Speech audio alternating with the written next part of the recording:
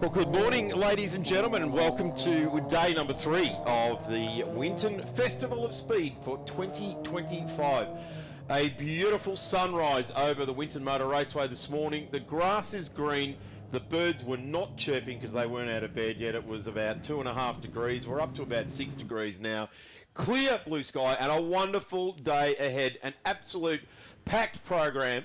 And congratulations to those brave souls that are already on the fences around the Winton Motor Raceway to take in the first event for today, which is the Regularity trial. And they are making their way, or the Regularity event number 2 for the weekend. They are making their way around track and enjoying the chilly conditions. So they have got an opening lap behind the safety car. Let's hope to get some tyre temperature in. Otherwise, we are going to have some cars spearing off in cold tyre conditions. Great to see the campgrounds filled and the low haze of barbecue smoke hanging out over the campgrounds there. A magnificent festival atmosphere here at what is the Winton Festival of Speed. Fantastic day 2, a massive program ahead for us, starting off with the Regularity, the Tribute Cars Regularity, Group N and Invited, the big draw card here this weekend, the Group N's. The Heritage Touring Cars and Invited, Formula Ford, Group S and Invited, massive field. We're really looking forward to seeing how Alex Webster can pull through from about the third row of the grid after coming from the rear of the grid. This morning, Touring Car Legends 5-litre Touring Car Sprints, historic sports sedans out there, the big bangers of Australian motorsport, MG and Invited British cars, Alfa Racing, OSRQRPRA and Formula V. Porsche 944 will round out the morning session, and then we do it all over again. Giggling in the background like a schoolboy coming to the Winton Festival of Speed. In fact, he's a lot like me every time he comes to the racetrack. He is very much like a young man all over again. Phil Memory looks over his shoulder at who might be behind him. Phil, how good is it to be here Sunday morning, sun shining? It's cold, we're not going to deny that, but the sun's up. It's going to be a beautiful day. Oh, it's going to be terrific. And one of the highlights so far has been you reciting the alphabet. The second part of the alphabet anyway. So, yeah, absolutely brilliant to be here. And, of course, we've got Emma Dean here with us as well. Thanks, Phil. Really good to have you on. How did you find yesterday? Great, fantastic. I loved my day yesterday here, first time at the Winton Festival of Speed. This morning is, well, there's no other way to say it. I had ice on my car, so I think it's 3 degrees when we woke up. It's a balmy 7 degrees now and low UV out there, but stunning day. And good things come to those who race, Phil. Absolutely, and we've got some great cars out there. Have you got a bit of a pick as to one that you might like to be driving out there at the moment? That one, the white 120Y, if you can keep it wheels up. I'm not falling for that again. I'm not telling anyone that story. The car's out on track right now, Phil. Yeah, I think I'll sound like a broken record from yesterday, but it's that Porsche Flachbau on screen right now with the BASF livery, my favourite, and still one that I've got to tick off the list of ownership, so can't wait to go hunting for one of them. I've got to tell you, and I'll put my first gratuitous plug into the broadcast right here, right now. That car was raced by Chris Holmes, and he's been on the Grassroots Racing podcast. So on your way home tonight, you can well done, dial it up and listen to Chris tell the story. For that episode. Yeah. Thanks, Darren. Tell the story. Hey, Phil, last night you stayed back at the track until late, not because you have to, but because you wanted to, with the V8 Sleuth thing down in the museum last night. Yeah, and that was absolutely fantastic. Aaron Noonan did a great job with that, as we see one of the cars a bit distracted there. In the frost? Yeah, he's gone out to check out and see where the ducks have nested. Got the car going again and coming back onto track. I couldn't quite see a number, so I'm not 100% sure. It's a Lotus Elise of some description. Oh, lots of trouble, usually serious. Yes. Lotus, yeah, there we go. Got that one in. We didn't use it yesterday, but going back to last night. Until you've worked on one, which I have, you don't realise how true that accurate is. Yeah, I've also worked on one as well, and Lotus Europa. Nice anyway, car. yeah, they're beautiful looking car, but they just sort of fell apart, didn't they? Yeah. Anyway, last night, one of my heroes from my latter years of High School. Norm Beachy was one of the guests there. Absolutely brilliant to see and hear Norm speaking again. Of course, he's been hill climbing. He'll know from having been around me for any more than about 30 seconds that hill climbing's a bit of a thing with me. And Norm has competed in a number of hill climbs, which isn't quite so well known. So it was quite the panel there last night. It was. Sandra Horn, who's been doing a bit of publicity and a bit of social media stuff for the VHRR here this weekend, she said this morning it was a great night and got to meet lots of like-minded people. And I guess that's when you come to something like the Winton Festival of Speed. I'm looking forward to lunch already. The Festival of Speed is that it's wall-to-wall like-minded people, isn't it? Absolutely, and everybody just is so open and happy to have a bit of a chat. If you're here today and you haven't been down into the pits, it's a place that you should go, and if you're not here, then you should get here to go down into the pits and wander around, have a look at some of these marvellous machines that are here, have a chat to the teams, the drivers. They're usually very happy to chat to you about their cars and what the history of the car and maybe the history of themselves. Terrific. Thank you, Phil. Big shout out to all of the VHRR Club sponsors, Shannon's Insurance, Racer Industries, Cool Drive Auto Parts and Equity One. Fantastic to have Equity One as the proud sponsor of the 2025 Winton Festival of Speed. They're a Melbourne-based company. Equity One are a public non-listed financial institution specialised in delivering reputable finance services for investors and competitive loans for borrowers. The team at Equity One include an experienced group of portfolio managers and credit experts to make your experience with them as seamlessly as possible. Check them out at www.equity-one.com.au and we will see the man himself from Equity One, Dean Kutsamides, running in Formula Ford, historic Formula Ford, throughout today. And I'm going to use that as a segue to our great mate Tom Reed, who has been our Formula Ford commentator at the last two Festival of Speed, and Tom is debuting on track right now this weekend in the Quincy English-built Formula Ford, a fairly rare chassis to be, or brand to be even in Australia. And Tom is doing a terrific job, really enjoying it, and this is learning about cold tyres, cold track in a Formula Ford. Yeah, and cold air coming in through the helmet at the moment. It's a bit chilly out there, but certainly really, really good to see him out there having a go. Lovely young guy, and he's quite good on the commentary as well. He's doing very well in this regularity at the moment, sitting in position number 2 on 48 points there, Phil. Yeah, the breakfast brand races are at it, but one of the things that you won't know with the regularity is who the winner is really until it's all over. So you start off with 50 points and you lose them as you go around and you miss your nominated time by too much. If you go too fast, you get penalised more than you do if you go a little bit too slow. And if you go way too fast, you might be pointed in the general direction of your trailer. So we have on 50 points still is Bates in car 57. And I think we might have put the Moz on Tom. He's down to 43 points already. So Barry Bates is running in the Thompson Special as part of the subclass, the LB Sports. So yesterday we saw the historic groups J, K and L running out on the track on their own event, but they've been included in the regularity today. So we'll just have a quick look. It's the number 92 of Francis Robin in the Ford Millthorpe, all the way from 1937. The number 92, who's now just gone back, dropped back as well. So we probably move down through the field so we don't moz everybody on their way out the door.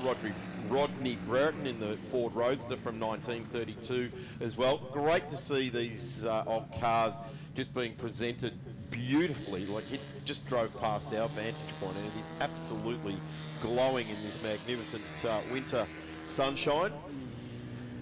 Absolutely. I just spotted Jane Vollerbrock go through in her MGB. But on screen, we've got some other lovely cars there. Car 20 just going past our vantage point. And I'm not quick enough to pick it up, Darren. Neither am I. Ford Mustang GT 350, the Phillips Fender car we've just seen streaming around the sweeper. There's the 92, which we were just talking about. Yep, the Ford Millthorpe. Some classic hand-built cars, aren't they? Specials that we see a lot of Ford and Holden and these sorts of specials coming by. The number 16 comes charging through there, and that's one that we know well, the George Reed special with Graham Raper at the wheel, and that's part of the KA group of JK and L Sports, and doing a terrific job. Number 16, just looking out there at the moment.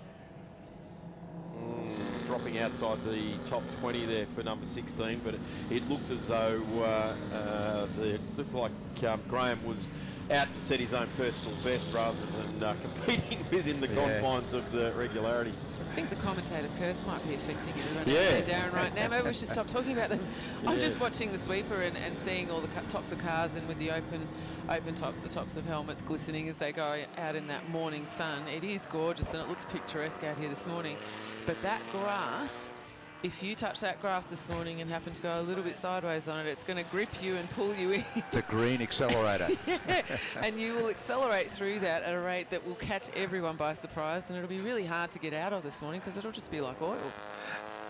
There's a couple of things I've learnt already today, from Phil. First of all, I've never heard the grass called the green accelerator, but wow, what a description. And of course the breakfast brand. So now, I've been doing motorsport pretty much all my life, so you only take little tidbits out of each race meeting, but Phil's in just one session giving me 2 take-homes right there. Well, the green accelerator is trademarked.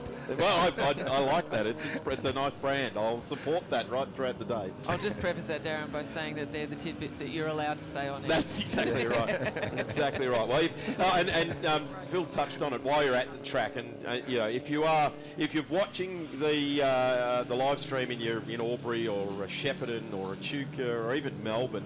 By the time you get here, it's only going to be about 10:30, so you're going to have a full day 100%. live 3D or all dimensions motorsport is the best way to do it. The live stream is fantastic because it brings in friends and family that otherwise can't make it to the racetrack, and we shout out to them, have a great day watching our broadcast. But certainly the being at the racetrack is fantastic, and as both of you alluded to, spend some time down in the pit and paddock area, mark off the categories or the groups that you want to see on track or the races you want to see on track, but spend some time in the pit and paddock area because that's where the real stories are told, and that's where you'll see people's heads rolling back with rollicking laughter as someone points at a drop of oil underneath something that was from 1932. Of course it's got a drop of oil under it. That was how they were built. Yeah, that's lubricating. Isn't that where all oil came from? Was British engineering? Let's leave that to one side. We can't forget, Darren, the amazing team at the canteen. The canteen's fully stocked and was so busy yesterday. They must have done a roaring trade. Really happy punters out the front there. There's loads of space on the lawn to go and plonk yourself and watch some great racing. And we've even got some vendors here with race memorabilia, track memorabilia, and all sorts of things out there. So there's plenty for you if you do come down. Bring everyone and have fun.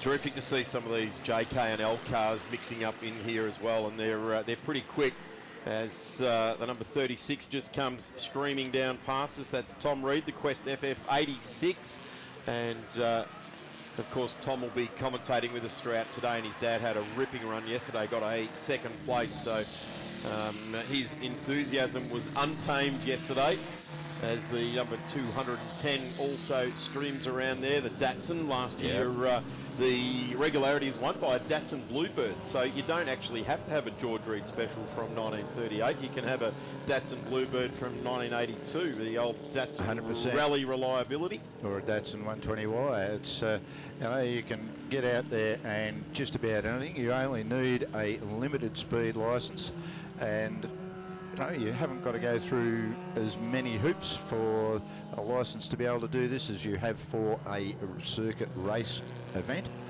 It's a good way to step into motorsport, and it seems to be a good way for people to step out of it as well. MGTC, car number 44, currently sitting in position number 2. Barry Bates in the 57 has come back to the top of the sheets in the Thompson Special from 1962. So the 44 is Andrew Church in the MGTC, 1948. And those TCs are a beautiful looking thing. Bolt a supercharger onto the front of them, and it absolutely rips the hair out of your head as you head driving through the Yarra Valley on the way to a lovely day at some wineries. Just seeing on screen the Millthorpe Special going through again on the old start finish straight, and here comes young Tom. So really good to see such a variety of cars across such a length of time, like the period of time from fairly, relatively speaking, new vehicles to some that are probably a little bit older than you and I, Darren. Yeah, just a tad, and that's okay. Not all of us were born in the glorious 70s. And well, of course, I'm only 17 and still dyslexic. Well, I know in my marriage I'm the immature one, and so I just got to, we all know that and acknowledge that, so that's fine. There we go. There's a modern car, an XL, which, wow, 10 years ago, who knew that we'd have 6,986 logbooked XLs throughout Australia, and every time you throw the gates open at a race meeting, there's 50 XLs lining up. I can guarantee you, though, for any XL driver, the driver briefing for this regularity would have been the nicest driver briefing they've ever been in. Well, I tell you what, the other thing with that, Em, is that yesterday we had Cadell Ambrose up here, who is currently the pilot of the magnificent John Galway Audi in the National Sports Sedan Championships, and Cadell was the Victorian XL champion 2 years ago, and as a result of that experience and a little bit of Toyota 86 racing, he's now driving arguably one of the fastest race cars in Australia. There is no question that the XL class pumps out some great drivers, but they do get the most stern talking to at the driver's briefing every morning before racing. Is that because you go and talk to them? No, it's a bit of a smash 'em up derby at times, depending on who's out there. Okay, so that draws to a conclusion the second part of actually the third part of the regularity. We've got one more part to finish this off at 105, but it is Barry Bates that sits nicely on 45 points there. Then it's the 44 of Andrew Church, the MGTC, on 44 points. Then we drop off fairly heavily to Jane Vollebrecht on 40. The Guernic entry there on 39. Tom Reed landing himself in P5, which is nice, on 38. Taylor on 34. Louise Raper there on 7th with 33 points. And on we go right back down through the whole timesheet. So each time, Phil, we come on track 4 times throughout the weekend. Those numbers are added up. The one with the highest number will take home the regularity trophy. I believe so, and it's no surprise to see Louise Raper up there. She's always a very keen competitor out there in the regularity, and must have the ability to be able to just tap out that time somehow mechanically in the car, because you're not allowed to have a clock, you're not allowed to have any radio or any sort of device in there that can give you some sort of an indication as to how long you've been on your way around the track. It's got to be all out of your own head, so consistency is key. It's a challenge, yeah. Mm-hmm. I'm going to say that there can't be too far away the technology where you can put on the visor of your helmet, the little screen. I'm sure that's out there. A heads-up display. Tom's a young fella; he'll be on that. We'll quiz him later on that. I'm sure there'll be something that we can certainly try and find out there. What a terrific way to open up day 3 of the Winton Festival of Speed here at the great Winton Motor Raceway. Green grass. A big hot ball of burning hydrogen in the sky. Let's call it the sun for everyone else at home. Blue skies, and we have got an absolute massive day. We opened up the doors for cars to go on track at 8:30, and then the last ones will be disappearing off track tonight at about 5:30. I don't know of an event where you get that much value for your entry fee, and the entry fee has for the first time ever in the history of the world of any event, has actually decreased this year. So come and join us trackside. It is always the best way to do it. As I said earlier, if you're somewhere in Gippsland, you can come across the beautiful Alps of Victoria. It's probably a bit of snow there, but you know, have a crack at it. Come down the Hume from Albury, Wodonga, Echuca, Shepparton, Wangaratta. You're here in 10 minutes from Wang. Yeah, oh, no, probably 25 20. minutes. Keep on the limit. 20. Up from Melbourne, you know, it's not even 9 o'clock yet. You'll be here before lunch. So come here and join us. And if you can't, by all means, please stay on the live stream and I'll draw your attention to the bottom of the screen. Shannon's, My Race Lab, Premier, FS and Spagnola and Co there as well. Autohouse 300 from Moorabbin, Cave Hill Engines, Equity One, Cryocycle, Rubbercraft, NV Paved, and all of our great sponsors that support the VHRR, Shannon's Insurance, Racer Industries, Cool Drive, Auto Parts, and Equity One. Thanks, Em. Thanks, Phil. We are going to get into the tribute cars for their regularity in just a moment.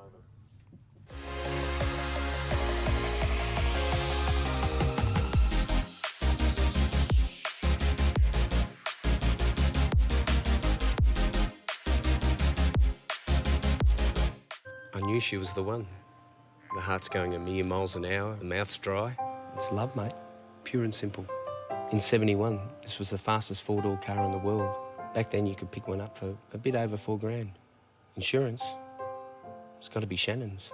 No one knows your passion like Shannon's. And with our multi-vehicle discount, you can even cover your daily drive. So call Shannon's on 13 46 46. Shannon's, insurance for motoring enthusiasts. Track, and well, we could argue all the way to the 2026 Winton Festival of Speed, but there are a lot of people that come to the track nice and early this morning to see these cars make their way out on track. The tribute cars for the regularity, and I've been joined by Brett Florence, and I've been joined by a very accomplished journeyman race car driver, DSO, advisor to the stars, spanner to the stars, Nick Higgins. Nick, welcome to commentary, mate. Great to see you back at the Festival of Speed, but not driving this year, mate. No, unfortunately not, Darren. I've decided to take a year off. I'm heading off overseas in a couple of weeks' time, so money sort of filters there. But hopefully we'll do some laps later on, maybe this year, or we'll be back in the seat next year in the Cave Hill Engines Hillsville Toyota little Corolla that we ran up here last year. Yeah, I was just about to ask you, that car I think has changed ownership. Is that right? Is that what's happened or not? Or it's for sale? No, Stu still owns the car, but the car is on the market. So if you jump onto My 105, where all the great race cars are on the market. So if anyone's sitting at home, they want to get into the sport, jump onto My 105 and you can find a car at your budget. Of course, Brett Florence is right alongside here. He's taken 20 minutes out of the, I think it's about 160 hours he hasn't slept. And coming to the racetrack, Brett, this is your baby. You love you're in the background of this category and have been for quite some time now.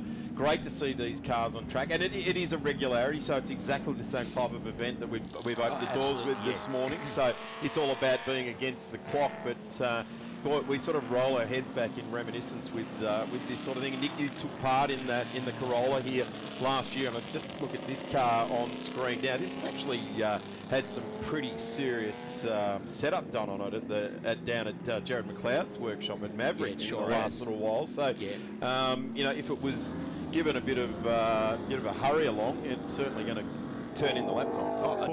I'll tell you what, though, but if you look at it, you'd say that was 1980, straight away. It's awesome. And Graham couldn't be here yesterday, but he's here today.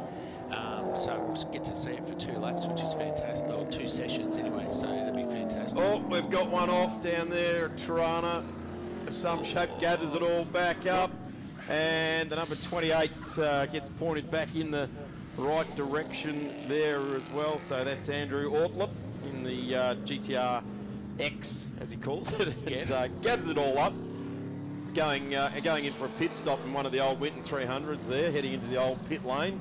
Oh, well, there's no damage, which is good. Terrific stuff there. So, actually, Nick, we're just talking about the Pi Audio Falcon there. Yes. When you take your tribute car yes. to someone like Maverick Performance, Jared McLeod one of the good setup guys in the, I'm going to say, privateer world, you're pretty serious about going on the track, aren't you? Oh, for sure. And really, these days, you need someone who's quite mechanically minded to take your car to there.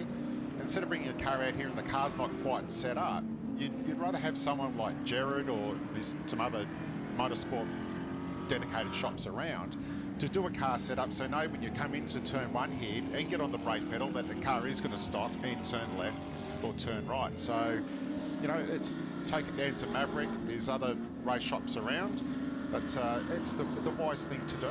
And it really is, when you look at it, the race car ownership is about 0.2 of your life. Correct. So when you get to the track, you want to make sure that Absolutely. that 0.2 focus bit of your life goes well, isn't it? That's what you want to do. You know, I've dropped my car off before down at Anthony Dove's. Oh, another spinner. The 86 goes Which is around. Lachlan from South Australia, so no damage there, which is good. So I'm going to say cold track, cold tyres, guys. These. There's a famous Larry Perkins comment about that. What was it? Yeah. Yeah, we'll just leave that. It is on YouTube. And it's actually been doing the rounds on social media over the last couple of weeks, isn't it? Yeah. With young Jack Perkins sitting beside Yes. going, oh, geez, yeah, I'll take that in. I like your use of adjectives there, Dad. Yeah. But, you know, like you look at Pete Shibris, who's, you know, in the Legends category and Group C&A, and his young guy, Chris, is out here. It's his first event, and he's loving it. So we've got some good, you know, good guys coming on. Yeah, it certainly is. And what I guess the beauty is that we all don't have the, I guess, the wherefore to, and I said yesterday to you, Brett, I'd love to have a Big Banger VK in the garage, painted up in the day glow orange and white, because as a kid, I just, that, you know, that car Brock did 3 races, won all 3 of them. Yep. How iconic. I'm not going to be able to wrestle that off the Bowdens or whoever owns it now, or the champions of this world. But it'd be nice to have one and, you know, build one up yourself, and you not just leave it in the shed, drag it out and come And I mean, with your when mates. you talk about that car, and there was 3. There was the Grice car, and there was the Kmart car. And personally, I'd love the Kmart car. Yeah. You know, it's an awesome looking thing. Well, the good thing about the Kmart car is you can still run the livery and That's not right. have to black it out. Exactly. And that's the best part about this category, is that with so many cool liveries with privateer cars, as we touched on before with Jared McLeod with his dad Peter, had won some of the best liveries. The Slick 50 car. The Slick 50 car, and Brett's building a tribute car to Peter McLeod at the moment with his VK, so... Yeah, it is pretty cool. And you look at some of these and you go, I remember that. I have no idea who the driver was. And someone goes, oh, yeah, Graham Crosby drove that. Yeah, or, exactly. you know, and you go, oh, I know the name. I've just forgotten the car. Speaking of Pete, this is his son in the Mobile VK there. So, and that's a great car. It was one of the cars that used to be in the Champion collection, actually. Okay. They bought it, and so it's a pretty cool thing. The other good thing about this, when you look down the state of origin, and I'm not about to throw a state of origin concept on this because that gets a bit feisty when we do that. South Australia, Victoria, New South Wales, Tasmania, and Queensland, we're seeing these cars come from. So Yeah, exactly. it's not just people from local sheds in Melbourne and surrounding sort of districts here at Winton. It's people with genuine enthusiasm, and I love the fact that the rego on that Rover is SD1. Yeah, That's exactly. just so cool, isn't it? That But- describes it all. What a great car, though, the Rover.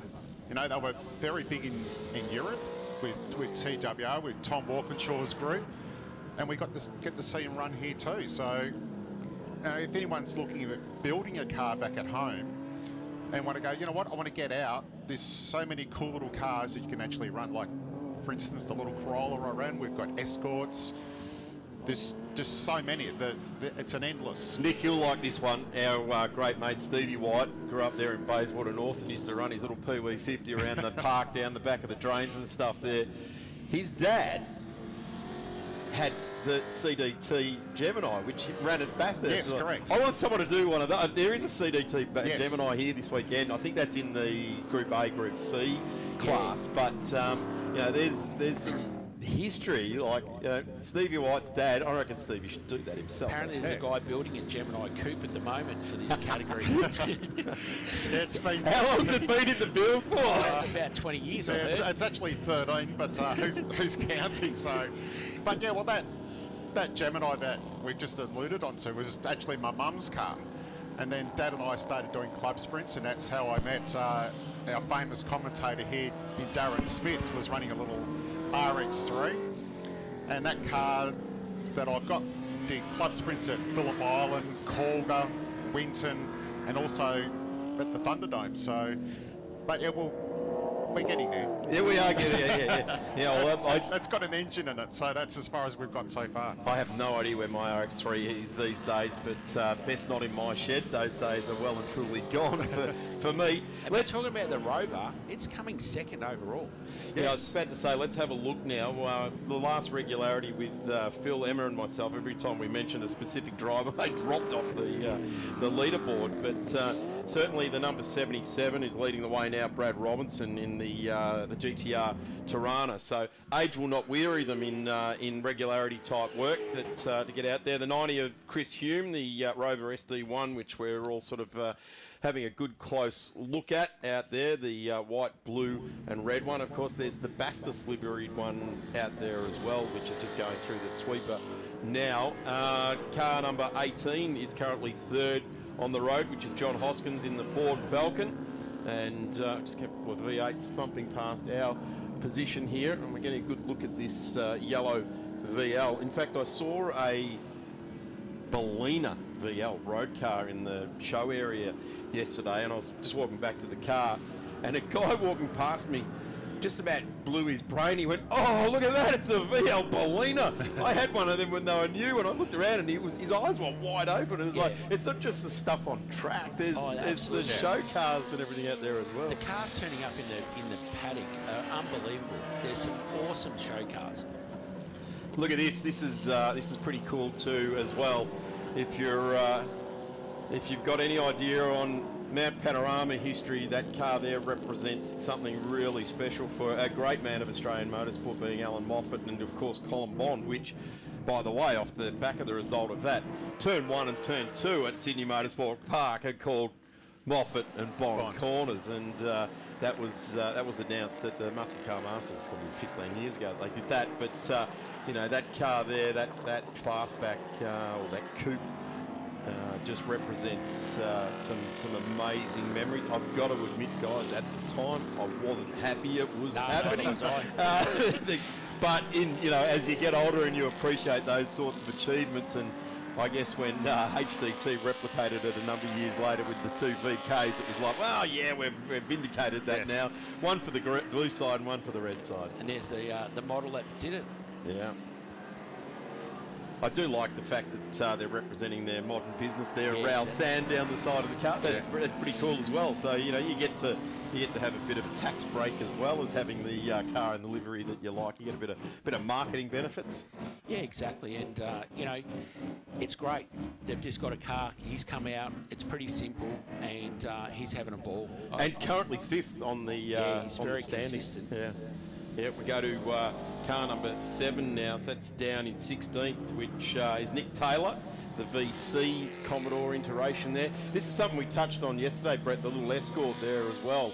The Escorts were, I'm going to say, in the under 2 litre realm in the Australian Touring Car Championship, overrepresented.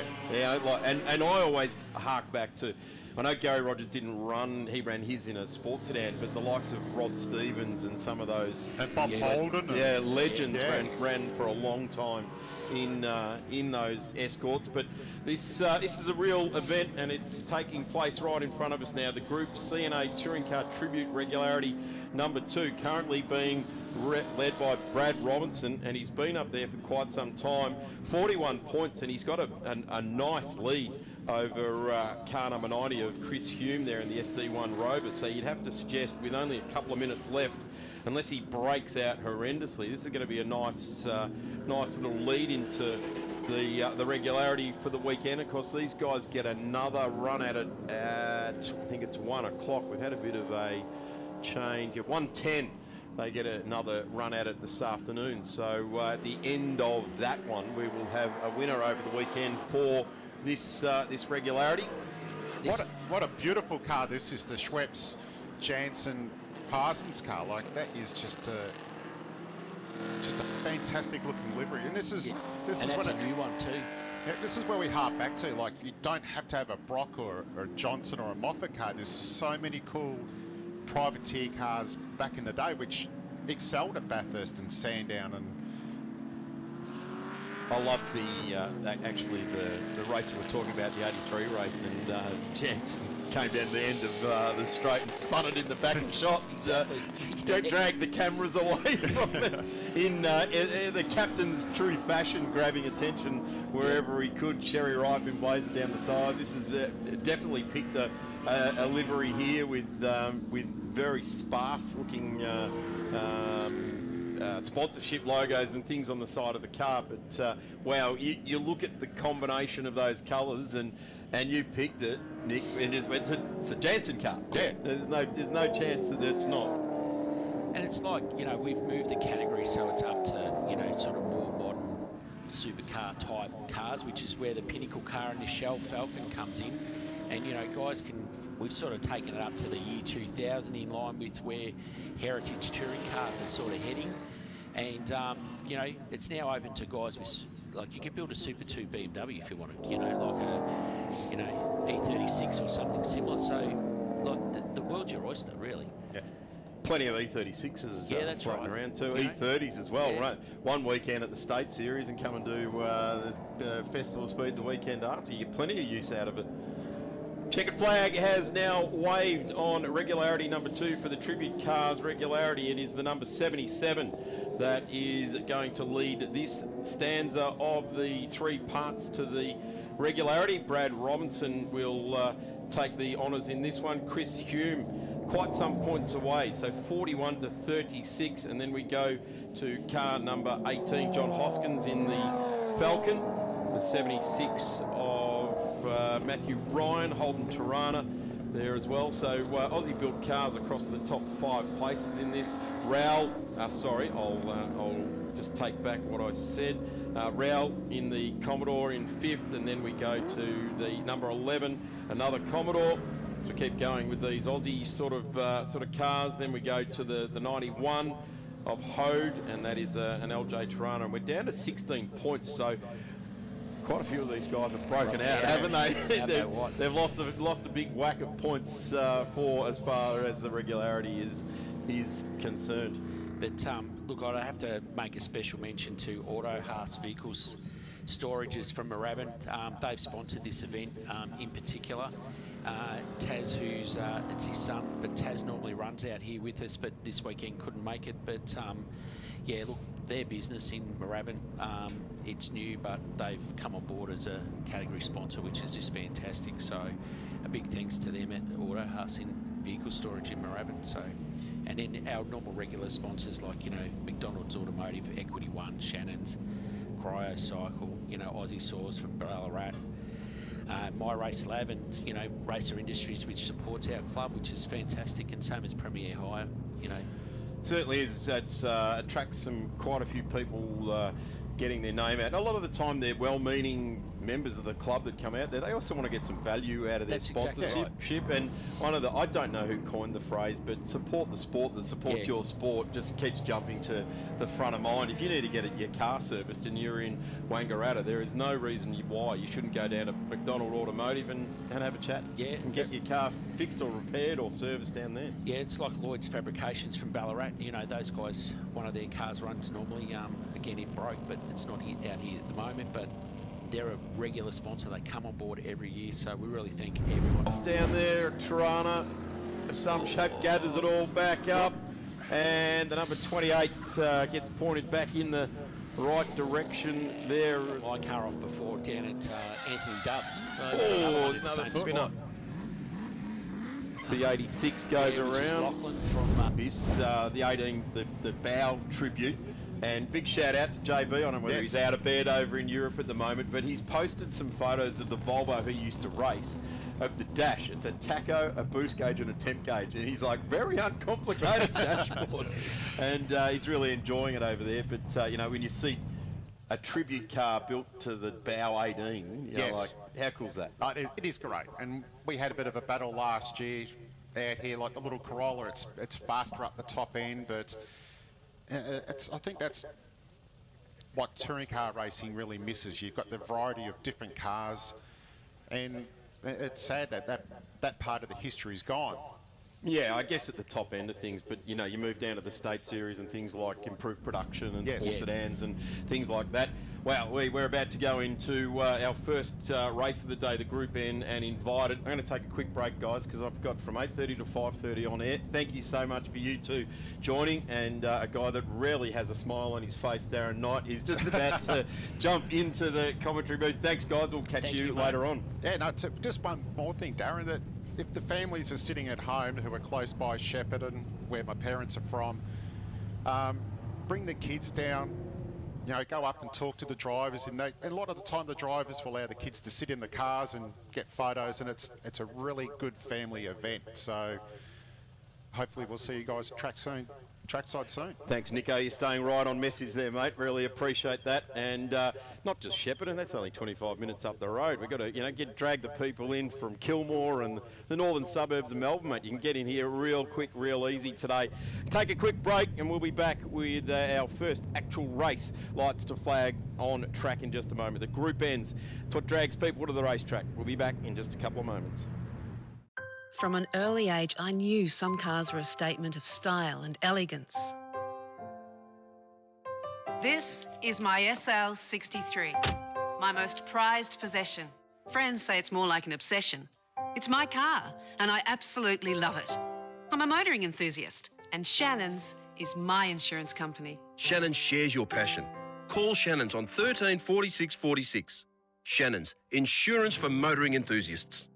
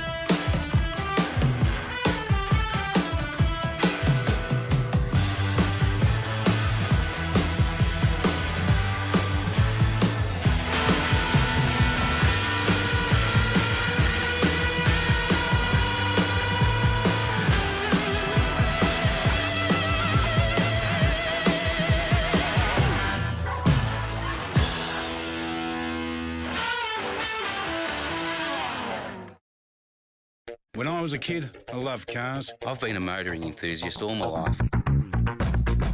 My life is hot rods, designing them, building them, and racing. Hand-built with a stainless steel roof. have won the Monte Carlo Rally 4 times. Like Dad, I've always been a Ford man. In 71, this was the fastest four-door car in the world. Insurance? Shannon's, of course.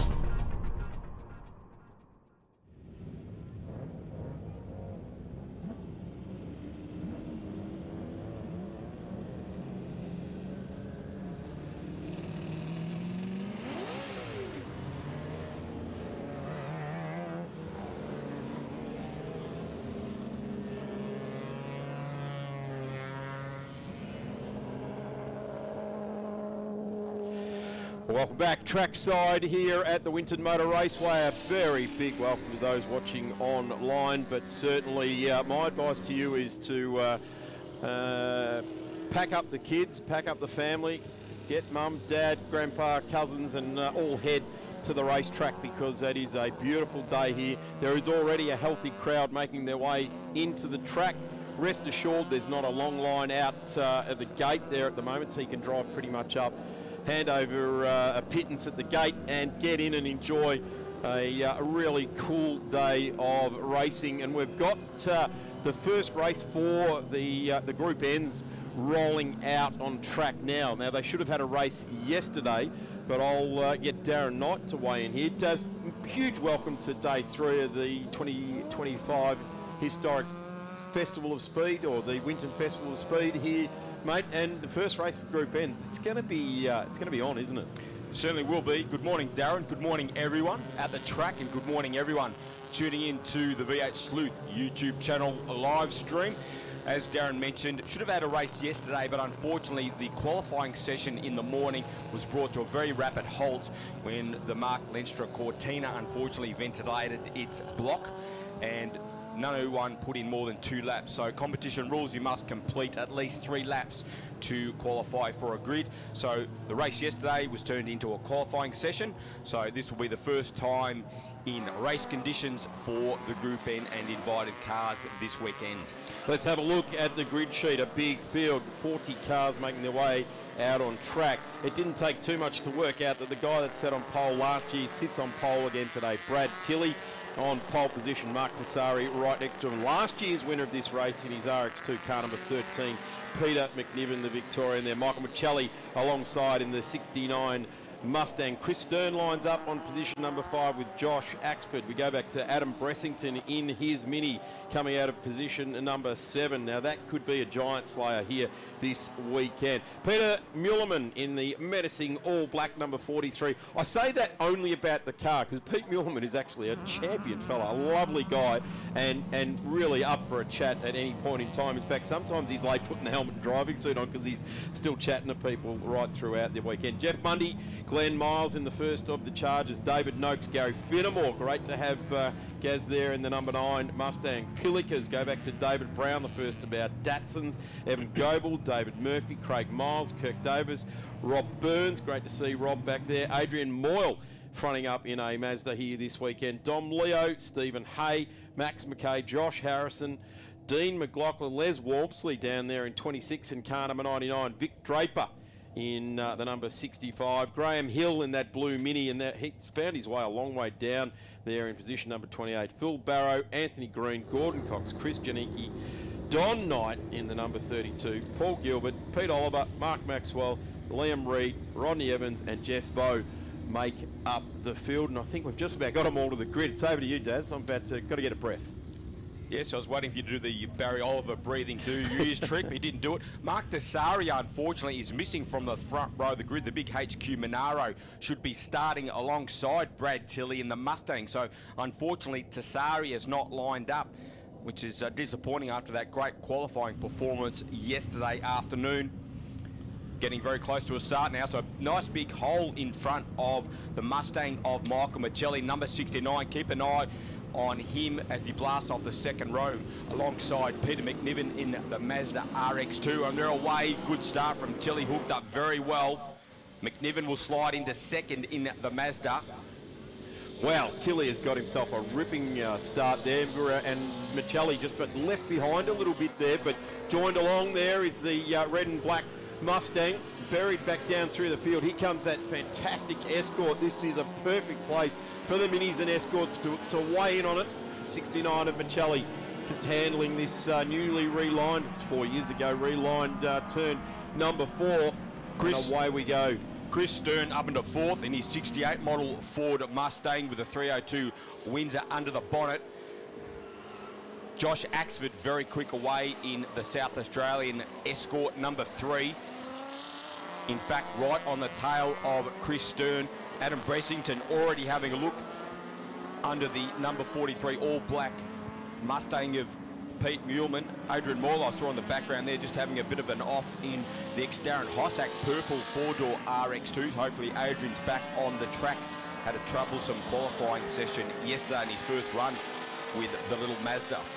Yeah, and Darren Hossack was down there with him yesterday trying to rectify a problem they had with that car, and I think they've got it right, but it's obviously found some pace and run off the track down there on cold tyres. Really, it's still, we're up to about 9 degrees now here locally, and the sun's been on the track for a good couple of hours now, but once that air temperature just gets up a little bit more, these cars will certainly, I'm going to say, maybe not this race, but maybe their second race, the tyre will come back into question here, and this is probably where the Escorts and the Minis are starting to find their way very nicely indeed, being that they don't quite need as much grip as these big cars as they push the limits. But Brad Tilley and the Tilley family are absolutely synonymous with top flight, podium winning Group N cars, and this at the moment in this what's going to be a shorter race. This is only an 8-minute duration race, and we're only got just over a minute and a half left in this one as well, so it's a short, sharp affair here today. But certainly the main event, and you've got to say the premium event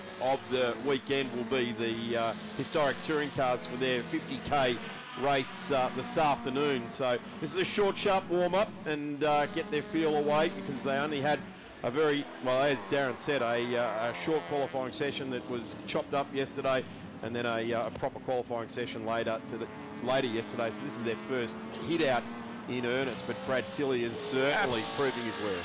Brad Tilley absolutely checking out. Look at the lead he has.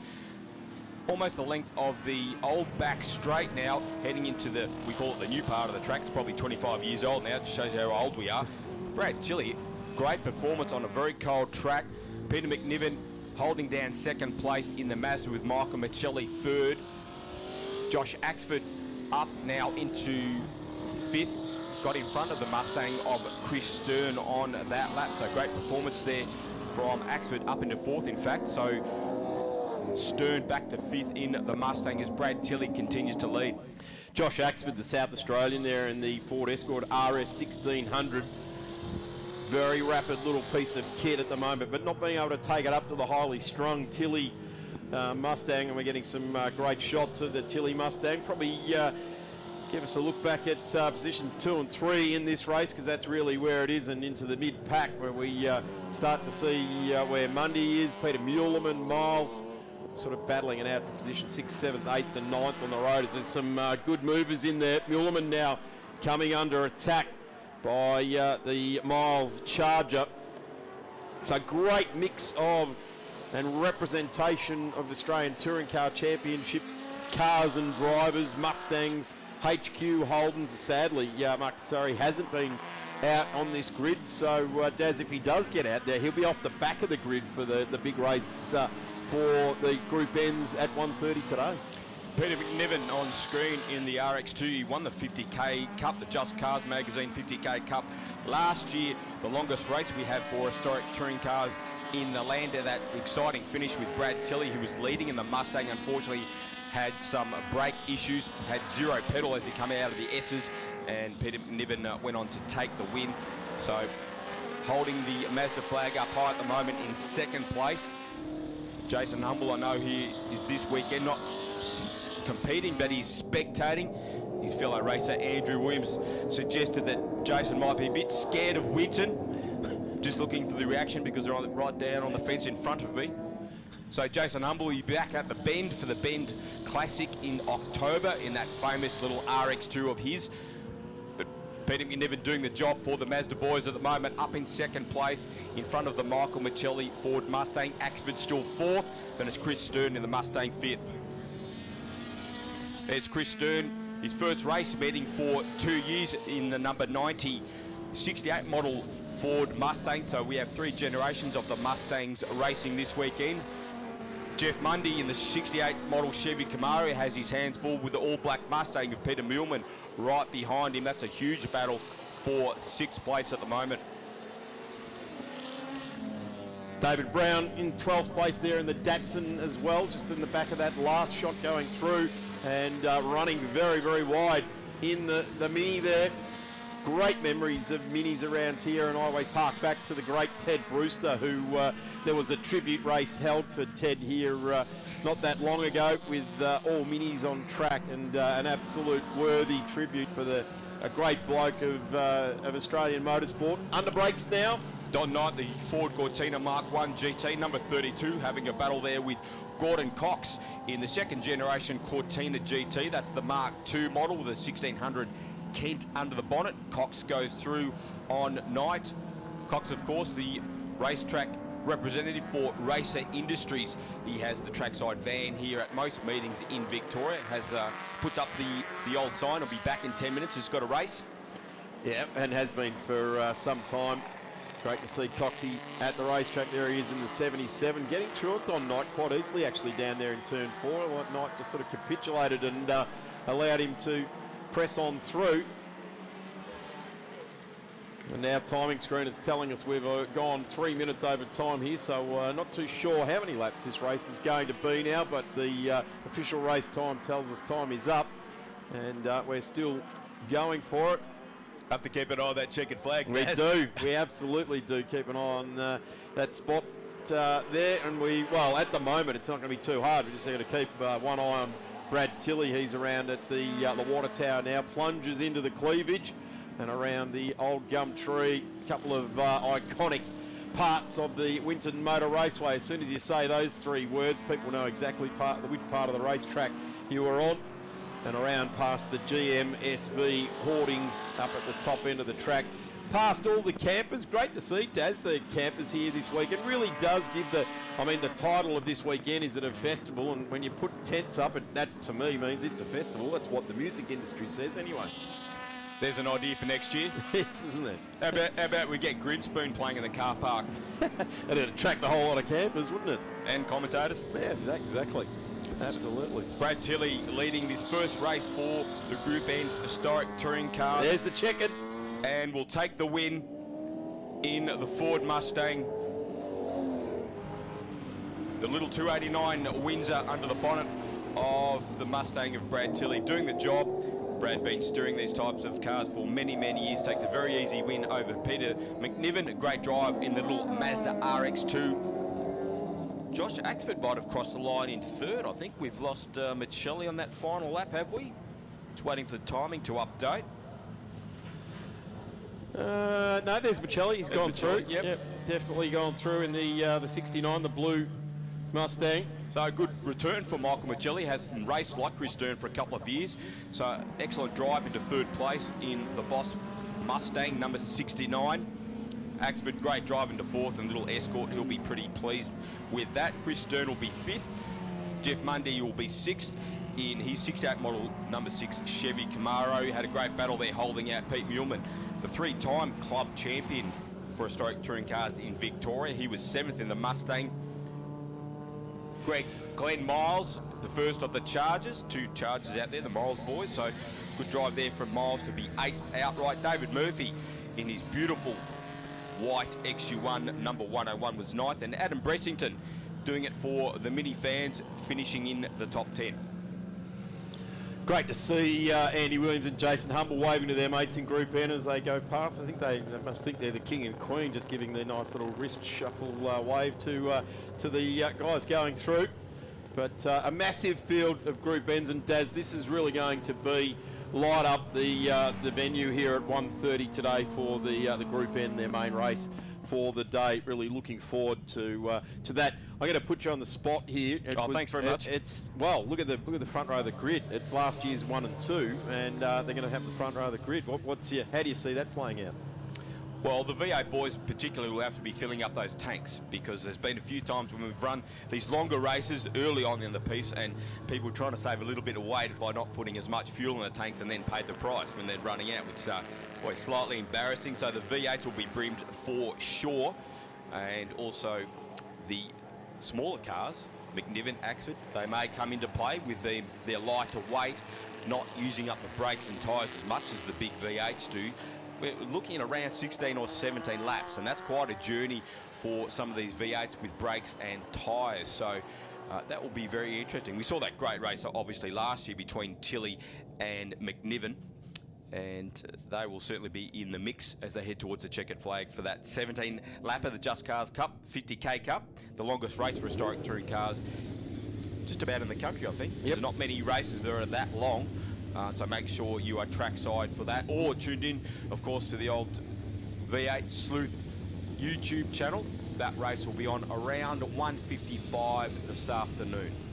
So keep yourself well and truly rugged up here at the track. It's a lovely day. Sun is out. People have got the puffer jackets and duffel coats on and beanies still. But if you're at home, I thoroughly recommend that you turn the TV off, jump in your car and head to the racetrack. You will not be disappointed here today. We'll take a quick break, because up next is the Heritage Touring Cars and Invited. Back in a moment.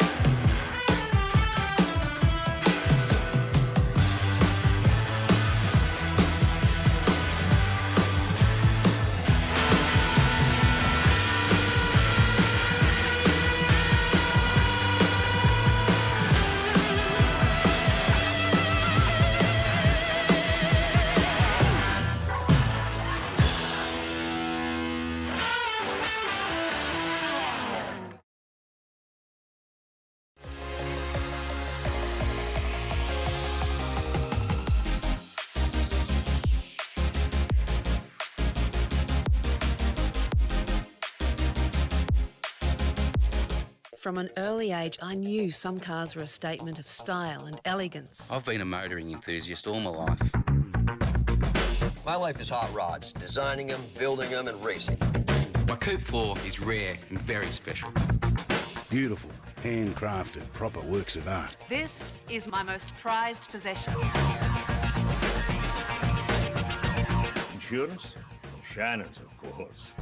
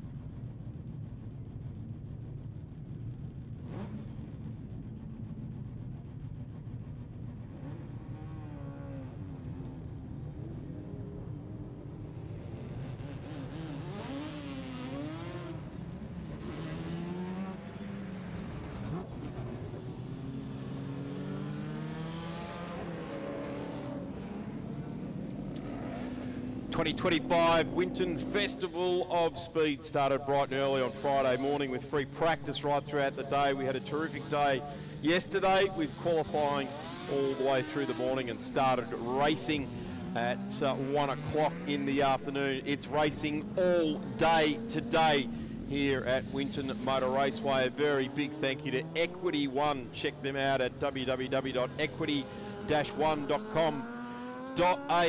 Fantastic sponsors for this event, of course, Premier, Shannon's Insurance, Racer Industries, Cool Drive Auto Parts, all of the big naming sponsors here this weekend. We have a fantastic program for you right throughout today, and I reckon we've started it off in top fashion for racing with the Group N's out on track, and now we go to the Heritage Touring Cars, essentially Group A, Group C cars, the grid making their way around. And as a result of a really good Saturday of racing, Elliot Barber in the Yellow Pages car is going to lead the field around. Chris Stillwell in the Cosworth powered Sierra, the the Colin Bond car from all those years ago in the Caltex livery. Adrian Alesi in the Walkinshaw Commodore, and Steve Exisa in the VC. Trevor Schumack in the little BMW, and really looking forward to seeing that Super Tourer start to stamp its authority. Anthony Tenkate all the way from Queensland in the number 22. Darren Knight stays right alongside me. Great to see these cars travelling from all over, like Adrian from Queensland. Certainly is, Darren. Good morning, everyone. If you've just joined us on the YouTube B8 Sleuth channel, and of course everyone here at the track, fitting that these cars are coming out after the Group N historic touring cars, because basically these are the cars that took over from the Group N era. So Group C, the local category, for 1973 through to the end of 1984, and then the international Group A formula that Australia adopted 1985 running through to the end of 1992, so right up to the end of 92. So, and then of course we had the category that became V8 supercars in 93. They used to run around with Group A stickers on them right at the start, which just confused everyone. It was a local category, and we know how big that has become. So these are the genuine article, folks, the actual race cars presented in their actual livery from the day, and also mechanical specifications. So very valuable motor cars out on the track, and they'll be starting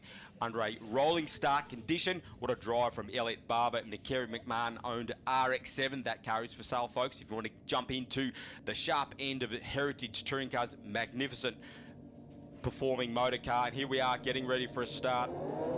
Graham Ross will start from the rear of the grid. Had problems yesterday, and well, Alessi just pulled out the side there trying to get it. Very crowded in positions 3, 4, 5 as we go 3 wide down into turn 1. It funnels in. Schumack goes around and he gets clear of the racetrack surface, so that's good. No one else got tangled up in it, but that's a rare mistake from Trevor Schumack, your Michelin tyre man here in Australia. But the front of the field sorting themselves out. Ian Ross has already just got through on the little CDT Gemini there. So there's the Behemoth and the little car there, isn't it? The XD and the Gemini side by side. So Barber and Stillwell, handy break now over our third place runner, which looks like it'll be Adrian Alesi in the Walkinshaw Commodore. So Trevor Schumack just rejoining, but right at the back of the pack. Glenn Gerstle was also involved in that, had to take to the grass to avoid Schumack as he got the little BMW sideways. So Gerstle will be coming through the field, a very quick VH Group C Commodore. So we'll keep an eye on the bright yellow and black machine. You mentioned Ian Ross is coming through from the back after gearbox problems in his ex-Mike Emery XD Falcon. So good to see Ian back out there and circulating in the Sol Falcon XD model out there. Nice to see the Ignis Alpha also out there. Look at this Cosworth charging hard. Got a bit of work to do. Elliot Barber is absolutely hooked up in this RX-7 here this weekend. There's nothing strange about this. An RX-7 around the Winton layout is a very winning formula across many different categories in the era, but also a little turbo Cosworth Sierra was absolute weapon to beat in the Group A era. So we've got a Group C era car here, and of course we promised yesterday we'd explain to the kids what Yellow Pages was. It was a book about 100 millimetres thick, and it had everyone's name and phone number in it. And let me tell you, when you rock up with my surname, it's near impossible to find your name in there. These days, I'm pretty sure we're trumped by some other surnames in there. But bit of damage on the car there for Glenn Gerstle. Obviously, a tiny bit of contact with the BMW of Trevor Schumacher there at turn 1-2 there. So that front spoiler just sort of got a little bit cross-eyed, if you like. There's Ian Ross now.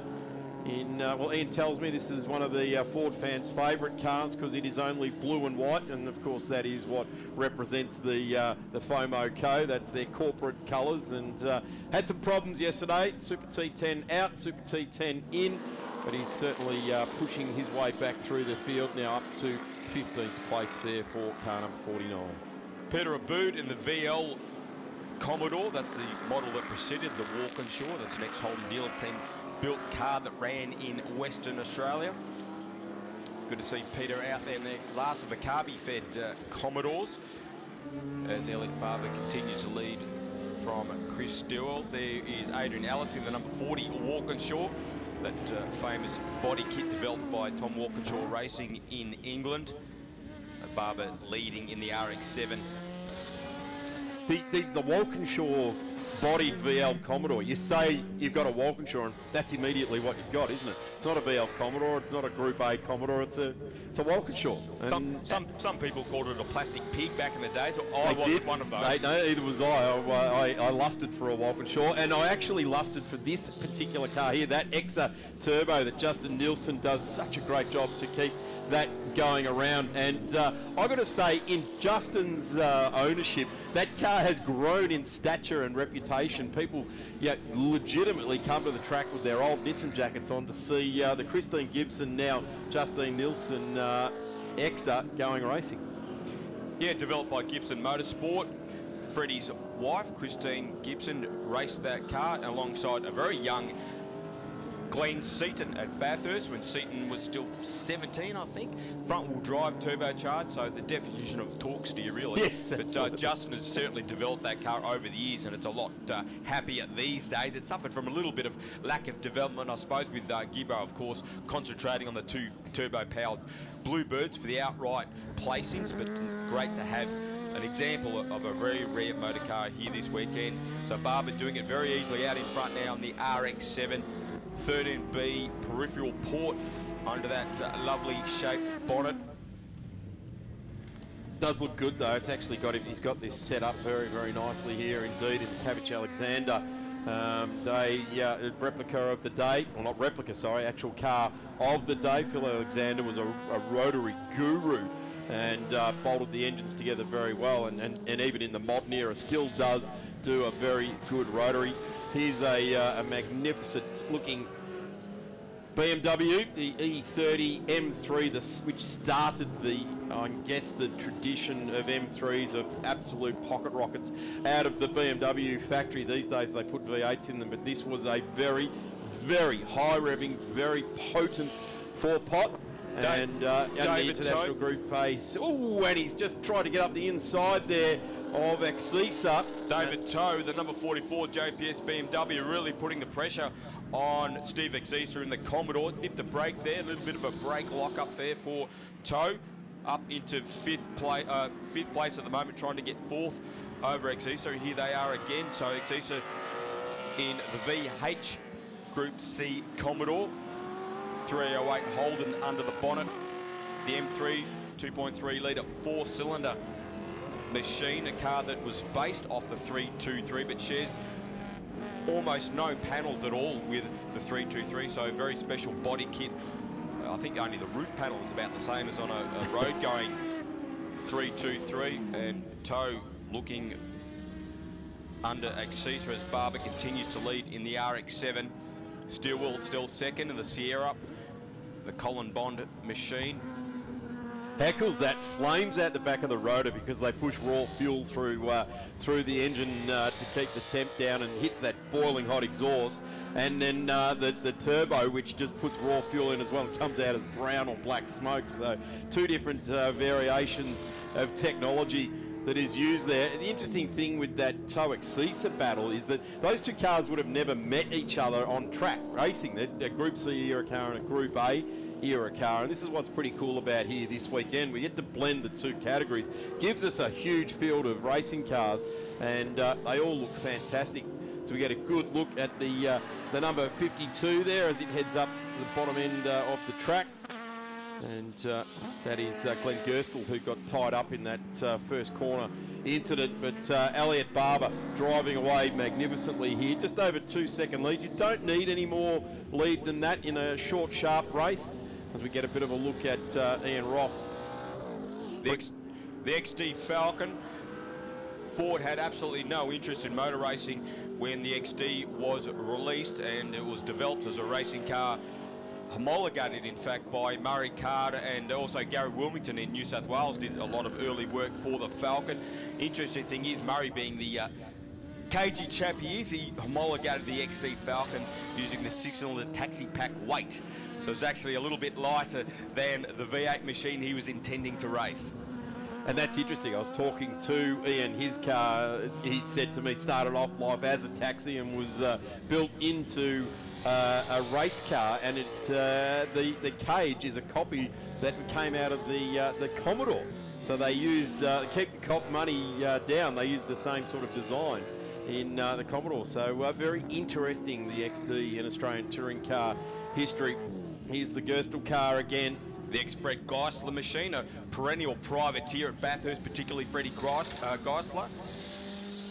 In the same vein as the Lusty brothers, yeah, that's what, same sort of era, same sort of assault. And we go to the other end of things, a factory BMW that Jim Richards drove so magnificently, and I touched on it yesterday. The BMWs were the cars you went for when your favourite Ford or Holden that you were waving the flag for didn't win. So if your Holden didn't look like it was going to win, you'd prefer the BMW to come through for the victory. And of course, Jim Richards did have a touring car championship in that car. 87, of course. Jimmy swept the board in the M3, took his second championship in the BMW. Of course, won the very first Group A regulated championship in 1985, which of course the first round was right here at Winton 40 years ago. Jimmy took out the win in the 635 BMW that preceded the M3 that we're seeing David Toe race this weekend.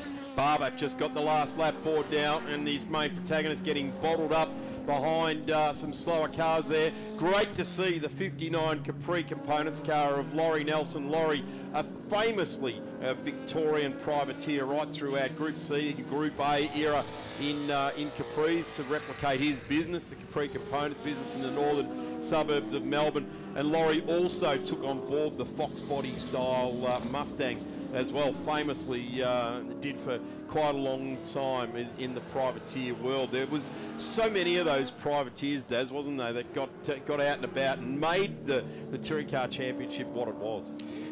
Yeah, it's not like these days where you basically have to sign up for the whole series. In those days, you could roll up as a privateer with an approved race car, with a race licence, and just enter whatever round you wanted. And of course, Mount Panorama saw a plethora of privateers, some of them only having one run for the year. It certainly made things interesting for the fast guys.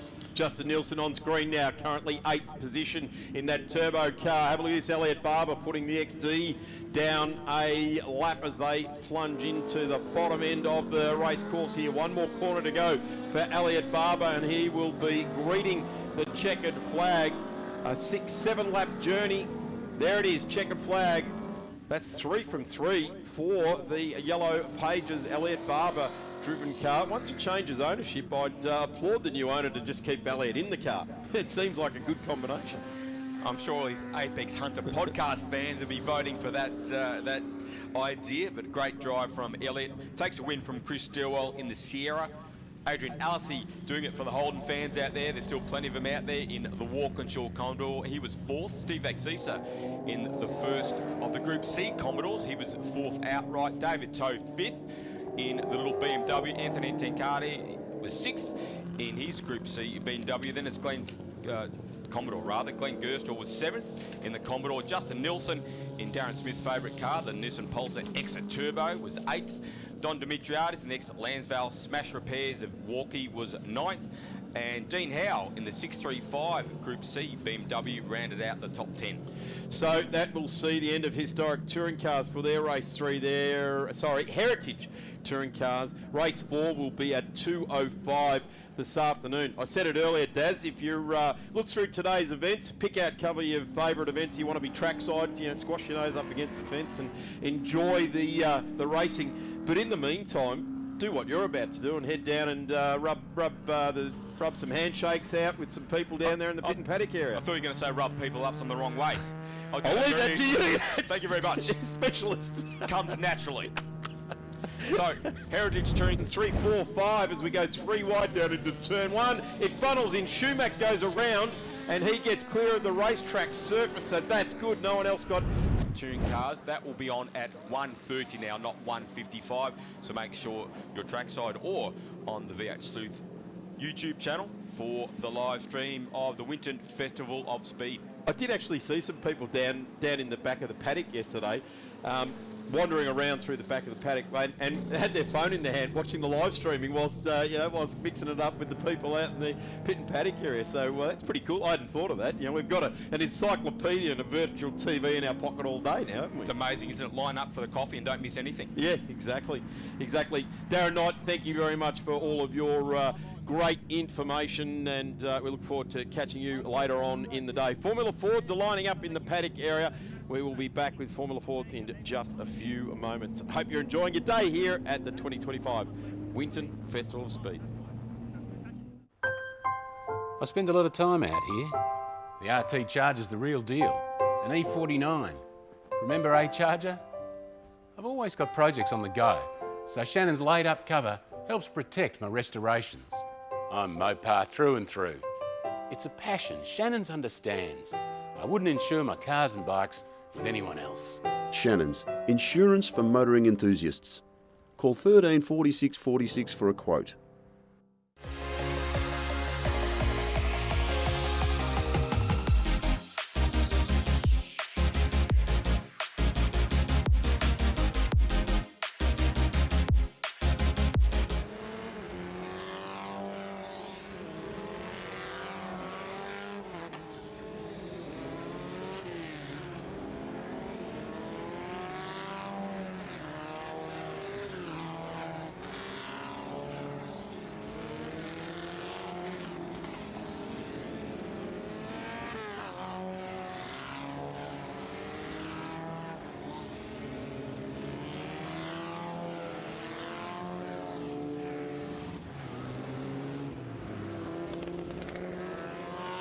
Formula Fords on track. Super impressive the way the race control are managing this event this weekend. One field rolls off, the next field rolls out. I'm Darren Smith. I'll stay on the mic and we welcome a guy we recommend that he looks back at the replay of the Regularity this morning and of yesterday, getting talked up as a rock star of the future. Well, either way, he's looking after it in the on the racetrack with hands and feet or here in the commentary booth. Welcome, Tom Reed. We've got the Formula Fords out on track, and your old man did a pretty good job yesterday, and he's landed himself on the front row of the grid. Good morning, Darren. Good morning, everyone at home and at the track. Yeah, it was a pretty eventful race yesterday, all getting laid on the formation lap by Malcolm Osler, who comes off the rear, and the leader, Jack Clifford, went off through the sweeper. We saw multiple other cars going off throughout the race as well due to the slippery surface, but we turn our attention now to a 13-minute race on our Scree McBride off pole, who pretty much dominated yesterday after taking the lead from Clifford. Reed second with a close battle between he and Clifford yesterday. McGuinness, Davison, Grant Walker, Evan Farrell, Dean Koutsamidis made his way up to 8th after qualifying 15th. Then we go to Bryce Rogers and Johnny Gree, who rounds out the top 10. Huge field, as always, in Formula Ford, assembled here at the Festival of Speed. Andrew Torty in 11th, 12th to be Neil Richardson. Bill Faulkner out of 13th. Sean Whelan, the South Australian, and of course Neil Richardson, South Australian as well. Big welcome to them over the border. Eric Bellamy to Paul Faulkner. Matt Scott to Craig DeGottardi. He's a New South Welshman. John Baker. Matt Veal out of the ACT. Richard Maguire.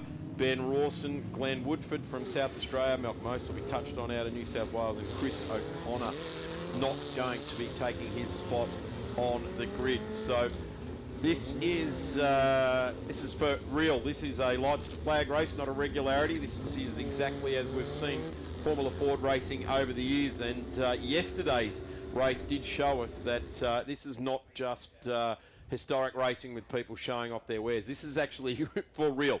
It's not sheep stations up for grabs, but you know, someone should tell the drivers that, because this racing is frantic as all Formula Ford racing can possibly be. So cars forming up on the grid, yellow flags taken away as they get into their grid slot. Should start to see a green flag at the back of the field, and we can get this race underway. 2 white cars off the front row. Jack Clifford will be looking to get into second by turn 1 and grab the race lead throughout the day. Red lights on at the gantry, set for a start, and we're underway, and it's McBride with a pretty good start. McGuinness is going to go up the inside now into turn 1, but Reed takes the lead. I think McBride has missed a gear throughout this. Reed defending on the inside from McGuinness, takes the lead. Jack Clifford looking at third with Nick McBride through turn 3, but it's Reed out in front, McGuinness, and then McBride and Clifford side by side through turn 4. Further back in the field, Ben Rawson and Richard McQuire rounding out, but Reed holds the lead into the sweeper. Clifford with a moment dropping a wheel on the exit of turn 4, looking to get third spot off Nick McBride. So that Reynard we touched on yesterday is just having a bit of a struggle out there as well, but the number 15 of Andrew Reed is doing a terrific job out there. The RF89 Van Diemen in its period livery, and Andrew's doing a terrific job as the Group FC, so the later of the Formula Fords represented in historic Formula Ford racing, and he's got himself established a handy lead. It'd be probably the biggest lead he's held in a Formula Ford race over the years, and we're only talking 3-4 car lengths, but they are banking up behind. Nick McBride will certainly come at him, Clifford as well, Andy McGuinness, he's a hard-nosed racer, and right behind them they've all got to be aware of Richard Davison, multiple state champion, winner now in the Victorian State Circuit Racing Championships, and of course father of 2 of our great drivers in the supercar world as well, current spec racer Will Davison, his son, and I'm sure Will's watching on from the Gold Coast, his dad doing a pretty good job, pretty stout job at the moment. Started out of 5th and holds 5th at the moment. Reed still with the lead here, a comfortable margin over McGuinness, who's defending massively over Nick McBride. Clifford sends it up the inside into turn 3, and they make contact, he and McBride. Still on the circuit though, it's still Reed with a handy margin over McGuinness.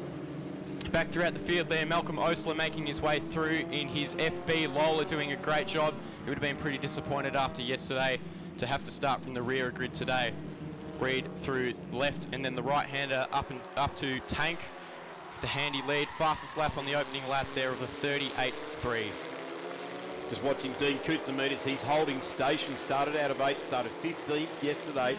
He's holding station in this one. Great battle back with the FA cars there in the field there, and we're represented by some terrific brands, Lola, Royale in there, some older Van Diemens, the Eldon, the Elfin 600, which was so cool over so many years here in Australia. A move up the inside. It looked as McBride got the job done. Got it. He did. He got the job done on McGuinness there. Didn't want to sit behind the red car for too much longer as he was getting held up, but McGuinness tries around the outside of the last corner, can't get it done.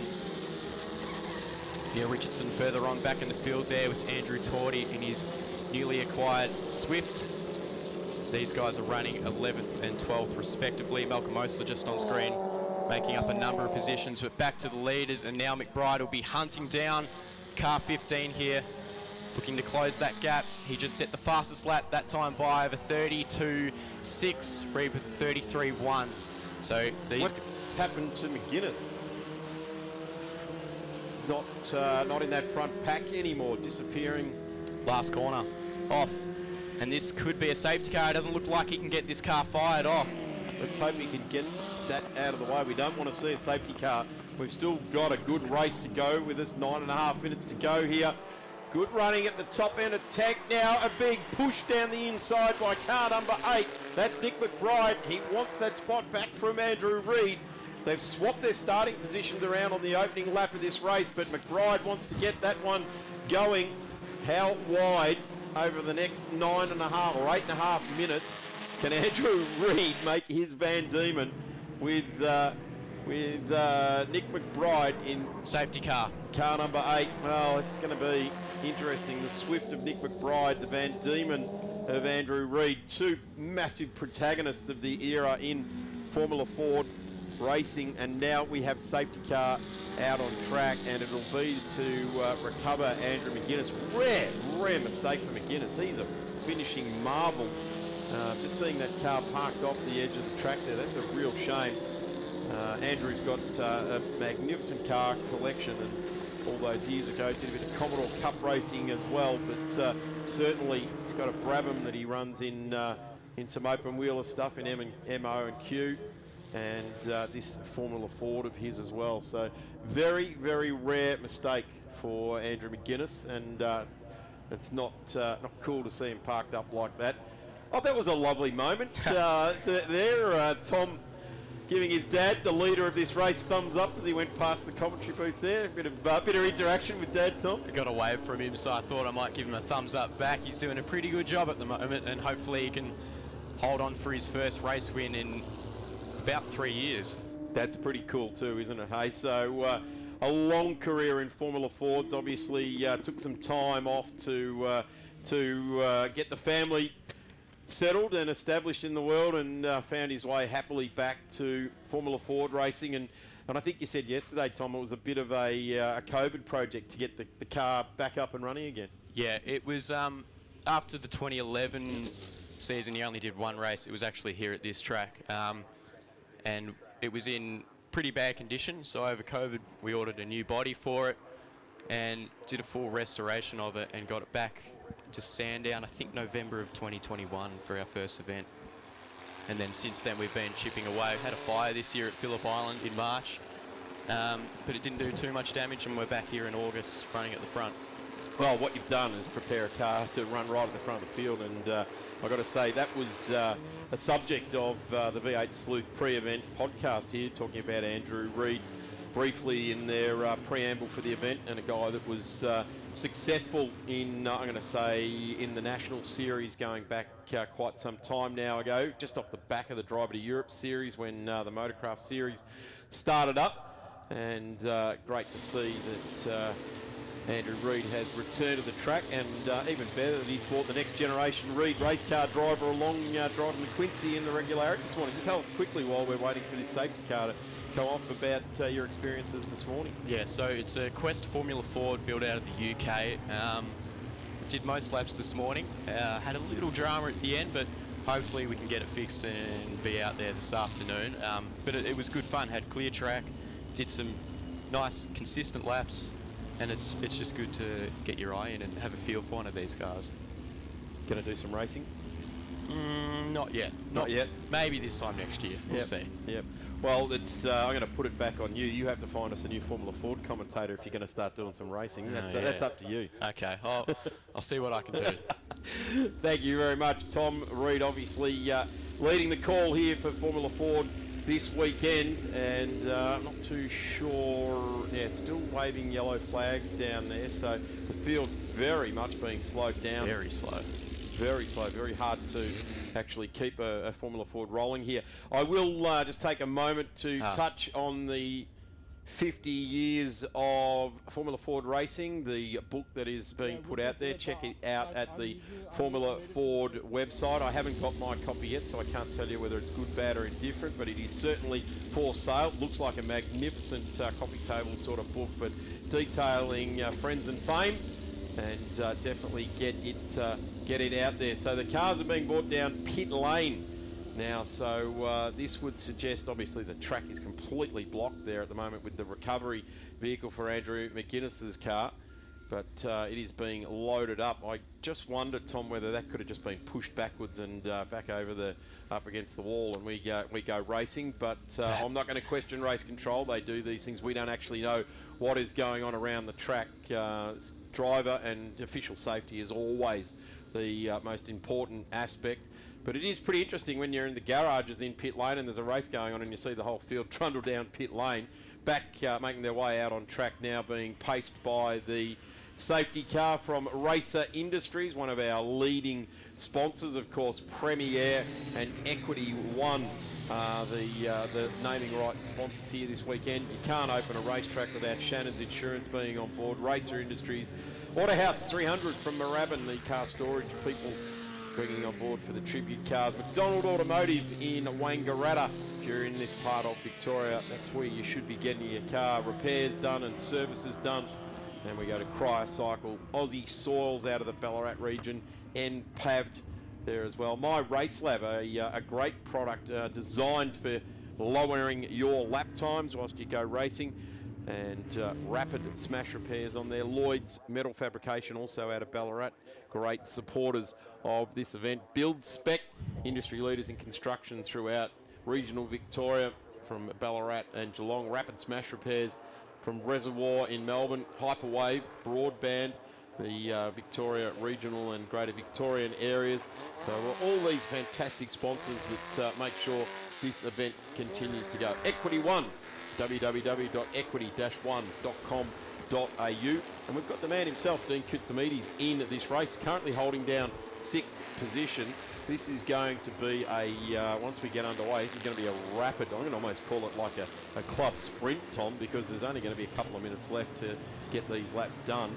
And I guess this is going to play into Andrew's ball court a bit here, because there's less laps under competition that he has to defend the lead. There goes the McGuinness car, and so that's sad. Andy McGuinness is always a finisher, and don't like seeing a guy that has a great finishing record car being tucked away like that. Lights out on the safety car, so set for a restart this time by Reed. Would have had a lot of time to think about what he's going to do here with 2 minutes to go. McBride right on the gearbox of him. Jack Clifford running 3rd. Richard Davison doing a great job in 4th. Evan Farrell in 5th. We should start to see a green flag anytime soon, and that determines when your race leader can drop the hammer and go. McBride holding back here. Maybe trying to get a run. Bit of a run on car 15. Yeah. But he's dropped the hammer and he's gone out of the last corner for a restart. So Reed holds a margin over the start line of about 3 or 4 car lengths. No overtaking before the control line as Clifford's about to send it up the inside and thinks better of it. That's what we need to see, though, is Reed just getting caught out on some cold tyres there. But the more pressure that Clifford can provide on Nick McBride as they are bunched together, there's nothing that's going to stop this battle now. I'm going to say it's going to go for another 2 laps here. Malcolm Ostler still pushing his way through the field, starting after the safety car in 14th. Grant Walker and Veal have gone to the lane as well during this one, as we stick with the leaders, and we'll hold with the leaders to the end of this one. Reed in the number 15, and the main protagonists are right here with him as Clifford is in the mix there, and Nick McBride, the guy that started out of pole. They just about blend as one, nothing like 2 Van Diemen, or 2 Swift and a Van Diemen being in white livery as they come out onto the back straight. It's Van Diemen leading a Swift from a Reynard, so 3 different manufacturers in the top 3. Reed still holding the lead, but that moment out of turn 2 saw McBride able to catch up a little bit there.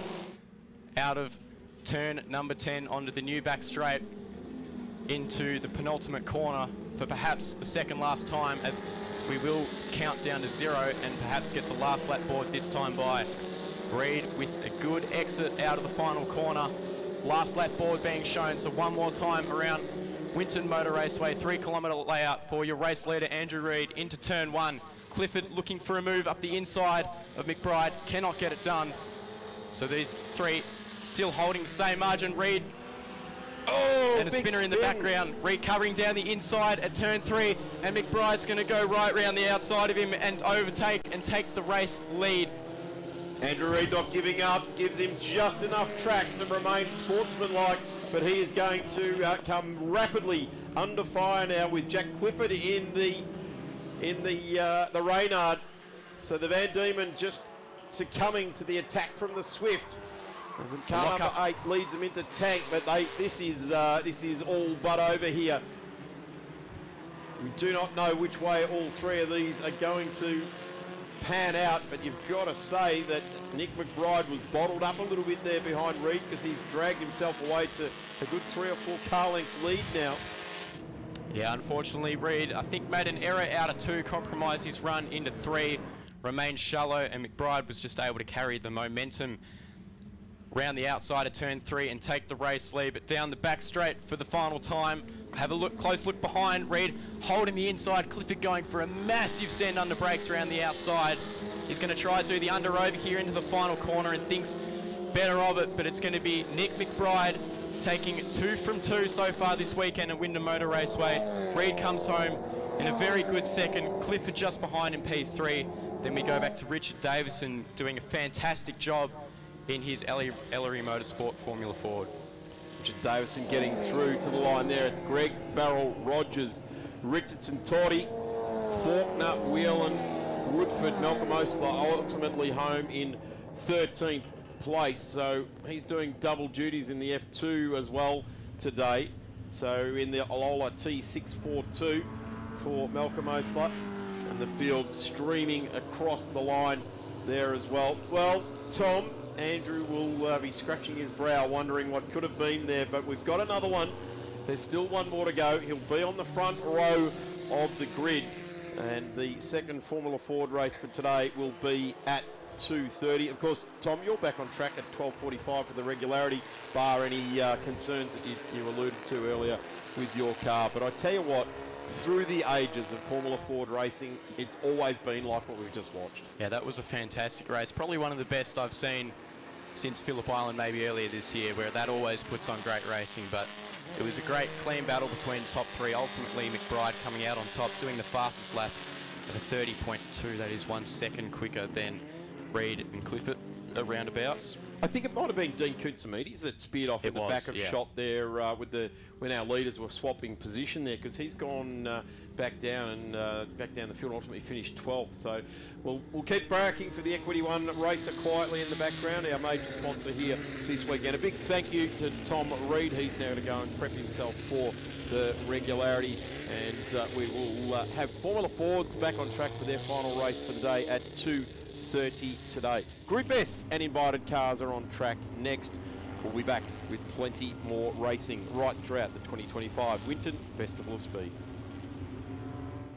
I was 16 when I first saw her. Loved her utterly. She was so sweet, so perfect. Still is. She's got a whopping great 2-stroke engine under that gorgeous aerodynamic body. Insurance? Well, Shannon's, of course. No one knows your passion like Shannon's. That's why we offer special limited usage rates and even club plate cover. So call Shannon's on 13 46 46. Shannon's, insurance for motoring enthusiasts.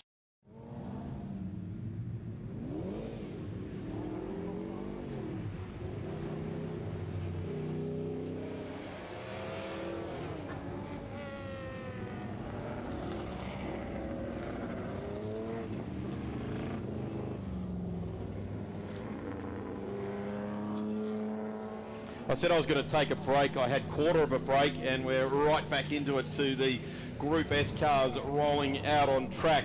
And these cars can be, for many race fans, the reasons they come to the track. And well, there's there's over 30 reasons why. This is a great field.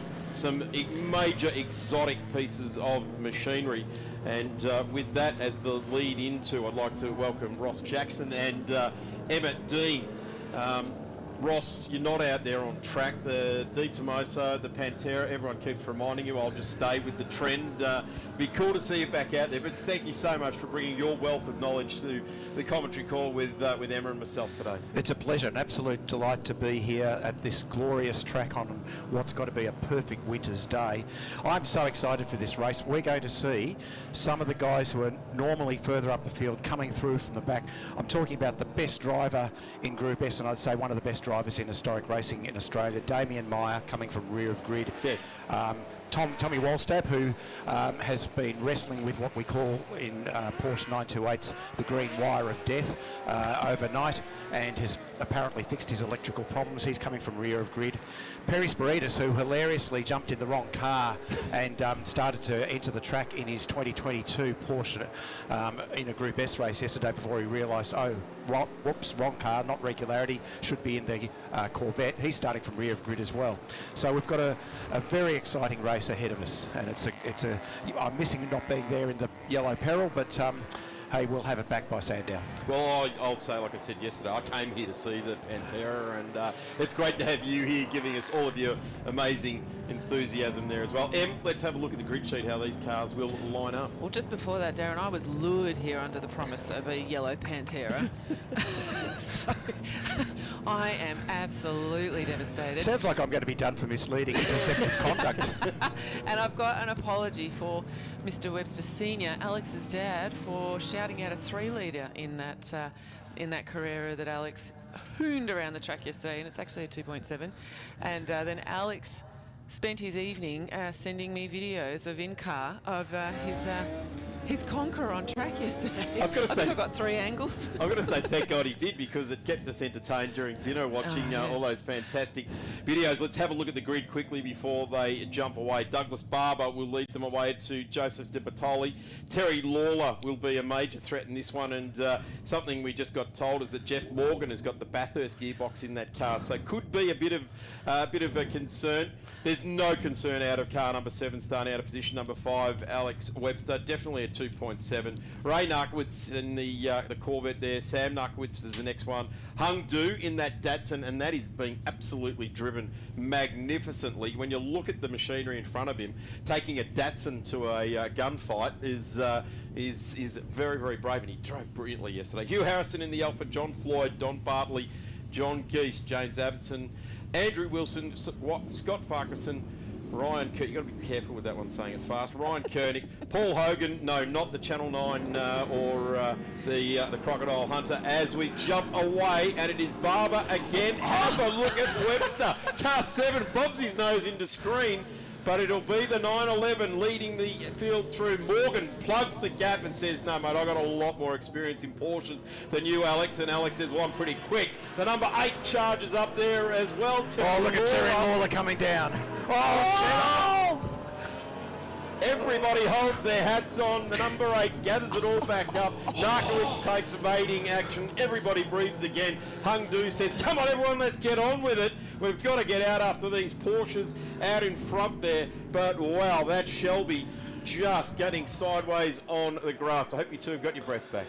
I need a shot of something. Terry's going to need a change of underwear after that one. Absolutely. I reckon I'm getting about 4 other videos from Alex tonight of the in-car. Although he has put a camera into Tom's 928, so can't wait to see if Tom does any hunting. Jeff Morgan there positioning himself very, very nicely. A real clever run into 1 and 2 with Alex charging at him. Jeff used all those years of experience in Porsche Cup. Just placed his car nicely, didn't block, didn't do anything, just put the car right where he knew that a fellow Porsche couldn't get through here. Big lock up on the rears there for 911. Doug Barber in the lead of this one. And watch the Corvette's sheer V8 horsepower try to get past Dougie Barber. Can't quite cut it, but you can see Jeff Morgan. Jeff's got the Bathurst ratios. He's got the wrong gearbox for this track, but once he gets going, the corner speed, his talent will allow him to carry, will ensure that he's right up there amongst the front 2, 3. You can see Joe's all over the back of Dougie Barber here, and Jeff's keeping them in sight. You'll see the experience and the talent of Doug as he rips away in the 911, using all of that extraordinary powder weight ratio. Look at Tommy Walstab coming up through the field. He's going to be carving his way through using the V8 power of the 928. Beautiful smooth driving there by Tom. Just up on the ripple strip, gently used it to his advantage. and he's bringing some of the bigger cars through with him here. This is Group S. This is the real life part of Group S. Big fields, just smattered with history of racing. A couple of smiling sprites there. You love the smiling sprites, don't you? I do. I'm a sucker for them. Yes, and that's the thing about Group S. It's a great way to get into a Stokes because no matter what you're driving, you will have someone to race with and you will be having the time of your life. Out in the front at the moment, this guy here has done a magnificent job. It can't be easy to present a car like this in race-winning fashion weekend after weekend throughout the Australian sort of historic scene. But the 911 or 911 of Doug Barber is doing a brilliant job. You've got to hand it to the guy in the Corvette behind too. This is not a track that a Corvette is going to totally enjoy, but you've got to hand it to him, loving it, absolutely having the time of his life. When you're taking it up to 3 or 4 911s, and there's 2 Corvettes in the mix here, a Stingray iteration there, and then the older version in this mix as well. And Joe DiBartolo is one of the nicest guys you'd ever meet, but when he gets that helmet on, you see the way he can drive that Corvette's fantastic. Look at Alex coming through here, picking up Ray Narkovitz.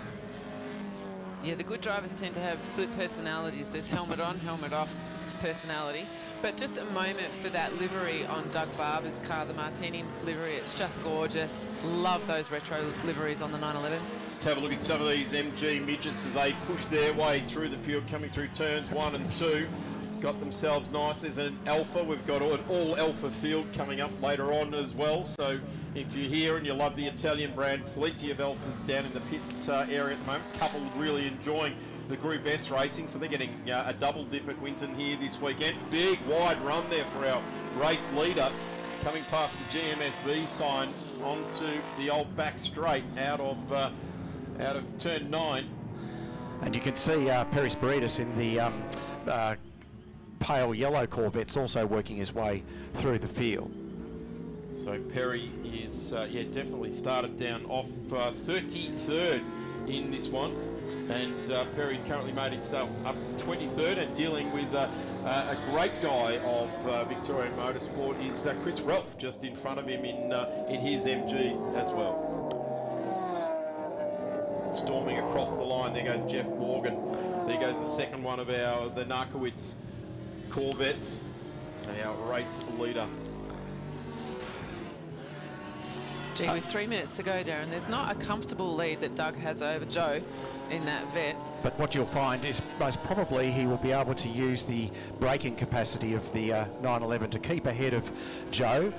The race is probably not long enough for Joe's brakes to start to go off, but that is something that does happen with the Corvettes in a longer race compared to a 911. Tom Walstead just getting a short back and side from the 53 Alfa going through there, which is Andrew Wilson coming onto the old straight. But we go with the leaders and around Tank up to Gumtree and pretty much holding station. The interesting thing here, Em, is that the big charge from the rear by Alex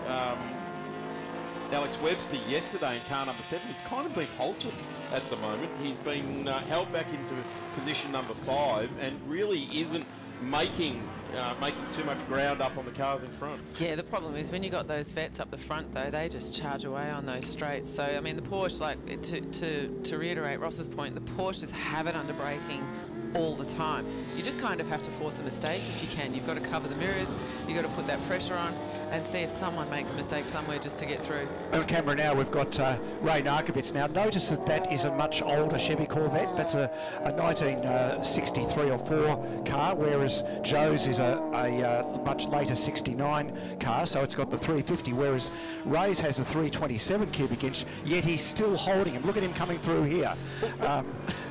Fantastic driving by Ray Narkovitz. There it is, and what a beautiful car that is. There's Alex Webster, we were talking about, charge from the rear of the field. And the master of GoPros is Alex. And the president. And kept us all entertained last night with his in-car footage. So thanks for that, Alex. Very much appreciate all of that. Into the sweeper he goes. And a guy that Well, he respects his machinery, but he knows it's a race car, and that's what he's using it for. At the moment, it's just his push forward has been sort of halted a little bit. There's a fantastic video, my favourite, of my car, which is Alex and me dicing at Sandown. Just says 911 versus Pantera. It's up on YouTube, but it's great. We just diced the whole race. Well, at this point, Ross, I'm not even sure if you've got a Pantera. I mean, that's what I came for. I haven't seen it at all. Oh, I'm sure. I'll show you the pictures if you want. I'm sure he's going to be motivated after this weekend to get the Pantera back, as we've got Alex Webster now having a look at the car. 6 on screen. Gee, he's trying, pinching up that left front brake as he takes all the weight over onto the right-hand wheel and pushes through. Just starting to come through some of the back markers here in the Group S race. We've got just under a minute on the time certain clock, so they'll go around. They'll get another 2 laps out of this. We've just lost Damien Meyer. He's in the pits. Not sure what's going on there, but that's a shame. We'll see him in the MGs and Inviteds later on, hopefully taking it to Phil Chester again. It's absolutely immense. Here's a couple of bug eyes out there. Car number 152. They're just happy to be here, aren't they? Barry Cocaine, synonymous with racing. The Austin Healey Sprite. Just under 2 litre, just under 1 litre capacity there. Gee, I just doubled their engine size, didn't I? Just under 1 litre capacity. But when you look at the lap times, it always bamboozles me. The old argument, power to weight ratio, and I'm going to say power to fun ratio at the absolute top end of the score sheet there. Yes, they weigh very little, and what they'd give for 2 litres though. Yeah, that's right. I should not have said that. The other one there, Greg Prunster in the Austin Healey Sprite there as well, and car number 42. He's dealing with a couple of fire-breathing Porsches and Corvettes at the moment. Morgan's all over the back of Joe DiPattolo now. Everywhere you look on track at the moment, there's great little battle packs, 5, 6, 7, 8 cars in a row lined up. Here we go down into turn number 3. It's an older Porsche, of course an air-cooled That's Ryan Porsche Koenig there as well, doing a terrific job. And he's holding off a whole lot of midgets. It looks like a Triumph TR there as well. Not a GT. That's a 2 litre early Porsche 911E, so not like the 911 Carreras that you're seeing from the mid to late 70s up the front of the field. A much older, short wheelbase Porsche, but a beautiful car, always well presented and extremely well driven. They're looking left and right now. There's a midget, the number 75, and that's Brian Weston. He's pushing very, very hard on the number 50 now, Ryan Koenig, as Ross just mentioned. But they're bottled up behind here. The Porsche are obviously getting that the power down, and nicely there's an Alfa in the mix and an MGB off the back of this group, and they really are battling it out. Group S Racing on display there, showing how you can have fun in a battle pack no matter what you're driving, and all those guys will be having an absolute ball. So they're battling it out for just outside the 20. And we are on our final lap for this race number 2 for the weekend for Group S. A field with something for everybody in it. When you look down the entry list, you've got beautiful pieces of machinery from the UK, from Germany, from North America, Italy, all mixed in here. That Triumph in the middle there. Beautiful looking car. And you'll notice how clean the racing is. Group S guards its reputation for fast, clean racing very jealously, and we recognise the beauty of these cars, and it's a non-contact sport, but we race hard and we race for fun. Paul Hogan in the Triumph GT6 there. Doing a good job. Here comes Dougie. He's going to greet the checkered flag. Yes, there he is. And Joe holds on for second. Doug Barber's taken it away. We did lose Perry Spirides, Andre Brett and Daniel Meyer in the end there, so they must have come into trouble. There's our winners taking the checkered flag, the Porsche, Doug Barber. Great drive by Joe DiPattolo to hold second in a car that's very heavy. Yes, huge amounts of horsepower, but just has not got the handling or the brakes that a Porsche does, but very well set up, and a great drive by Joe. How cool is it with the left hooker here at Winton? You can come past and just about give the fans past there. Give them a high five as you go past. I thought it was Alex giving us a wave, commentary box wave. But here come the Barry Cocaine, yes. Yeah. great battle there. And there's that Shelby that got it all wrong on the first lap of this race, and I'm not sure which one of those squirrely tyre marks going into turn 3 there were his, but I wouldn't say a joyride. No, and I would suggest that if it was a driver of lesser ability than Terry, who's one of the best, that may not have ended well. Good to see the Porsche waving there to the crowd as well, Tom Wallstab. Great drive by Hong Do as usual. Johnny Geist. Yeah, the last time I saw a 240Z driven like that, it was probably in Box Hill for the wrong reasons. Whole field of cars coming through. Narkwitz, Harrison, Floyd, Tom Wallstab home in 10th, Bartley, Hung Tu, Geist, Wilson, Ashby, Koenig, Weston, and that rounds out our 20M. Ross, thank you very much for Group S. Very, very popular with the people here at Trackside. Great call.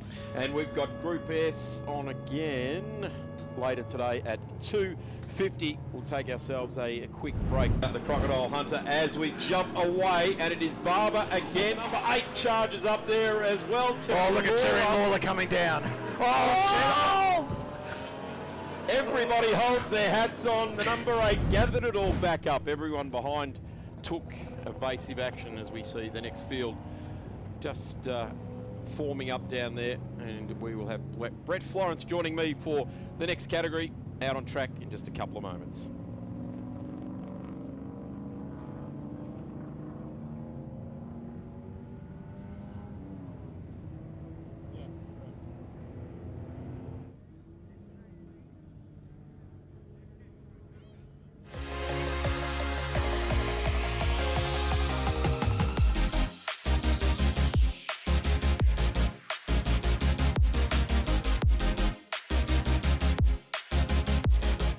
I knew she was the one. The heart's going a million miles an hour, the mouth's dry. It's love, mate. Pure and simple. In '71, this was the fastest four-door car in the world. Back then, you could pick one up for a bit over $4,000. Insurance, it's got to be Shannon's. No one knows your passion like Shannon's. And with our multi-vehicle discount, you can even cover your daily drive. So call Shannon's on 13 46 46. Shannon's, insurance for motoring enthusiasts.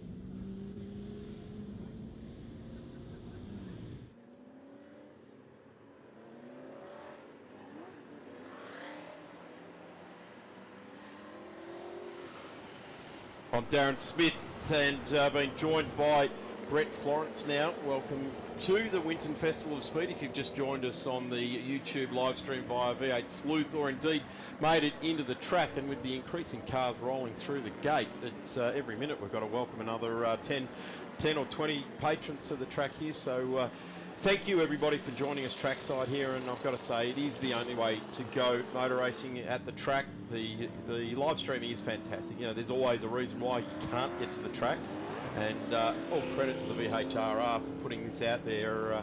It's one of those, I guess, all-inclusive type policies that you can bring it to the people, and this is the advent of this particular category on track now. It's not a race as such, but it is a sprint. So we are putting a stopwatch on each one of these cars. Do we use stopwatches anymore, Brett, or with someone's got a computer hitting a button there's a live timing somewhere. doing the technology thing. But that's what's good about this, is it's bringing cars out here, and I think we might start with that Galaxy with that massive bonnet scoop as it makes its way around to head to the, let's call it the stopwatch, or the computer program, whatever it might be, as they hit the strike the first time. But this is about 15 minutes of track time for some really cool cars, that real race cars out there to get some laps out there, and even better for those of us race fans, enthusiasts alike, to see some of these race cars. And well, we head into turn 1 with this car here, Brett, and introducing it as the Jamie Whincup car that could have Could have won Bathurst, but it didn't. It ran out of fuel. And talking to Pete Shiveris yesterday, he was saying it's the third most winningest chassis in supercar history with Jamie Whincup and 888. So famously run out of fuel with Paul Dumbrell and Jamie at the wheel on the last lap. Third winningest chassis in the supercar era, yet we remember it for running out of fuel. Yeah, the only thing it's never done. Yeah, one, you know, how many races it run over years, but fantastic to see this car number one out there on track. Josh Buchan is giving it a bit of a run here, and he'll be enjoying that. Josh, of course, top flight racer, touring car racer, TCR racer, albeit that they've had quite a few events cancelled in recent months, but it does.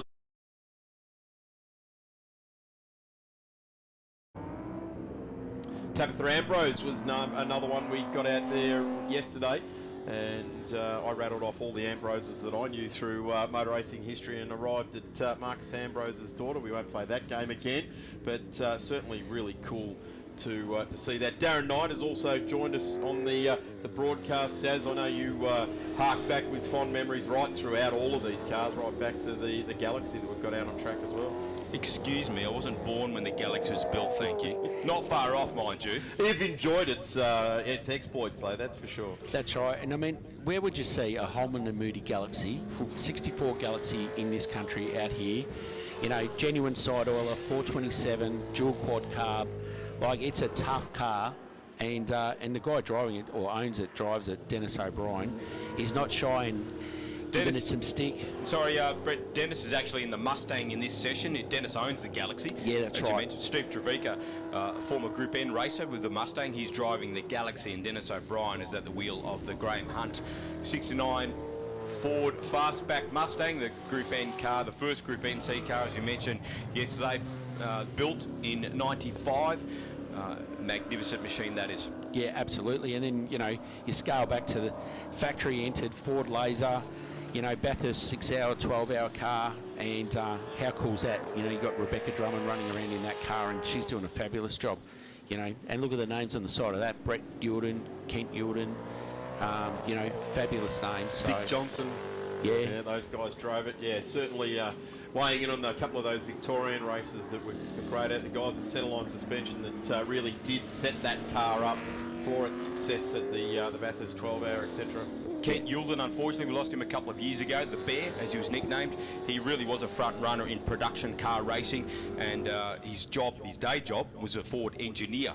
So that's how he managed to get the Ford body shell, the Laser, the TX3 four-wheel drive turbocharged machine, and shared the driving duties with Brett Yulden, his brother. Keep your eyes out on Speed Cafe in the next couple of weeks, Daz. We had a good chat with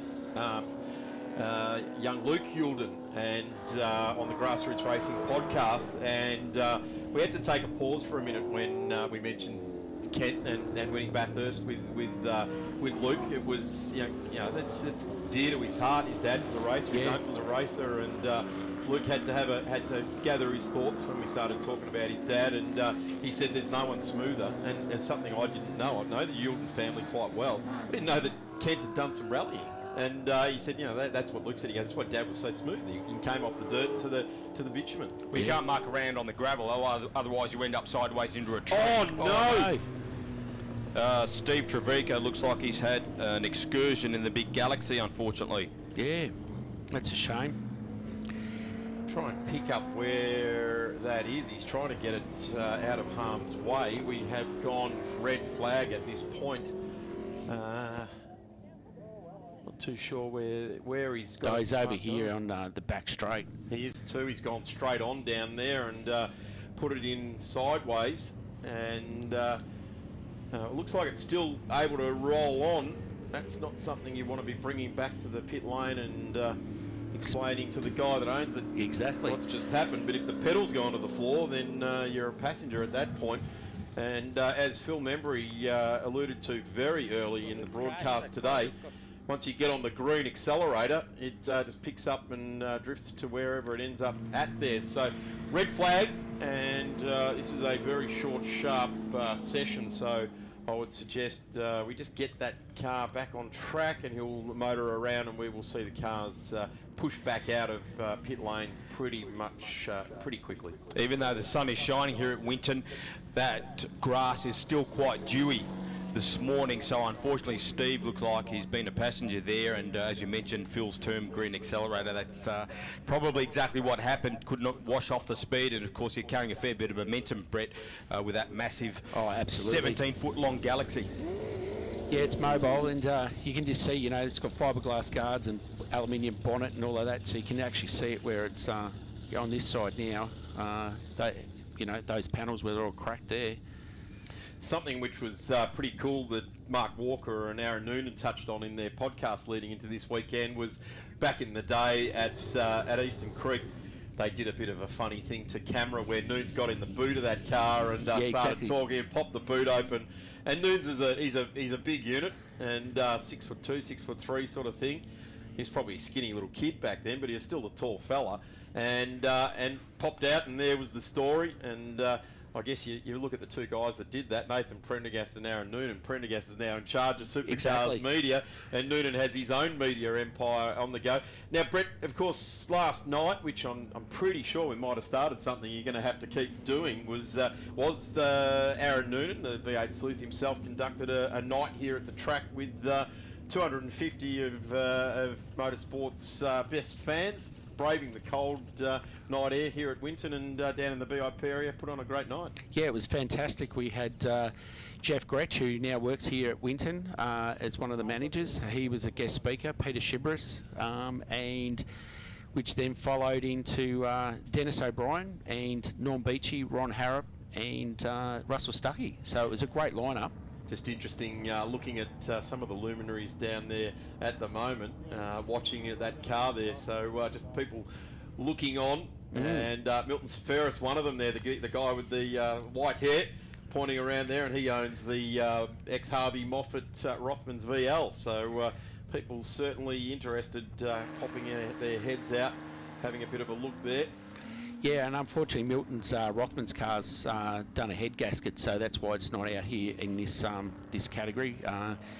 Being in the original engine from the period, he doesn't want to hurt it any more than just a blown head gasket. So if anyone's in the crowd who wants to go and see a true, original, unrestored VL Group A car, that's the one, and it's in the down the bottom end where all the marquees are, beautifully presented.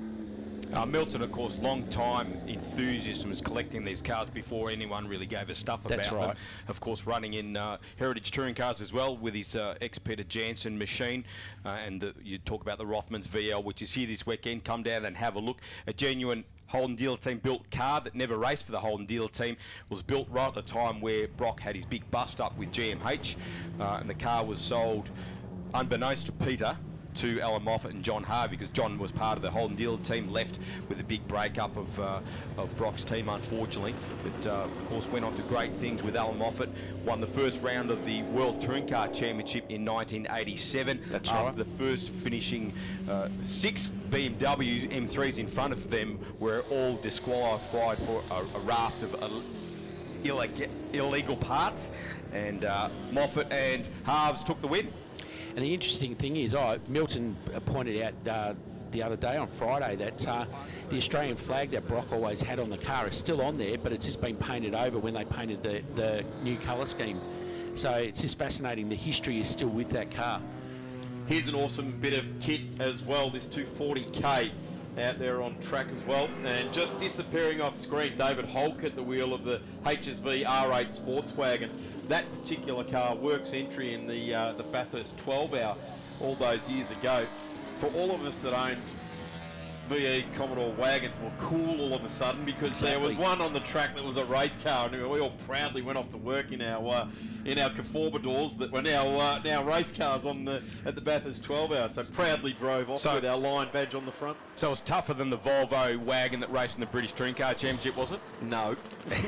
No way. They were immense, those things. But yeah, look, it was, I guess, a car manufacturer. They're looking for a marketing edge, and they had some star drivers jump on board. The Kelly's jumped on board there. Nathan Pretty. Yeah, Nathan Pretty, who had just come from some good success in the sports sedans in Nations Cup. Sorry, I mean those Monaros in Nations Cup. Slid that in there nicely, referring to, of course, the Bathurst 24-hour, the 427 Monaros did the business in Nations Cup. Didn't they ever? You know, and there's a fascinating car. You look at that red XY GT. You know, it's a Phase 2 XW GT that raced in the day. It was crashed by Tony Roberts over the mountain. Bathurst 71, and then Dennis purchased it, restored it, and then it was upgraded into Phase 3 specs, and that's a genuine Phase 3 raced in the day in period production racing. Where would you ever see that again on a racetrack? It's fascinating for all the enthusiasts out there. And this is the conduit to do it. You're not going to put that out in a Group N race these days, are you? Dennis did in the early days. I know he did, but now you sort of look at it and you go, I've got superannuation tied up in that car there. And terrific, Alan Shearer having a bit of a drive of it here this weekend. Couple of supercars getting well and truly on with it. The ticking clock is running down, so they want to get some times in for this sprint. Chad Parrish out there in the ex-Craig Lowndes BA Gibbs Motorsport Falcon. He's having a steer. Chad has been involved with these cars for many years. Jacob Curry out there too, next Frosty Winterbottom Falcon. Looks great, doesn't it, this car? It's a trick livery that they did up. Caterpillar, one of the biggest companies in the world. If they're going to go racing, they're going to have a good-looking car. And when you team up with some of the legends of touring car racing here in Australia, there is, again, the wagon. Tabitha Ambrose, here she is in the Cullen Sampson car, the Settlement Road Wreckers. Not too far from here, and really a local car. And through then, here's one we haven't touched on, the Mercedes. Again, a very special piece of kit. Those Mercs running in Group A trim internationally were very, very nice pieces of kit. Rod Lloyd there in the 190E, doing a good job there as well. Just have a look where number 5 is in the field. Only just got out there, in fact, down there in 12th at the moment. So he's looking to put a time down in the number 15 in about, well, we've had the time elapse go over, and the check flag has now dropped. So a bit of a shame there, Brett, that we had that red flag, and I guess the real shame is that the Holman and Moody Galaxy's now got a fair bit of damage down the right-hand side. Yeah, unfortunately, but as we've all said, motorsport, these things happen. So unfortunately, but great range of cars. These cars will be back out a bit later on. 3:10 p.m. Brett. So folks, make sure you're all dialed into the VH Sleuth YouTube channel to see some more historic touring car legends. If you're not already dialed in. This is a category that we want to grow with, particularly around the production cars.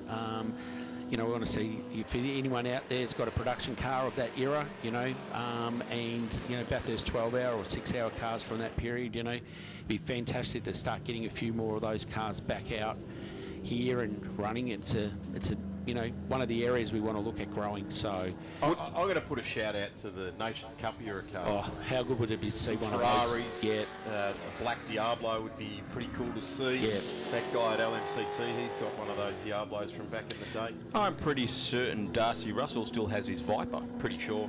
Those cars, they're the things that we want to see coming back out. And that's part of what we're doing with this category, Look, then there's a plethora of Fitzy and Jim Richards Porsches out there from that Nations Cup time that would be just absolutely magnificent to see here. And I know there's aficionados of historic racing out there. That's 25 years ago. It's hard to believe, isn't it? It's not 5 years ago. It's 25 years ago. Yep. And that's where we see it. If you look at World Historics, the FIA moved it right up to the year 2000. So, they're right in that group. It's a bit like that Blink 182 song, What's My Age Again? It is that long ago now. I like your reference. Hey, we've got Brett here, Daz. We're talking about the camping area. It's a festival because we've got camping, right? So you and I came up with the concept, let's have two festivals, have a rock festival and a car festival. You named Grinspoon. You've just introduced Blink 182. Brett's the man we need to talk to, isn't he? Put on a rock concert for camping and for car racing. Yeah, nice. Well, we might look at that. The commentary could be a bit scratchy on my part the next morning, though. That's the only trouble. I'll keep myself tidy, mate. I'll hold your hand. We'll do this together. Yeah. Yep. Good idea. There's that magnificent Falcon. They're just all making their way back to the pit and paddock area after their sprint here, and that sees the Touring Car Legends 5-litre Touring Car Sprint done and dusted. Historic Sports Sedan Sprint will be out on track next, and well, guys, I won't shy away from it. They are the big bangers. They are the gods of thunder of Australian motorsport. Nowhere else in the world do they do sports sedans. And when we do it here, we do it well. And there's a huge field of historic sports sedans about to greet us on track. Yeah, there's some fantastic cars. Thanks, guys. I really appreciate that. The Touring Car Legends and 5-litre Touring Car Sprint is back on track later on today. A quick break, and we will have sports sedans out on track. From an early age, I knew some cars were a statement of style and elegance. This is my SL63. My most prized possession. Friends say it's more like an obsession. It's my car, and I absolutely love it. I'm a motoring enthusiast, and Shannon's is my insurance company. Shannon's shares your passion. Call Shannon's on 13 46 46. Shannon's, insurance for motoring enthusiasts.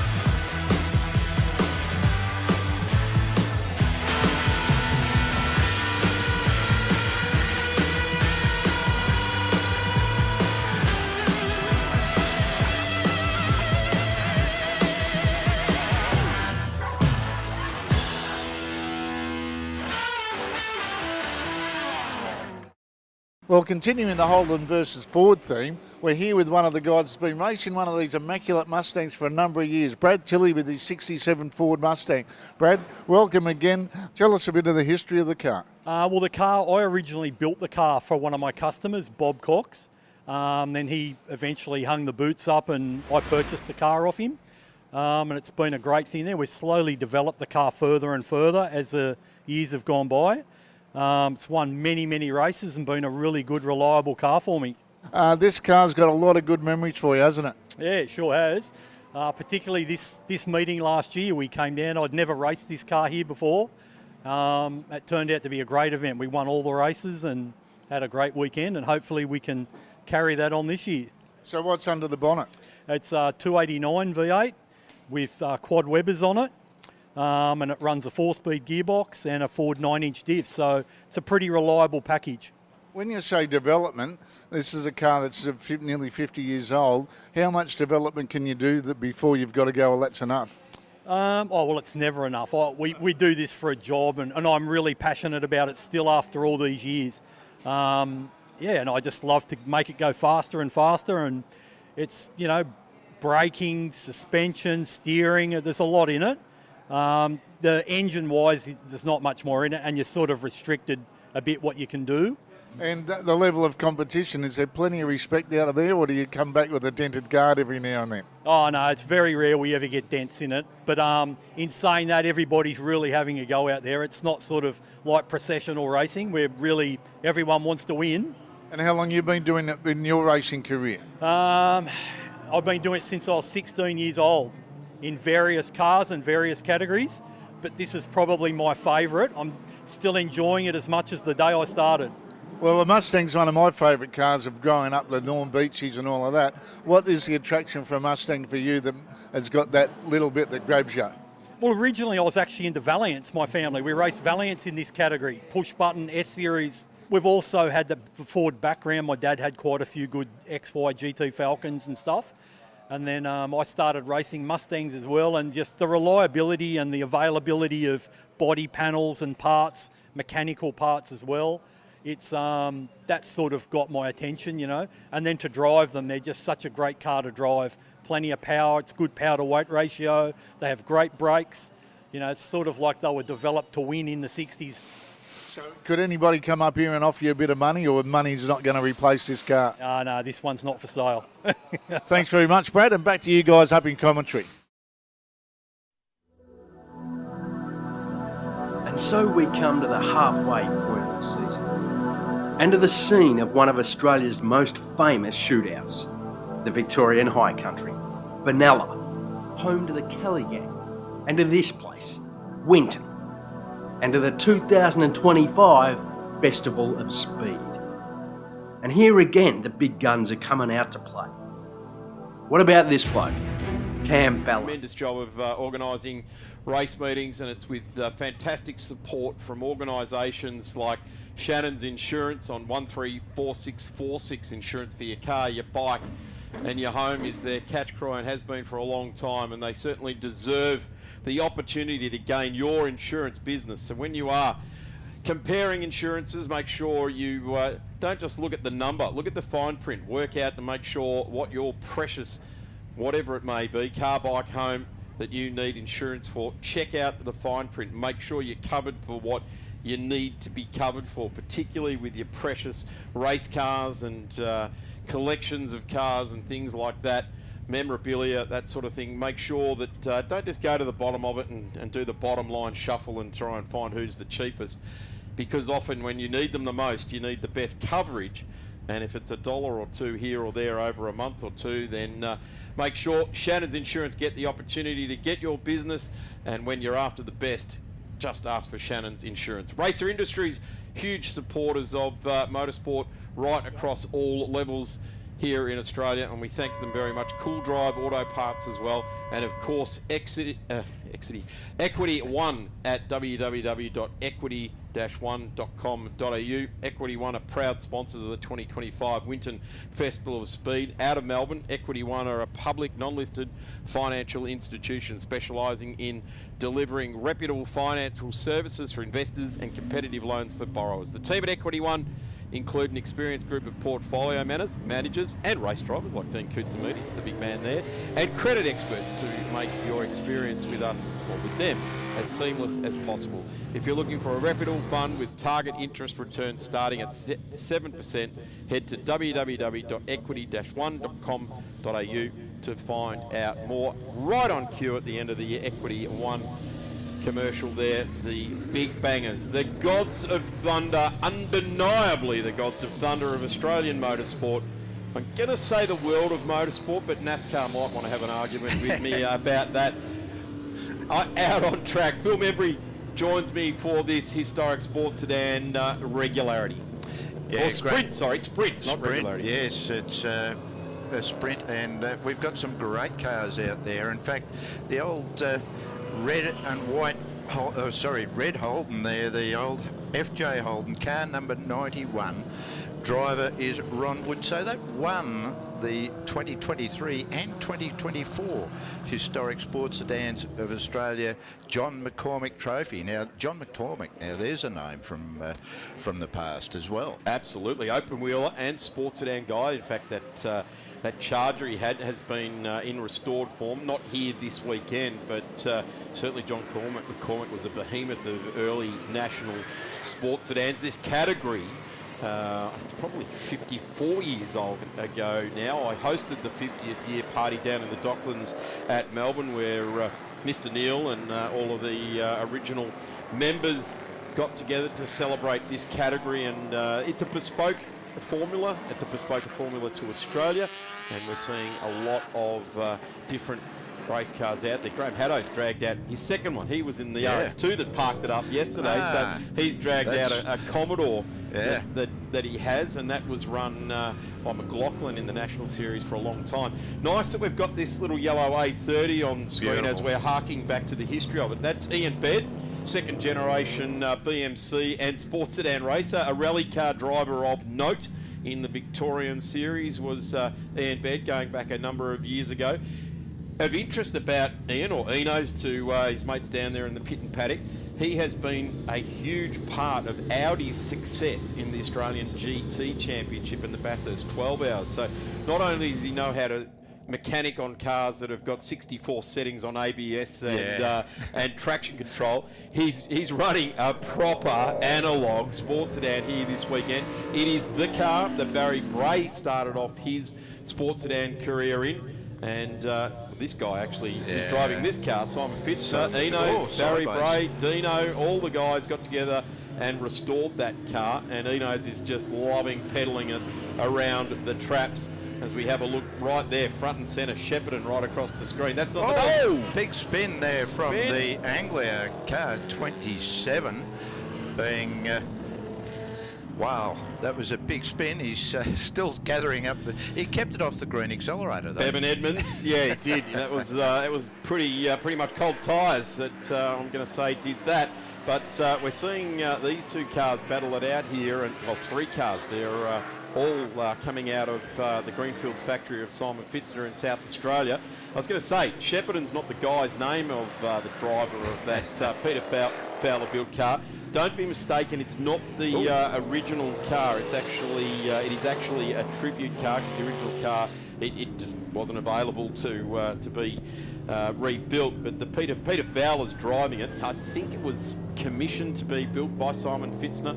But certainly Peter Fowler getting out there in that VW Fastback. That Tomo out of Shepparton for all those fans, and of course that Mercedes there, car number 1, was Tomo's car, driven by Brad Jones, John Bow, various luminaries of Australian motorsport, and all of them refer to this beast that Peter Fowler presented. Don't forget it first ran in a twin turbo V8 arrangement.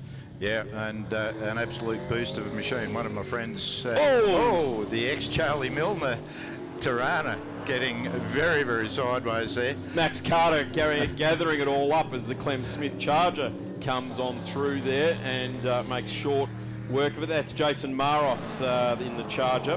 He's doing a good job, and of course Clem Smith was a South Australian protagonist of note in sports sedans for a long time. In fact, he owned Malala, the racetrack, for a long time.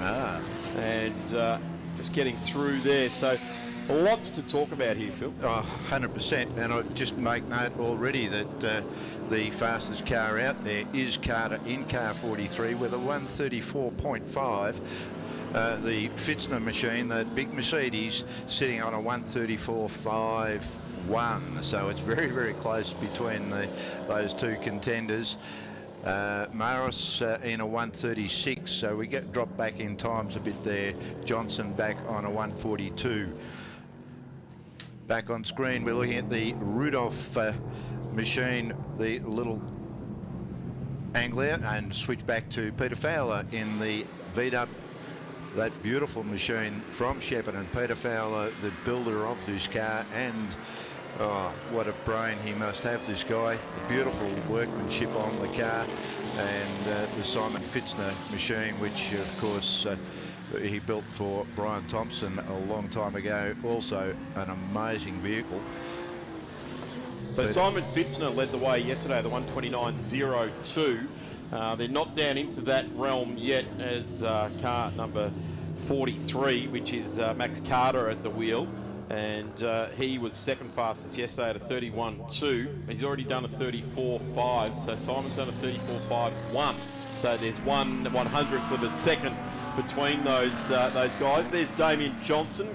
Sorry, no, we're looking back at the front there. That's the Merc with the Clem Smith Charger.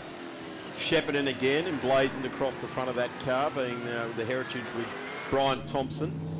And Simon Fitzner, a massive benefactor to this form of retro type racing, and bringing these cars back to life. The latest one they've done is the old Peter Finch yellow Monaro. You'll notice it out there with the Pizza Hut livery on it, which is true to form, true to history. And that car has only just finished its restoration, and is absolutely massive and out there on track. Here's the old Des McLaughlin car, Graham Haddo at the wheel. Parked up his RX2 yesterday, just exiting turn 4. No harm, no foul. I'll just go and get the Commodore. Yeah, that's pretty handy to just have a shed big enough to park a few in, and let's go grab another one. Hang on, kids. I'll just move the RX2 to get to the Commodore to get the Chimera out and the Cortina. Yeah, that's right. That was the one. And yeah, so it's just about the vibe, really. It is, isn't it? It certainly is. It certainly is. Just a good shot here with a couple of dudes that work pretty hard. There's Ian Baird in the 41, and just behind him is the ex-Dave Hunter car, and that's Mark Sully at the wheel. It's great that Mark's got the 5-litre 308 Holden back all in one piece. And when I say 308 Holden, I'd mean absolutely cast heads, cast block, all of that sort of thing, and it is so cool. Mark works very, very hard to try and gather media and get attention. In fact, he had the Win News cameras here on Friday recording a story, so he does a great job. Here's Rod Wood, the guy that won the John McCormick Trophy. Yeah, just going back to Mark Sully, he was telling me that he's got so much power with this new motor. Top gear, he has to be very careful with the throttle, otherwise it will just light up the rear tyres on that Tirana. Probably needs to buy a newer set of stickier tyres, not 10-year-old out-of-rounders out there, but that's all right. That's what I told him. He didn't like it. He said, you've been talking to Oh, no. There's our man. Our man, Rod Wood, in the old Humpy. The 57 arrives on the scene. Car number 53, Nick Pashidi, the Chevy Coupe. An immense piece of real estate holder, and when you look at what's behind it, it's an A30 and an Anglia. You could probably fit inside that particular car in front of them, and they are hounding the back of that 57 Chev. It's Ian Baird, and just trying to pick up who was at the wheel of the Anglia. Bevan Edmonds, that were battling it out with that 57 Chev, and we watched them open up the taps down the straight there, and the 57 just skates away under brakes. Ian Baird in the A30 does a tremendous job, brings the Anglia with him. Just looking at our cars that are the fastest trio on track, and it is still Mark Carter in the Holden Tirana and a 130, so they've dipped down into the low 30s. In fact, Mark has got the best part of just over 1 second lead in this one over Simon Fitzner. I get the feeling that Simon is just sneaking up on a time here, because a 1:29.07 is what he did yesterday. The good thing for Max is that he has actually gone a full second faster in the cooler conditions this afternoon, so maybe that suits the Tirana. It could well do, and look, I first saw this car back in the 70s when Charlie Milner, I think it was the 70s, maybe it was the 80s, but Charlie Milner turned up at a hill climb at Camperdown, Mount Lura, and blitzed everybody, surprised everybody, but that was no real surprise if you knew Charlie Milner, who built a great car back in the day, and Carter is showing just how good that car is here at the moment with a 1:30.79, his fastest lap so far. Will Fitzner light up the wick on the big Mercedes and pull something out of the bag? I'm just wondering, Darren, whether some of the people here might not quite understand the format of this particular event. So it's a sprint rather than a race. And the idea is the guy with the fastest lap is the guy who wins. Yeah, absolutely. They might not actually, well, there is no leader in this. It's a whole lot of protagonists out there racing the clock, essentially. You can't help but be a race driver, and all these guys are race drivers. If you get yourself in a group of cars, and let's say get together with some like-minded buddies and do a bit of door handle stuff. Yeah, that's I guess officialdom frown on it. We don't. We enjoy watching them go for it, and I guess that's the test as well. Not just against the clock, as we see the fastback Peter Fowler at the wheel, the great car builder and engineer getting behind the wheel. Yeah, now just in that shot, he was closing in on the back of the Austin A30, and people will notice that there's a bit of a lump on the bonnet of that car. There's nothing under the bonnet these days, but at one stage, it used to have a supercharger on there. They found that the supercharger was a little bit difficult to drive, and the supercharger was removed, but they left the lump there just in case, I guess. Why buy a whole new bonnet when you just you can have that air, nice cool air flowing through there. There's Mark Sully. He goes through. Rod Woods again back underway in the 91. On the back of Corey. He was 8th fastest yesterday with a 1:42.69 in that car. The number 53, Nick Cressidi, was 10th fastest. Let's just have a look where Nick is now. He's 8th fastest with a 1:44.08. So he's gone just over half a second faster this morning. So maybe the track's good this morning. Everyone seems to be just ticking off, or maybe they're just getting themselves locked into the track direction. Could well be. And, well, you'd think after yesterday they should just about know the track direction. It's 12 corners, isn't it? Yeah, but boy, oh boy, the nuances we talk about 12 corners of any racetrack, or 16 corners, whatever it may be. A couple of degrees of temperature back into the track surface. The sun warms it up nicely. Here's Tony Ross. Again, this was something that was used in Australian motorsport, not just in sports sedans, but in all sorts of dirt track racing, rallying, reliability trials, all sorts of things. The venerable Aussie-built FJFX range of cars, and Tony Ross is like a kid all over again once his car got back on track. He's just picking up a bit of dirt there. Not long left in this sprint, Phil. No, not long at all. And of course, I go back to watching Bruce Hindhoff, a boy from Bukar, practicing in his old Humpy Holden. He went on to be part of Gowan Hindhoff at winning Bathurst in 75, I think. Yeah. So, yeah, that was quite a thing to see that progression. Of course, Bruce no longer with us, sadly, but yeah, great car, the old Humpy Holden. I grew up in one myself. They were the thing with the bench seat, and you sat in the middle. As a small child, all sorts of things you're not allowed to do these days. Cool to see this sort of pack racing in sports sedans. This is what we will see at Sandown on the 22nd and 23rd of August, part of the Trico Victorian State Circuit Racing Championships. The national sports sedans will be there, the current spec cars, and you see a lot more carbon fibre than you see fiberglass and steel in those cars these days. Great to see Damien Johnson out there on track in the Doug Clark Celica. Yeah, another guy that has done very well for himself in life and collected a couple of sports sedans. He's got his magnificent S2 Australian Championship winning car in the shed at home, which is a, I'm going to say, almost all fiberglass bodywork anyway. There he is on the back of the Crabtree Escort. The Doug Clark sports sedan was pretty famous there for a bit, but Damien Johnson himself, he's pretty famous as well with his exploits in his Tirana in the National Series. Yep. And travelled around with the family. 100%. And Murray, his dad, never misses a race meeting. He's been here all weekend, and I actually saw him on Friday poking around the back of the Hubbard car. We haven't seen Tony Hubbard out there today. Had issues yesterday.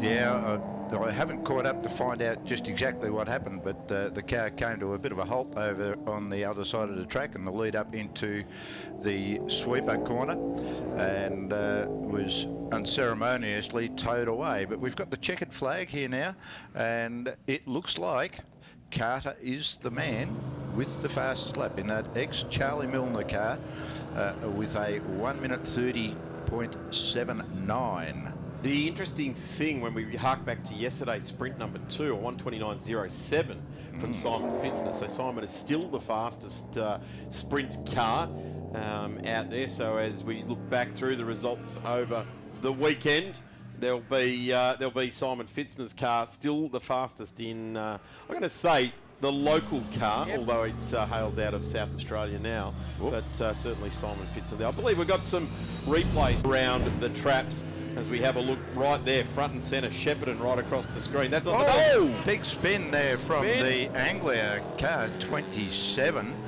being an absolute boost of a machine. One of my friends, the ex-Charlie Mill, he didn't like it. He said, "You've been talking to oh no." There's our man. Rod Wood in the old Humpy. The 57 arrives on the scene. Car number 53, Nick Cressidi, the Chevy Historic Sports Sedans Sprint.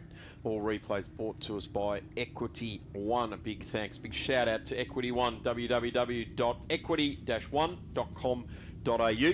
Crabtree just parked up on the side there. I think that's the ex-Laurie Nelson I think you're right. Capri that he ran in Group N for a while. Big shout out to Laurie. I know he'll be watching on, the old proprietor from Capri components, and great touring car racer. Privateer often finished at the top of the privateer table in Capris, and of course his Fox body Group A Mustang there as well.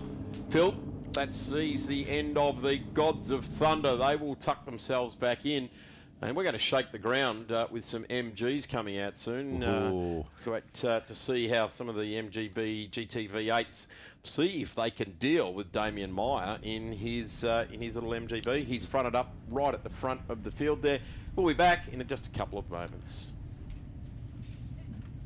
From an early age, I knew some cars were a statement of style and elegance. I've been a motoring enthusiast all my life. My life is hot rods, designing them, building them, and racing. My Coupe 4 is rare and very special. Beautiful, handcrafted, proper works of art. This is my most prized possession. Insurance? Shannon's, of course.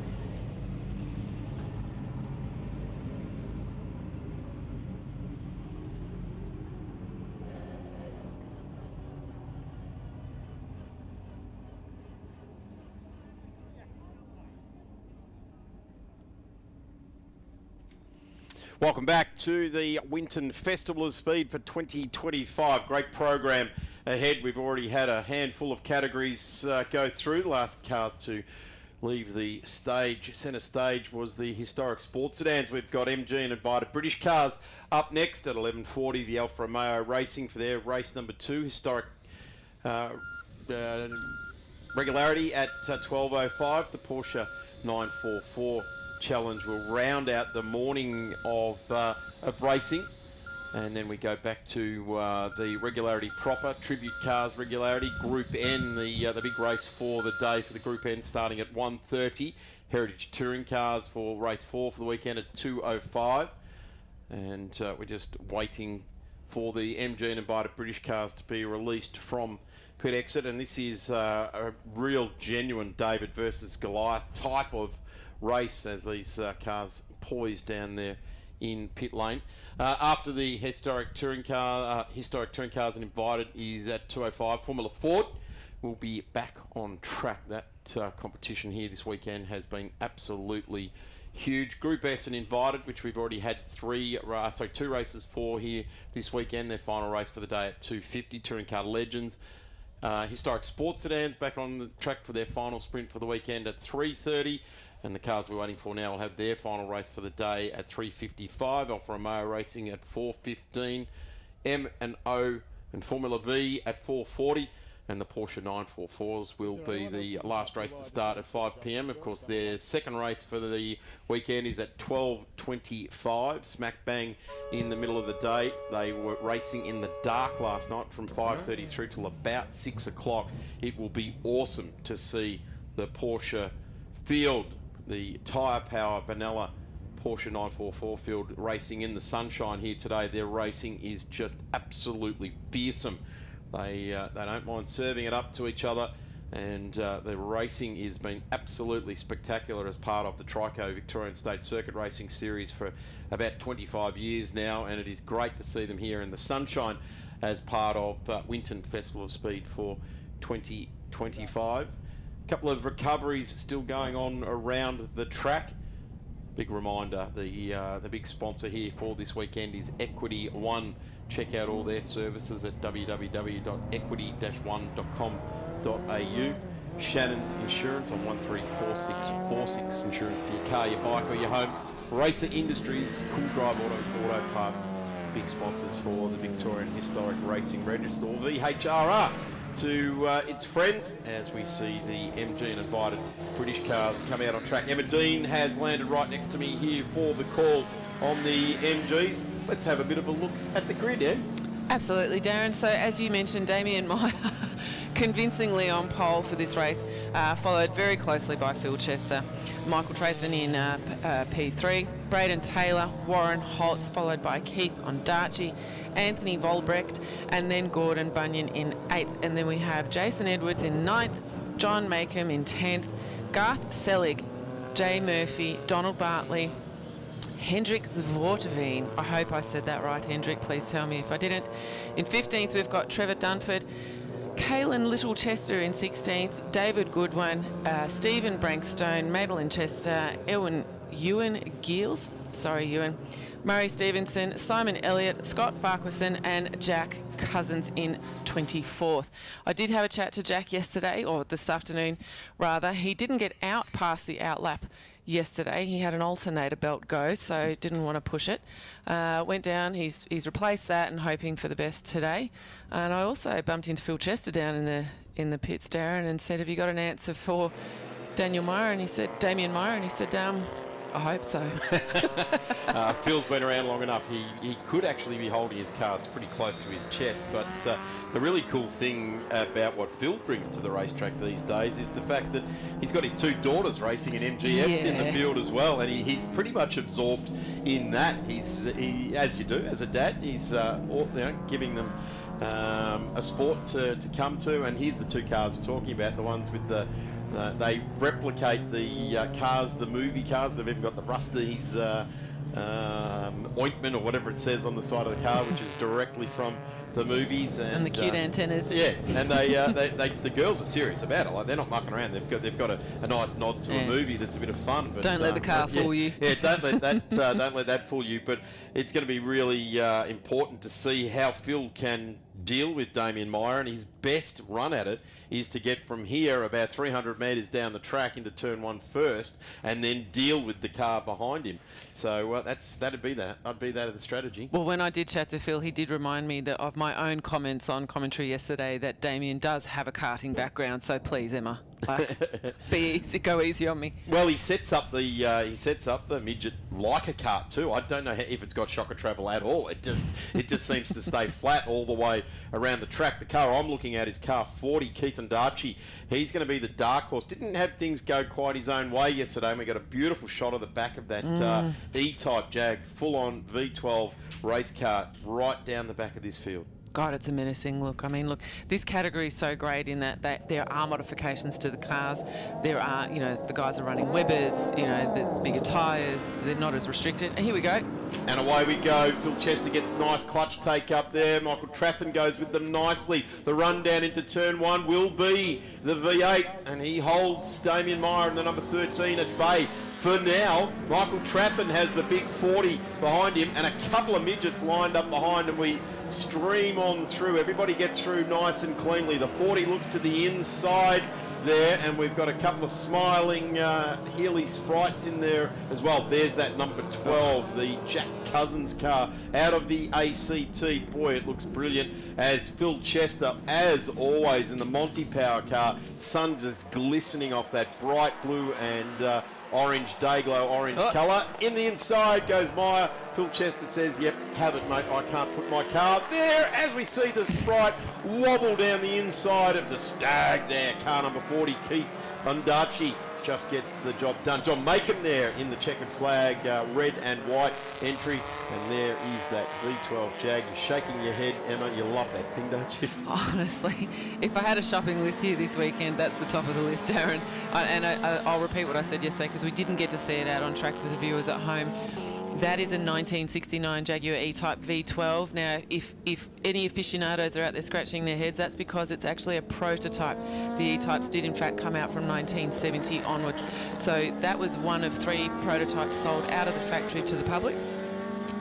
Jack has had it since 1991 and been racing it ever since. So it's done some hard yards on the tracks. Horsepower, cubic inches, reigns here, under brakes, the lightweight, nimble number 13.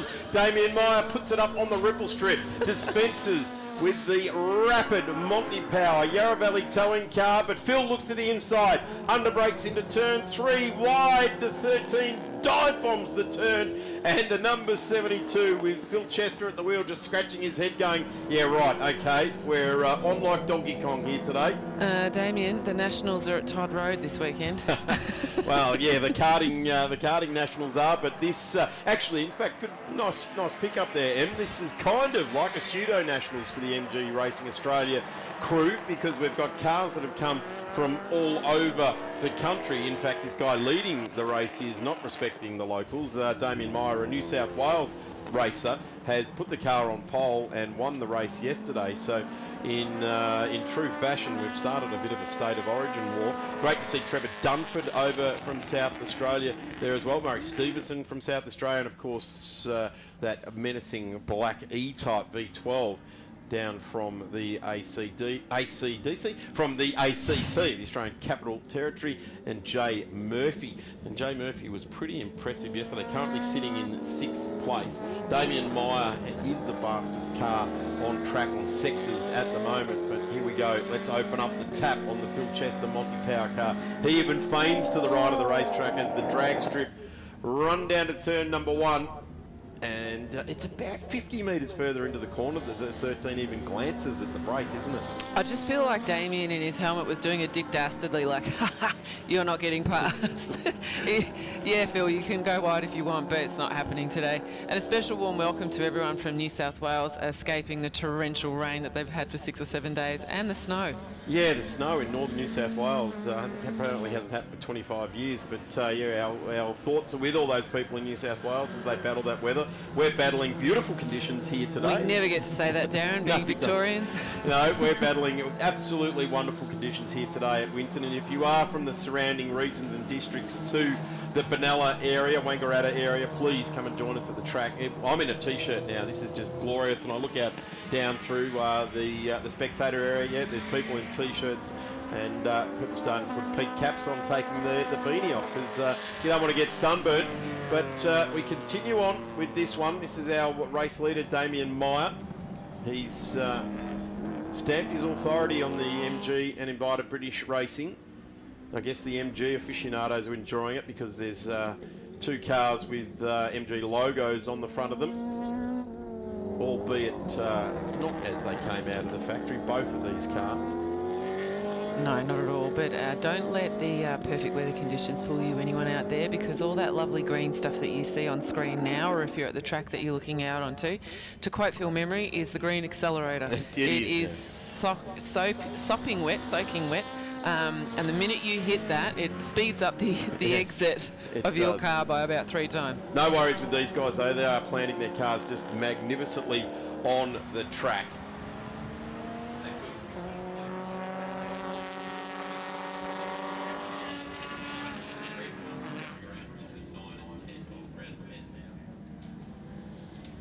Here's a good battle. Michael Trathen in car number 1, and the number 19 there, Braden Taylor, and the behemoth of this battle is Keith Ondaatje in the number 41. And, sorry, that's not Braden Taylor. That's Warren Holtz. Sorry, Braden is the one just further back there. The 27 there is Warren Holtz, and that's the Austin Healey Sprite. So I'll correct myself. Getting a bit of a look back now. Here's the battle going on, and here's a completely different set of circumstances, isn't it? The car number 12, who came off the rear of the grid, is up to 12 at the moment, with Cousin and Makem just up the road a little bit now. This is a terrific battle. John Makem third, Holtz, and then Ondaatje, and Taylor just in the back of that one, which is the number 19 of Braden Taylor, a name and a family that steeped in history and this style of racing. As the field all comes storming through. Yeah, we've definitely got some battles going on, Darren, with a couple of tenths between Trathon and Holtz, and a couple of tenths between Edwards and Makem. So great close racing here. Great display for everyone watching.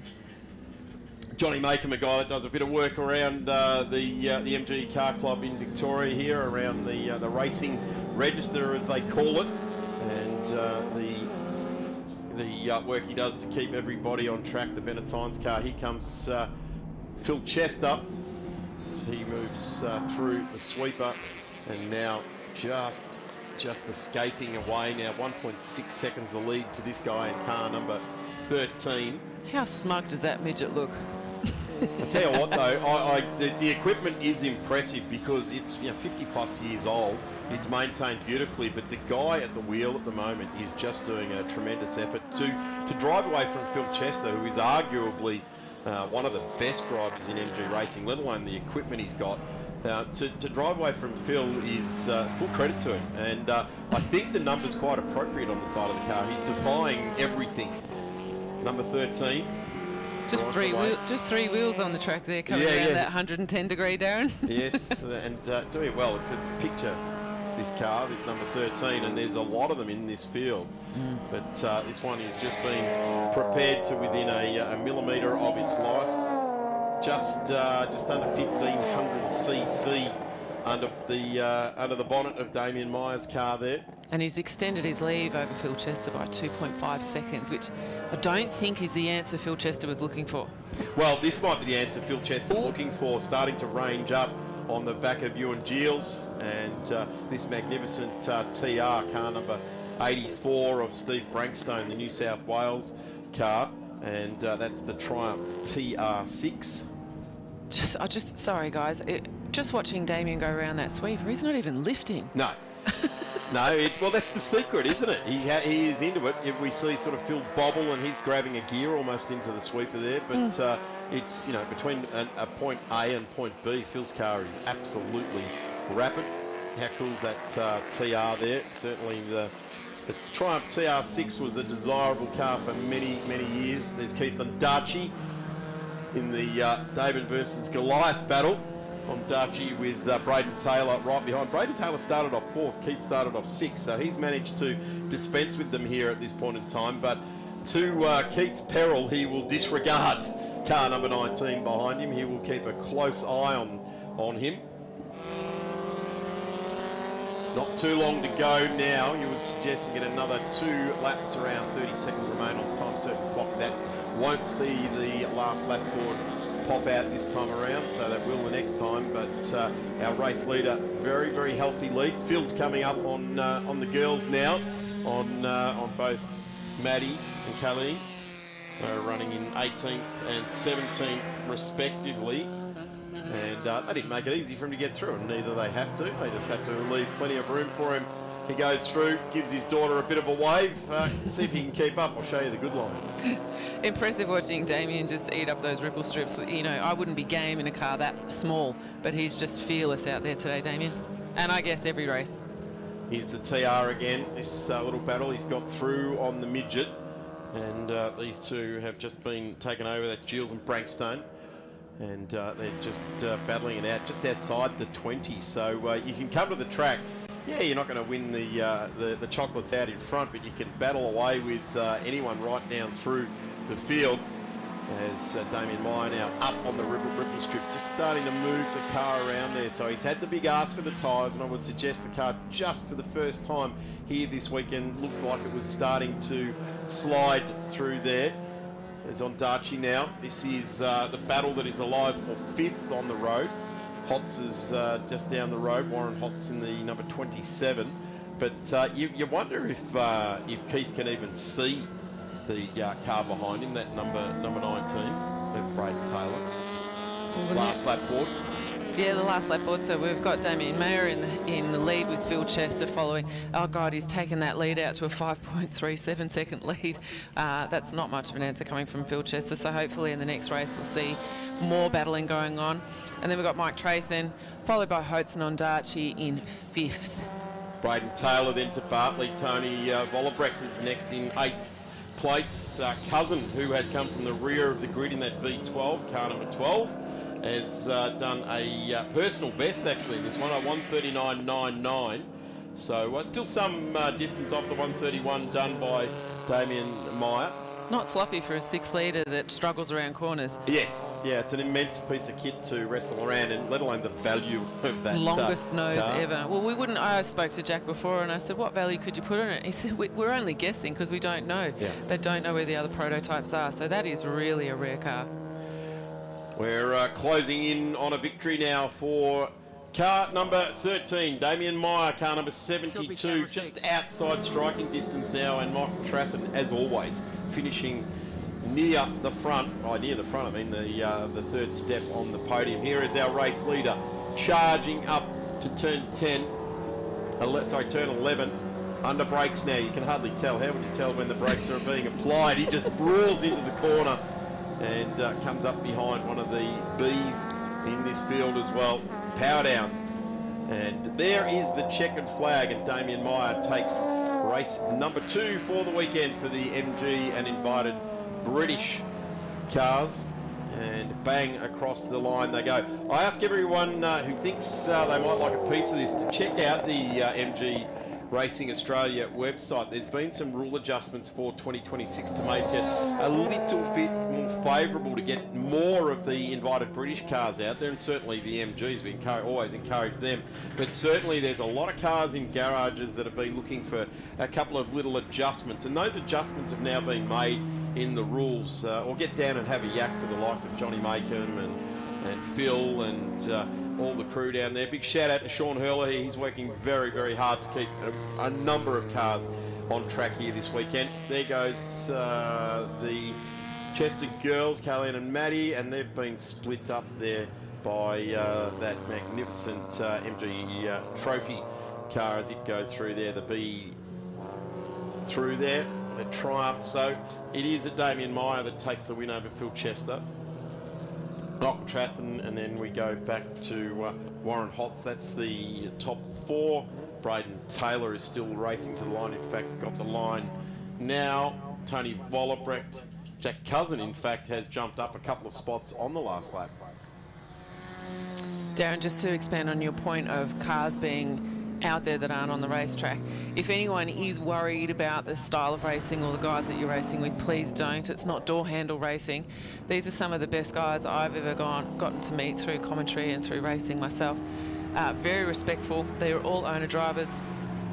They're all very, very seasoned drivers as well, and really, really helpful. It's a great little community they've got out there, so you're in safe hands and you'll have a ball. These guys are so fun. They're great to be around.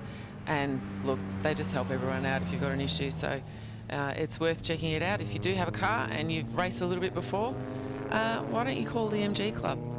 Absolutely, Em couldn't agree with you more there. It is respectful racing, and they do a terrific job. Cousin ultimately home in 9th from the rear of the grid, so that's a bit of a mechanical marvel run there in itself. Bunyan, Edwards, Makem, Murphy, Hanks Waterveen in 14th, Selig 15th, Dunford, Carlene Chester in 17th, then car number 61 making it home very nicely there indeed, Murray Stevenson, and that is the MG ZS 180.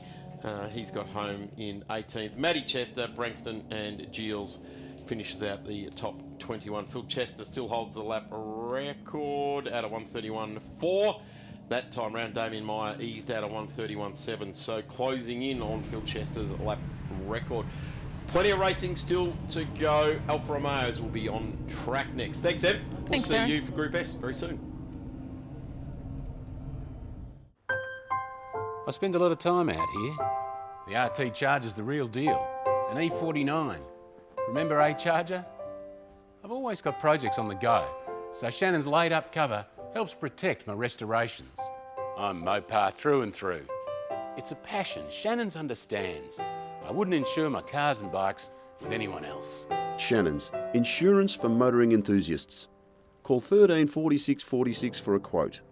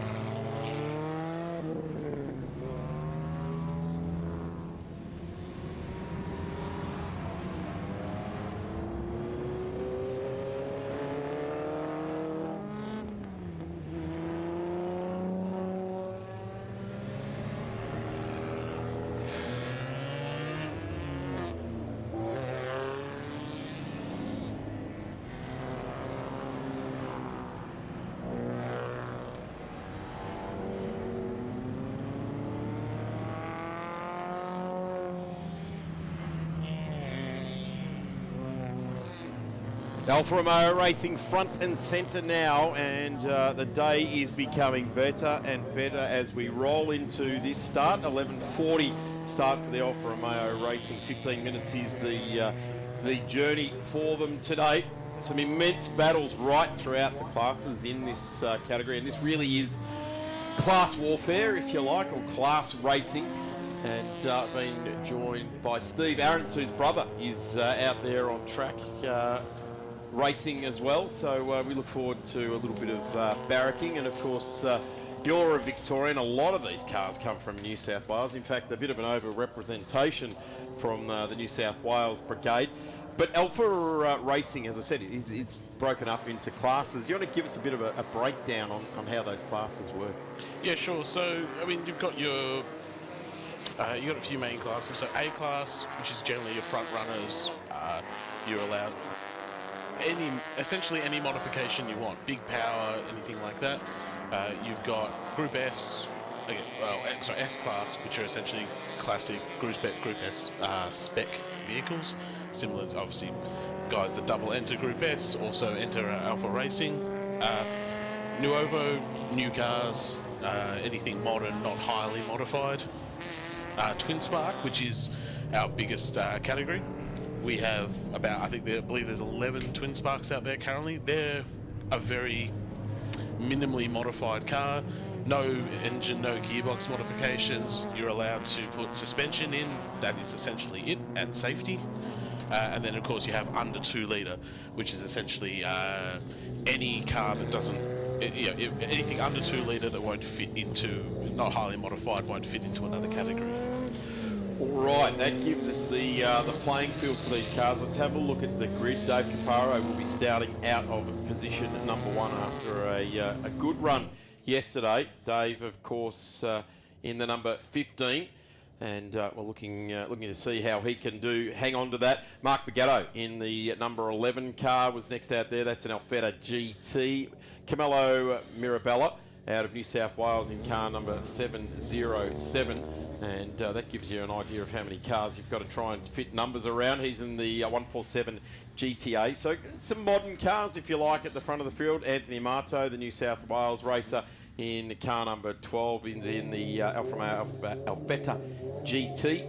And we go back down to Michael Musumeci, Bill Magafin, James Ashby, Mick Aarons, Alfio Musumeci, John Floyd, Andrew Wilson, Urs Muller, Peter Tillett, Dale Ashby, Dave McKee, Bradley Wilson, Raymond Pignatato, Matt Kazaki, then Kazazi, Nigel Catchlove, John Burkhardt, poised for a race start, Richard McKee, Rick Magafin, Evan Botcher, Clara Espirito, and we are absolutely away. That Alfetta GT, the white one, splitting the field there, but at the charge down, it'll be the number 11 of Mark Pagato that leads David Caparo. David Caparo led down into turn 1 yesterday, but what a ripping start by Mark Pagato. He's got away very, very nicely indeed, and we watch all these twin spark cars start to get themselves all mixed up. That magnificent blue GTV down inside turn number 3. And yeah, this is pretty typical of twin sparks. We'll generally be quite bunched together. Very tight, competitive racing. It's an enjoyable class.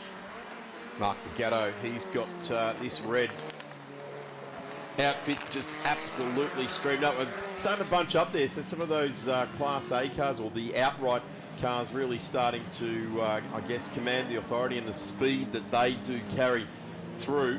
But the number 11 at the moment, that Alfetta GT 2-litre, leading the way as we get a good look at Bill Magaffin, a name pretty much synonymous with New South Wales, Alfa Racing.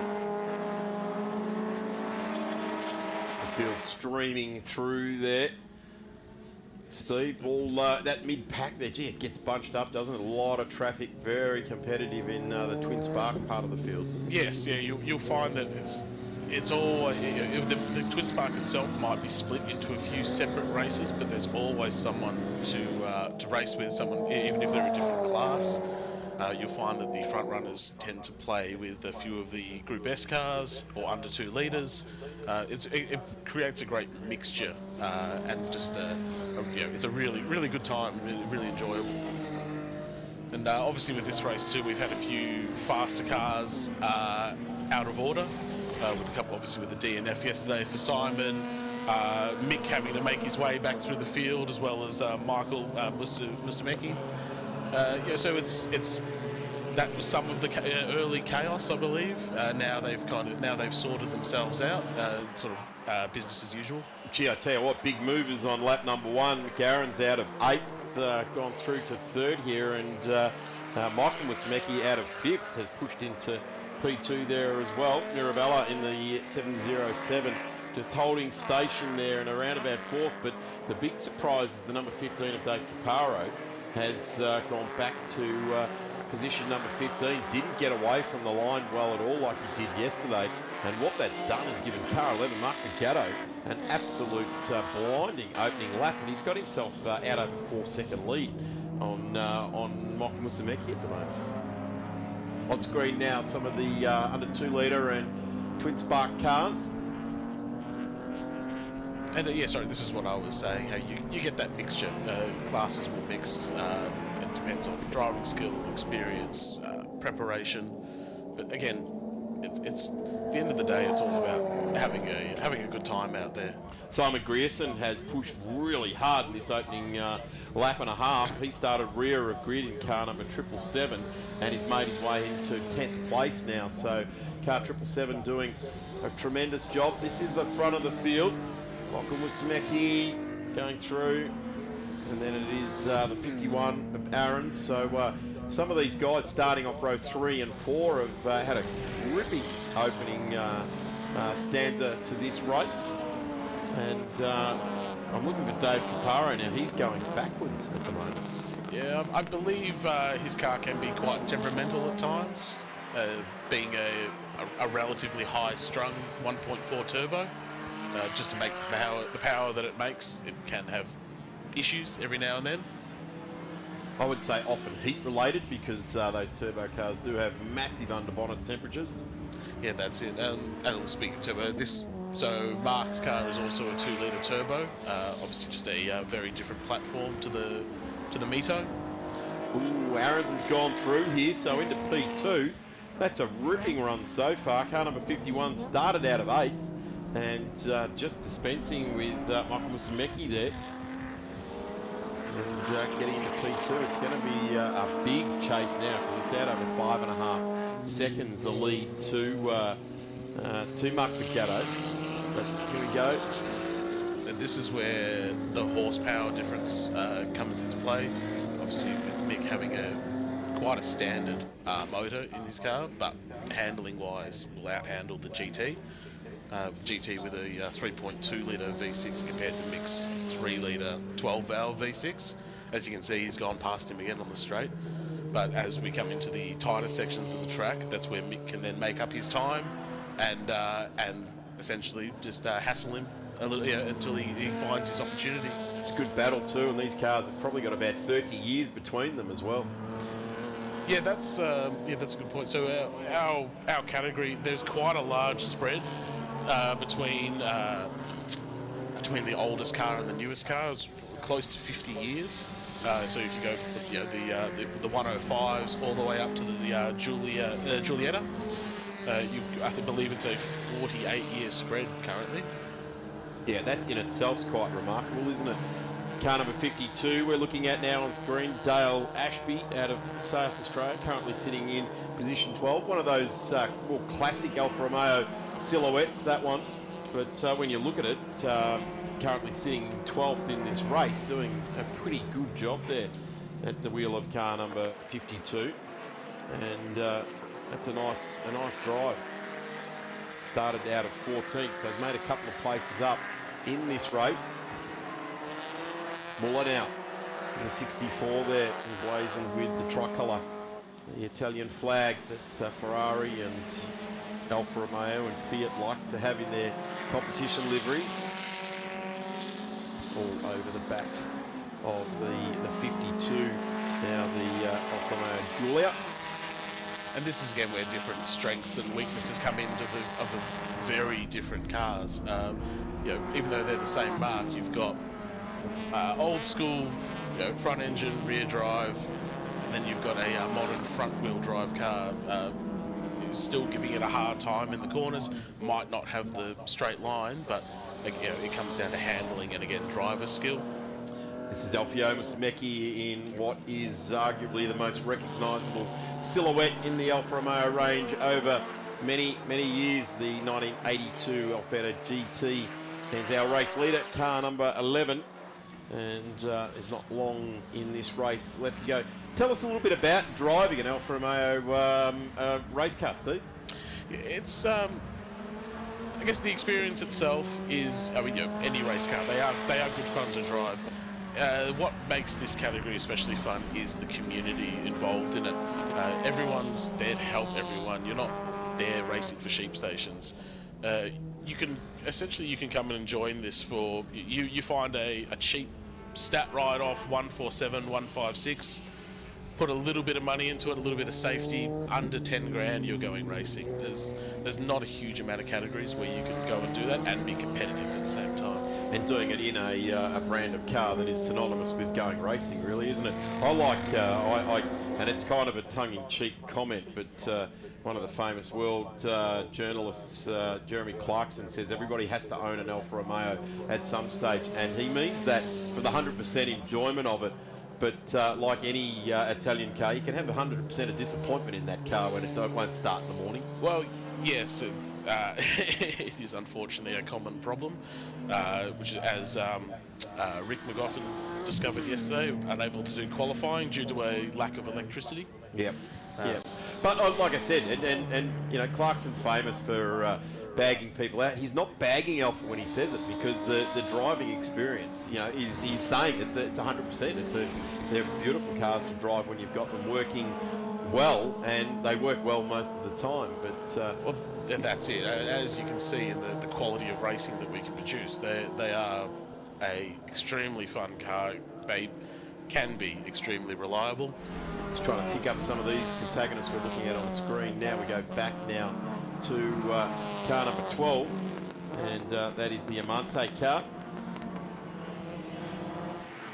And Anthony is a New South Welshman. We go to, I'll pick up the number on that one. I think that's Simon Grierson. Oh yes, Simon Grierson, who is pushing through the field, isn't he? He's worked his way back up to 6th from, I believe, last. Yeah, 25th. That's a storming drive, bit of a mechanical marvel type of effort here, as we get a good look at Bill Magaffin in the 94. And this is where you can, you cross the generations, years between the 53 and the 94 and the 96 there as well. Well, that's it. That was our oldest car in the category and our newest car in the category racing together.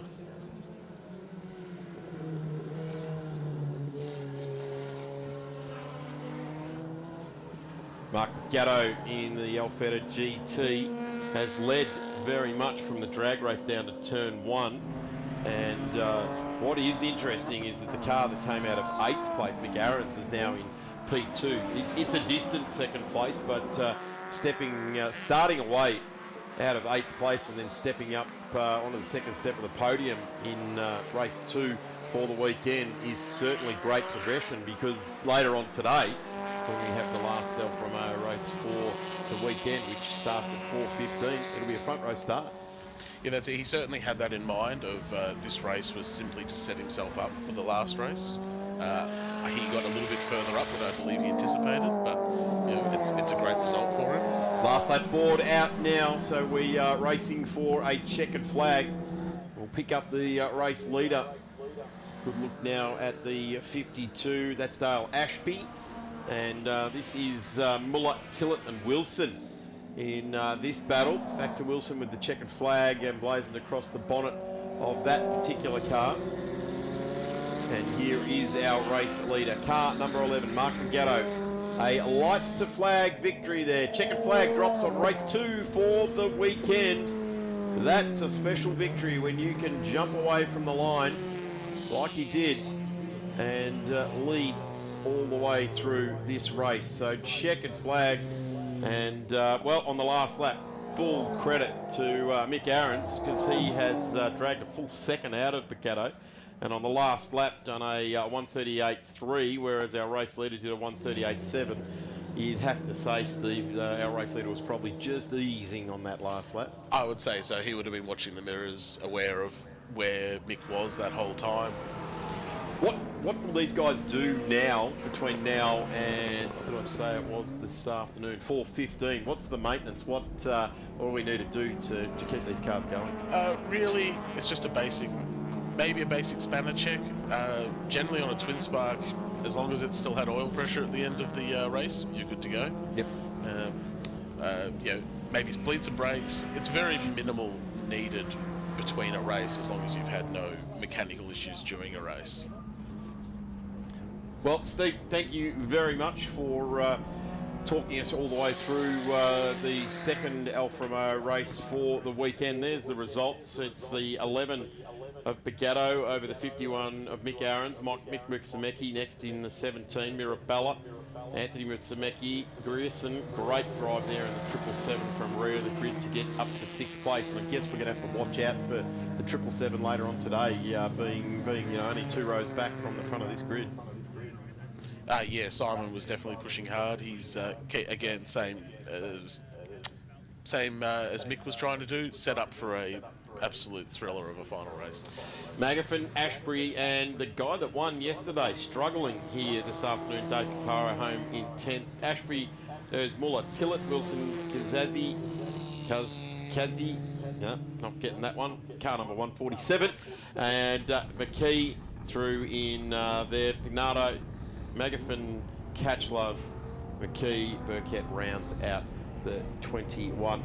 Great field of cars lining up in pit lane. Steve, thank you very much for bringing us the insight into that category, the Alfa Romeo Racing, and we'll see you for the final Alfa race at 4:15 this afternoon. No worries, thank you for having me. Not a problem. Alfa's return to the pit and paddock area. I'll take a quick break because we have got the race for M&O SP and Formula V on track in just a couple of moments. Back soon. I was 16 when I first saw her. Loved her utterly. She was so sweet, so perfect. Still is. She's got a whopping great 2-stroke engine under that gorgeous aerodynamic body. Insurance? Well, Shannon's, of course. No one knows your passion like Shannon's. That's why we offer special limited usage rates and even club plate cover. So call Shannon's on 13 46 46. Shannon's, insurance for motoring enthusiasts.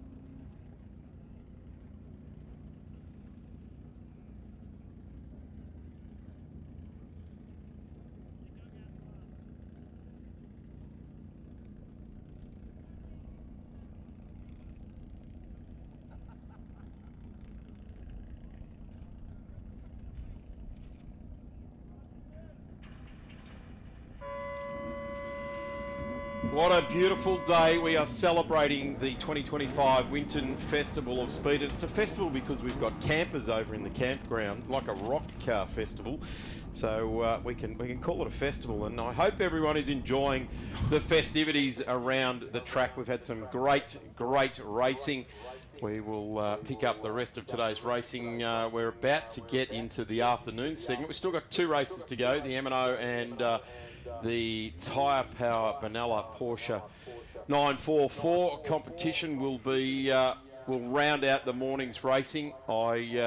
It's awesome. I have seen Joey Callock, the series commentator for the colourful series commentator for the Porsche 944s, is in the house. So looking forward to that. As if the Porsches need a colourful commentator to match the colourful racing, but they got a great series commentator this year. He's a racer at heart, and when he gets his car back on track, we'll lose him from the commentary booth like we did with Jack Atley.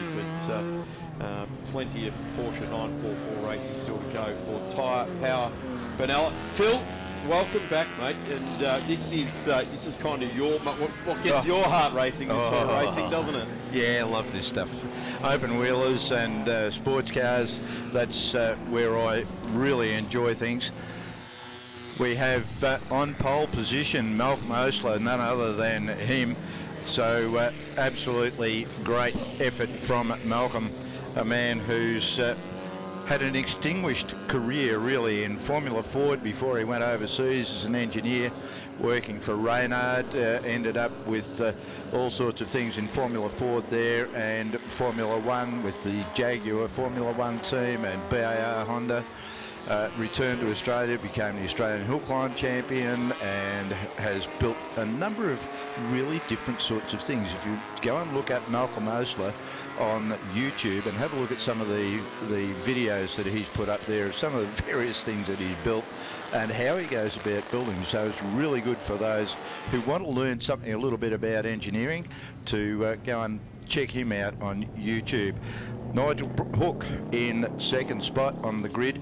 He managed to get past Alan Foley, who qualified in second spot, but Alan was having a bit of trouble with the clutch and being able to downshift through the gearbox in that last race.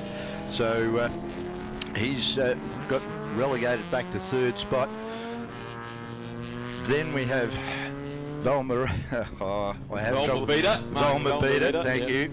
And then David Crabtree, West, Little, Briggs, Jackson, Sykes, Lee Ball from Camperdown in front of his father, Scott Ball, also obviously from Camperdown in the Clubman style car, where we have another Briggs, McLaughlin, Callum Ross from Wangaratta, local lad, Grievous James, Corish Willits, Edgar, Connor Ryan and Josh Lowering bringing up the tail end of the field as they come around to the start and finish line there, Aaron. A couple of those guys down the back of the field as a result of not finishing races yesterday. DNF's next to their name, and this is one of those fields where you just love, makes your heart beat. Rolt, Kaditcha, Brabham BT23C, this magnificent car of Mark Velmabita. He's got Phil Hughes doing all the work on that car, and Phil Hughes is second to none when it comes to preparing your cars. He's affectionately known as the Ferrari fixer, but I tell you what, he has turned up the wick on this Brabham BT23 for Mark Velmabita. I absolutely love watching this car go around, and it's really cool when they bring these cars out of the darkness and put them in the sunlight and use them. These guys are not mucking around. When Malcolm Osler straps himself into the Mr. Juicy number 71 Rolt RT1, it is we're going to see some great racing. David Crabtree in the Cheetah Mark 6, the magnificent Cheetahs that did so very, very well. Brian Sheed built and designed cars. As we get down into turn number 1, we're on for it here. The Brabham 23C just getting in there, squeezing by Foley in the 72, gets through on the Kaditcha PC84. Yeah, Foley got bogged down completely on the start line, made an absolute hash of his start. I often talk about him being a hill climber and doing hill climb starts. That was far from it, and not too sure why, but I dare say I'll hear about it later on. We're a long way away from a hill climb now, Phil. This is the wide open expanses of the Winton 100%. Motor Raceway, and we are absolutely into it. Nigel Hook pushes through in car number 1. That's the Kaditcha F282. The 177 holding wide there. Looks like you put 3 V's across the back of that car, and is definitely out of the sports car racing realm. There is Connor Ryan, and number 8 spears off. Spears off. Backwards. He will, he's gone out onto the green accelerator, but gets it under, gathers it up and trundles number back 8 or out. number 3? Number 8 it was, I think, yeah.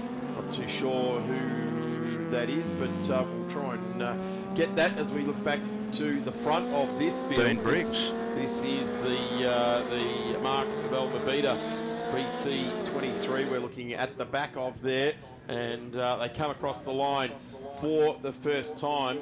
Osler, Hook, Velverbita. Then it is the number 75 of Kevin West, and Kevin is driving that Norax C2. There it is there, the number 75 coming out of turn 2. And the Brabham. That Brabham is just absolutely beautiful, and a great history on that car. If you get a chance to go down into the pits, wander in, have a bit of a chat to the guys there.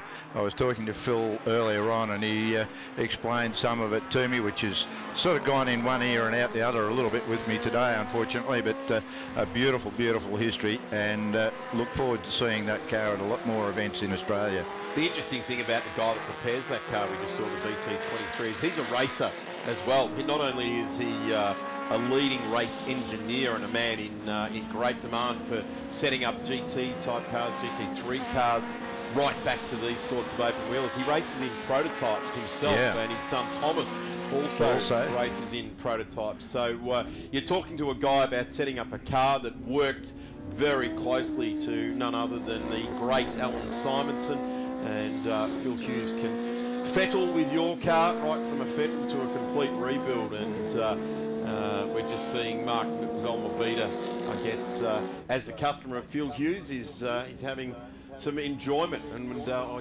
touched on earlier today, Phil, that owning a race car, about 0.2 of your life, you get to use it. The rest of the time is getting it ready, isn't it? Or trying to make the money to be able to get it ready. Hurry up and wait. Yeah, that's the one. So when you come to a racetrack, you want to do all the laps and absorb all the time you possibly can. Have a look at this Formula V racing. Formula V's, as they usually are, 3 wide or more at times, all trying to find the draft on the car in the front. I see Lee Ball there, the young lad from Camperdown, doing a really, really good job in this car. That car is up for sale. So Harold Roberts, Bill as his friends call him, has put the Tube Frames Nimbus up for sale. So a fairly reliable and good little car. As I see it go through there again, up the old start-finish straight. Further back in the field, here we come looking down into turn 3. The Formula V's. This is Ian Edgar in the 58 there, and currently in 13th place. So we're talking about the World Championship for 13th, 14th, 15th and 16th there at the moment, and the 81 has gone into the... I put the mockers on Lee Ball.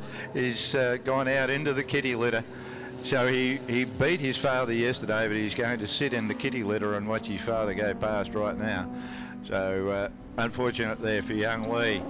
Connor Ryan's getting some laps here this weekend. That number 77, just trying to pick up. He's actually gone inside the top 10. Started rear of grid, and he's pushed this piece of equipment inside the top 10. Car 1 started off on position number 2, Nigel Hook. And it is the Kaditcha F2 and a 1600cc. Yep, a very quick car, very well presented and prepared, being driven really well as it heads on up into the sweeper there. Watching him take the line in through there. Great job. I don't know much about the Kaditchas, but I think that's one of the aluminium tub type of Kaditchas. Yep, absolutely. Aluminium tub, and yeah, look, they were sort of right on the cusp of when things started to go a little bit carbon fibre in the bodywork. And of course, when that first came out in Formula One, everybody reckoned it was all going to fall apart, and there was a massive accident, and I can't remember who it was at the wheel. I read just the other day about it, and everybody thought he was going to be dead because the car was sort of torn to pieces, and the driver hopped out and walked away. And from that moment on, the thing to do was to get into a carbon fibre tub. Just see Callum Ross coming around there onto the start-finish straight in his we've got Melmark Alpha. We have, I think we probably need to get a safety car out there to drag young Lee Ball out of the kitty litter. Absolutely. Shannon's insurance sign off in the distance there as well. Great supporters of the Victorian Historic Racing Register. Equity One, the people presenting this category for the weekend, and our big title sponsor for this weekend, Equity One. Equity-one.com.au. You'll find out all about the information there. A financial institution specialising in delivering reputable financial services for investors, competitive loans for borrowers.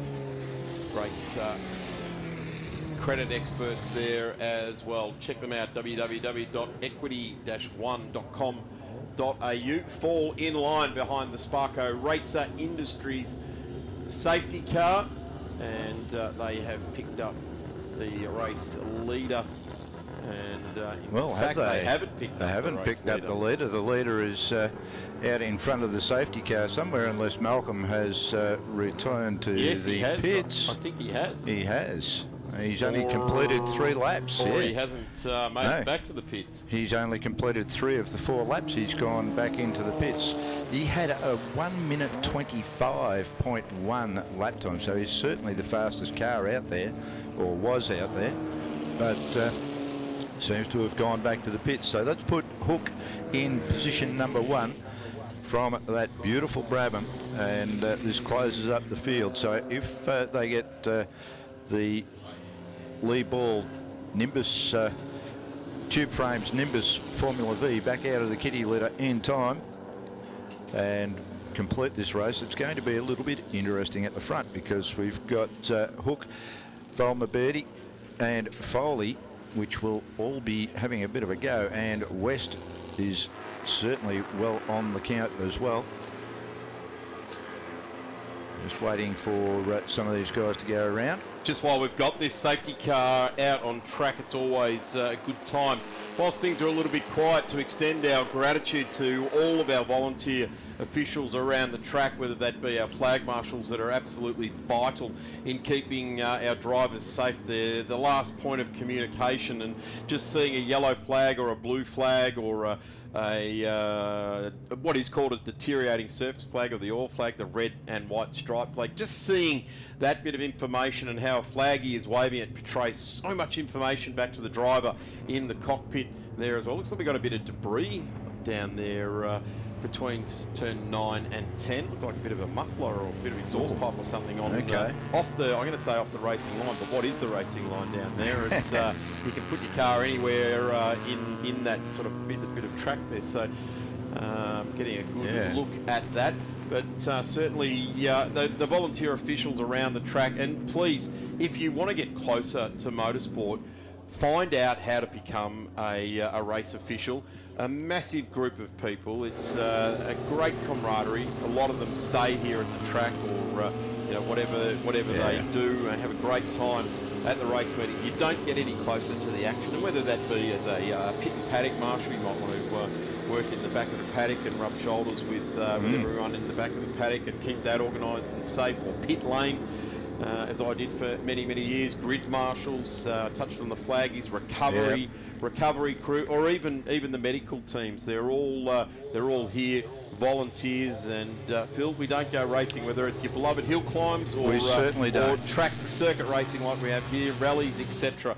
We definitely need all of those volunteers, and a massive congratulations to, I'm going to say, the executive team, so our race secretary Jean Bellinger, the organising people Ian Ross, Brett Florence, the crew that head up the committee to run this event, David Vanell, our clerk of course here this weekend, our esteemed lunch boy Michael Hurler, he's done a tremendous job here this weekend. Noel Tippett as the entry secretary. Yeah. So their work started 6 months ago. Absolutely, And and they work probably even before that. And it's still going next week when they try to add up all the sums and the costs versus the income to try and make sure we can go racing again. Of course, historic Sandown is in November again this year, so they will be as another committee working on putting that all together as well, and encourage everyone to get to Sandown for historic Sandown. Yeah, that's a great event. We really don't know. There's a question mark over that venue, and it has been for a while now, and it will remain. It is a very valuable piece of real estate, so keeping it as a horse racing track is vital, because without the horse racing track, we don't have a car racing track. So getting to Sandown at every opportunity is a wise thing to do. But I tell you what, this weather, this event, this track here is also steeped in history, and we love coming to racing here at Winton, albeit that we're under safety car at the moment. But just to put an envelope or put some brackets around it, Phil, without our volunteers, you can prepare your car to within a millimetre of its life. Without volunteers manning the racetrack, we don't have anything. 100%, and it's really rewarding work doing stuff in the voluntary side of it. You get to meet some of the cool dudes that are out there and racing, and it's just really, really good stuff. I think, but I'm not certain, looks like we're doing another lap under the safety car. No, checkered flag. We're finishing under the checkered flag. So Noel Hook from Volmabedi, from Foley, West, Crabtree, Little, Briggs, Sykes, Jackson, Edgar, the other Briggs, McLaughlin, Grievous James, Callum Ross, and Willits and Corich in that order. So non-finishers: Malcolm Osler, Connor Ryan, Lee Ball, Josh Lowering and Scott Ball. Scott Ball was a DNS, so that means Dan did not start. So unfortunate way for that event to come to a conclusion, but they've got another crack at it later on this afternoon, and we'll certainly be back to have a look at that. Certainly will be. So we wave goodbye to the open wheelers and the closed top sports cars, and we say a very big g'day to the Porsche 944 field. The Tyre Power Benalla Porsche 944 field will be on track next, and they raced essentially with headlights on last night. They're not going to need headlights today, but what we're going to need is people up the fence cheering them on, because their racing is fierce, it's intense, and you want to make sure you take it in. They'll be back on track next, Phil. Great stuff.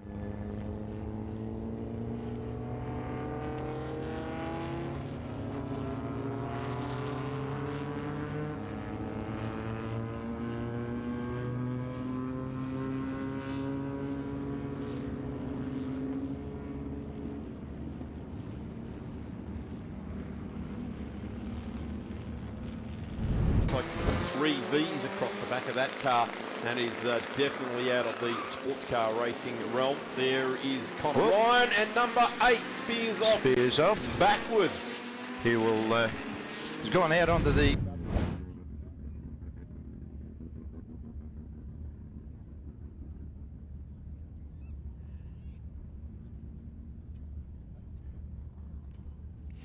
Plenty of racing still here to go today at the Winton Festival of Speed, and I recommend you get yourself comfortable and stay right to the very end of today. It is certainly a treat, and I'll explain to you why. The cars that are going to come on track next will be the last race of the day. They were yesterday. They did it with headlights on, and the race finished at about 5 to 6. Their race this afternoon starts at 5. The sun is setting at that time, and it's an evil time of day to be racing. the best time of day to get photos of racing cars. Certainly, it's that golden hour, and particularly with a day like today, it's going to be the goldenest of hours, if that's a word. I'll slot that into the English language. I slotted winningest into the English language yesterday, and that was certainly it. I'm Darren Smith. I've been joined by Joey Kellogg, who I named you as the series commentator, but you're not. You're more the rogue out of the Porsche 94, and that's saying something. That is absolutely saying something. I'm pinning something right on you here, Joey, but you're a racer yourself. You've raced these cars, so your insight is awesome. And your enthusiasm is nearly second to none. So welcome, Joey. Welcome to the Winton Festival of Speed. Thank you so much. It's what a pleasure to be here, and what an honour to be stood beside one of the great voices and great personalities of Australian motor racing. If there's anything, yeah, there's a guy coming in. No. If there's anything you don't know about Australian motorsport, it's not worth knowing, and it is a great pleasure and honour to be standing right next to you. Well, I'll shadow those remarks right back at you, because we're about to go Porsche 944 racing. I've been on the record for a number of years now saying this is fearsome. You know, these guys. What gets me is they'll be down there up until about 45 minutes ago, chatting amongst themselves, swapping parts, helping everyone get going. They start to kit up, they start to get ready, and we get this absolute door handle style of racing. You enjoyed it. You liked that aspect of it. You got amongst it when you were racing it, and it's just part of it, isn't it? Really? It's one of the most friendly paddocks out there, and certainly just before race time, tension starts to build. But it's a shared tension and a shared camaraderie and a warmth. It does not detract from the level of competitiveness, and the natural competitive nature of races in general is there. It takes more than friendships to take that away. It's these guys race fearlessly and fiercely. It's door to door, it's bumper to bumper. These cars are so evenly matched. It's all about momentum, especially at a track like this at Winton Raceway, where apart from the start and apart from the finish, these cars will stay in third and fourth gear for the entire race. Every single corner is in either third or fourth gear, and they are hammer and tong at it, all about momentum and all about staying as close as they possibly can to make the most of any opportunity they can find on track to make positions up. This is going to be a good one, and as I said, ladies and gentlemen, this is the reason you will stay to the very end of today. Their last race starts at 5 o'clock. I'm doing a big sell here. I'm going to guarantee you it's not going to let you down.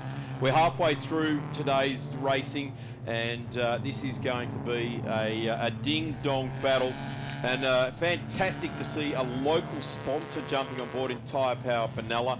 And even better that the proprietor down there, won his first race in 944s for about a season now. And I speak of Chris Lewis Williams. He won the race last night. It was dark, and he charged to the line. It was absolutely a ripping victory. Was that his first race for the season, was it? No, but it's his first win. Sorry, first win for the season. Yeah, so he's... Wow, great job. He knows this track well. He does, he certainly does. Was an employee here for quite some time. So looking forward to seeing how Chris can do that. I like the fact that he said, hey, it said Winton, I'm the local tyre power guy, I may as well throw that at it. And he took his own prize money in and he left it in his pocket, didn't he? And took it away. That's great. In one hand, out the other.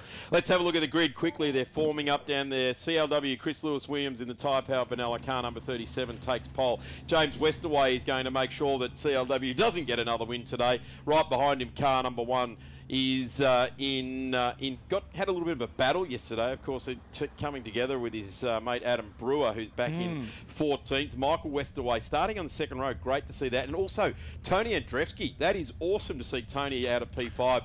Mark Torbett's in the bright yellow car there, out of position number 6. Ryan Phillips, Tony Westerway, Nick Carpenter, Peter James, Mark Verdino. Interesting to see Verdino that far back. He will try and push hard. And we are away. And getting off beautifully there is Chris Lewis Williams. He's got Westerway right alongside. Unreal. Look at this. Beautiful stuff. Oh, very aggressive from Westerway on that second. Oh, coming together on the straight. One and Westerway. Bella off.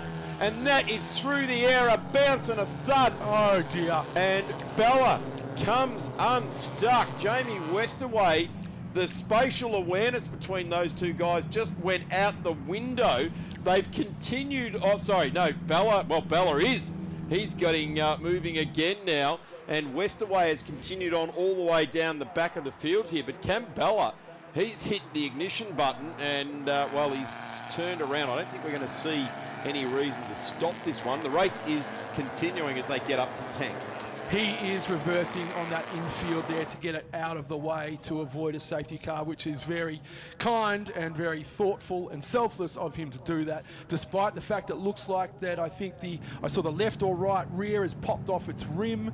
That car got airborne, bottomed out very, very heavily. I would suggest that has some damage to the suspension. At the very least, he's probably going to have to pop down to Tyre Power Benalla for a wheel alignment. Yeah, it may not happen today either as well. So it's Chris Lewis-Williams that's leading the way. And, well, I guess those two guys, they're his main protagonists, not only in this race, but in the championship itself. So Chris Lewis-Williams comes around to complete lap number 1. Look at this. And Beautiful. Here we go. Replay. Very aggressive out from of turn on that 1. Oh, coming together. One. Bella was right beside him. Bella off. And that is through the air. A bounce and a thud. Oh, going through the culvert Bella. Lucky that Cambella remained upright there as we go back to the race proper midfield now. There goes, is that Carter Fox? See, he's pushed all the way. No, there's Carter there. So he was down the tail end of the field, Carter. But I'm not sure Carter's made the start, as a matter of fact, this time round. I think you might be right there. I'm just trying to pick up. There's a number of yellow cars in that group. Yeah, I did see his car with on jacks with an oil cooler issue before the start of this race. So sadly, it looks like he is not made it, as we see Michael Westaway and Mark Torbert's getting very close together through the entrance to the S's there. I'm still reeling, to be honest, from the huge adventure that Cameron Bella took there. That was absolutely wild. It certainly was. The interesting thing is, let's keep an eye for the 44 of Mark Verdino, as well as coming through is Ads Brewer. So Ads obviously had that massive off yesterday. Started out of 14th, and he is pushing his way already into 9th position. As we see Torbert's having a little sniff up the inside of Westaway there. Looks like he's putting this move on.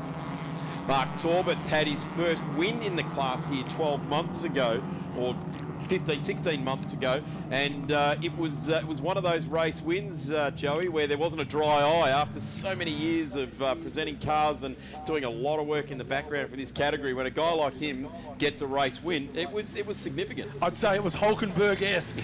yeah, it was.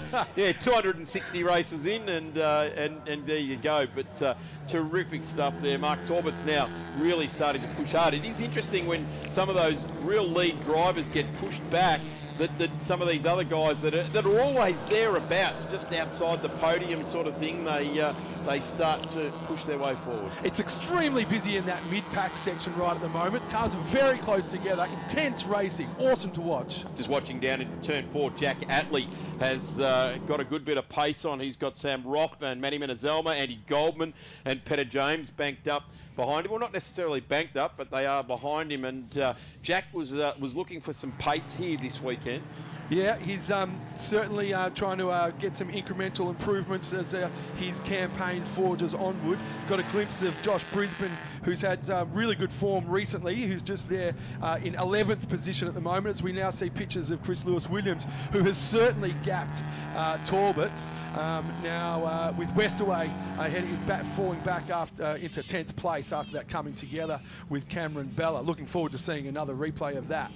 Car number 37 is doing a brilliant job. He won late yesterday. I've touched on it. It was dark. There's no missing that. The sun sets at around about 20 past 5. The race didn't start till 5:30, and these guys raced well into the darkness last night. Mark Torbert's setting himself up. We've still got about 4 laps to go in this adventure, but look at this pack just off, coming across the line now. Have a look at this group as they arrive down at turn 1. The car second in this group, in this battle pack, is Ads Brewer. He's in title contention. And who's right behind him? Jamie Westaway, who's also in title contention. They're trying to work their way through this field.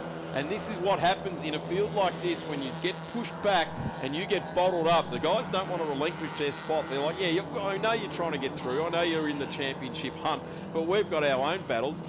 You've got to work hard. I'm not letting you through. You can go through on your own volition. 100%. We've got Jackman, who's corking the bottle for that group, with Brewer, Westaway and Verdino just behind. That's making it really close just behind Jackman and giving those guys an opportunity to get something upon each other through the S's they go now. It's intense stuff. That's cool. There's very, very little gap between this group. Where are we looking in the race here? We're talking just outside the top 10 here. So again, the World Championship. For long you want a good deal, go and see. Long you want a good deal, go and see Mark Torbert's the driver of car number 66. It's not his car. His car is back in the shed at home. I can report it is his car. It is his car. New to his stable. Oh well, there you go. Another yellow car in his stable. If you're a fan of sports sedans, he's also got the ex-Perotta Cortina in his shed as well. One of the best looking sports sedans out there, I tell you what. And that's saying something. Incredible. TC Cortina, I think it is. It's absolutely amazing. Ads Brewer now. Have a look at this. This is a big push. Jamie Westaway. These guys haven't been able to dispense with the Paulmaster entry just in front of them at the moment. So that's quite interesting indeed. They just haven't got the impetus to make that move. Have a look here. Jamie Westaway is going to look up the inside of Ads Brewer.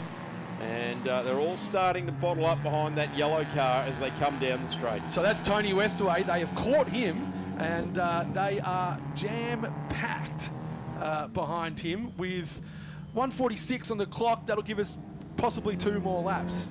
This is not over. Plenty of action. Anything could happen. And let's see what unfolds here on these last 2 corners. These are my corners. Have a look at that. There is Ads Brewer, and they are just easing their way past the Poolmaster entry. They've got that job done. They're working in tandem with each other, but not laying down now. Look at that, a zig and a zag left to right to try and pick up where we are. And here is our race lead. Look at this. Mark Torberts is now weighing right in onto Chris Lewis-Williams' race. We've probably got 2 laps left in this journey. But Mark Torberts now ranging right up onto the back of Chris Lewis-Williams. That is a fast car that Torbert's in. I saw there was a big gap a couple of laps ago. I wondered whether there was enough time and whether or not he was actually gaining on Chris Lewis-Williams. That answers the question. I wonder if there's a mistake by Lewis-Williams. There's a 1 minute 38 lap time there, which signifies that he has made some sort of a mistake. He's let Torberts right onto his back bumper. Torberts has got a sniff now. He's going to go for it. I think he will. I think you're right there, Joey. This is absolutely coming out of the bottom end of the track now, making their way down the old back straight into turn 10 and getting the power down. Chris Lewis-Williams in the 37 is the master of that, but Mark Torberts is just hanging on to the back. This is spin there. That's the 68. That's Sam Roth, who we called earlier in the carpet called car. That's the carpet called car. It's not him. He's in the yellow car here this weekend. So Sam Roth started out. Oh, there's the checkered flag. So we are poised for the checkered to drop, and a spinner there. PJ Grant. As we see, Chris Lewis-Williams has taken the win over Mark Torberts. Torberts was like an aardvark at an anthill, searching for ants, didn't quite find them, and just finished up just behind Chris Lewis-Williams on this one, with Michael Westaway in 3rd, Jamie Westaway in 4th, Anthony Westaway in 5th, the Westaway trio, Brewer 6th, Verdino 7th, Brisbane 8th, Phillips 9th, Carpenter 10th, Andrzejewski 11th, Jack Atley in 12th, Peter James in 13th, PJ Grant in 14th, Metzer Selma in 15th, Roth in 16th, Goldman in 17th, Bella out, Fox a non-starter. What a race. Certainly action-packed there. We did not expect to see the 2 cars that started 2nd and 3rd on the grid off the track on driver's right. They were lucky to hit nothing as they exited there. Nice open paddock as they speared off. One thing that I've found just looking at that results sheet, Joey, is how often do we see M Westaway in front of J Westaway, let alone M Westaway leading home J Westaway and A Westaway? That's awesome. That's really good. Michael, he's still got it. He certainly has. Chris Lewis-Williams takes race 1 and now race 2 in the Tyre Power Benalla Porsche 944s. I told you, ladies and gentlemen, this is the reason you will be at the track to see the start of the Porsches at Trackside. Unreal. Look at this. Beautiful stuff. Oh, very aggressive from Westaway on that second. Oh, coming together on the straight. One and Westaway Bella off. And that is through the air, a bounce and a thud. Oh, dear. And Bella comes unstuck. But Mark Torbitz is just hanging on the back. This is spin there. That's the 68. That's Sam Roth, who we called earlier. In fortitude and discipline and ability, they will be trying everything to get that car back on the grid for the last race. Make sure you stick around for it. It's a perfect time for a Dagwood dog with sauce, a sunset, and a Porsche 944 race for the ages. I can't believe you missed the opportunity there. I'd prefer a 1300 lasagna if I could tuck into one of them. It's actually 1-800. Oh, 1-800. There you go. I haven't got the T-shirt on. 1-300's the competition. 1-800's the best, though. Exactly. Don't get the junk, get the best. Exactly right. Hey, Joe. Well, 1-300's the Timu lasagna. I'll have a 1-800 lasagna. Thank you very much. Joe Kellogg, thank you for your time, and we'll see you at 5 o'clock, mate. You're hanging around for that one. You will. Plenty of racing still to go. We tip the program back up and we go right back to regularity like we did at 8:30 this morning in just a couple of moments. Great to see such a good crowd here in at the track, and those watching on at home, at work, wherever you are in your live stream. I know someone's watching us in a terminal in Abu Dhabi at the moment, so that's the beauty of live streaming. Getting a plane from somewhere on the other side of the world and watching the Winton Festival of Speed for 2025. I'll be back in just a few moments with regularity, same as what we started the day with.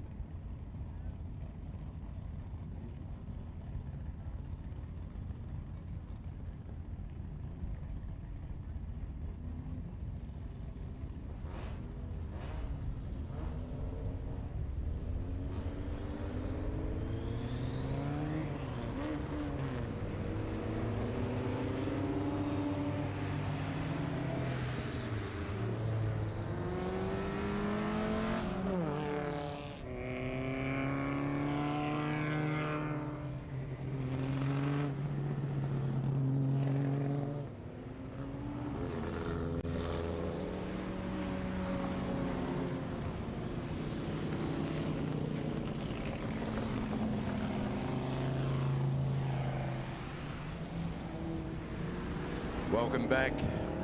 And you can see going out onto track is our Regularity. I'm Phil Memory. We'll be joined shortly by Darren Smith, who's just taking a bite to eat. Well deserved.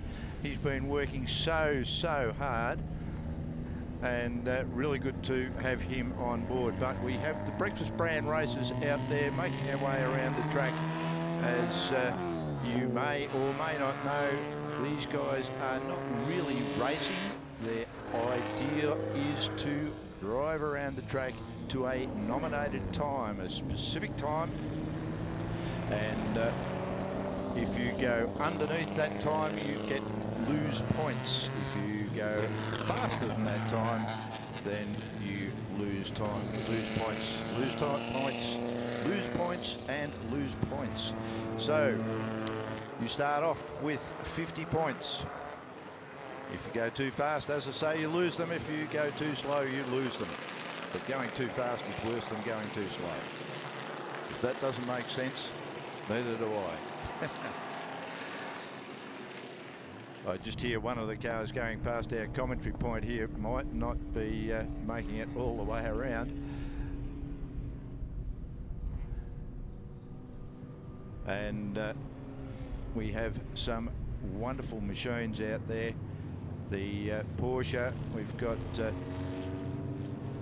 SoCal, we've got the Mustang, we've got some really good machinery out on track. Now, not too sure what's going to happen with that car that wasn't running right. I'm just looking to see if I can see it. Yeah, it's still going, so that's good.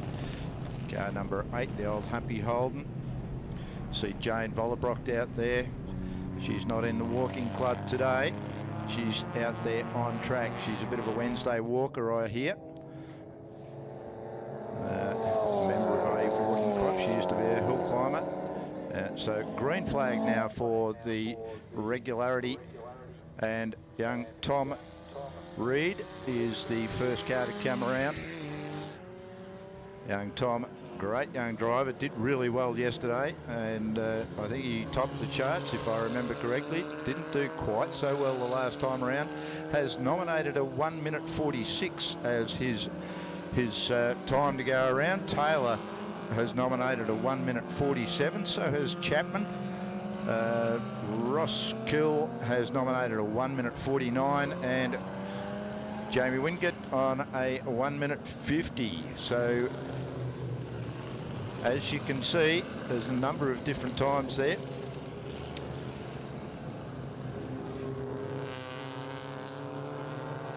Just watching car 23 go through there on screen. And some glorious machines, the slimline sports cars to the beautiful Porsche, to the Rod, to basically car 42 there, the Subaru.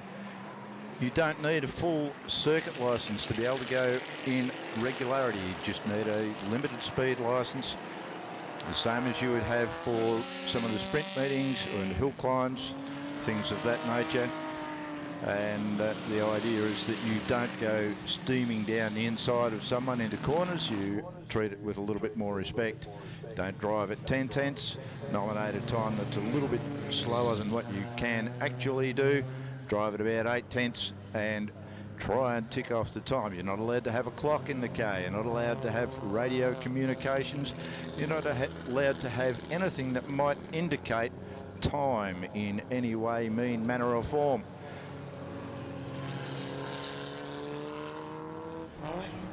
We're just watching some of the cars go around here on screen. We've got everything from open-top sports cars. Darren Smith is coming back. He's had something to eat. He must be just about worn out. I hope that you've got enough voice to be able to get through the rest of the day, my friend. If you can call a chocolate bar lunch, then yes, I have definitely had it, but so didn't want to miss out on the Regularity. It's one of those events you've got to, once you start watching it for the weekend, you've got to hang around, don't you, and see who ticks all the boxes and doesn't break out Yeah, well, so far we've still got 4 cars with 49 points and 2 with 43 with 47. Oh, we've got a number of cars out there all on the same points at the moment, so you don't know who's won a regularity until it's all over. Car number 8 coming around there, the old Humpy Holden. Just looking for the name beside that at the moment, and it eludes me. Beautiful old car. Grew up in a Humpy Holden. What about you, Darren? No, it was an Alfa Romeo Julius Super, the Alfa Romeo Ugly Duckling, and a Mini Minor 850 was the cars that Mum and Dad had when I arrived. But what I've just noticed and is jumping out outstandingly is in car number 20, Ian Tate in the Zephyr Special. Needs very little introduction in the world of Victorian Historic Racing Register. So great to see Tatey back out there. I actually remember back in the Phillip Island when it was called the Castrol Classic, and I'm going to say late 80s, early 90s that was. And Tatey used to run a red MG Special. It was like one of those, like the George Reed Special, but it was an MG Special, and he was rapid in that. And I'm pretty sure it ran on methanol. Okay. Back in the day, but Tatey will certainly make sure I get that right. But really cool to see some of these luminaries of the VHRR getting out there and doing some competition in the regularity. So just as I say that, Tatey goes down to 20th, and our mate Tom Reed in the little black Formula Ford jumps to the top as we get one of the coupes out there is parked up. Yeah, the 350 GT, or is it a Mustang? I don't want to get that wrong again. I got that wrong once. I won't do that again. Yeah, the 350 GT guys get upset if you call it a Mustang, and the Mustang guys, I think they're a little bit envious if you call their Mustang a 350 GT. Yeah, so that is that's Phil Spender parked up out there. Yeah. So get that back underway and back out on track there. So this is a stacked deck, isn't it? We've got out of 30 cars out there on track for this one, and they've all got themselves back up and running for the. In fact, we've got 36 cars out there. Connor Ryan getting another run at it today as well. So that's pretty cool. He is getting some good miles out of his 2025 Winton Festival of Speed entries, isn't he? 100%. He's a very keen competitor, and really good that he is. Young guy coming on and doing a great job of it. Car 68 going through on our camera there. Big slide there, Formula Ford. Taylor, and he's currently got 44 points remaining. Sorry, Darren.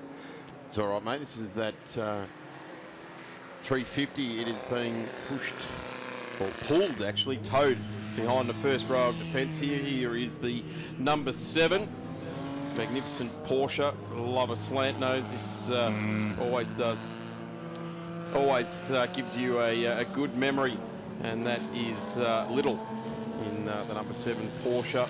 Chris Hones entered car, and you can certainly hear Chris Hones' backstory on the Grassroots Racing podcast going back a year or two.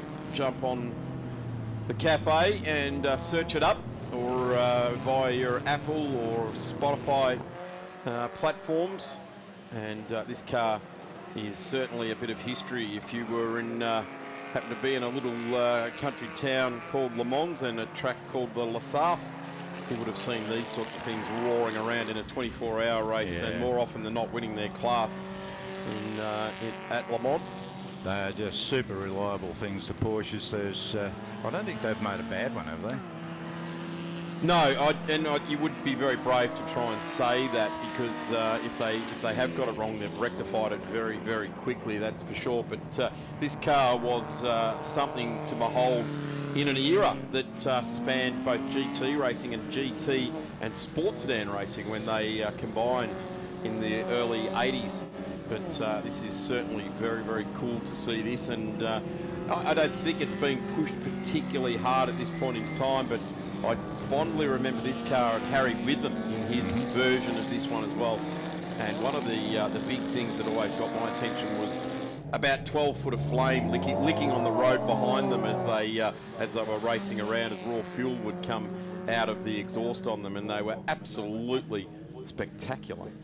Yeah, they're fantastic cars, and yeah, you just wouldn't want to not be in one of those. If you had a chance to bolt yourself in and go for a bit of a lap, you'd be on it. Of course, he's not trying to push it as hard as he possibly can, because this is Regularity. It's the breakfast brand races, and he is trying to get around there to a specific nominated time as he heads up around the sweeper. No clocks, and no at the moment he's not doing a very good job of it, because he's down the bottom of the down the bottom of the page there. So I got to say, if I had one of these, it'd have to be a day like today here at the Winton Festival of Speed. Beautiful sunlight and a nice dry track to get around and test your skills on track here in the number 7 slant nose Porsche. 100%, great car, and the well, look at this machine on screen. 92, the machine that has been local for so long, gathering its way around, been around the Regularity traps for a long time. Just not too sure where he's at on the list. Doing pretty good, Robson, in that car. Robinson in the Ford Millthorpe, 3.9 litre, an interesting capacity, and one that harked back into a generation, and we say a generation happens to be 1939, Phil. So you can sidewhack a V8. You can imagine the upkeep, and well, if you have to upkeep a part, you're probably over to a piece of steel and about to have to fabricate something. Yeah, get the hacksaw out and the lathe or the milling machine and start and make it yourself. So the Millthorpe Special, great car. Quite a lot of history behind the car, which I'm not going to try and go into because I don't know it all. But yeah, great car, been around for a long time. And young Tom Reed coming up gets the wave to go to the right of the Millthorpe in the Formula Ford. Tom has dropped off the leader sheet as well. He's back down now in 11th with 29 points. It's the unique car that's got 47 points. Yeah, so Tom's certainly probably gotten a little bit over-enthusiastic and found out that maybe he's a potential racer instead of a Regularity driver. I think that's the point he's trying to prove, actually. I think he wants to, in 12 months, return and lob up with that massive competition in the Formula Ford field. And, of course, Formula Fords will be on track at 2:30. Looking forward to seeing the Pocket Rockets churning around some laps here. Gee, we've got an envelope of history right there, haven't we? A Ford Roadster and a Subaru WRX. There he is, car number 36. Currently sitting in 11th in this one. Did very, very well yesterday in the midday Regularity. Was in the top 3. He can of course push his way back to the top at the moment, but it is the number 69 that is currently holding station at the top of the timesheets, and that's a Nota Clubman. Boy, they were a very popular class of car, the Nota Clubmans and the Farrells and of course the Alphans in 2-litre trim in the early and mid 80s were absolutely rapid. Tom getting back down through the gearbox, and he's got that Quest racing chassis, which is very, very rare for Australian Formula 4. Yeah, they're quite a rare chassis, the Quest. Most of the chassis are probably better known, the Lolas and the the Roltons, and the Van Diemen's. Van Diemen's, so this is an unusual one, but Tom's doing a great job of driving it, even though maybe he's going a little bit too quick, or he's I don't think he's been going too slow.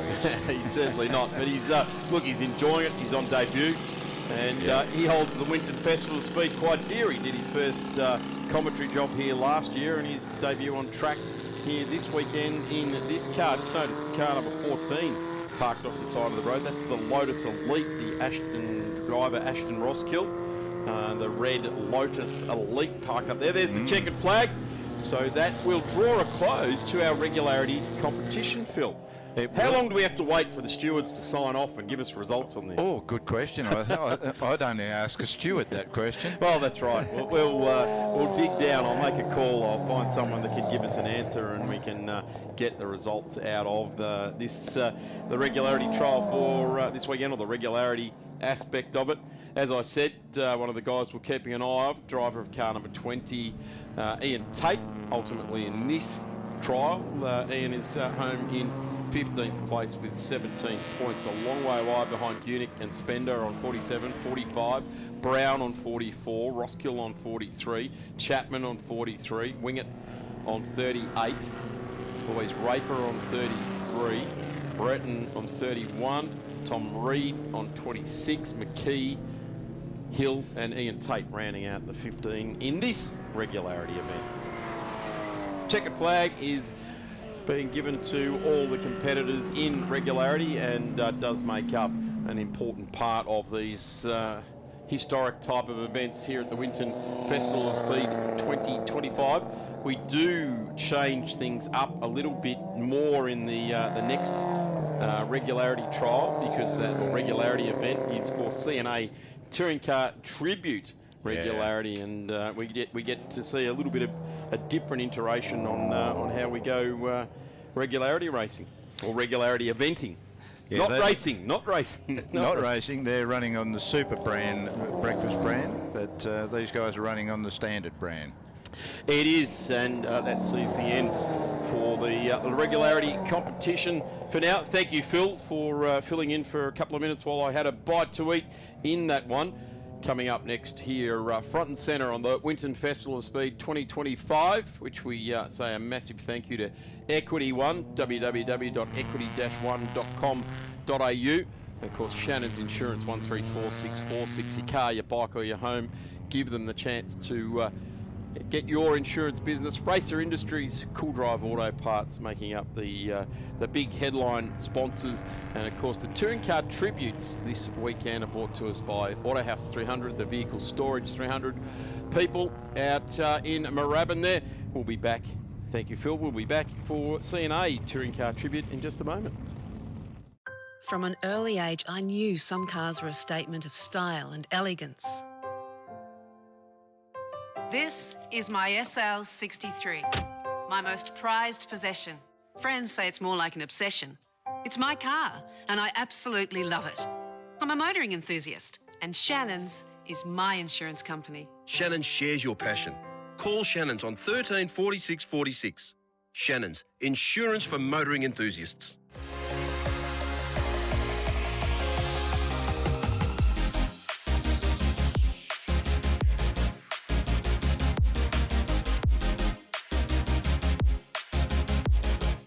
When I was a kid, I loved cars. I've been a motoring enthusiast all my life.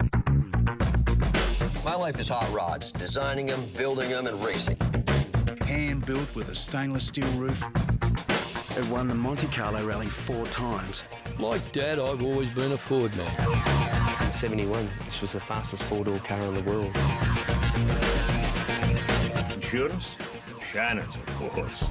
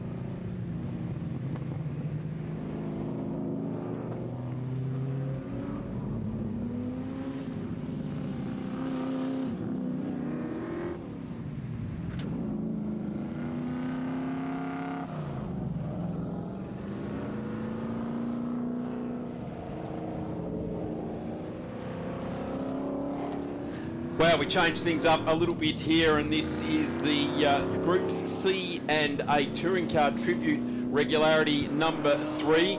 These cars look the part, sound the part, they are the part.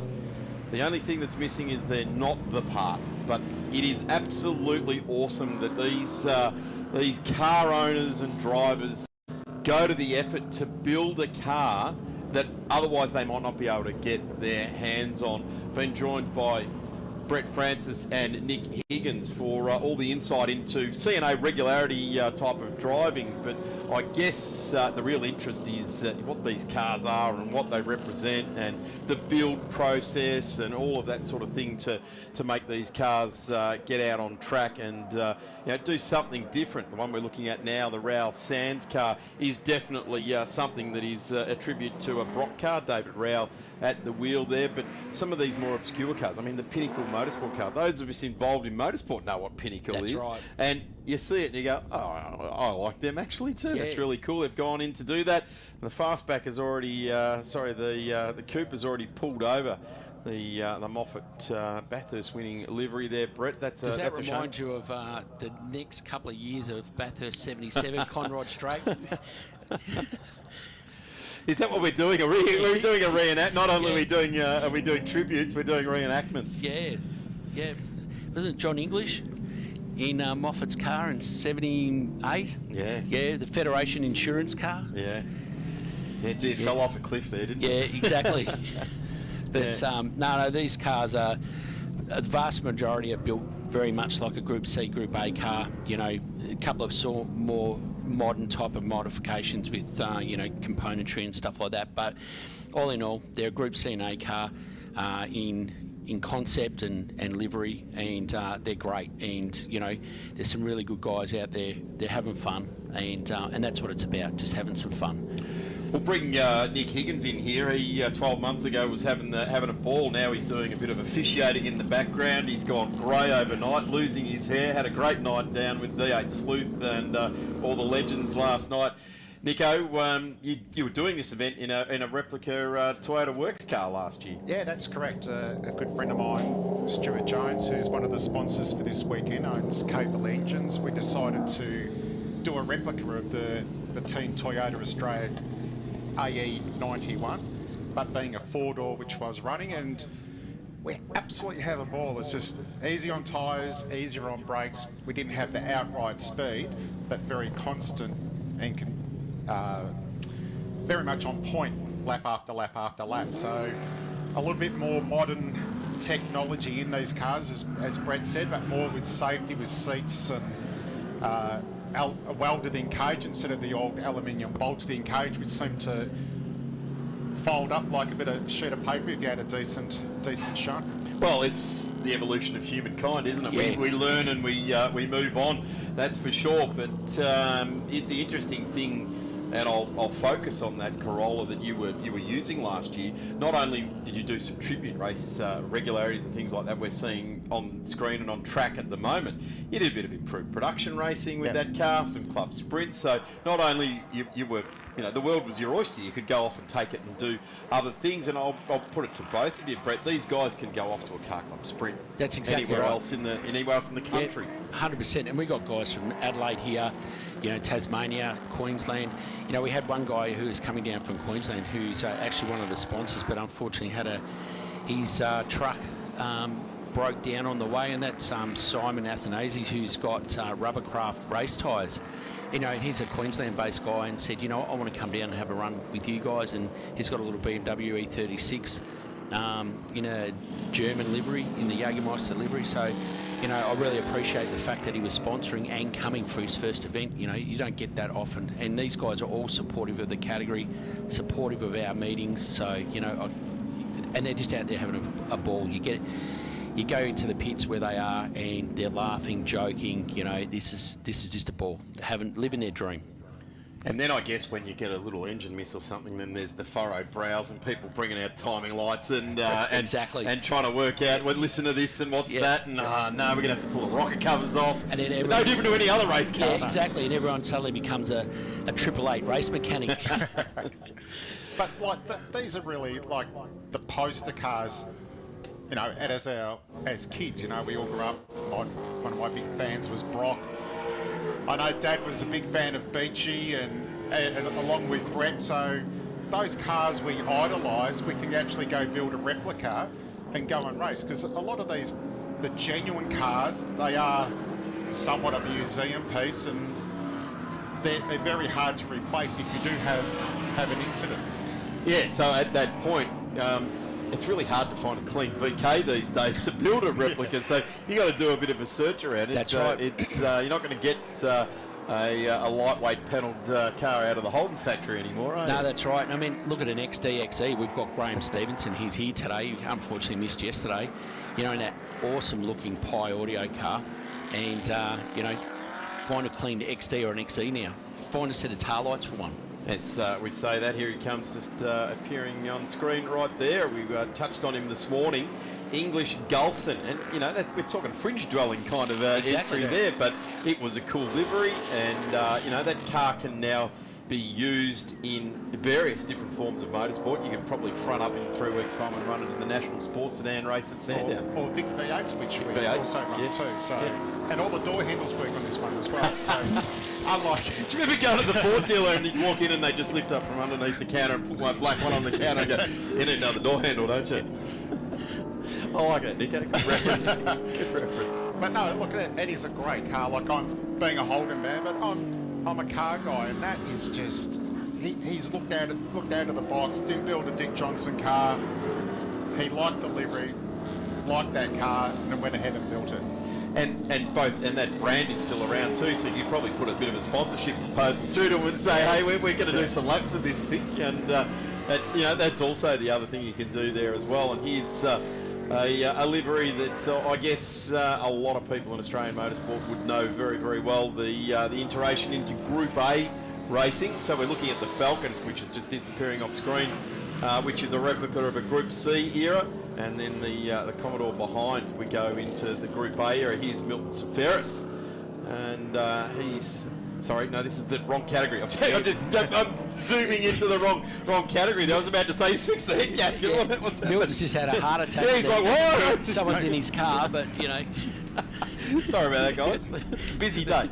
But no, you're right. It's a pretty good tribute to his car with a different take on the word that usually sponsors it. So, but you know, that's Pete Shibris's son out there, Chris. He's having a run. This is his first event, and I spoke to him yesterday, and he said this is fantastic. So, you know, and this fella here with the yellow VH, that's a brand new car from South Australia, and it's an awesome looking livery. It's one of the best ones we've seen for a long time. So yeah, well done to Daniel. It is very cool, and the VH Commodore was a pretty successful Group C car, wasn't it? You look at that big whale tail they had on the back of them, and then we go to the next iteration, the last of the Group Cs, and we see that the VK. Yeah, the mighty Big Bangers. Yeah, that was the last of the Big Bangers. Yeah. And it will be great to see some more Big Bangers. I think last year we had 2 Bluebirds out here. Yes. You know, the RX-7, which they had as well. So with Moffat and Peter McLeod in the Slick 50 RX-7. Interesting you touch on those Bluebirds. I do remember them from last year, and they were quick too. Yeah. They were bolted together very well indeed. Here's a cool one as well, the 76 Tirana. That's a beautiful car. I was just having a look at in the pits before, and that is just a magnet for people walking around taking photos. The kids are hanging around the cars, and it is great. Well, and off that is that's not just about the tribute cars. That's about this event. The people that are discovering this event over the last few years. And Brett, we chatted just before the event started today. Great spinner down here at turn 2. Continuing on, just gathering it all back up again. Car number 5, that's the Davies entry. But yeah, the event overall, Brett, is just being massively accepted, isn't it? Yeah, it is. I've got to say, August and the weather, like this is just brilliant. I know. Yeah. You know, Benella's put on the best weather you can imagine this weekend. It's fantastic. It certainly has, as we get a good look at this number 76 there again, and that's the Ryan entry. and it's a semi take on the Jansen hatchback. Okay. Yeah, it's even though it's white, but the colour scheme across the top, the red and the yellow, it was based on a Jansen scheme, he said. So yeah. Yeah, and I do like the fact that they're representing Australian manufacturing with Hollinger written down the side there exactly. as well. Yeah, world-class engineering. Right Absolutely, yeah, for sure.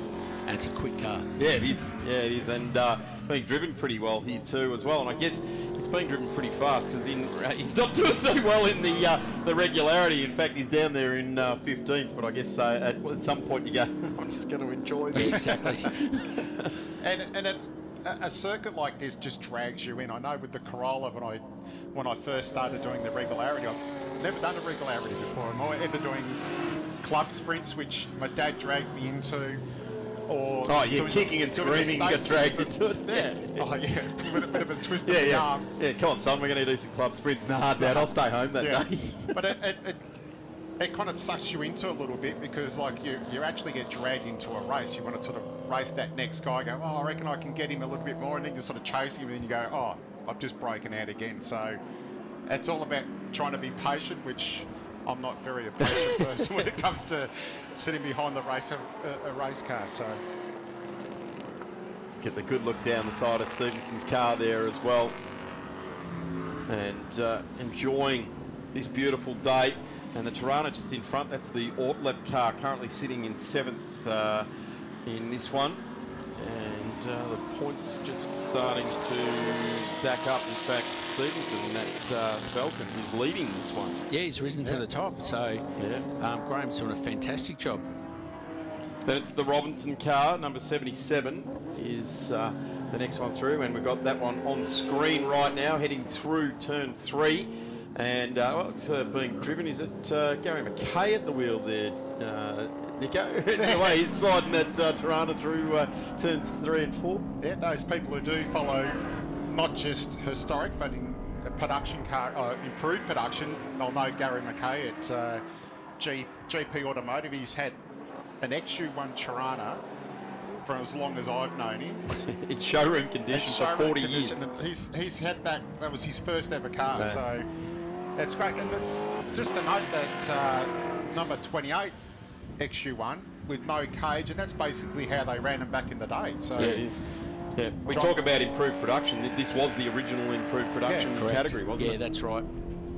These cars running around in, and plenty of people watching on here this weekend, and it's a fantastic crowd at the track. And I've got to I can't get around to everyone personally and thank them for coming here, but thank you everyone for the patronage here for this event.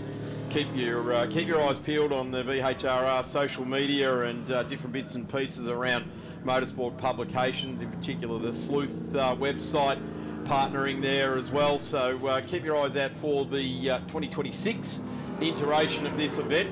The biggest challenge out of that is how do you make it better than this one? I think we've already found out we're doing a rock concert. Yeah, that's right. Yeah. Well, next year I do believe we'll have more cars in tributes. Yes. Brett, who's standing beside us, he's got his VK, which is very close and very being close. finished. Unfortunately, like everything in life, we just run out of time. Dylan Innes should be back in the Perkins VL, Walkinshaw. And there's, I believe, Pip Jones, who was quite quick last year, he could be back next year as well. Yeah, exactly. We might even drag a couple of guys with some heritage cars into the legends, you know, like Steve Tate with his Marston and Holmes VK. We'd love to see that out here, and so, you know, there's opportunities for everyone, you know, and like we were saying earlier, you know, there's other cars that we can introduce to these categories. You guys are enjoying the platform of live streaming and taking a jibe to those guys at home watching on, aren't you? Yeah, I see what you're doing. I see what you're doing, Nico. I get those messages. I know what you're talking about. I'm actually just enjoying watching this particular car, Travis Kirby's car. What a cool car that is. Citizen watches, boring around Sandown in the 500. And the best thing about this car, it was a Commodore Cup car that was sitting, and it had, you know, it was doing nothing. And Travs is up-spec'd it to what it is now, and it's so consistent. There it is, a checkered flag, and that will bring the tribute car regularity event to a head. And now I don't actually know when we get to know who wins this stuff? Is that an announcement that the stewards do in the next hour or so? Oh, I believe so. I've got to go down and see them actually and get the scores. But last year it was Trav Kirby who won. Yep. But just from sitting up here or standing up here with you, I'm pretty sure Robinson's won absolutely every session. So he'd have to be close. Or Barkler, he was another one that was consistently up there every session. So it'll be interesting. So we'll see how we go. But we've got a interclass bit of a competition going, and we've already decided that the Pinnacle Motorsport car and the Jansen VH are the two best liveries for this weekend. Last year it was Graydon Stevenson with that Pi Audio that won that category. So they're the two best liveries voted by all the guys. So that's one thing. So we'll see how we go with the rest.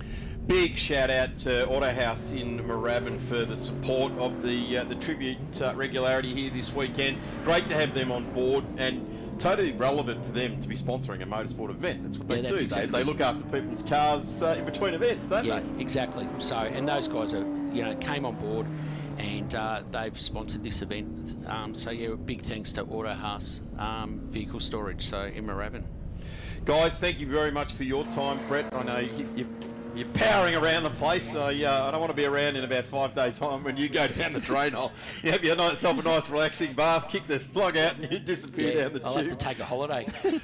Good idea. Yeah, exactly. Good idea. Nico, great to have you here, mate. Always fantastic. You're a font of knowledge around this sort of side of motorsport. It's cool to have you here. No, thank you, Darren. It's great. It's great to see another big crowd again.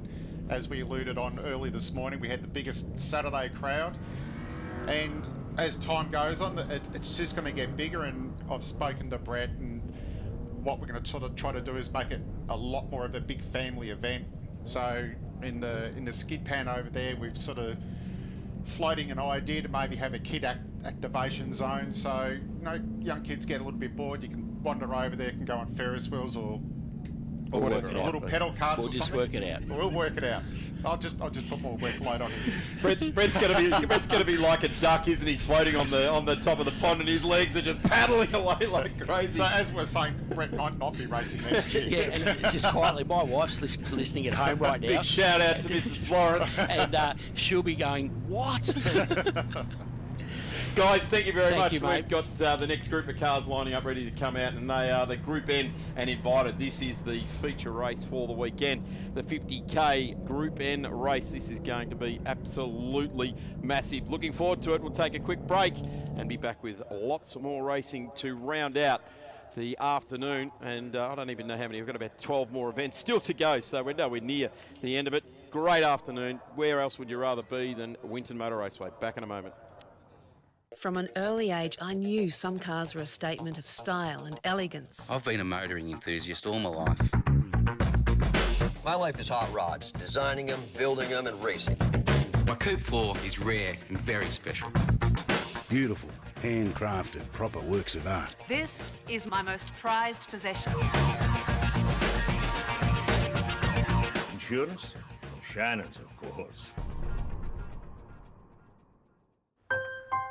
I spend a lot of time out here. The RT Charger's the real deal. An E49. Remember A-Charger? I've always got projects on the go, so Shannon's laid-up cover helps protect my restorations. I'm Mopar through and through. It's a passion Shannon's understands. I wouldn't insure my cars and bikes with anyone else. Shannon's, insurance for motoring enthusiasts. Call 13 46 46 for a quote.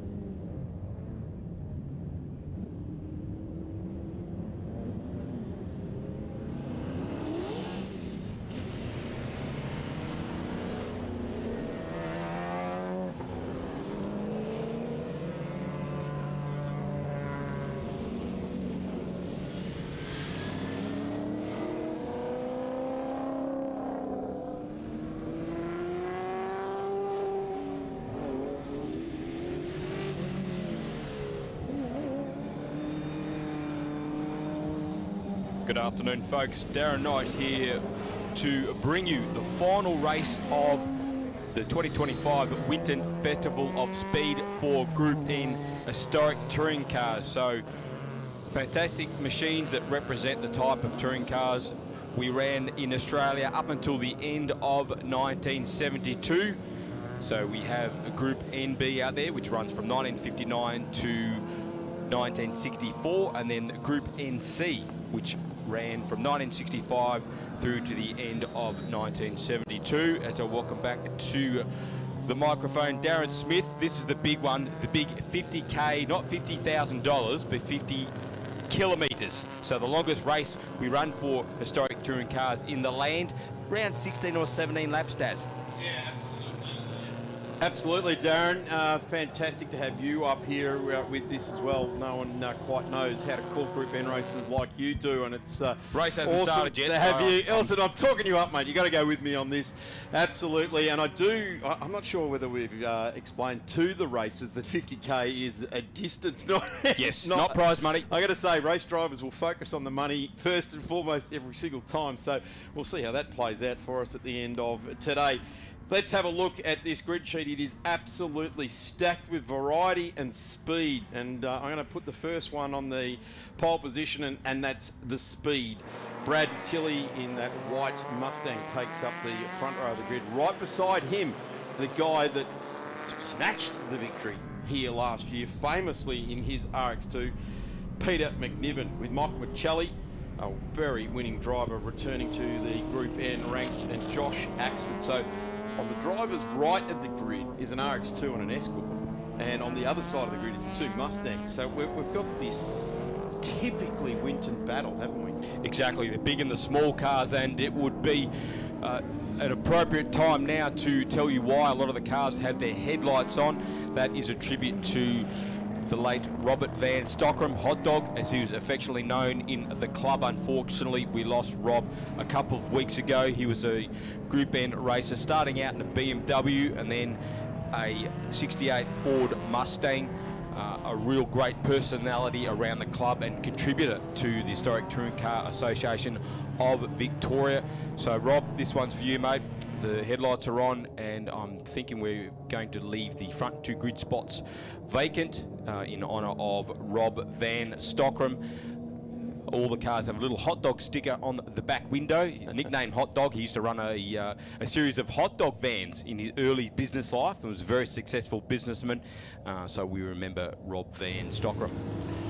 A nice tribute there as well. Peter Mullerman in number 43 will come out of 7th. Glenn Miles, the first of the Chargers. Then we have David Murphy. Adam Bressington in the first of the Minis. Gary Finnemore in his Mustang. David Noakes out of 12. Kirk Davis out of 13. Robert Burns out of 71. Evan Goebel out of South Australia will start out of 15th. Stephen McKay out of 16th.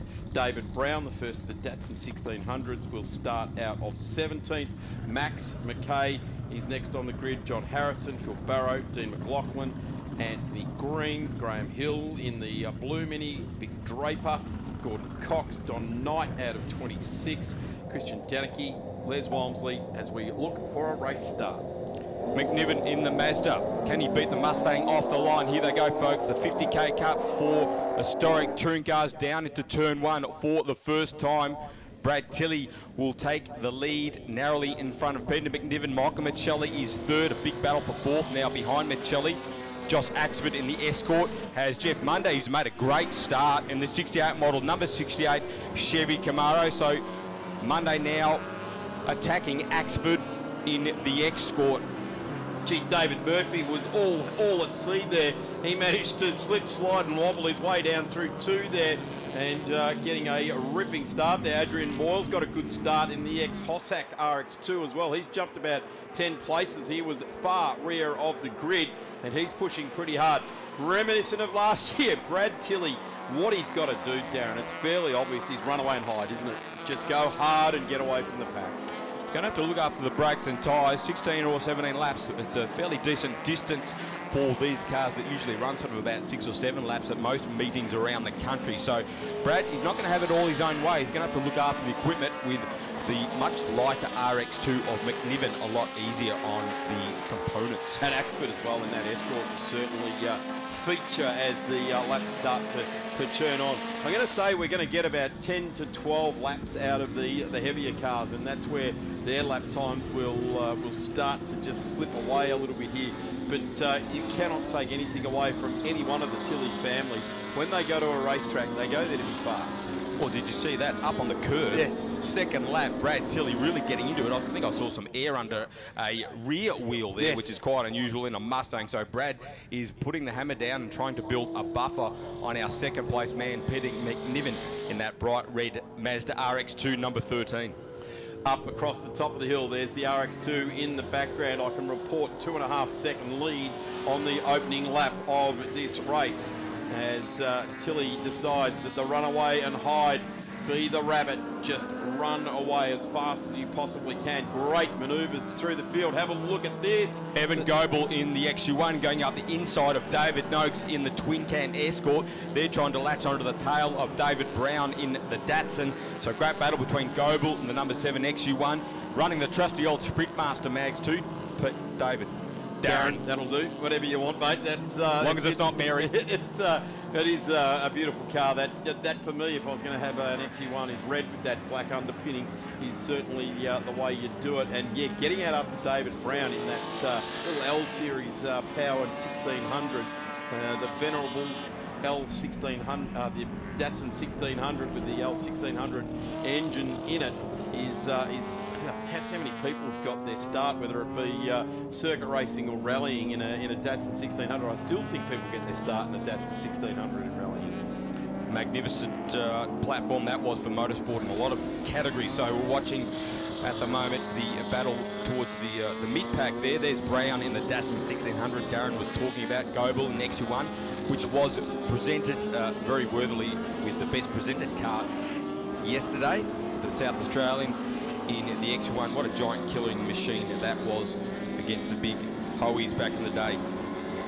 Certainly were. There was a different engineering iteration. The General Motors, under the tutelage of Harry Firth, they took it up to them and took it up to Howard Marsden, in fact, in the Ford tent, and they did a pretty strong job of it. They had a very intelligent driver lineup and engineering package to back it up. There's a humpy going through, and that is a hark back to the genuine and original days of Australian touring car racing. Great camera shot there, just watching car number 40 slide through turn 1 and 2. That's the Dean McLaughlin Datsun. And we focus on a couple of Mini Cooper S's. That is Stephen McKay and Max McKay, so father and son running line astern there. Could be an interesting discussion around the dinner table if there's any body contact. I'm sure there won't be. Stephen McKay been racing that yellow Mini for many, many years, and Max McKay having his first steer of the ex-Adrian Reed Cooper S as Adrian Moyle goes off in the RX2. He had an unfortunate incident this morning. He contact with the Miles Charger, so Adrian Moyle having all sorts of issues trying to get the car back onto the track in that damp grass. There he is, the number 18, a car we saw Darren Hossack really manhandle around the Group N calendar for a couple of seasons. Darren's gone back to a sports sedan, got himself an RX-7. He's running in the Victorian State Series at the moment with that particular car, but the Adrian Moore getting a hold of that car here this weekend. There's been some challenges, but he was charging from the rear of the grid and actually got up to mid-pack. Have a look at this one. This RX2, well handled, well sorted, driven absolutely brilliantly, currently sitting second on the road. The gap to our race leader, Brad Tilley, 4.3 seconds. That can be made up later on in the race fairly quickly. If the Tilley car drops off the boil, the McNiven car won't. It'll use its brakes and tyres quite neatly indeed. Big flame out the back, synonymous with rotary powered race cars as he cracks through a gear. Some raw fuel gets burnt in the exhaust pipe. But there's our race leader, Brad Tilley. That car is a 289 Windsor powered Mustang, so first generation Mustang, but it is running to Group NC spec, so it allowed a slightly wider wheel. NC cars, the 65 to 72 cars, were allowed an 8-inch wide maximum wheel width, whereas the pre-65 cars are limited to a 6-inch wheel. It's not a lot of rubber when you think about it. The lap times that they're turning, these cars are certainly going faster with modern machining and tyre technology, brake pad technology, all of that sort of thing. They're going faster than what they were in the day. So, it's a testament to keeping these... Steer of the ex-Adrian Reed Cooper S. There's the Adrian Moyle goes off in the RX2. Adrian, he's having a difficult weekend with that car. His first time behind the wheel. Usually races with the 68-mile Charger. And Adrian really is chalk and cheese, isn't it? The Camaro versus the RX2. So Adrian's still getting used to the car, but I'm sure he'll get there. He's done very well in the Camaro the last couple of years. Well, the good thing about it is that the previous owner of the car is there to help out. Good shot of the back of that HQ, chasing down from the rear of the grid. I fear that might be Adam Bressington, perhaps, in the Cooper S. He is retiring his Mini. May not be. I'll just haven't got confirmation of that just yet. No, it is Bressington, unfortunately. The 68 now pushing through. That's Jeff Mundy, sorry. And he is currently sitting back in position number 5. And he's got the Glenn Miles entry in behind him. David Murphy, Chris Stern, Peter Milliman in the beautiful black, all black Mustang. It's David Murphy, the white XU1 on screen now, attacking the Charger of Glenn Miles. So the two Aussie 6-cylinder powered supercars getting stuck right into it. Murphy almost touching the rear bumper of Miles as they head through the twisty bits of the top end of the circuit. You get the feel that Camaro is just wreaking havoc with these two 6-cylinders, and this is where the Camaro will come into its own, power down, run down to turn 10 down the old back straight, and just up the road is that brilliantly driven car, Josh Axford in the Escort, and Michael Michelli, who is currently sitting in position number 3. So that's a battle for third. Michelli having his first visit to Winton in 14 years. I couldn't believe it when he told me this morning. Last raced here in a red XW Falcon Group N car. So his first time at the Mustang and his first time in 14 years here at the track. Had a great run so far, a podium this morning, and still running third at the moment. But Axford is trying to change all of that in the number 3 BDA-powered Escort. Peter McNiven is now holding Brad Tilley at 4.5 seconds, and Tilley on lap number 3 did the fastest lap of a 1:37.2. So that's a pretty good lap time in anyone's imagination. There's no one else that's gone into the 37s. In fact, McNiven in position 2, a 38.06, so very close to a 37. No one else in the 38s. There's a plethora of cars in the 39s and 40s. So at the moment, Brad Tilley just working in his zone of his own out there. So that's pretty cool to see him going about that at the moment. The HQ running on through there as well, getting a good run in the mid-pack. Miles now getting very close in his Charger as he attacks the Chevy Camaro, the 5th place Chevy Camaro of Jeff Mundy. David Murphy not far behind Miles as well. The Charger, the famous 265 Hemi under the bonnet with a 4-speed, so running to E49 specs. That was a real bugbear for the Charger back in the day with the initial E37 and E38 with that lovely 3-speed gearbox. It really wasn't enough. No, it wasn't. In the slant 6, once they gave it that extra cog, it started to operate a lot more often in its preferred rev range, didn't it? That was the secret to getting that vehicle successful.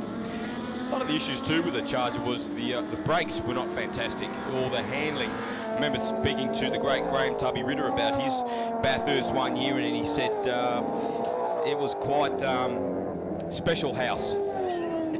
I know Tom Norton, a guy who commentated for many, many years. He was also fairly similar comment, the chemist from Brighton.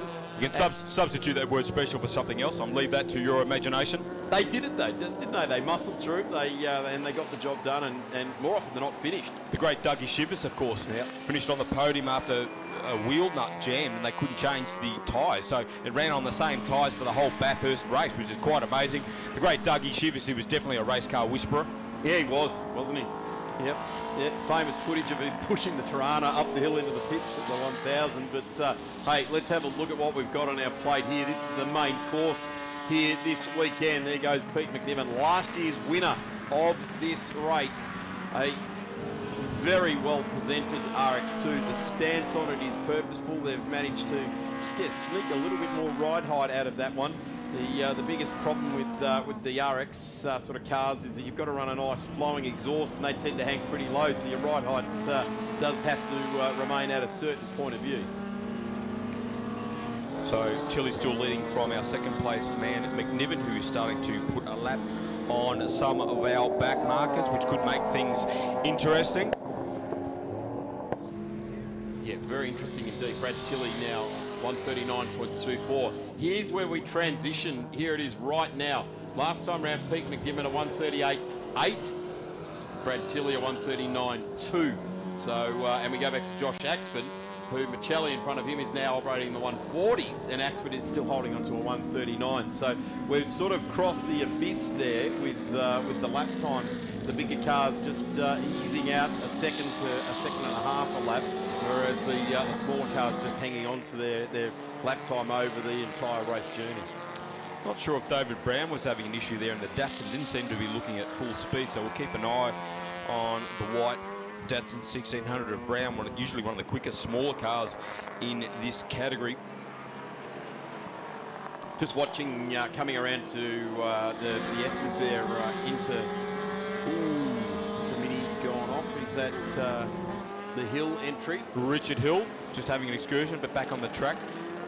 Miles can still not find a way past Jeff Munday. He's got a couple of car lengths lead now over Miles and the white XU1 of David Murphy. Chris Stern is right there too, now joining the battle for fifth. So Chris Stern in that 68 model Ford Mustang number 90, having his first race meeting in a couple of years. Les Walmsley, the number 99 Mark 1 GT Cortina, unfortunately copped a 30-second penalty after a yellow flag infringement this morning, so he's having to fight his way back from a little bit further down in the grid. Battling it out there with Draper in the 1600. So this is just on the top 20. Les Walmsley gets very sideways. A bit of the hippie shake out of the Cortina there. Well, that was a tank slapper and a half for Les. Ever. Absolutely, and if anyone's going to catch it, it's going to be Les, that's for sure. Extremely talented driver, of course, very quick in a Charger in years gone by, and club champion. The car is still weaving around, so... Well, I hope he hasn't got a deflating tyre. Yeah, it looks a little bit like that, doesn't it? The car is all over the place, and Vic Draper getting a run on him now in the Datsun 1600, but he's on the outside. Can he sweep around in front of Les?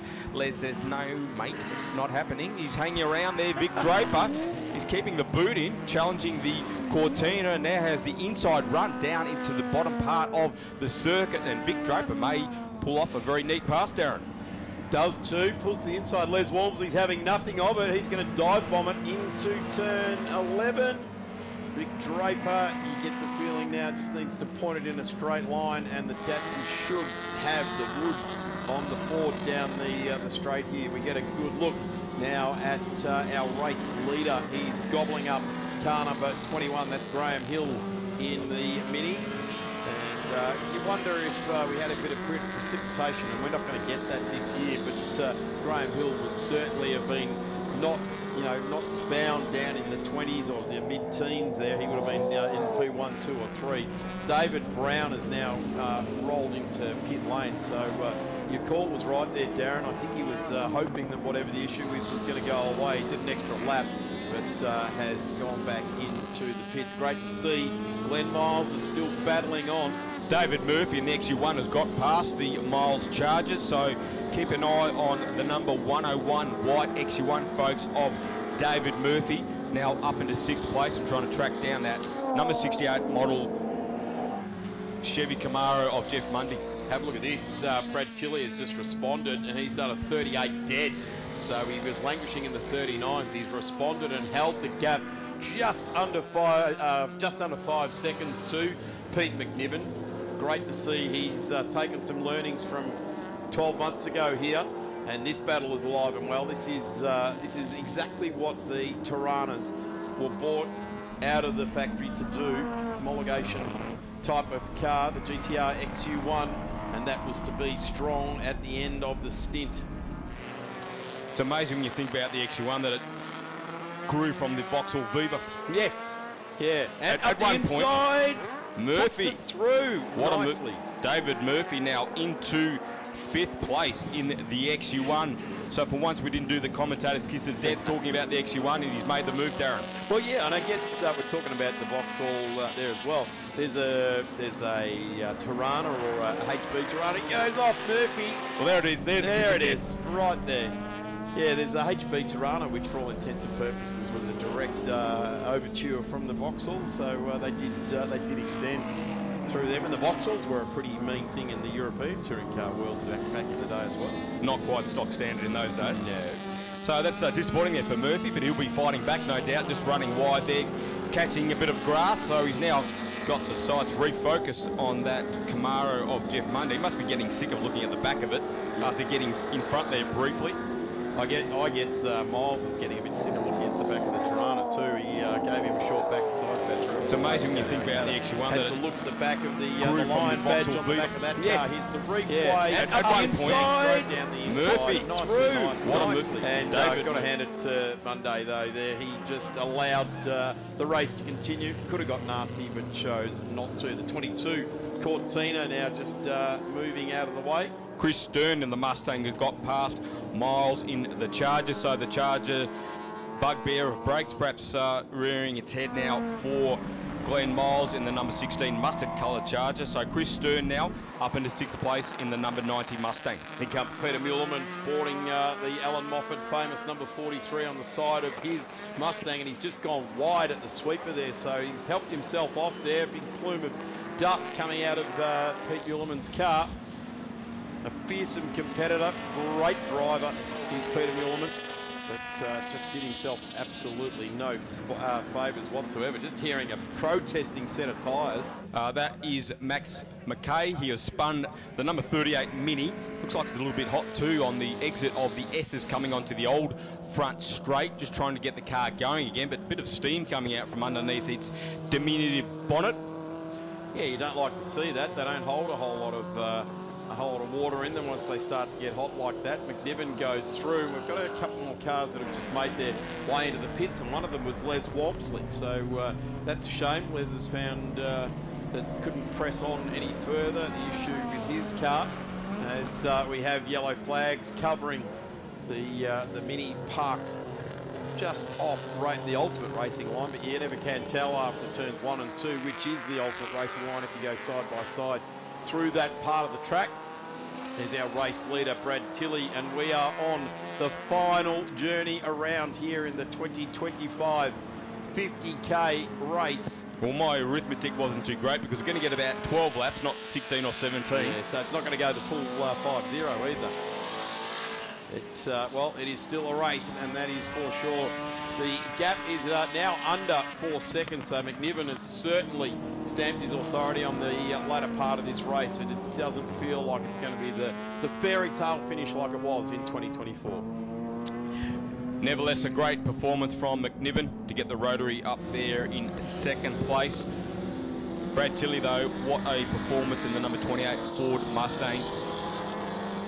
Absolute clean sweep of the racing today. Brad Tilley takes out the win in the 50k Cup for Group N historic touring cars. A great drive, superbly prepared car too. Has been running for many, many years.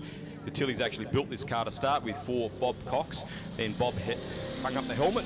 Brad now taking on the driving duties in the number 28 and is really cleaning up in spectacular fashion. The little 289 wins are certainly working very hard and did the business this weekend. So 2 from 2 for Brad Tilley. McNiven was 2nd. Michael Michelli, another podium in his return to the circuit. No, Josh Axford, in fact, got up past Michelli on that final lap. Right at the flags. So what a drive from Josh Axford, the little BDA Escort, the South Australian, finishing on the podium. Yeah, certainly one to watch there, Josh Axford, coming charging home at the line there, so getting on the podium. What a mix of cars, though, Daz, on the podium. A Mustang, an RX-2 and an Escort. You know, the Fords have got it, but I tell you what, when you put a 4-cylinder in the mix there, that makes it very interesting. And who doesn't like a well-performing Escort, Darren? Getting pretty expensive now. Yeah. Very cool coming through the forest. I tell you what, a BDA with Webbers on it, coming through the forest. Well, of course, in England now, Bora Motorworks, I think they're called. They're producing a brand new Mustang Escort licensed by Ford, completely computer designed with a carbon fibre body shell.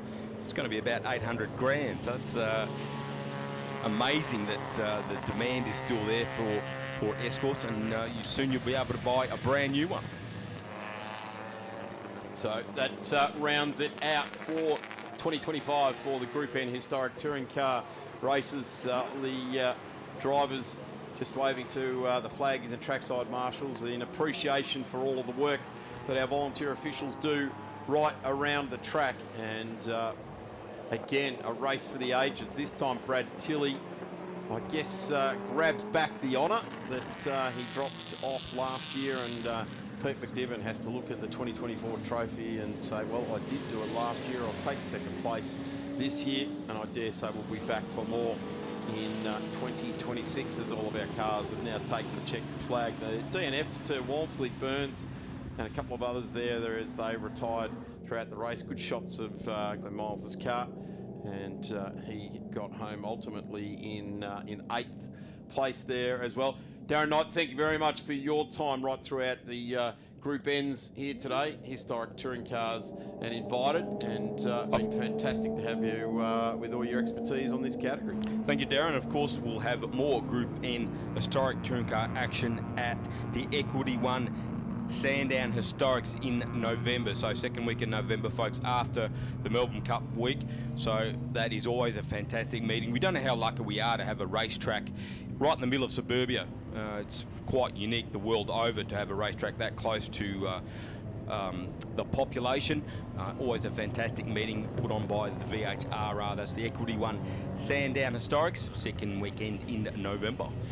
You're sticking around, mate. We've got one more race to go here with the Group A's and Group C's. They'll be on track next. We're going to take a much-needed break between now and when those cars roll out. We'll be back live at the Winton Festival of Speed for 2025 in just a few moments.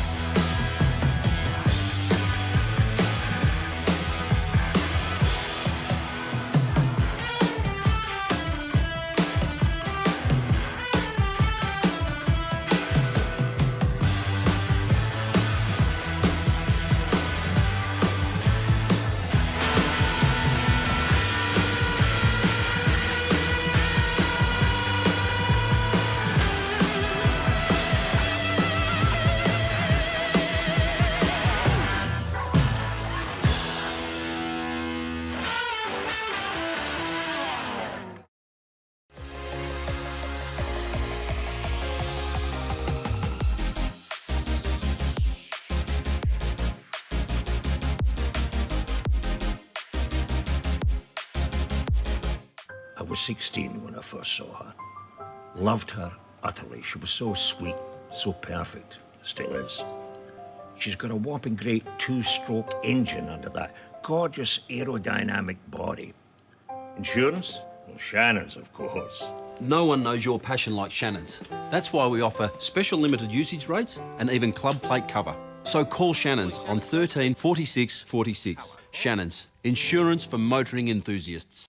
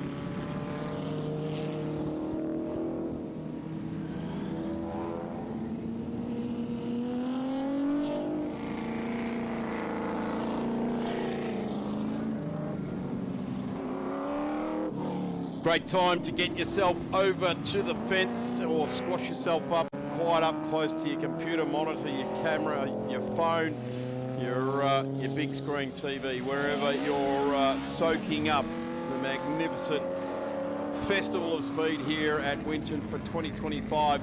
This is one of the ones you do not want to miss as we trackside start to see people pushing their way up to the fence. It is well worth making yourself known right up on the front row of the spectator area to watch these cars going around. Heritage touring cars and invited for all those at home pretty much means Group C and Group A cars, and it is a very much a top-notch field out there.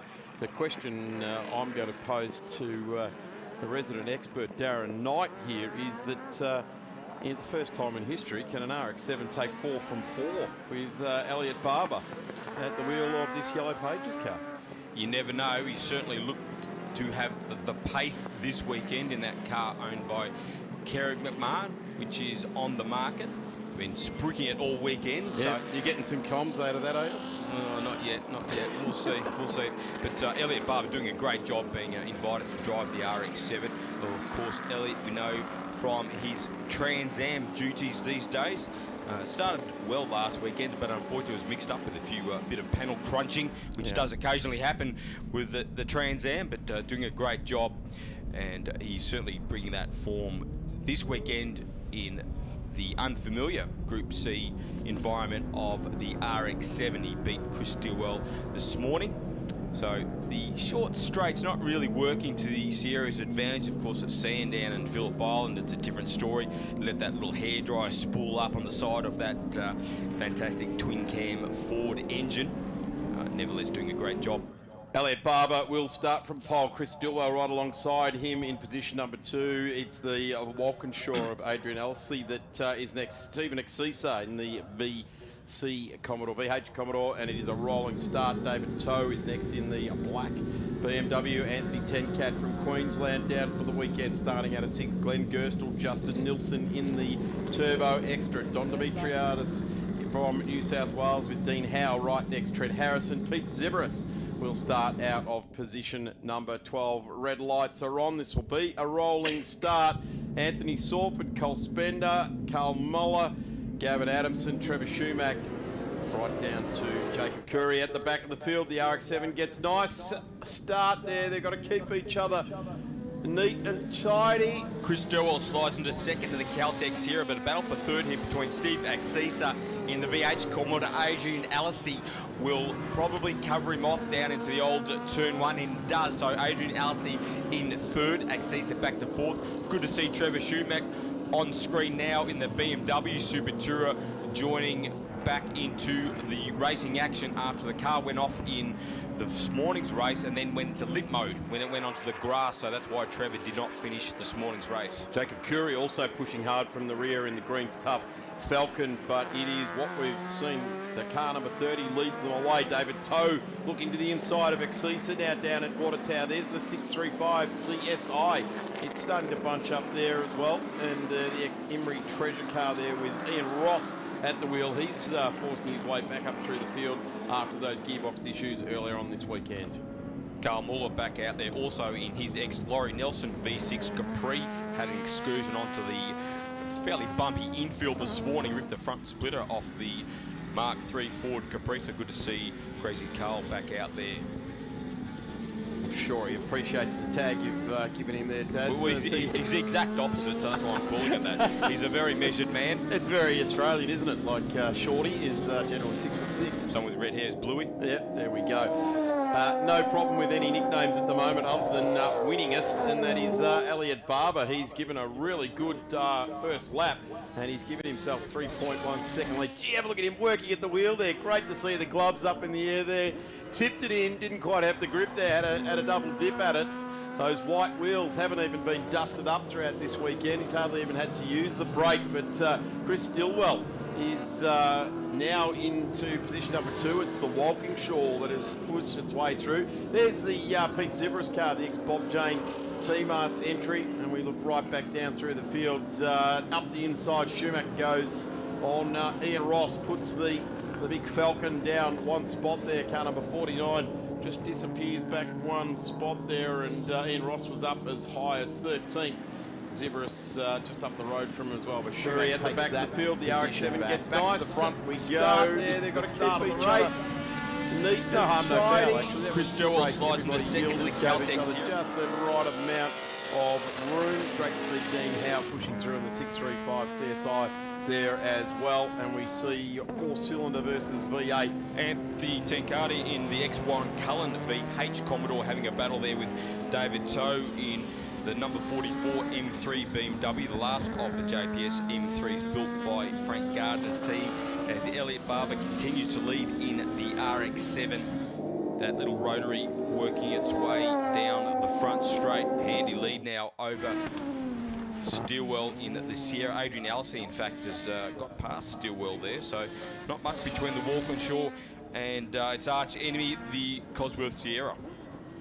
That screaming 13B rotary down into turn 3, followed by the rumble of the V8, the spooling up turbo, 4-cylinder also there in the mix. This is a great race, and that car just going through there as well, a local vehicle or locally entered vehicle in the Touring Car Championship all those years ago, as Daz just alluded to, the magnificent ex-Jim Richards 635 CSI, Pete Zibris there, and Trevor Schumack now. He's dispensing with one after another in the E36 Super Tourer.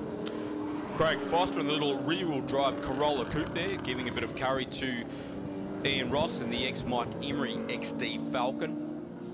Cole Spender, the twin cam Escort. Adam Workman in the little, Gavin Addison in the little country dealer team built Gemini.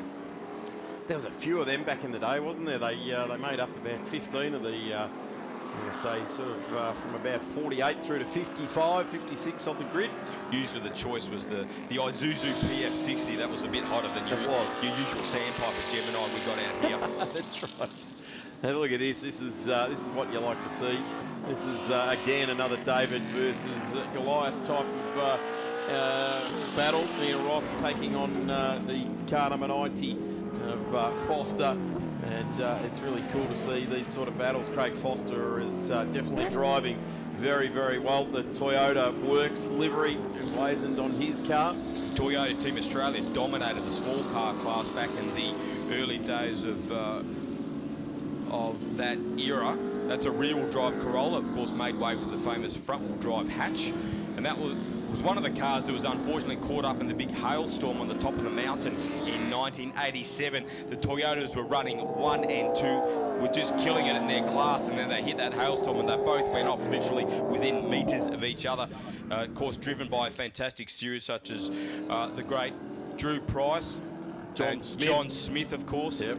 Absolutely guns. I think John Faulkner was still driving for them as well. Would have been young John Faulkner in those days. young JF.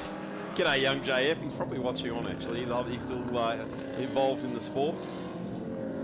As Ian Ross, a guy that works extremely hard, the chairman of the organising committee for this particular event.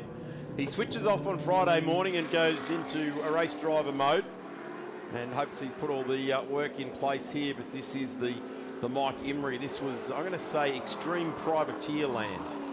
Yep, absolutely clear white flanks, and that's because you must present these cars as they raced, so you can't put your own modern sponsors on them, and Mike was doing it all basically out of his own pocket, Mike Emery. The RX-7 just blasting up the hill there, flames out the back there, spectacular. I love a bit of flame. The car goes 5% faster when the flames are out the back. Is that where the nickname Rice Burner came from? Yeah, let's call it that, yep. Yeah, certainly the Rice Burner at the moment is showing the way, a 6.5 second lead, and the last lap board will be shown to him next lap around, and for all intents and purposes, this has been a good weekend for this guy. Elliot Barber's driving very nicely indeed. I guess it's nice to put last weekend behind him and come here to the sunny middle northeastern Victoria and drive someone else's car and to some victories. really does pump your tyres up as a race car driver if you're coming off a tough weekend to have a ripping one the weekend later. And he's driving very, very well. His car placement has been fantastic, and I bet you he's enjoying the nimble, lightweight RX-7, being able to turn the wheel and it respond automatically to your inputs. Nigel Bowling has done a fantastic job on the setup of that RX-7. Kerry McMahon absolutely rapt with the way the car is handling. Here's the battle for second place. This will go right down to the flag. Adrian Alesi in the Commodore versus Chris Stilwell in the Sierra. And this is something that would have happened many, many times in the Australian Touring Car Championship. VL Walkinshaw versus a Sierra, and I'm going to say it's probably going to be Alan Grice in a Works. HSV, the Telecom Mobile Net outfit, I would suggest it would have been. But on our final journey here with Elliot Barber, this is alive and well too. This is definitely a ripping drive by Trevor Schumacher. He's come up onto the back of Dean Howe in the 635 CSI. And these guys are fighting it out for P10. Yeah, so that's the Group C version of the 635 that, of course, went on to win the championship in Group A form in 1985. This was the first of the JPS 635s imported for Alan Grice Racing and then taken over by Frank Gardner, and Jimmy Richards replaced Gricey. Trent Harrison in the Alfa, of course, that car was racing right here, Winton, 40 years ago, for the first round of the Australian Touring Car Championship. 1985, Colin Bond and Alan Jones had a pretty rough weekend. Jones, he had a flat after 2 laps. Bondi had a spin, so they were really up against it with the V8 opposition. Great to see the car still motoring around. There it is, the 43. And you can tell the Group C version because it's got almost rude extension arches on the guards, hasn't it? Checkered flag, and it has been given to Elliot Barber. Takes 4 from 4. There's not too many drivers, Darren Knight, that can say I took 4 from 4 over a weekend. That's a hat-trick plus 1. Adrian Alesi was second at the flag, just got home in front of the Cosworth Sierra of Chris Stilwell. Steve Axisa, another fantastic drive next. Scotty Taylor, Kevin Kennedy. VH Commodore was 4th. David Toe was 5th in the M3. Anthony Dincardi was 6th in a Commodore. Then Glenn Gerstle and the Fred Geisler Commodore, number 7, finishing in 7th. Justin Nilsson up into 8th in the Nissan Pulsar Exa Turbo. Don Dimitriadis next. Lanesvale Smash Repairs VL. Trevor Schumacher rounding out the top 10, just getting home in front of that very 635 BMW we were talking about of Dean Howe from Peninsula BMW Service. Dean, a long time BMW man. It's great to see him bring out that unique Group C 635. Yeah, absolutely applaud him for doing so. Really cool looking car. A great field of heritage touring cars, Group A's and Group C's, making their way to Winton Motor Raceway. Sadly, we wave goodbye to these cars until next year. I'm pretty sure we'll be able to catch them at a historic event coming up at an event nearby you in the not too distant future. Of course, November sees historic Sandown, so that will be a good place to get along to as well and see some more of this sort of racing.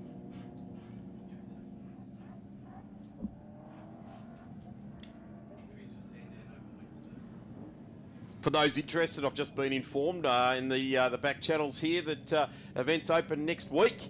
So if you jump on Wednesday, you'll be able to get your entry in for November. So there you go. There's a good bit of inside running, isn't it, Darren? The way these fields fill up so quickly these days, you got to get on. You got to be well organised a few months in advance, don't you? Certainly do. So that's the Equity One Sandown Historic, second weekend of November.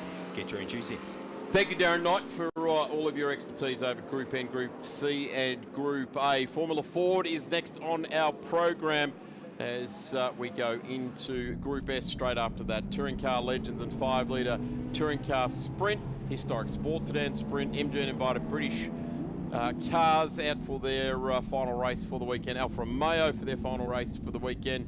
MOSP and Formula V's will have their 440 race start, and the 944s will be the final race on today's program starting at 5 o'clock. We'll be back with Formula Fords in just a moment.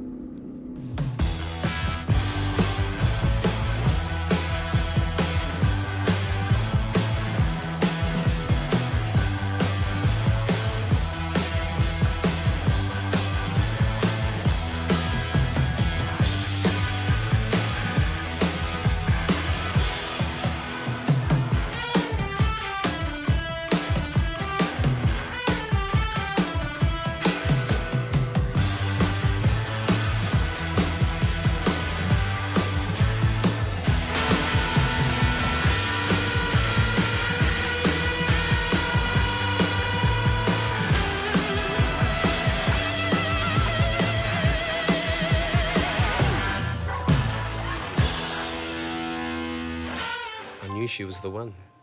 The heart's going a million miles an hour, the mouth's dry. It's love, mate. Pure and simple. In 71, this was the fastest four-door car in the world. Back then, you could pick one up for a bit over $4,000. Insurance, it's got to be Shannon's. No one knows your passion like Shannon's. And with our multi-vehicle discount, you can even cover your daily drive. So call Shannon's on 13 46 46. Shannon's, insurance for motoring enthusiasts.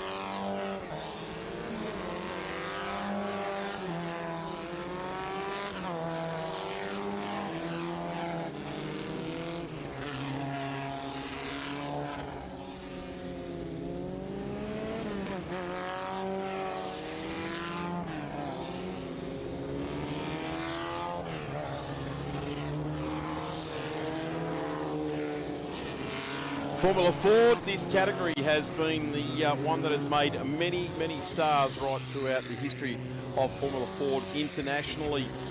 It still has a massive relevance with the Australian Formula Ford Championship, and of course the Victorian Formula Ford Championship, part of the State Series here in Victoria, as we head all the cars out on track right now, and it is a great grid, and we have had some really very strong racing, as we expect from Formula Fords every time they hit the track, and cars are making their way around on the warm-up lap now, and it is going to be exactly as they lined up earlier on today. Nick McBride with Andrew Reid right alongside. Andrew did a terrific job, led most of the race this morning, but succumbed on the last journey around the Winton Motor Raceway to finish second, which is absolutely no problem with that whatsoever. Jack Clifford finished in third place, and a fighting push by Richard Davison saw him put car number 3 into position number 4. John Gregg will start out of position number 5, and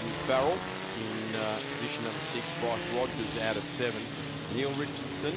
And we go to Andrew Torty from Queensland. So he's got a long journey home at the end of this weekend, but currently 9th starting this race. Bill Faulkner, William Faulkner out of position number 10, car number 95. Sean Whelan out of 11. Glenn Woodford out of 12. Malcolm Oster, who's fighting pretty hard to get the Lola inside the top 10. He'll start out of 13th. Paul Faulkner out of 14th. Dean Koutsamides, the Equity One man himself, www.equity-1.com.au. He will start out of 15. Eric Bellamy, Matthew Scott, Craig DeGattardi, and Job Baker, Ben Rawson, Richard McQuarrie, Grant Walker, Matt Beale, Andrew McGuinness. Watch for car number 2 at the rear of this grid, and Chris O'Connor. No Andrew McGuinness. I'm just being waved down here by Tom Reed, who has made his way back into the booth. Tom, final race for the weekend, and your dad, Andrew, sitting on the front row of the grid. What was his thoughts after leading about 80% of the race this morning? Yeah, final time for Formula Ford this weekend at the Winton Festival of Speed. It's been great racing yesterday and this morning. He was pretty, I'll say, dejected after that race. Really wanted to win it. A slight error on the last lap probably cost him a little bit of time, but his attention turns to the final race, starting on the outside of the front row. Jack Clifford behind him on the inside. So watch these 3 battle all race long, hopefully. Yeah, and the interesting thing here is the variety of equipment. Yeah, they're all Formula Fords, but we've got a Swift, we've got a Van Diemen, we've got a Reynard in those front 3 cars as we go into the starters' hands, ready for a race start. So here we go. 5-second board being displayed. Revs rising for the final Formula Ford race, and it's lights out, and a beautiful first conversion from Nick McBride, but a great second phase from Reid. Oh, and Jack Clifford's gone for a massive moment off the outside of 2. The right rear has come loose on that car. Reid challenging down the inside at turn 3 and can't get that move done, but we will see a safety car called very shortly for the stricken Reynard and Jack Clifford. Very sorry sight at the exit of turn 2. That's not good at all. It looks like it's bent the right-hand rear wheel. The wishbone has come away there. The toe out is very, very relevant. You do like a bit of toe out, but not that much. That's about 1.5 foot of toe out on the back of that car. So let's hope we can attend to this car in the quickest possible manner. And we have got McBride leading Reid as we get down the tank for the first time. And we continue on. Richard Davison is looking pretty racy there as well. And the race does continue on. So racing to the safety car at the moment. Nothing called yet. And no safety car. I don't think we're going to go. Yep. I can see a flag marshalling point. So, yes, it is gone yellow on the timing screen. So here's a replay of that incident. And yeah, the right rear just departing from the 87 Reynard. So it would probably be a part failure, I assume, on that car, because Steve Dowling, who owns it, does a very good job at maintaining it. Yeah, I think he hit the brakes then, and it was all over. Just wasn't went it? straight away. Yeah, it snapped something in the right rear suspension and sort of forklifted off. It sort of took rear steer action and came off the track. But a great second phase from Reid. Oh, and Jack Clifford's gone for a massive moment off the right rears come loose on that car. Reid challenging down the inside. McBride and Reid. The nose cone just in the back of shot there of one of the FC white Van Diemens coming off. So not even a lap completed, and Nick McBride now sits in the lead of this race, albeit behind the Racer Industries safety car. And they're going on to the plateau, so it will be a bit of an elongated recovery to get this Formula Ford race back underway. It's only a short, sharp journey anyway, 14-minute, 15-minute race, and we're already ticking over at 10 minutes, so we're going to see the best part of 3 or 4 more minutes getting that car up onto the tilt tray, but a very, very dejected Jack Clifford just getting in the front seat of the tow truck there at the moment. That's a shame. It's a big shame for him. He's been having a fantastic weekend. Qualified on pole by nearly 0.4 of a second over Nick McBride, which is a pretty good effort. And yeah, he's been in that top 3 battle all weekend long, and he was probably hoping for a decent finish to it. But unfortunately, that thing is being loaded back up onto the flatbed, probably scraping the bottom of the car on. I'm not sure what's happening with our timing at the moment, but it is a little bit confused because it's showing McBride and Reed outside the top 14 at the moment. So hopefully we can get the timing glitches out of the way before we go racing again here this afternoon. So field behind the safety car. I'll quickly run you through the order on screen. It's McBride, Reed, Davison, Evan Farrell, fantastic job, Johnny Greig, Will Faulkner, Neil Richardson, Glenn Woodford, Sean Whelan, Andrew Tordy. Then we go back to Malcolm Osler. Then our equity one-man himself, Dean Koutsamides, who's been chipping his way forward. But I'd just like to give a quick shout-out to Evan Farrell in the FA car, doing a fantastic job in the top 5. Yeah, it is good, isn't it? The cars certainly represent different eras, but that number 342 is it is, I'm going to say, lacking in technology as far as suspension is concerned. Certainly the onboard suspension or outboard suspension is what is the distinct difference between those, and they certainly made the dynamics of the car completely different when they advanced the chassis work and the suspension work with Formula Fords. So yeah, really cool to see Evan Farrell doing such a tremendous job there. Car in the back of the shot there is Bryce Rogers in the ex-Peter Verheyen car, and that is beautifully presented, but unfortunately he's lost the nose cone. I'm pretty sure that happened on the run into the turn 1-2 chicane. Lights are out now on the safety car. That's a good bit of work by the recovery crews to pick up that car and get it back into a safe zone. So Jack Clifford, the Dowling Motorsport entry, Reynard 87F there. And the one we were just touching on, the car currently sitting back in this top 5, the 342 Evan Farrell, the Lola T340. So a great piece of kit. We're back racing here as well with 7.5 minutes remaining in this one. So restart time, McBride holding the lead over Reed down into turn 1 out of 2. These guys line astern. Reed will have perhaps a dive under brakes here into turn number 3 if we stay with this shot, and no, he thinks better about it, but he's got to get this move done sooner rather than later, otherwise McBride will most likely skip away with this motor race. McBride's done a beautiful job heading into turn 1 that time, not crowding the corner, but just holding the corner for himself there, and Reed really had no other objective other than to just stick in behind here. So this is where Nick McBride is using all of that racecraft. It's not, you're not holding the corner for yourself, you're just not allowing anyone else to slot it in there. So Nick's been very good with his car placement all this weekend. Yeah, he's very switched on racing. Down the inside there goes Grant Walker on Eric Bellamy. Yet to see if he got that move completed, but the top 3 remain the same. Richard Davison running 3rd, just holding off the FA car of Evan Farrell. Reed still about 2 car lengths off the back of Nick McBride here for P1 and 2. So 6.5 minutes remaining on the clock. These two will hopefully dice the whole race long. And out of the final corner, it's still the same margin of about 3 car lengths, and then further back is Richard Davison still. Johnny Greig, big shout out to him, running P5. He qualified 15th, which he said he was happy, but I think he'd be absolutely delighted at the moment.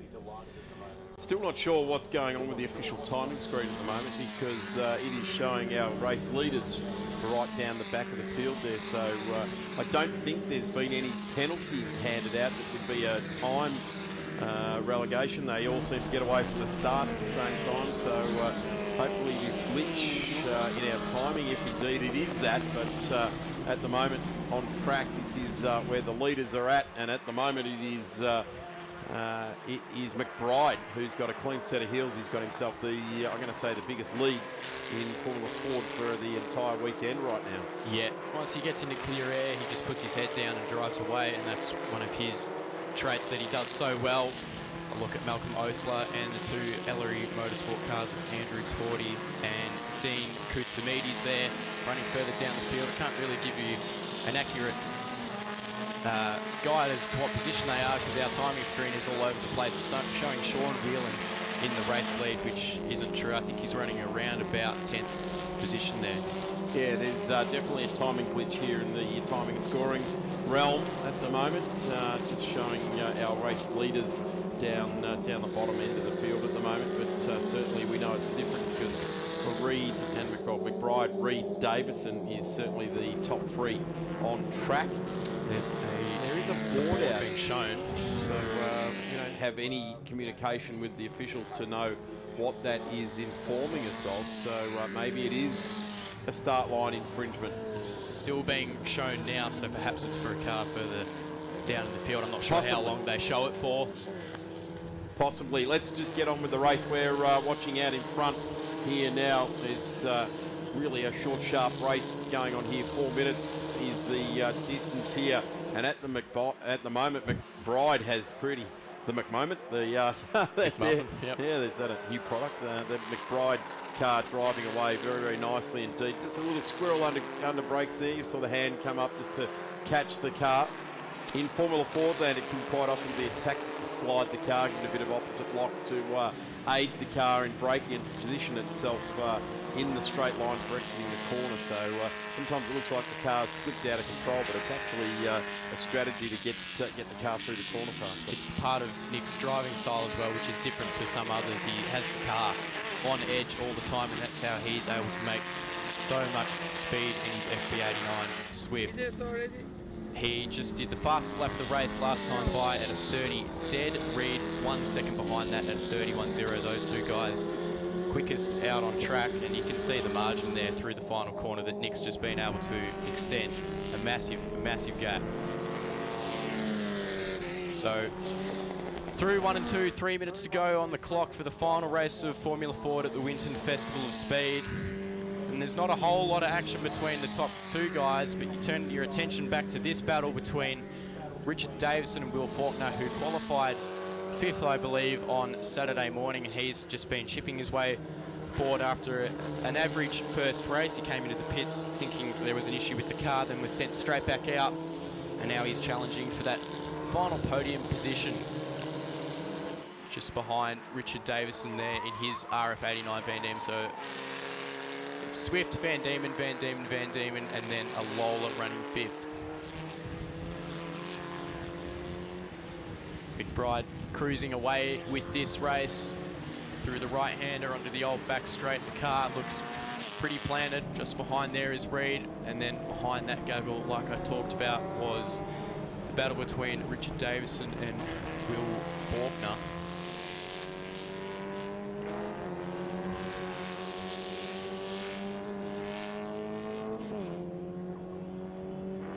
Still down the back straight we go. McBride holding it deep under brakes there. Little lock up from the rear axle. Nice and controlled from him. And that gap is still extending this time by. Nick does a 29.7 in race conditions, which is lightning fast. Big lock up there from Paul Faulkner. Down the inside goes Bryce Rogers, and these two are battling throughout the tail of the field. Bryce, unfortunately, with that nose cone that came adrift. Will Faulkner down the inside. This is for P3, and he has nearly held on to that position. Davison back around the inside, can't hold on to it, so Faulkner up to P3. An amazing drive from him, considering his circumstances earlier on in the weekend. Evan Farrell just behind there, by far the quickest FA spec car. Yeah, I guess all we can do in the here and now is go off our timing screen, and it's saying that Malcolm Osler is leading the way. Torty, Koutsamitis, Walker, Bellamy, Rogers, Faulkner, Scott, Whelan, DeCatati, Rawson, Baker, Macquarie, Beale, McBride. I'll stop there because actually gone back on track. It's McBride, Reed, Davison. I'm just trying to get information from the Clark course to see if we are experiencing a timing glitch, or there has actually been some sort of nuance of penalty that has been handed out to, I'm going to say, the first 10 cars on track in this race, which should be a very interesting dynamic indeed. Yeah, quite a bizarre circumstance going on, but we just got to press on with what we can see on screen at the moment, and it's McBride across the line. We will get 2 laps remaining. Will Faulkner there on screen, sliding his way through turn number 11. Evan Farrell trying to close on Richard Davison, but can't quite get a move done, can't quite get close enough to the rear of that Van Diemen. There's our race leader now, picking him up, heading down between 3 and 4. Doing a very handy job here indeed at the moment is Nick McBride, just ticking off the boxes, and he has done a 129.7. There's no one else that's even dipped below a 131 out there at the moment, and the 131 has been done by Andrew Reid in his Van Diemen, and he's second in this race. So Nick is by far the quickest driver here. We've just ticked below the 0 minute mark, so next time by will either be a last lap board or a checkered flag. Will Faulkner driving away here from Richard Davison, although he is keeping in contact with Dim Will's car, sliding on the exit of the right-hander there. Just behind these guys is Johnny Grigg in his Reynard. So looking at Andrew Reid here through onto the new part of the circuit, running a very comfortable P2. I think only a safety car would have brought this group together. I don't think he's going to catch Nick by the end of this race. There it is, getting the last lap board at the start-finish line. So that is being given to Nick McBride, so we have to assume that that is a timing glitch. So he's the first one to see it, and Reid the second one to see it. So what we're actually seeing is completely different here in timing, and it just goes to show, Tom, doesn't it, how much we rely on timing, and when something doesn't quite match what we're watching on TV or on the screens around in the commentary booth here, and people watching on around the world via the live stream, it does get a little bit interesting, that is for sure. So at the moment we are definitely on the last lap, and our race leader is looking to make a very good sweep here this weekend, and that is Nick McBride. So I can tell you that the battle that was just on screen between Andrew Torty and Dean Koutsamitis was for position 9 and down, just counting the cars as they go past the window on track. This is the battle for the final podium position, though. Will Faulkner still holding on from Richard Davison, who looks like he's on the charge during this last lap. Nick McBride now up to turn 11, and this has been a sweet weekend. And there goes McBride. And here is Andrew Reid, car 2 on the road. The white car just up the road from him is where our race leader is. And get a good shot of Andrew Reid. There's the checkered flag, so glad we pressed on, Tom, and didn't watch the timing screens because they're telling a completely different story. But Nick McBride takes the second race win for today, and Andrew Reid slides into second place. But that was the best part of 6-second win there for Nick McBride. Andrew Reid just acknowledging the fans around the track there as well, giving them a big wave. Just living the dream. Just having signing some autographs before putting the car into the trailer, I'm sure, Tom. Yeah, not sure about that one. Grant Walker coming across the line there for what I assume is around about position 13. Hard to tell as there is no timing in front of us that is accurate. Bryce Rogers there limping his car home without that nose cone. Sean Whelan just behind the South Aussie, and then Eric Bellamy just behind those guys. But that has been Formula Ford for the Winton Festival of Speed. Pretty good racing throughout the weekend.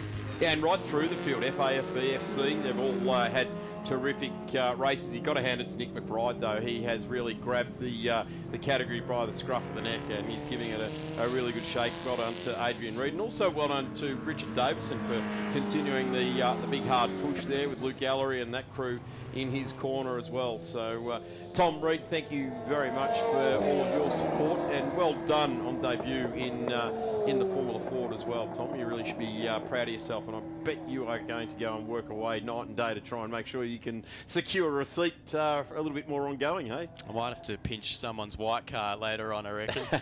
Well, you've got one in the shed, you reckon you can get a hold of? Maybe. Yeah, let's see. Good luck with that. Tom, thank you very much, mate. It's absolute appreciate you being here. You'll be at you'll be at Sandown in a couple of weeks' time for the Victorian State Circuit Racing Championships, and we look forward to that on the 22nd and 23rd of August, and it will be a ripping time at Sandown. Plenty still to go here today at the Winton Festival of Speed for 2025. Group S cars lined up in the pit lane. I'm going to take a break, and we'll be back with the Group S's in a few minutes' time. When I was a kid, I loved cars. I've been a motoring enthusiast all my life. My life is hot rods, designing them, building them, and racing. Hand-built with a stainless steel roof. It won the Monte Carlo Rally 4 times. Like Dad, I've always been a Ford man. In 71, this was the fastest four-door car in the world. Insurance? Shannon's, of course.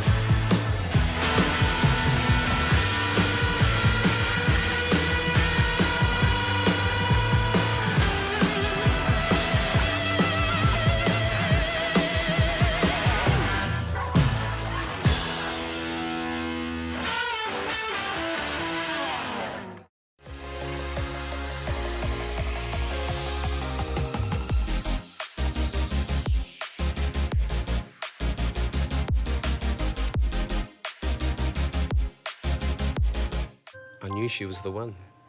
The heart's going a million miles an hour, the mouth's dry. It's love, mate. Pure and simple.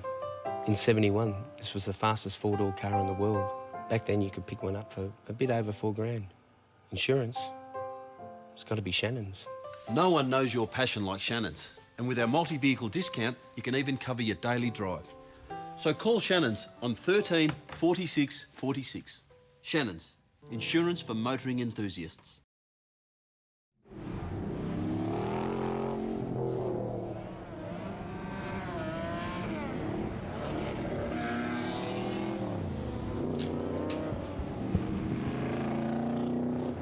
Group S cars on track now, and they always grab our attention, these magnificent sports cars from all over the world. You think of a place where sports cars come from, and we'll have one of them on track. Broad strokes, we've got things out of Europe, Germany, Italy.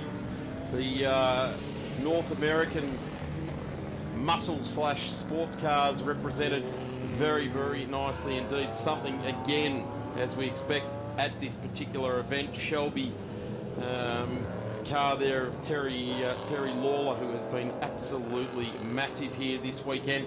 Emma Dean and Ross Jackson join us here in the commentary booth for all the expert comments on Group S. Guys, this has been a terrific weekend at Group S racing. Hasn't it just, Aaron? Thanks for welcoming me. I went to the garages after race 2, and the guys were all just standing in a circle laughing and yelling at each other. They had a great time out there this morning. That's what we do. That's what we do at Group S. We stand and laugh and yell at each other. Well, Ross, it must be a great group to be a part of, honestly. But what we saw in the last race was a sandwich of Porsches and Corvettes, which was phenomenal, because you got that straight line speed of the Corvettes and the superior braking of the 911s. Bias much, yes, but it's a fact. So Doug Barber will lead us away out of pole position. Joe Di Bertoli in car number 2 will jump away from the front row as well, and it is going to be Germany versus the USA as we head down into turn number 1. Jeff Morgan and Ray Narkwitz, same dynamic really as we head down into turn 1 there as well.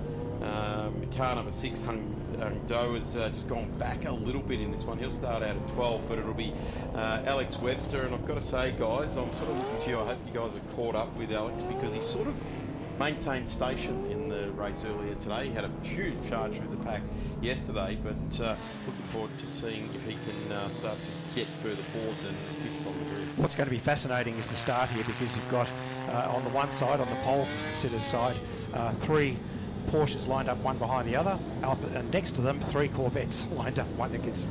So it's going to be an interesting entry into turn 1. Yeah, it is. It's going to be the dedicated hard dragging machines coming from driver's right, isn't it? And the ones that are going to get through turn 1 flat and fast on driver's left. How good's the visual of the grid though? Yes, yeah, it really is. Terry Lawler will come out of 8th. John Floyd out of 9. Tom Wallstab in that behemoth of a Porsche, he'll come out of position number 10. Don Bartley, Hung Do, as I mentioned, he'll come out of 6, and I'm actually looking to Hung towards the end of this race to start to grab some spots there in the Datsun.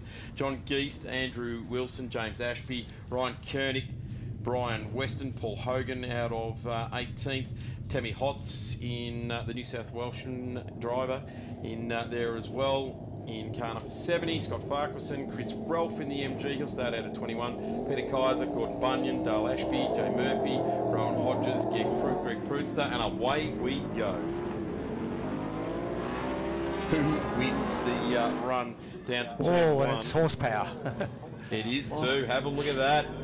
This is what has been needed all weekend long. Someone to head off Doug Barber, and it'll be Joseph Di Bertoli that does it.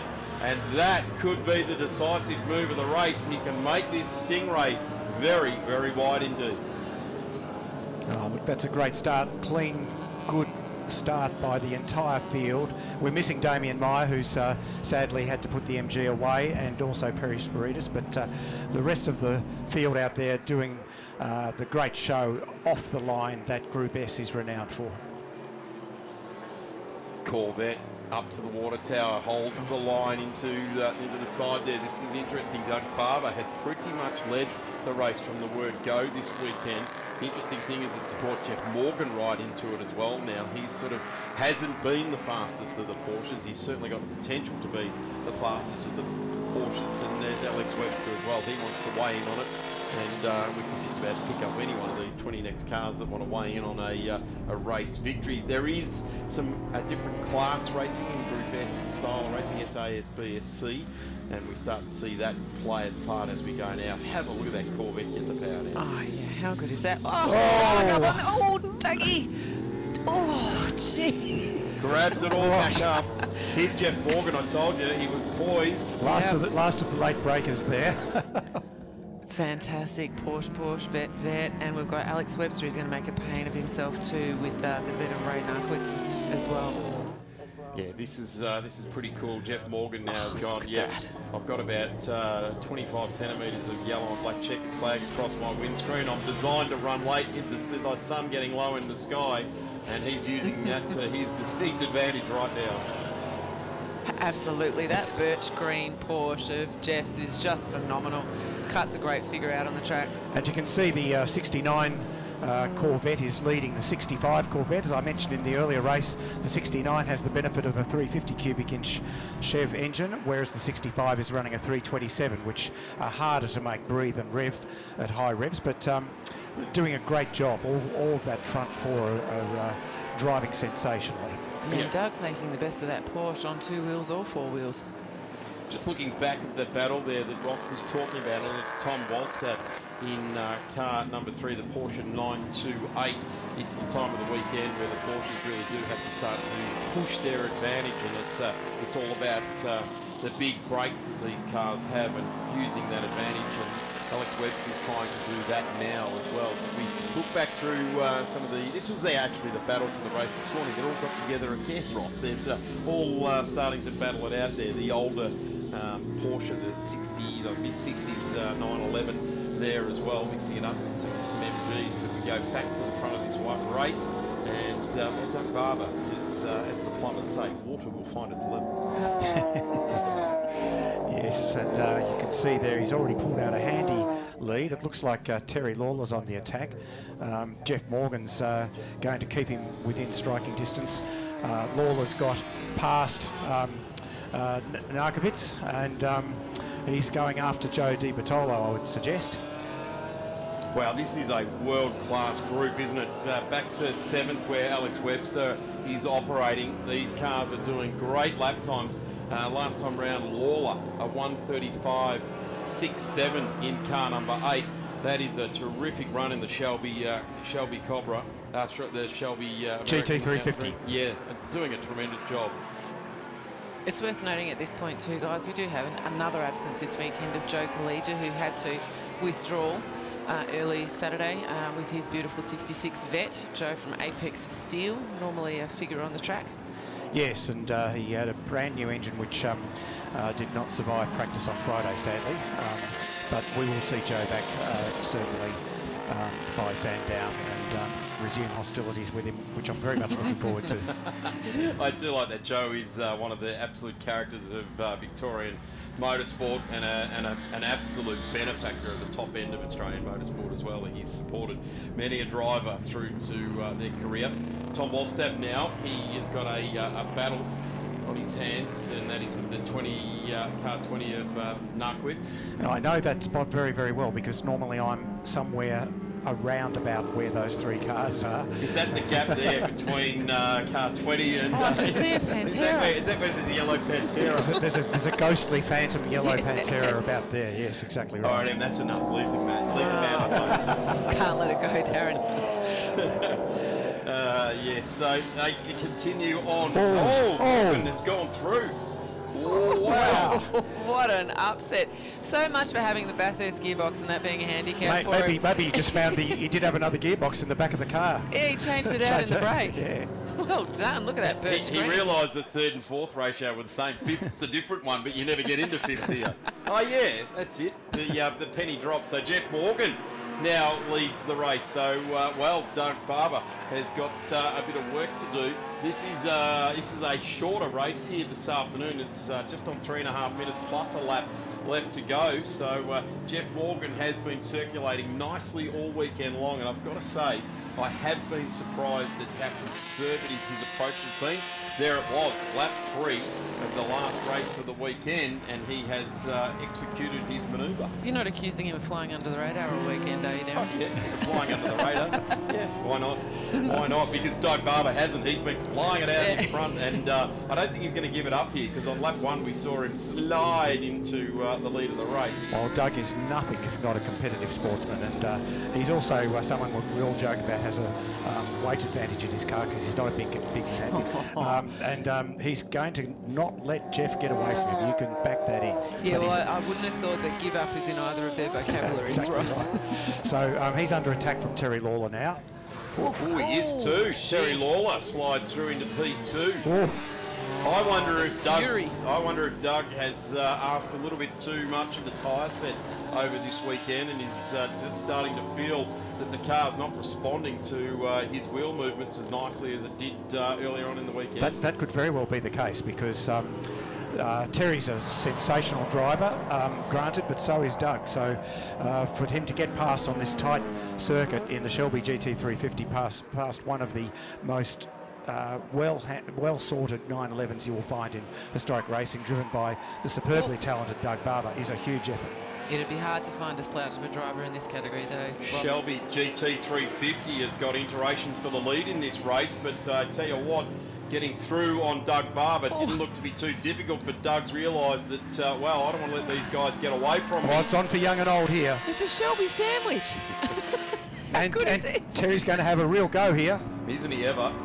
Oh, Pedal nose down, to tail. cubic inches the answer once you point it in a straight line. But Jeff Morgan, super experienced, back in the Porsche Cup days, draws alongside. He'll hold the corner. He'll have all that skill. He won't sort of chop him off. He'll just give him no other option than to stay behind him. But when you get in a straight line and you turn the tap on a V8, it is very, very hard to hold them at bay. Pulls out, draws alongside. Jeff Morgan does have the inside running for turn 1. He has to be further past Morgan holds on, puts the Porsche 2 wheels up on the ripple strip here. Let's not come together though, boys. We need to keep the front of the Shelby GT350 in the back of that 911 clean and tidy. Oh, how good is Jeff's coverage?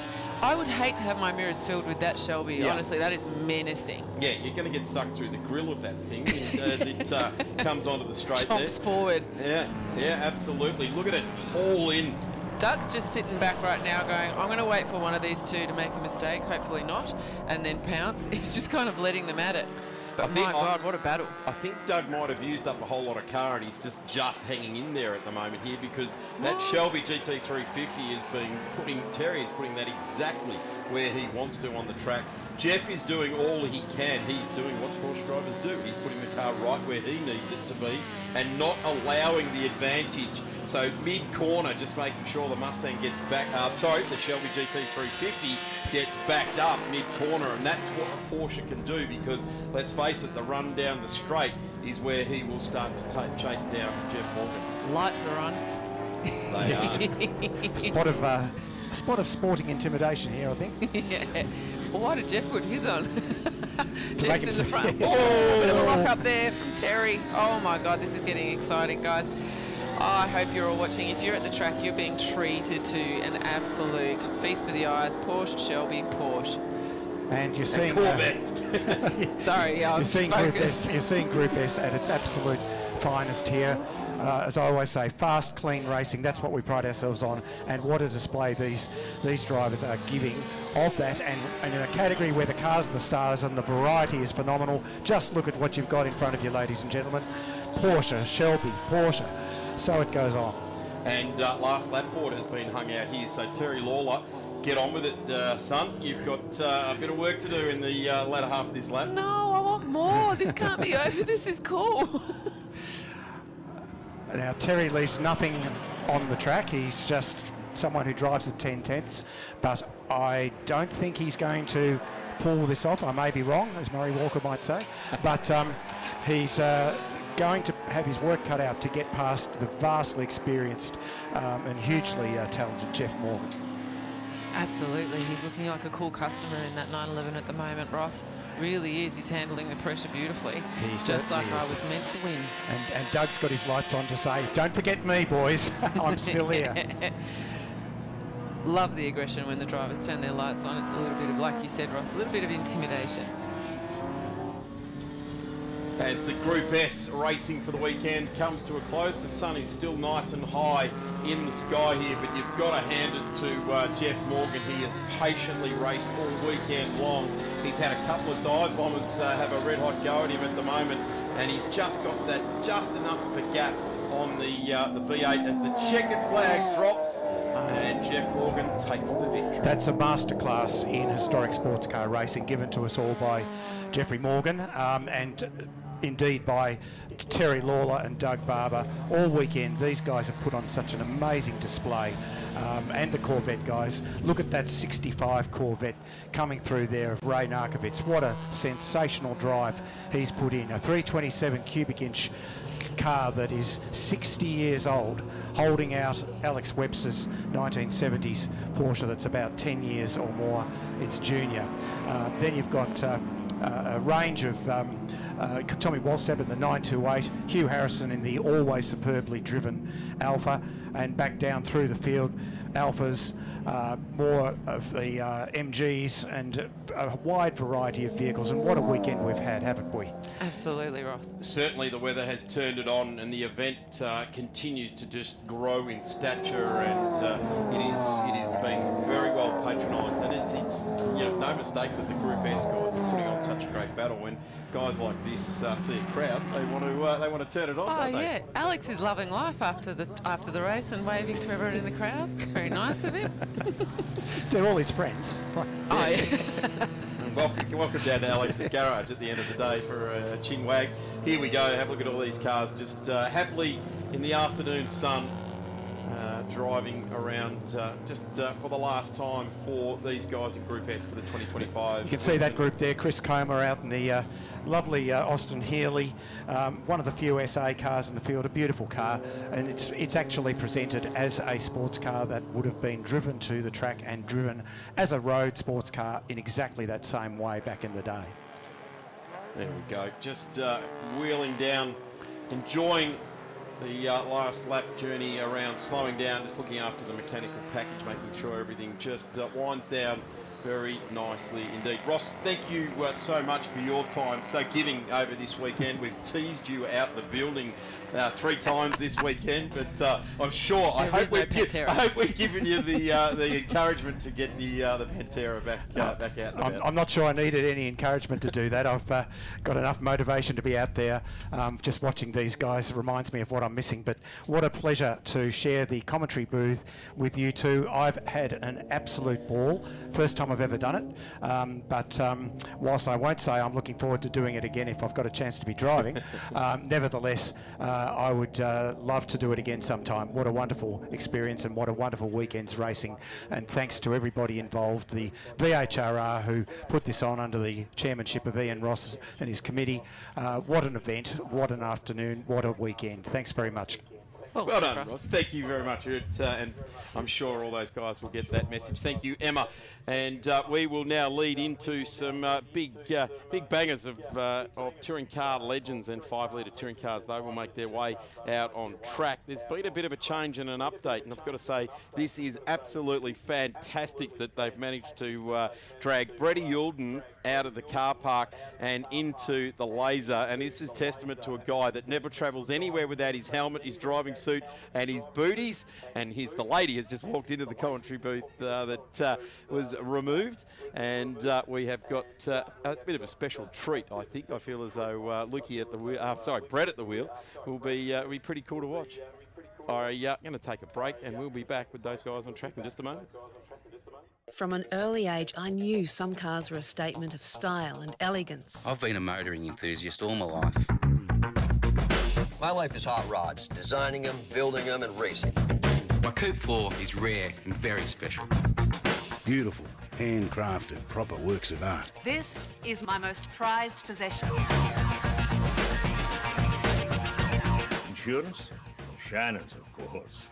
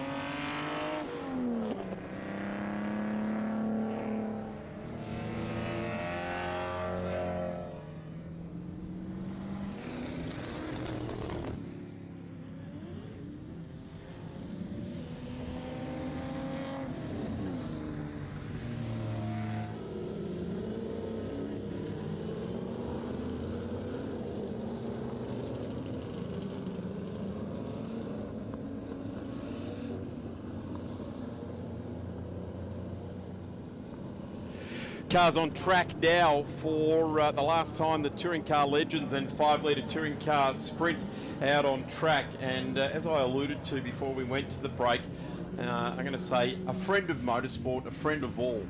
He's been shoehorned into the laser that he raced back in the day, and it's fantastic to have Brett Youlden out on track in the laser. I'm going to introduce in Brett Florence and Darren Knight for this this final sprint for this category. Guys, this is going to be a lot of fun, and I've just had some good information that the eyelids were welling up on Brett Youlden down there as he was getting into the laser. They sure were, mate.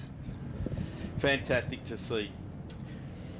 That is in fact the car that finished second in the inaugural Bathurst 12-hour Brett back there in 1991. So amazing story to see this car back out on the track. Yeah, that's right. And, you know, Aaron Noonan did a fantastic story on V8 Sleuth about the car, its history, and where it went and how it's here today. So that was, you know, an awesome bit of writing by Darren. And I urge anyone that's interested in that car, have a read of it, because it's a fascinating read. And these guys, what they did back in the day with that little car, just excellent. Well, Kent Youlden, of course, well known for his prowess at production car racing. His day job was a Ford engineer, and he went to Jack Nasser and said, how about we enter the first Bathurst 12-hour? And it was, in a way, Ford's first factory effort, if you like, out the back door since they closed up the touring car team in 1973. That's right, exactly. You know, the Quasi's Lot 6, if you like. Yeah, so Brett, great to have him back behind the wheel. The car, of course, he shared with his late brother, late great Kent Youlden, and of course Ken Douglas also shared the driving duties, and he was definitely a gun at production car racing as well. And I mean, this is a category, like I said earlier, that we want to grow. You know, get more of these production cars out, group, you know, Nations Cup, etc. So, you know, get them out here on the track, because there's some fantastic Australian history in those cars. Certainly is. Unfortunately, we're missing the Galaxy that's owned by Dennis O'Brien. Steve Trevika driving had, unfortunately, the brake pedal went to the floor, as I think Darren surmised or estimated this morning, so that car is not out there. A little bit of panel damage. Dennis is great about it. Steve was actually mortified. He was couldn't believe it. But when you've got no brakes in something that's 17 foot long, yeah, right. Not much choice. No, exactly. And as Dennis, I went and saw Dennis, and he said, you know, stuff happens in motorsport. You can't help it, you know, and we all move on, and cars are repairable. So that's his attitude, which is great. Exactly, exactly. Speaking of Dennis O'Brien, we have another O'Brien machine out there. That's his original XY Falcon, the series production machine, just going through the sweeper now. That's steered by Alan Shearer, Group N racer himself. Amazing motor car. It's a car that ended up off the side of the mountain. Tony Roberts, 1970. Dennis bought the car, rebuilt it, and continued to race it in series production. Yeah, I was talking to Dennis about that car, and he was, you know, he said that he get a call from Howard Marsden to say, hey, look, do you need some parts? We're updating the cars. You know, and they just send a box of parts up to him, and, you know, it just kept going on with its racing career. It's always been a race car from day one, and, you know, Dennis has kept it, and look at it here today. Like, where would you see a genuine, well, you know, genuine phase 2.5, phase 3, if you like, out here racing? You'd never see a genuine one. So, you know, it's, the crowd's been treated, you know, with that. Most certainly. Peter Zibris out there too. He's none other than Tabitha Ambrose, daughter of the great Marcus Ambrose, having her first steer in something historic. She's been running state level Formula Fords this year. She's driving the ex-Warren Cullen 4-door A9X Tirana, so a local car in every sense of the word. Warren Cullen ran a very successful Wreckers down there at Settlement Road. Ron Simmons from the VHRR was telling me there's quite a few race meetings where guys would be travelling down to that Wreckers in Settlement Road to get bits for their race car mid-meeting. Yeah, exactly. And in fact, Warren actually had a wrecking yard here in Benalla, Benalla Auto Spares, back in the day. So, and I'm not sure whether he still owns it now, but he had one there, and he's still got Super F spares in Campbellfield. So, here's the O'Brien Falcon that we were telling you about, an original GDHO race car. Well, it's almost priceless, really, isn't it? Yeah, it is. It was parked after the end of series production in 1972, so it was never converted into a Group C machine, which were the new regulations in 1973, which we saw, of course. The Moffat car was converted to Group C, and that was running in 1973 for most of the season until the introduction of the brand new XA hardtop later in the year. Yeah, exactly. And, you know, Dennis, talking to Dennis, you know, he raced against the greats, Brock, Moffat, you know, Freddie Gibson, Barry Seaton in this car, and, you know, it survives today. Did very well too. Held the lap record at Hume, Weir and Calder for several months too back in the day, so no mean feat for the man from Wagga. Yeah, he said to me yesterday, he goes, we're just a couple of boys from the bush having a crack. Yeah, great character is Dennis. Great to have him at the V8 Sleuth Open night last night here at the track, hosted by Aaron Noonan. If you're here next year, they'll definitely be doing that again. Yeah, it's certainly worth lashing out on a ticket. We got to hear from some greats of the past. Speaking of greats of the past, here's Eddie Dobbs. He's a great of the future. He's been running that ex-Graham Blanchard FE Holden for many, many years. That is a genuine race car too, like the O'Brien Falcon we were talking about. Brett, has always been a race car, originally built and raced by Graham Blanchard in the late 50s. And Dobbsy's been the custodian of that car, probably nudging 40 years, I would think. He was right there at the early days of Group N historic touring cars when it got going again in the early 80s. Exactly, and I mean, you can see how many races it's done. Have a look at the rear driver's window, and the amount of scrutineering stickers on that car is unbelievable. And we've got, I think it's Chad Parrish in this, the Cat Ford, which is a striking livery, that one. Certainly is the Gibson Motorsport BA Falcon. Shared the car with Glenn Seaton, of course. So our plan... FPR, I beg your pardon, not Gibson Motorsport, FPR, of course, Ford Performance Racing. And our plan with this category moving forward will be that we'll have 5 litres and invited on their own, and then run the series production cars, you know, Group N and odd Group C and A car all together. Just to, you know, as I said earlier in the vision, that we're trying to get some more cars out of shed. So you know, and the 5 litre cars, they're growing. There's more and more of those ending up in private hands, and they just want to have a go. Also seeing some later models too, like this very Commodore we see on the screen here, owned and driven by Peter Zibris, very famous motor car, Brett. Absolutely, you know, this car, you know, Jamie Whincup's it's the car that ran out of fuel with Paul Dumbrell at Bathurst, so it's most recognised for that. But, you know, Peter was saying it's the 3rd most winningest chassis in the history of the category. So to have that, it's, you know, like I said, it's won all those races, but it's more famous for something that it failed at. Yeah. Well, J-Dub certainly won plenty of races in his time behind the wheel, plenty of championships. We've got Tabitha again in the A9X, and you know, she's done a fantastic job all weekend. She's currently first in the touring car section of this category, which is, you know, it's a sprint / regularity. So she's the first person. It's her first race in a large car, and her first race in a historic car. So good on Tabitha. This is fantastic. So she's definitely showing the guys up. Yeah, doing a great job. Hopefully we'll see her back at historic Sandown the second weekend of November. Exactly. So, and we've got Eddie and Brett Yordan here, which is, I'm sure Brett's having a ball out there. Yeah, the little TX3 laser, turbocharged 4-wheel drive, based of course on Mazda componentry, with the model sharing back in the day, part of the Button plan to rationalise models available. That's right, yeah. We saw quite a bit of badge engineering, although that's got a fair bit of Ford in it, that laser. But nevertheless, started off as a Mazda. And a great shout out to Rebecca Drummond, who is the owner and was running the car earlier today to entice Brett, you know, one of the original drivers, into the car for this event today. And yeah, great shout out to Rebecca and her partner Dave Holt. So they both came together to get Brett out there, and that's why David's not out there with the HSV. He was assisting and ran out of time to get himself ready, but you know what? It's good to see Brett out there in the car. Certainly is, and really throwing back, how many years is that? 34 years. Yeah, exactly. So it's quite a stint there for Brett to get behind the wheel. So yeah, so the person who's running first is Pete Zibris.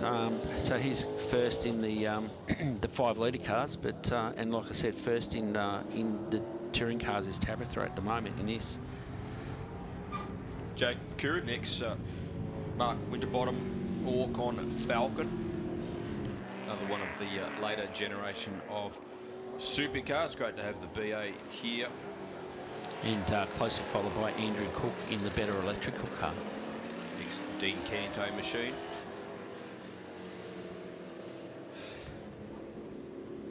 So we're seeing more and more of these type of cars returning to the circuit. Great to see them in their original race livery. Some of them had competition lives after the main game and they're repainted, but it's great to see them back in their original liveries.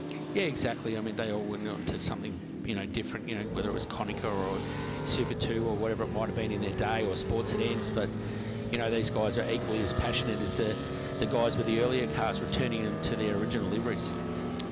Definitely. So glad they got rid of that V8 Lights series absolutely. name. It sounded like a packet of chips, didn't it? Yeah, absolutely. Thanks to the marketing gurus in that one, Darren Knight passing judgment a decade or two on. You betcha. Absolutely. Have a look at this. Pete Zibris, 129.27, head and shoulders, in fact, 3.6 seconds faster than anyone else out there. Guys, I've had to take a couple of minutes because that car that just went through the screen, I've just had to wipe the tears away and just see Freddie Yulden getting on with a lap out there. Good to see an old mate putting the helmet on, even though it's a lone unit, and getting out there and doing some laps at a car that he had some pretty strong success with going back in the day. Now, Darren, you don't be so modest. Now, you have actually shared a car with Freddie Yulden. Tell us a little bit of that. Actually, no, not a car. Shared a team. It was a 24-hour race here when they used to run the 24-hour races, and he was in an RX-3 coupe. And I was in the RX-3 4-door, so we were part of, as it was in the day, the hat set on it, Team Pyark, and every car club had a Roca with the Alfa Romeos. Yep. The Holden Sporting Car Club had one. I loved it. The Holden Sporting Car Club won it for about 3 years in a row with not one Holden in it. They're all RX-7s. Of course, of course. And one year they roped in Gary Mackay in the XU1, and I think Gary got about 12 laps, and they said, "That's enough now, mate. We need to win this thing. We got to pop the RX-7s out." They were so loyal to the whole. Yeah, product. right. Yeah, that's right. But no, sorry, I might have alluded during the conversation earlier today. But yeah, great friendship with the Yulden family, and both Brett and the Bear, his older brother. They were excellent guys. If you needed some mentoring, if you needed some help, they would just come and have a chat with you, and it was just so cool. And it is interesting. We've had Brett on the podcast, the Grassroots Racing podcast, and just this last week we've recorded one with the only Yulden to win the Bathurst 1000 with Luke. So keep your eyes peeled on the Grassroots Racing podcast for the Luke Yulden podcast coming up. And of course, we're talking to some like-minded people this week that are running the Laybird sprints up in Queensland. So if you like this sort of event, have a listen to the Grassroots Racing podcast. Gratuitous plug over, Brett. Sorry about that. That's fine, mate. Yeah, well, we're right. I might plug in and have a listen to that. Well worth it. So exactly. I can tell you, it's my podcast. It's got to be worth it. I'm a little bit sick of listening to my voice this weekend. It's been a lot of Darren Smith. You love it. You've been taping it. I have been taping it on the breaks. I'm going to listen to it all the way home tonight, yeah, mate. Yeah, exactly. Exactly. I can edit you out and just listen to myself. Yeah, thanks very much. Pete Zibris, the ex-Jamie Whincup, Commodore. Fastest car on track in this sprint. And boy, oh boy, he's given it to it, isn't he? See the transfer of weight there? He's absolutely planted the boot. He's going to make a final lap statement here, Brett, I would say. He's going for the last lap dash. He's trying to outdo Brock in the day at Bathurst. Not fat arming it though, is he? No, he's not. He can't rest the arm on the elbow in a supercar. Window nets and everything's preventing all of that. And Aaron Noonan mentioned last night the V8 Sleuth Open night with his interview with Peter Zibris how wide his grin was after he got out of this car after yesterday's run. It just does everything so nicely. Complete contrast to the VK Group A car he has, which is a little bit more agricultural, of course. Geez, I tell you what, the hundreds of thousands of dollars difference make a difference, don't they? Yeah, just a little bit. Yeah. Yeah, he's ragging this. He's giving this an absolute last lap throwdown, isn't he? Oh, absolutely. And good on him. He's having some fun. So, yeah. Check flag is poised and being given to the field here. And Pete is just running up to turn 11 and 12 to complete what has been a full-on commitment weekend for Pete. He's brought a few cars to the track and ultimately brings it home to get the checkered flag. And a big thanks to Peter. He's been one of our sponsors this weekend with his Premier Hire business, and I can't thank him enough for the efforts that he's put in. He's brought a team of cars with him, and has also offered to sponsor the event. So and big particularly thank you. right in the middle of his day job. So yeah, exactly. Ipswich Raceway next weekend, Queensland Raceway, the Premier Hire boys, they'll be at it. So he's going to get right back into work on Monday morning. Yeah, exactly. Tabitha Ambrose completes her weekend's commitments as well, and what an eye-opener for Tabitha. You've got to suggest, Brett, that you assisted this particular thing to happen here, and of course at the end of the weekend, what do you do but destroy a set of Dunlops on the back of your Caterpillar Falcon? But this is certainly something we're going to enjoy a journey with Tabitha in her career, I feel, over the next little while, and getting some horsepower under her right foot. Inevitably, she's going to end up in a TA2 or a Trans Am car at some description at some point. And well done to Craig Bowering for inviting her to step behind the wheel of the A9X. Tabitha said she's never driven a car with such a big steering wheel. Without power steering, you need that leverage, don't you? You need the big diameter wheel. Yeah, and it was great that VHRR and Craig got together and Winton Raceway actually. Big thanks to Joel and Jeff and Mark with them. Tabitha's been doing some work with their stuff. So, but it's been fantastic. Pete Zipper's run out of petrol, guys. Yeah, I think he has actually over there in the back. He's not, has he? The car may be famous twice for running out of fuel by the look of it. Looks like a friendly it's getting a Caterpillar push. car's going to give him a nudge. Gee, that didn't happen in the day, did it? Everyone just watched Jamie and went, mate, seriously? Yeah, later. Yeah, later. Yeah, so Pete Zipper's crawling along there. And, the guy behind him's doing the right thing because you're not supposed to overtake on the warm-down lap, and the car stops. Brett Yulden's gone into the pit lane, and I guess we better thank Rebecca Drummond very much for allowing a good old mate of everyone's actually, of motorsport. The Yulden family are a friend of motorsport to have a drive. And I'm going to say Brett will sleep very, very well. It's been a while since he's had a go in a car. Of course, famously in that beautiful green HQ. No, he's got it going again. So Pete Zibris playing true to the heritage of that car has given us all a bit of a surprise. Good on him. Absolutely, playing it up. I like it. But that has been the Touring Car Legends and V8 Touring Car Sprint final run for the weekend. We've got another sprint on track in just a couple of moments. Historic sports sedans, guys. The big bangers, the gods of thunder, will churn around here at the Winton Motor Raceway in just a couple of moments. Brett, thank you very much. Dazza, as always, great working with you. Great to have a true pro come along to an event like this and give us all your knowledge and build that drama right across the weekend. Thanks, mate. I appreciate that. Nice. I think Crompo's making his way in. Yeah. Nice move under brakes there, Brett. Well done. Don't forget, folks, the Equity One Historic Sandown in November. The next big historic meeting in Victoria. That will be a fantastic couple of days. Really looking forward to it, and entries open this week on Wednesday for Sandown. So check that out at I think it's on the MA website, but get guided by the VHRR website for all of that information. Thank you, gents. A couple of public service announcements. Louise Painter is down in the historic sports sedans garage with Simon Fitzner in the Thompson Mercedes. That's the car that we're looking at on the live streaming now. Louise has lost a sizable amount of money. If someone has picked up this money, can you please return it to Louise down in Simon Fitzner's marquee, down where the historic sports sedans are? Ask for Louise Painter. And Rob Hankins, if you are looking for your backpack, which you have left around the facility here, please make your way down through to the canteen. Rob Hankins, if you're looking for your backpack, make your way into the canteen, mate, and identify yourself down there. And again, a sizable amount of money that belongs to Louise Painter has been lost at the track somewhere. Make your way down to Simon Fitzner's garage after this historic sports sedans sprint and ask for Louise. She's quite keen to get that back, as you would imagine. We have got sports sedans on track in just a couple of moments, and we'll just clear the airwaves for a minute and let the Gods of Thunder tour the Winton Motor Raceway.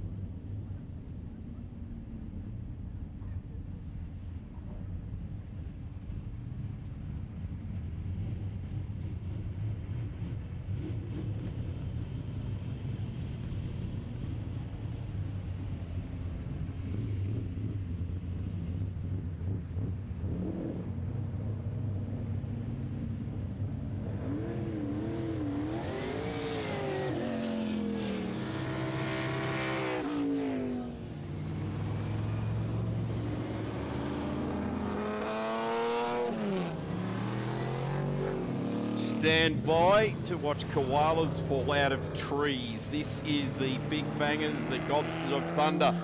Great to see people in the viewing area standing up and looking out over the scenery here, because the scenery has been interrupted by the glorious sports sedans, and the commentary booth has been interrupted by the glorious Phil Membry, who has been introduced to historic sports sedans here this weekend. And I would suggest the way Phil goes about his job as a commentator, he will be one of the leading experts within the next couple of weeks on all of these cars. Phil, welcome back for the sports sedans for their sprint. So you're indicating that I'm a bit behind the times? No, mate, I'm just saying that this is historic sports sedans. They're awesome. Everyone loves them. Oh, absolutely, 100%. And let me tell you, you've been welcomed with open arms into the community. I was a bit worried about that. Don't worry about it. They love what you're doing, and it's certainly been appreciated by everyone in the historic sports sedans. And I guess, like the cars we've just seen, the touring car legends, the 5-litre touring cars, we're just going to see more of these cars getting restored or getting brought out of sheds, and people having a go at it.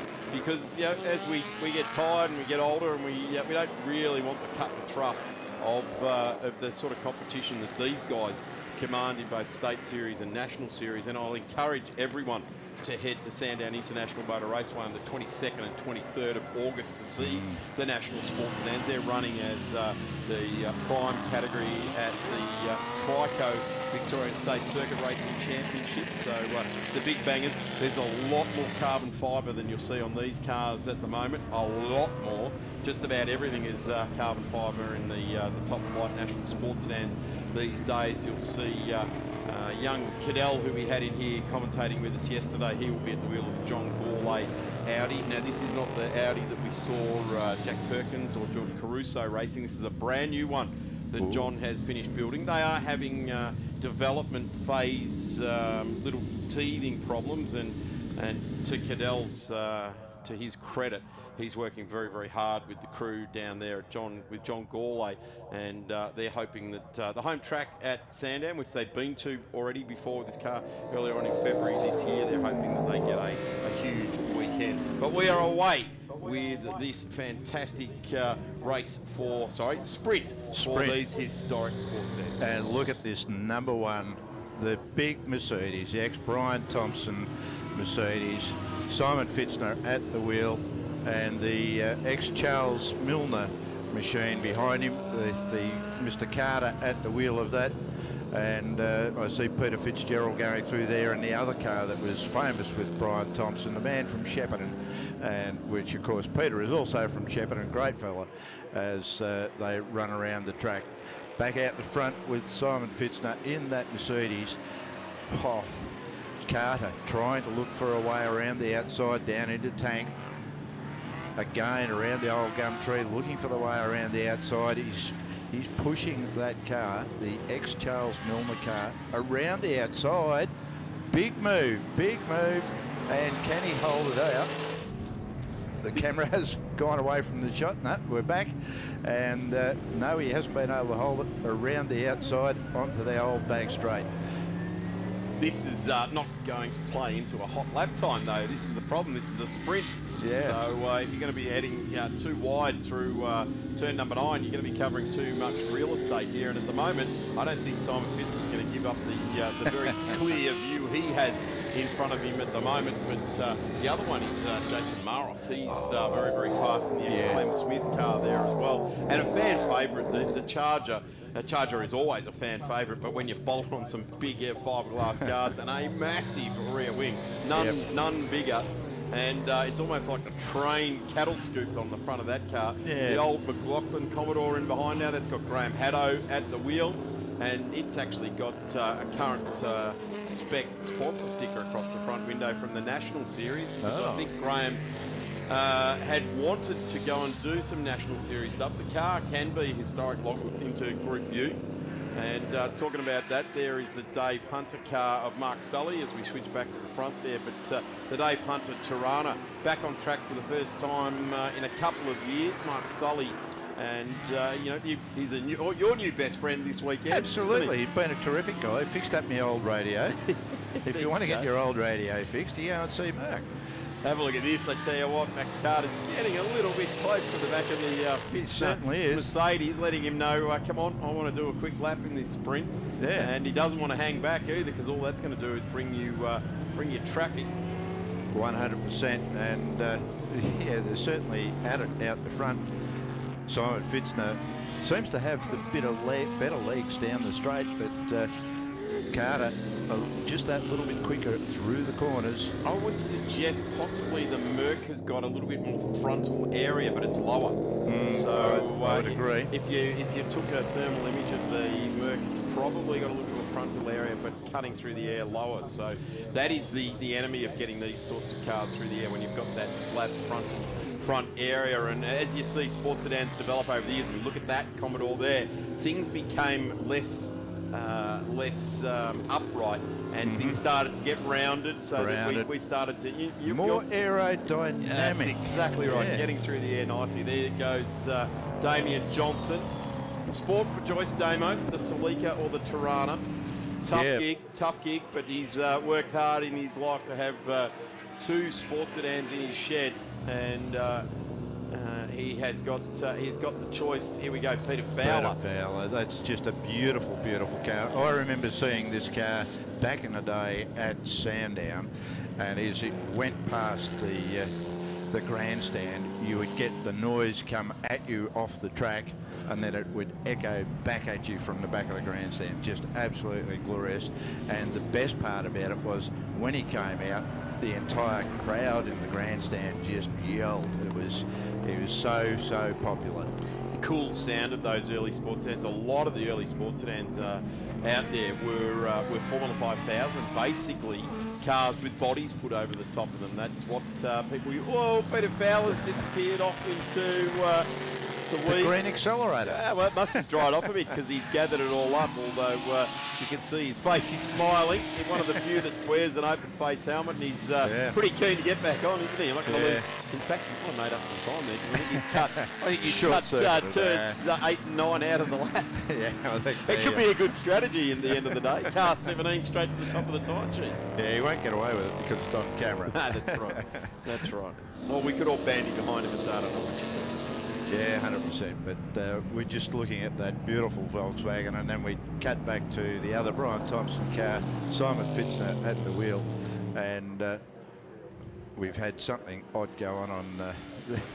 Well, if we have a look at the lap times, Carter now has the fastest lap time because of that short track. That will be deleted after the event, I'm sure. So Mark Carter's in that HB Tirana wedged right in the back of car number 1 there of Simon Fitzner. The luminaries Thompson, Brad Jones and John Bow that drove that car in its heyday in competitive environment. Wasn't always red, had a blue livery on it, had a dark blue livery on it. Just so for history's sake, there goes Peter Fowler in the number 17. He's gone inbound. That is on the Winton Festival of Speed replay brought to us by Equity One Shannon's Racer Industries. So we thank them very much, and of course Cool Drive Auto Parts. Here is the number 68, which seems to have been having a ripper weekend in the historic sports events. He has been having an absolute ball here, Mr. Corey, in the 68 HB Tirana from down at Gippsland. He's a bit of a keen official down at the Haunted Hills hill climb down there, so big shout out to those people down in Gippsland that run that amazing hill climb facility down there. Car 53 on track. Cruschetti. I know I always get it wrong, but look at that. What a great car we see on screen. The old Chevy. You can't beat one of those things. Well, I tell you what, this sort of fits into the invited part. It's actually not a sports sedan. It is a built car to advertise a business. It's a promotional car, and you can say that about all these cars. Oh, the old Finch car, Monaro, on its second race meeting since it went through a comprehensive rebuild. And boy, it looks the goods, and I don't care which side of the fence you sit on. No. That car there that Scotty Hoskin is driving, and Scott is currently sitting down there in 7th. Mark Sully in behind him. Edmonds, Fowler, Wood, and Ian Bed for the first time outside the top 10. I guess as the weekend has gone on, the faster cars get faster, and Enos has been ringing in the neck. There it is right there, that little A30. Talking about the big and the small of this particular category, isn't it? You can fit 3 A30s in the same length of that one Chevy. Yeah, I think you just about popped the A30 in the glove box for the trip home. Yeah, I tell you what, and Enos would be whipping it too to get into the glove box faster than anyone else could put it in there as well. A great bloke, hugely experienced motorsport guy on both dirt and the hard top. Not sure which one he prefers. I think as a younger bloke he liked the dirt, but the hard top is certainly suiting him in this part of his motorsporting career. But I tell you what, the speed that he can extract out of that little Datsun-powered car, there you go, right alongside the Chevy, and drive away from it. Thank you very much. And the Tirana does as well. So Corey also around the big Chevy, and Corey is going to try and find a way around the little A30, I think, too. Oh, no, he's not. Commentator's curse. Understeer off. Understeer off, and the Chevy just plugs that gap. But that yellow A30 lovingly restored by a whole group of people led by Ian Bed. Here is that Monaro I was talking about, Scotty Hoskin at the wheel. And this HQ coupe style of car has been very, very popular in Australian motorsport over many, many years. We're just talking about Brett Yulden, who drove the Laser in that last category out on track. He drove one of these in Touring Car Masters and was very successful on a race at Mount Panorama with it. And we see the rebirth of this car, Scotty Hoskin at the wheel now and doing a tremendous job. A replay here. Ian Bed sneaks up the inside of the big bad 53 Chevy. The Tirana goes through with him as well. And have a look at that. David and Goliath, and David just drives away. Happens to be Ian Baird in the A30. Great wheel work there by Ian Baird. Yeah, 100%. And we saw that Corey, after he got past the big Chevy, got a little bit excited and lost a spot. So back out the front with Fitzner out in front doing a great job, sitting on a 1:30.32 in the big Mercedes Sport Sedan. What a great car. I'm just getting some information coming through from the paddock area. I think Damien Johnson might have damaged an engine. That's why we're not seeing him on track yet. Confirmed. Thank you very much for the crew down there. I won't give away my sources, but Damo has damaged an engine. That's why we're not seeing the Doug Clark car out there. So I wonder if he bought the Tirana, he can sling that in just at the very last minute in time here, as Simon Fitzner is the fastest car on track at 1:30.32. Mark Carter's gone into the pits now. Graham Haddo, he is sitting on a 1:32.49 in the old Des McLaughlin Commodore. Jason Maros doing a terrific job in the ex-Clem Smith cars. We've got one of the Anglias going very, very slow coming out of turn 9. And there it is there, 191. Rudolph. Rodney, not Rodney Wood. That is, yeah, Jeffrey Rudolph. Yeah. Who's very slow compared to Simon Fitzner. Simon Fitzner on a 1:30.26 on that last lap around. But Rudolph well behind that. Certainly, and going slowly at the moment. So here we go. Have a look. This is a bit of history on screen right now, isn't it? Absolutely. We've got the two previous cars of Brian Thompson. Those to tail out there on the track. The Mercedes and the Volkswagen. The Mercedes powering away from Peter Faulkner in the V-Dub. Yeah, Peter Fowler built both these cars, and albeit that the VW is a recreation from the ground up, because there wasn't anything left of the Volkswagen. It was not in good condition after its last competitive hit out, and that was what I guess led to the build of the Mercedes, as it's striking a magnificent silhouette as the afternoon starts to draw on. Coming up to 3:45 now. The checkered flag drops on this super sprint for the historic sports sedans, and this category came to fruition about 8 years ago at the Anzac Day event, historic event that the Sporting Car Club puts on over at Malala, and it has been absolutely not only a fan favourite but a competitive favourite, because there are a lot of sports sedans around in garages. In fact, I was chatting with Ian Baird many years ago when he was president of the Sports Sedan Association in Victoria, and I said to him, you should run a sports sedan nationals like they do with improved production. And he said, oh yeah, I can see how that would go.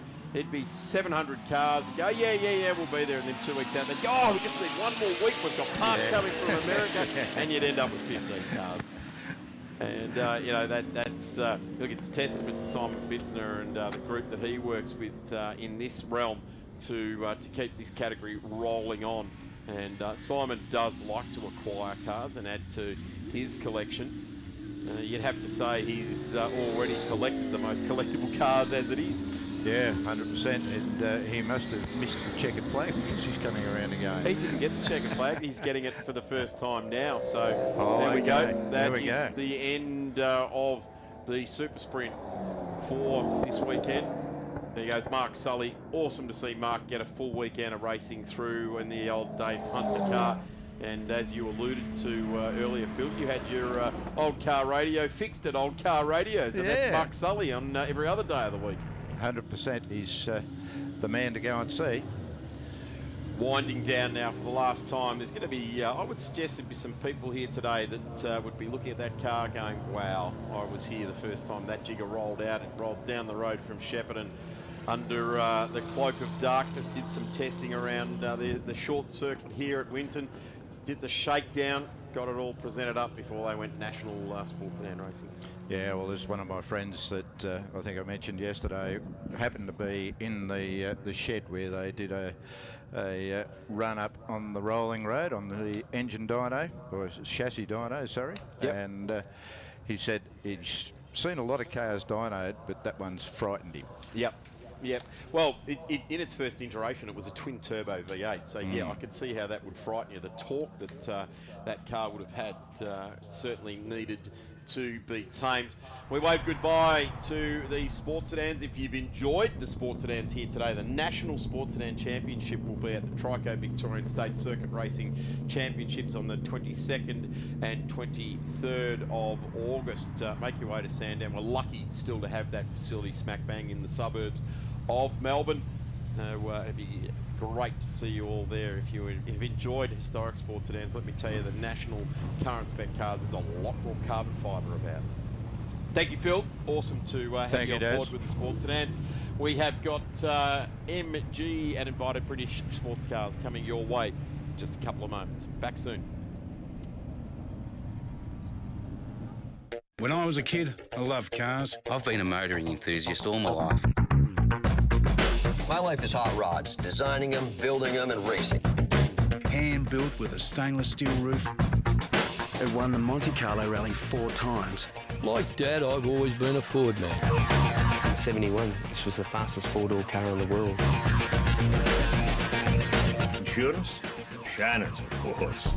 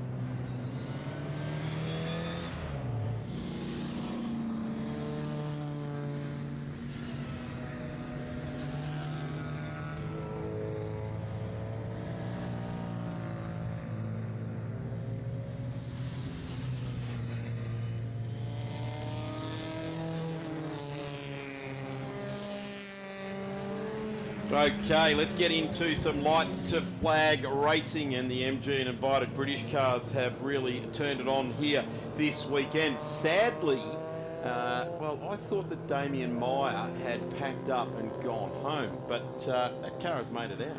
That was for Group S. Ah, he was saving Different it car. for MG.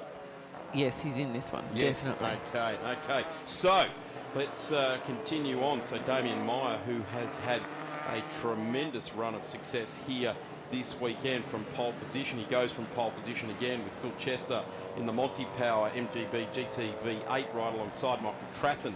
The opposite end of things, a 1200cc, very, very light MG midget, engineered to within a 1,000th of a whatever, and Michael drives the thing so well. Warren Hotz, the New South Wales racer with car number 27, will start out of position 4. Braden Taylor, another New South Welshman, out of position number 5. Keith Ondarchi has started out of 6th, I think, all weekend. It's time to see the number 40. The heat is coming out of the day. It'll play into the ball court of the Triumph Stag number 40, and we will see how Keith Ondarchi handles it all. Don Bardley. Now, this is interesting. All the New South Welshmen have designed themselves to be up the right side of the grid and the left side of the grid. So what was being led to me to believe during the week from Johnny Makem, this is a bit of a nationals, a pseudo nationals sort of affair that is about to jump away here. Jack Cousins, or James Cousins, out of the ACT in your favourite car, Em? Oh, absolutely, my favourite car of the weekend. The V12 Jag E-Type, a magnificent car. Gordon Bunyan will start out at 10th. Jason Edwards in car number 260 out of 11. The aforementioned John Makem for Bennett Signs in his red midget. He will start out of position number 12. Jay Murphy is next. Hank Zwardoveen in the 36. Garth Selig, the New South Welshman. Then right next to him, Trevor Dunford out of South Australia. Kayleen Littlechester with Murray Stevenson right alongside, of course, Murray Stevenson in the bigger sort of saloon style of car, and Murray does a terrific job in car number 84. That is Murray Stevenson at 61. 84 is Steve Frankstone, Ewan Giles, David Goodwin, and away we go. A race has started, and it is Phil Chester that leads him down into turn one. He did this earlier today, and he just learnt to be a little bit wider here. Off to the dirt goes the midget, and our bright blue and iridescent orange car goes through into the race lead. There is the number 40, and we get a good look as the whole field. Johnny Makem there in the white and red liveried car. The number 61 storming through there of Murray Stevenson. He's got his hands full of MGF for Chester, but out in front now, up the inside slides Damien Maher. He held 6 corners.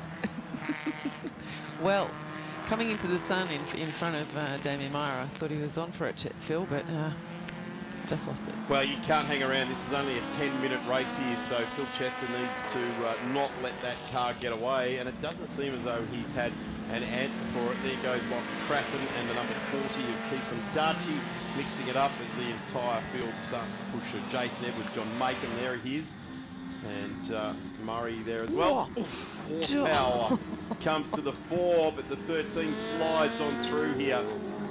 Phil is just holding that wide open throttle for a millimetre each braking marker. He's just pushing it a little bit harder. High vis light on the back of that car, drives on by, needs to cover this off, but the 72 down into turn 1, gets across the line. He leads lap number 1. He'll hold on up the hill here, but under brakes into the water tower is where he needs to. I guess M just needs to cover it off, doesn't he, Phil? I mean, you can cover only so much. You can't balk, can you? No, that is true. Keegan Darchie goes through nicely now. He's in P3. He's starting to get the momentum back into the 40, and he will look in his mirror and go, there's no one there. There's 2 cars right up behind you at the moment. They're Keith, so he needs to keep a close eye on Traffin and Taylor. I was just thinking, it wouldn't be that intimidating to have Damien Maher in that little MG midget in your rear view, but actually he's making it as intimidating as possible for that type of car, as we see him squirreling around the cleavage, as it was called earlier today. Yeah, I've got it's been called that for 40 years, but I got to admit, at the moment, Phil Chester, he hasn't even flicked on the high intensity LED Le Mans headlights in this one yet, so he's really throwing everything at it here, and he's a guy that does like a challenge in his sporting life and in business too. He's an exceptional commercial operator, and car number 72 just has to capitulate to the 13. And let's see how we open the taps and let the fuel flow here as the MGB GT V8 doesn't have it all his own way like he did the last lap around. In fact, it's going to be the 13 that holds on this time around. So, does the guy use his brakes, Darren? Not sure. Honestly, we'll have to ask Phil that. I'm sure he's scratching his head the same way. His maintenance budget would be great for brakes. And I tell you what, you use them here, that's for sure. There's a lot of corners, these right angle type corners, where you've got to get on the brakes here.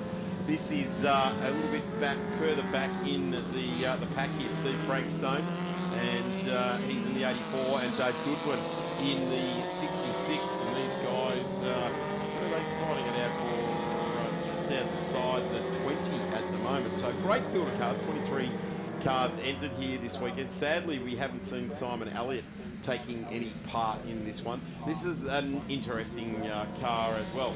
Car number 41, which is Garth Selvig, a GSM Dart. A GSM Dart from 1963. Come down from New South Wales. No, not that car. It's a different one. Shannon's, thank you very much. It's always a reminder to do a Shannon's insurance commercial. But yeah, that's pretty cool. Something completely different. A GSM Dart 1963 in that very light blue, almost powder blue out there on track, as we get a good look back down through some of the other cars in this field. And that is the 78. We're getting a good look at of Gordon Bunyan, and Gordon drives this Triumph always very, very well. And always great to see Gordon make the journey to the racetrack with his Triumph Spitfire. It's almost like where's Agent 86 to drive away in that one. So Gordon Bunyan always fronts up very, very well. Then it's the 260 of Jason Edwards, the MGF, the green one there. And we go back to the front of this race, and Damien Meyer is doing a tremendous job out in front of 1:32.13. The lap record is set by the car currently in position number 2, and to his own, I guess his own detriment this weekend, he hasn't been able to replicate that lap time which he set. Sorry, he set that lap time yesterday. Hasn't been able to replicate that again today. So a 1:31.40 for Phil Chester. I guess at the end of the day, the victories are nice, but when you look back through the program at the next event, it's who's got the lap record, isn't it? Well, you're not going to set lap records at this time of the afternoon, are you? Generally speaking, no, especially with the sun, the way it's been in a bit of heat and the track's a little bit used now. Best time for track laps or for setting lap records is, 10, 20 in the morning, 11 a.m. That's the sweet spot for most cars. Here we go with the Chesters in their MGFs coming up over the hill. I think that's Maddie in the red one. And yep, that definitely is Maddie in the red one as we get our race leader across the line. 3.5 minutes left on the clock for this race, so going to be at least 4 laps we'll get through here. As Damien is absolutely hustling. I have not seen any suspension travel on this car at all. I'm sure it is there, but wow, it is controlled. There's a really good set of dampers on that car. I know there's some awesome dampers on this car, but the answer is just escaping Phil at this time. And I've got to hand it to Phil. That's a difficult car to hustle. It's fast, but the faster you go, the harder it gets. And he's not afraid to give it, get the whip out and give it that treatment. It's a light car too, Darren. It's 1.5 tonne for a V8 barreling around the track. It's hard to pull up. Short wheelbase, narrow car. It's a talent in itself to. You are working. Yeah. I saw some in-car from Alex Webster in the Group S of Damien Meyer in that midget, and he actually some of the time drives one-handed. Yeah, right. He's got one hand on the steering wheel, one hand on the gearbox, and he's driving like that. And I wonder, he doesn't have any time for the brakes, really. I've not seen him brake at all this weekend around Winton, which is phenomenal. The last time I drove around here, I think my brakes got half-life. There you go. There you go. Down into turn 11. He goes, oh, here it is, Mike Traffin. This is where the race is at the moment. Have a look at this. The Stag is being menaced now by the ZR. And when would you ever have thought you'd hear that? Yes, of course. Oh, not only menacing, the 48 shoves it up there. Tony Bollebrecht, the MG-ZR, draws right alongside. There's not going to be a shortage of cubic inches here, though, for the Stag, number 40. Drives away with it. Cool car from the 70s. Isn't it just? Absolutely. And Keith Ondaatje, what a top bloke. He loves it. The Ondachis love their Triumphs. That's all there is to it. And they love taking it up to MGs in the MG and invited British cars. And they are wheeling them around there at the moment. So just waiting to see if Tony Bollebrecht can get onto the back of Keith again and hassle him through the bottom end of the lap here. It's certainly the Stag, like the MGB GT V8 of Phil Chester, just drives away in a straight line. But he's got a battle coming in late there. Car number 43 arriving on the scene, Don Bartley. And he's giving him a hurry up now as well. So getting onto the back of the other cars in front of car 40 of Keith Ondaatje is difficult. Our race leader, just taking a couple of the tail enders there, had to go to the dirt in car number 13. No harm, no foul, play on. And away he goes. I'm not sure what to say about Damien, to be honest. I don't think he even broke then and he was going off track. He certainly was. The last lap board hasn't come out, so they're going to do another 2 laps after this one. So good value. I hope everyone's fueled for the extra journey. So thankfully the race leaders got around and just snuck through before the last lap board went out, I think, but we'll keep an eye on that. And there's a couple of couple of guys in different iterations of MGs watching Damien stream on through here. There we go, a little bit of a replay going up. Did he brake? No, he didn't brake. He just went to the dirt going past the Victoria Tourism signs, and he continued on his merry way around the sweeper. He goes in the live shots at the top left hand of the screen. If you're watching on the live stream, Stevenson just jumps out of the way in the 61. Saw him coming, the MG ZS 180 in the grey and burgundy stripe over the top, a work style of livery that car was raced in the UK. And we just see the GSM Dart getting lapped there as well of Garth Selig. And Garth would know very, very well that Damien Myers coming through, I'm sure, in the New South Wales events. Those guys are used to seeing car number 13 charging through. And Garth just gets out of the way in the GSM Dart, a 1963 built car. I've got to say, Darren, just seeing all those open tops out there, aren't we so blessed with this weather this weekend for those guys? It could have been a different story. Yeah, it would be. The other end of that story is like driving around in a bathtub. Oh no, it's horrible for them. Can't be good. Last lap board has been displayed for the final time here for the MG invited British cars. Race 3. Next race is from the other side of Europe, the Alfa Romeo Racing crew. But this guy, you've got to say, has been an absolute sensation in the MGs here this weekend, and really taking it up to them. Was running in Group S, decided to concentrate his efforts later in the day today on this particular race. And it's not too many times in your racing career where you clean sweep a weekend, is it? No, it's also a masterclass in karting and the value of putting money into a karting career early on. If you're getting your kids into it and you're wondering about whether you should spend the money, if you've got the money, they can drive, will drive anything. Yeah, absolutely. And this is a talented wheelman giving us a lesson here at the moment. And it's not too often that anyone shows a clean set of heels to Phil Chester.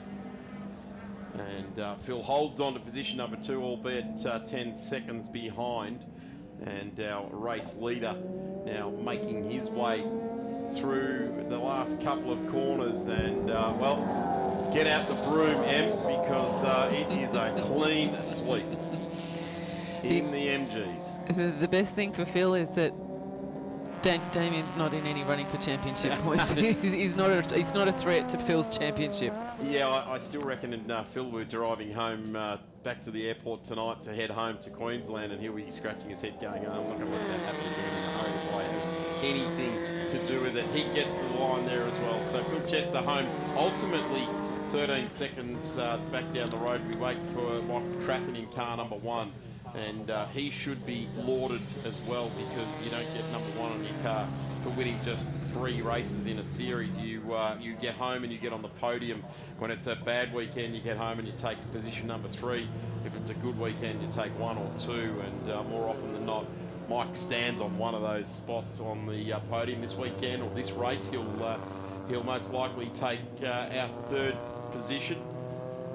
Braden Taylor has driven exceptionally well also in the number 19 entry, the MG Midget, and he gets home in 3rd place. Tony Vollebrecht, again, as always, in the 48. He does a good job in the MG ZR. Don Bartley, car number 43, gets home as well. Good to see Don out there enjoying some great racing here this weekend. Gordon Bunyan should be the next car across the line in his Triumph Spitfire. And we've lost car number 40 in the last lap. Keith Ondaatje has gone to the pits. That's a real shame. I did not notice that. Wasn't on screen. Ewan Gilles also, and Murphy. So a couple of cars that were on for a good result. Jay Murphy from Queensland retires from that one as well. Johnny Makem home in 10th place. Stevenson in the bigger saloon style of car. He gets home eventually there as well in the ZS 180. And Hanks Waterbean, Dunford, Colleen Chester, Brankston, Matty Chester round out the finishes in this one. And that is the conclusion of the MG and invited British cars here for this weekend. That also sees the end of your official duties here as well this weekend. Thank you very much for bringing your perspective to the event and all of that ace research you've been doing down there in the Group N, the Group S paddock right throughout this weekend. Thank you, Darren. Thanks for having me, and thanks for everyone that was watching and that turned up to Winton. It's been a great weekend. Can't wait for next year. Terrific. We've still got 3 more races to go. The Alfa Racing MOSPRA at Formula B, and then the Porsche 944s will draw the curtain on the 2025 Winton Festival of Speed. We'll take a break, and 3 races still to go. Up next, Alfa Romeo's on track. I spend a lot of time out here. The RT Charger's the real deal. An E49. Remember A-Charger? I've always got projects on the go, so Shannon's laid-up cover helps protect my restorations. I'm Mopar through and through. It's a passion Shannon's understands. I wouldn't insure my cars and bikes with anyone else. Shannon's, insurance for motoring enthusiasts. Call 13 46 46 for a quote.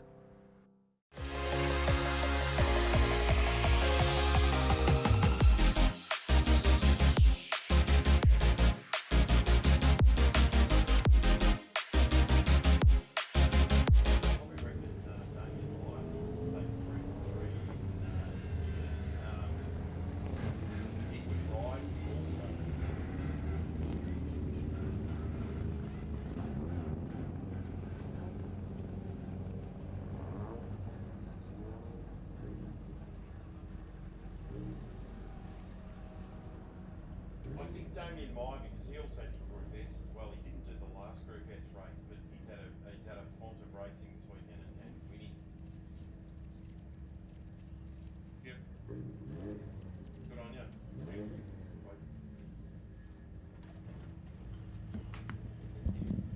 What a job.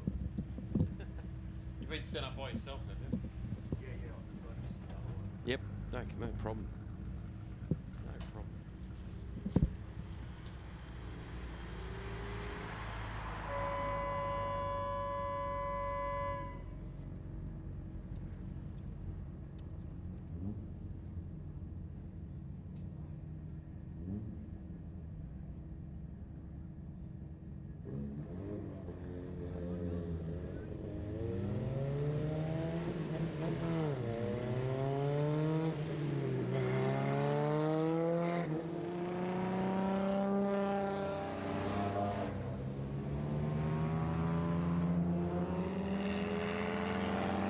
Alfa Romeo's now making their way on track. This is going to be, as a driver dynamic aspect of this one, this is going to be tough as they come onto the straight with the sun in the horizon where it is. You can see the drivers actually leaving pit lane, and I'm just watching them coming out of turn 2 and heading up past the canteen and then putting their hands up to stop the sun getting in their eyes. So one-handing it through this right here in this part of the track is not advisable. It's normally a hang on with 2 hands because the wall sneaks up pretty quickly on you as you get there. Mark Christopherli has joined me here in the commentary booth for this final race for the Alphas, and just before we jumped on, you gave me the explanation of what happened to David Caparo in the last race. Yes, unfortunately, David broke a exhaust manifold, effectively having no boost and only 1.4 cc's, and still managed to finish and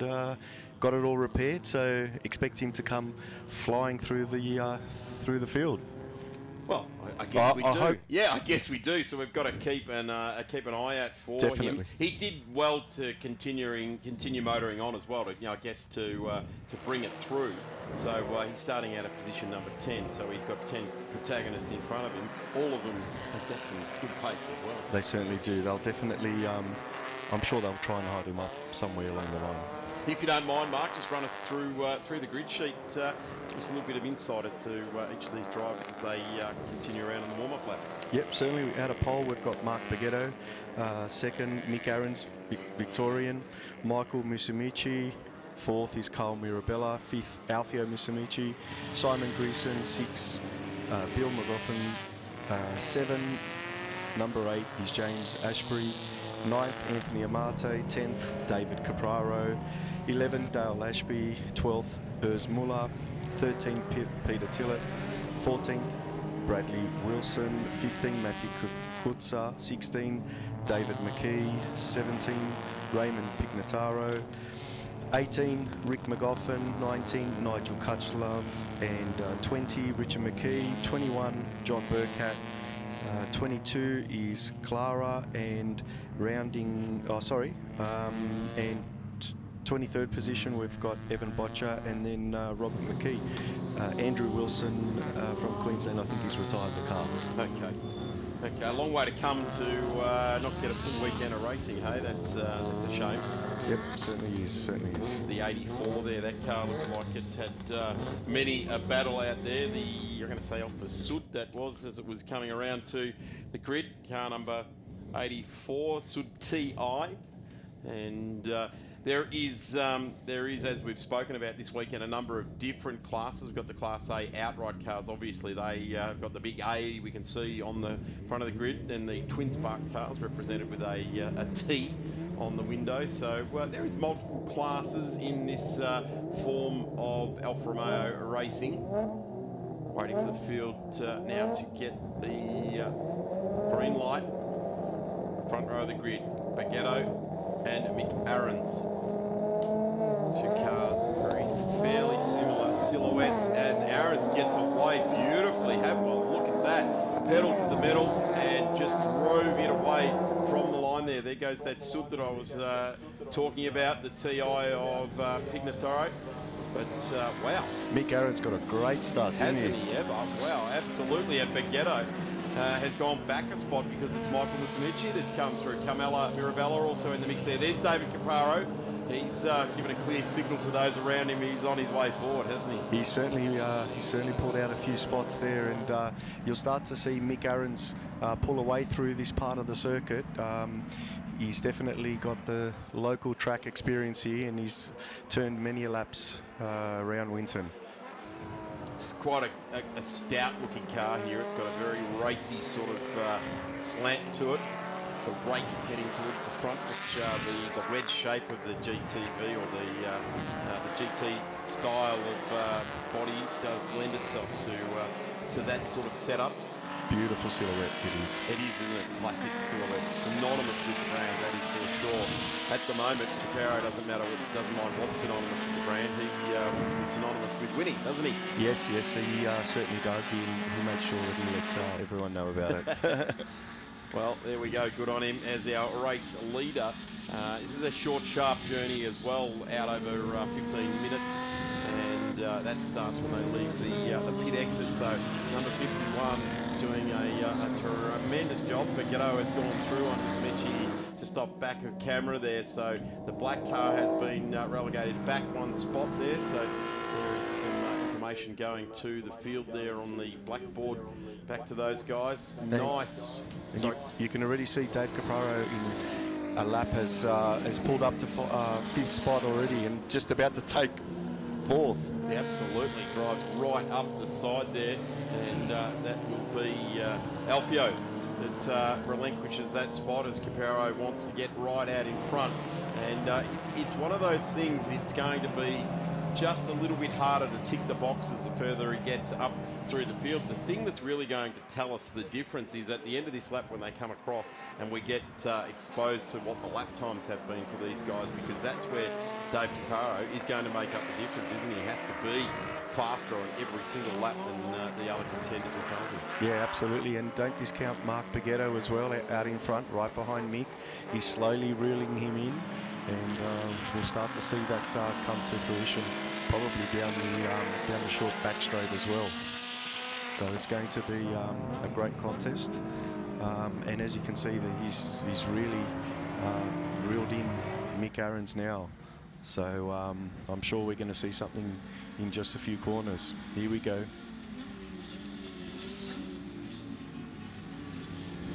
Mick Aarons in the 51 there has led from the flag. Didn't quite get the task done in the earlier race today, and starting to come under fire now as Bagetto draws alongside, and Musumeci goes with him here in the draft, and Caparo is in the background there. These three guys just have to be a little bit aware that once Caparo gets onto the back of them, he is going to hit the eject button as rapidly as he possibly can. And I refer to the lap time. Let's have a look. He's a full second faster than those three cars on track in front of him. In fact, he's more than a second faster of Mick Aarons. So he'll be on the back of Musumeci in the not too distant future. And wow, have a look at this out in front. That's Mick's local knowledge coming into fruition there, and he should be able to hold them out all through this section of the track. Big look at the plunge down there for Baguetto. He thinks better of it, but does go tight in the 11. He'll start to, well, certainly Musumeci knows that Caparo is in the mix there. Terrific drive by Caparo to get back into contention here. Started out of 10th after he went to, well, effectively a non-atmosphere car or a normally aspirated car. Turbo is what these cars rely on for their power, and good on him for staying out. Like he knew that the performance wasn't there, so he drove the thing home to 10th. If he had to come in, he would have started rear of grid, so good thinking. That's exactly the reason why he stayed out there. Didn't want to start from the back, and this is turning out to be such a fantastic battle here between these all these drivers here. We've now got 4 in the mix. Let's have a look at them as they go across the line and see what their lap times between Baguetto. Oh, Musumeci across the line there has gone through. So Aarons has gone back 3 spots now in this lap. And there you go, Dave's just pulled out another fastest lap.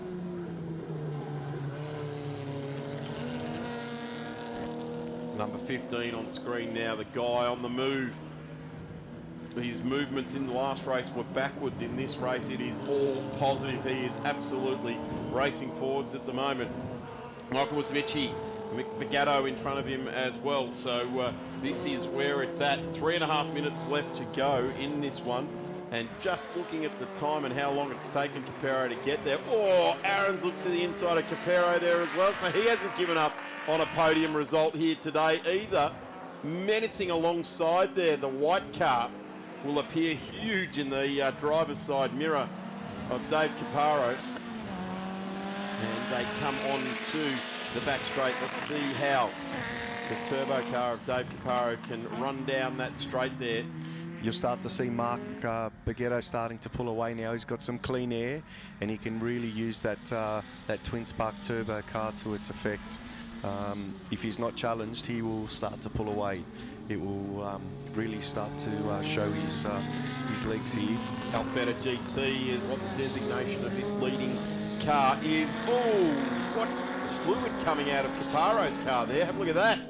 That is spewing fluid out there. I wonder if there's manifold issues there again. You don't want to be spewing fluid out of any race car, that is for sure. No, that's true. That really stood out in that setting sun, didn't it? I wonder, that could be watchable. Who knows? It's been overfilled in that car. Absolutely, absolutely. It's a little bit concerning. Seems to have settled down now, so they're just going to have to keep an eye on that. I dare say he needs to keep one eye on the temp gauge and one eye on the track direction here at the moment. Car number 15, car number 17 won't have seen that. But certainly Aarons in the following car, he will have seen that, and I would suggest he's probably got some evidence of that fluid on the front of his car. Yeah, most definitely. Have a look at this Baguetto now. He looks in the mirrors, and it's been a change for second place. Caparo. So it's about now, I bet Baguetto just flicks that rear vision mirror up and says, righto, we've got 1 minute and 40 left in this, so we're going to get 3 more laps in this race. I'll just concentrate on the clear view I have out in front. Caparo goes to the lane. He's off. Sorry, no, he goes off. He's up off at turn 9. Yep. So something definitely has occurred there, and rather be safe than sorry. He's pulled it off to the infield. Yeah, let's hope he hasn't gone too far and damaged it, because that's not going to be a nice fix. No, but end of the weekend, so this is our last race. We've had an absolute ball here in sunny Victoria, I can say. Yeah, well, I tell you what we saw on the news this morning, the rain and the snow falling in northern New South Wales has been just, well, over the last 6 months it's been endless, relentless rainfall. Who knew here we can see the snow on Mount Buller from where we are here right now. So this has been bathed in sunshine, although now the local time being 20 minutes past 4, or 17 minutes past 4, it starts to get cool, those shadows start to get long, and as I said, the drivers, as they come up past out of turn 1 and turn 2 and just drive up that little rise there, the sun just grabs them right in the eyes. Yeah, most certainly. And there you can see Mark Baghetto has just set the fastest lap of the race, and as I said, with a bit of clear air, he can definitely put all that horsepower down, and he's certainly showing his skills out here today, extending that lead. He's now got a 3.3 second lead to Michael. There it is. He's given the international signal to I've broken down, and puts the bonnet up and wanders away. So car number 15 taking no further competitive part in this event. Alfio Muskecki doing a nice job there as well in that blue car. There we go. The number 5 and the 707 right in behind Camelo Mirabella, and those guys started line of stern with each other. And Anthony Amate, they're all 3 blue cars. Yes, I've got to say I do like the number 5 Alfio Muskecki's car. That's a beautiful blue racing car. It is Europe. Yes, it certainly is. And here you have 2 different models here, a GDV and a 147 GDA. Well, Amato's done a tremendous job. Started out at 12th and he's now up to 7th, so he's pushing for those points in the championship hunt. We go back to car number 11, and the last lap board has been displayed to him, so you would have to suggest there's car 2 on the road, which is Mr. Mecki, and then it is the Aarons entry there, Mick Aarons in P3. So a really good drive by car number 11. He's been right at the pointy end of all the racing here this weekend, and it's a lovely drive home when you have a weekend like that, isn't it? Oh, the eyes are tired and heavy, but you've got a spring in your step. And you're smiling all the way home. Mark's been absolutely clinical this weekend, and they've had a few little dramas, but they've been able to sort it all out and put it all together. And like you said, the drive home is going to be very fun and full of laughter. Yep, exactly. And well, the opposite end of the scale is what we all experience at some time. But I'm sure that Mark Baghetto has had the weekends that you want to forget here in the Trident Civil Contracting Alpha. 2 more corners to execute here, and he will greet the checkered flag. Great field of Alphas. 25 cars fronting up for a 4:15 start at the end of the weekend. That's pretty cool to see that many cars fronting up. Testament to not only the category but the event, the gravity of this event. Now people are looking at it as a special one to come to. Yes, it certainly is. We love coming to Winton here, and we always have a great time and appreciate what the event is and what they do for our category. Certainly is, and Alfa Romeo synonymous with racing over all the decades that this brand has been involved. The checkered flag has certainly flown for the final time in the Alfa Romeo Racing. Mark Baghetto takes a sweet victory. Michael Musumeci started out at 3, came home in 2, and Mick Aarons started out at 2, came home in 3. But not a bad result considering he sort of struggled in the mid part of this race and had to succumb to the fire that came at him. The 777, Simon Grierson started out at 6, finished 4th, so that's a nice result there. Alfio Musumeci started 5th, came 5th. Amante is the mover there. He started out of 9th, coming home 6th. He's the shaker and baker of the race today. Absolutely, here this afternoon. The 707 started out of 4, ultimately home in 7th. Then we've got Ashby, Bill Magafin, Urs Muller, Wilson, Ashby. I don't know how to say that. Kukuza. Kukuza, there you go. Got to do it with that Mediterranean That's accent. right. do it with your fingers. And I did it with the hand. Yeah. Kukuza. I get it now. You got to do. It's a physical thing, isn't it? It is. Yeah, absolutely. Absolutely. Well, look, fantastic. Thank you very much, Mark, for your presence here in the commentary booth and giving us a bit of insight into the Alfa Romeo racing, particularly your mates that you've come down here. You've joined us Mexicans for the weekend, and you've come in numbers. And as always, the Alfa Romeo crews from all over the country. They certainly do, and we appreciate the hospitality, and we'll definitely be back next year. Well, take our trophy and buzz off, would you? Will do. Thank you very much to Mark Crisvilli and the entire Alfa Romeo racing community for bringing such a great field of cars here this weekend. We're just moments away from seeing the M&O and sports cars with the Formula Vs out on track, and then the curtain closer, the Porsche 944s. Gee, let's hope that the racing has been fierce, but let's hope we don't get any coming together like we have had over late yesterday and earlier on today. Good clean racing out of the Porsche 944s to finish things off. Thanks, Mark. Thank you. Cars are lining up in pit lane, and Phil Memory will be making his way back onto the mic. But just before we head back into the last two races of the day, I'm going to take a quick break. Thanks for joining us here at the track and indeed on the live streams. Great to see the fans that are sticking around to see out the end of the day. You will be rewarded with a couple of great races coming up, and we will see you in just a couple of moments for the M&O Racing and Formula V race. Race 3.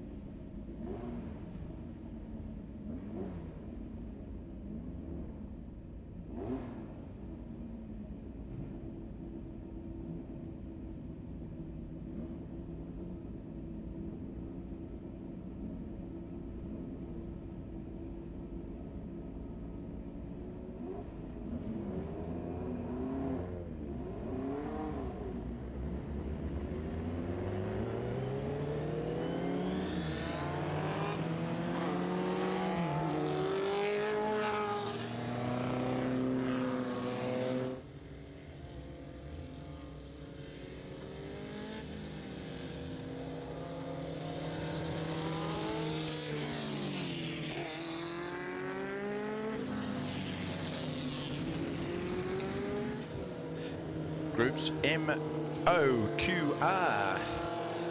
Sports Racing and Formula V are out on track. That was a big part of the alphabet, all done and dusted. certainly is, and well done. You're a well-educated man, Phil. Oh, I don't know about that.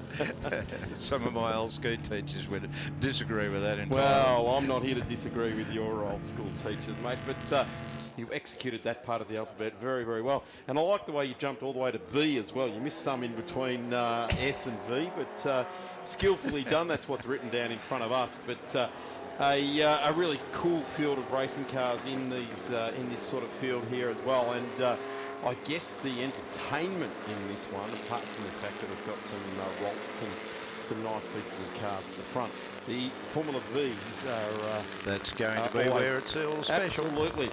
The interesting thing is that in a couple of weeks' time, I've said it a few times this weekend, the Formula Vs will have up to about 30 cars on track at Sandown on the 22nd and 23rd of August. So look forward to seeing all of those cars there as well. Let's have a look at this grid sheet. It is Nigel Hook in car number 1, who will be out on the front of this grid, and Nigel with car number 1.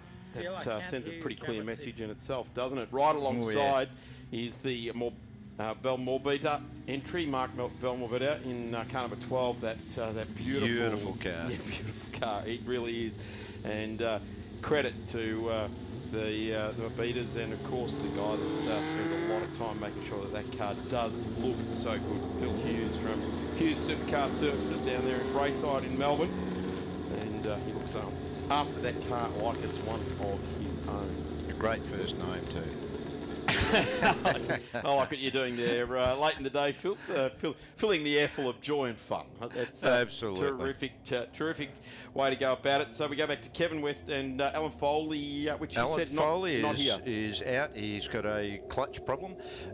Certainly had some issues off the start line, and basically the clutch was just in a bad place. It looks like we've got the second row of the grid completely clear, so let's jump back to maybe Rowan the third. Little, Damien Sykes, Chris Jackson, Glenn Briggs, David Crabtree, Ross McLaughlin, Andrew Greaves-James, Callum Ross, Robert Willits, Matt Gurish, as we are set for a start, and away we go. And what a ripper. Car number 1, Nigel Hook, gets the Kadicha F282 well motivated, but it'll be, dives down the inside. Full credit to Velmorbita. He did a terrific job. Great presence of mind to stay out of the way of the charging car number 1. 100%. That was, I'm not too sure what happened there, because Hook certainly seemed to leave the start line in front of everybody else. Didn't see it on screen, but maybe he missed a gear, because Mark was certainly in the lead coming into that corner, and so big late dive, and pulled it off as they head on their way around. And as you said, just prior to going on to air, the major part of the race is going to be the Formula Vs, because everybody else has pretty much either pulled out or gone home through some sort of retirement or issue, possibly needing to just get home in time for the wife. Nigel Hook for Race Car Restorations, that Kadicha F282, doing nicely, and wouldn't be too often he'd look in the mirror and see the magnificent silhouette of a Brabham BT23. And Mark Velmorbita had the entire Velmorbita family up here yesterday watching on, and drove very, very well. In fact, he's driving this car better than ever now. So car number 12 is actually staying with Nigel Hook at the moment, and moving over to just follow in that slipstream and get a bit of a tow down. Will he pull out? No, stays line astern. I wouldn't have thought that the Wings and Slicks car would pose too much of a threat from the Brabham, but certainly Mark Velmorbita is doing a terrific job at the wheel this weekend. He certainly is, and we're just back in the Formula Vs on screen now, and as you might expect, there's 3 Formula Vs all together. Throw a hanky over them, and they'll just swap and change position left, right, and centre. That's Ian Edgar in the 58. He's leading this charge, and these guys are 4th, 5th and 6th in the race. So as we alluded to at the start here, Phil, the Formula Vs are going to give us the entertainment bonanza of this one. 100% as they head around the sweeper, and Then we've got this little dog leg to the right. Throw it down there. Oh, nice grab. Pulled the inside line to close that off so that no one could come down the inside. A bit of a replay there, and we see just the slightest of touches between a couple of the cars. I love Damien Sykes. He was watching the mirror there for the car coming through. That's real presence of mind. Oh, yeah. Looking for Chris Jackson, who was, he saw a flash in his side mirror. Tiny little side mirrors on these things, and we're just watching all of them now checking their mirrors as they come in a straight line. That's the good spot to do it. Check your mirrors in a straight line. Oh, yeah. It's, it gets a bit awkward when you're doing it, but mid-corner. Well, presence of mind at turn 2 to do that. Look at Jackson draws alongside. Now Damien Sykes knows he's there. Brakes just a millimetre later. Carries the car through the corner. Yes, good job from all of those three drivers there. Nose to tail, throw a hanky over them. The two guys at the back need to just sort of work together and close down. There's a bit of a gap opened up, and if they just work together, they'll be able to close that gap back up again. Ian Edgar has not happened to be in any troubles here. The 14 now looking up the inside. Wow, they're bunched up through turns 1 and 2. 3 wide down into turn 3. 3 into 3. That won't come out. Oh, wow. Don't know what the square root of 3 is, but 9, I think. Yeah, something like that. Yeah, maths was never my strong subject. I went cross-eyed then, and I was seeing the square root of 3. But wow, this is what we predicted at the moment, and this is where this race is at. Our race leaders have cleared out, and let me tell you, Nigel Hook and Mark Velmovita are glued together. Oh no, that will be Ian Edgar. Yeah. Disappears off in the number 58. I don't think there was any coming together. I'm going to blow the whistle and say, play on. Well done. And see if we can get a result now, because the 14 of Damien Sykes and the 80 of Chris Jackson are now very much glued together. Have a look at the mirror there. Yeah. He's getting a look. He's going, I know my right mirror's chock-a-block full of car 80, but who's on the left? Because car 80 is now on the left. Yeah, and makes the big challenge. Wow, gets to in front, but not fully in front. Has to stay on the outside through the right-hander. Manages to close the gap. Here we go. Replay. Ian Edgar tips it in. He arrived late and went off of his own position. Yeah, that was. He's played that game himself out onto the green stuff. He'll be ruining the effort that he put in there. Certainly didn't play off for him. Certainly, there's our race leaders now. Gee, Mark Velmovita's driving the race of his life now in car number 12 as the sun sets out over the back of the circuit here. These guys are doing a tremendous job. Just looking at the lap time at 1:30.24 for Velmovita.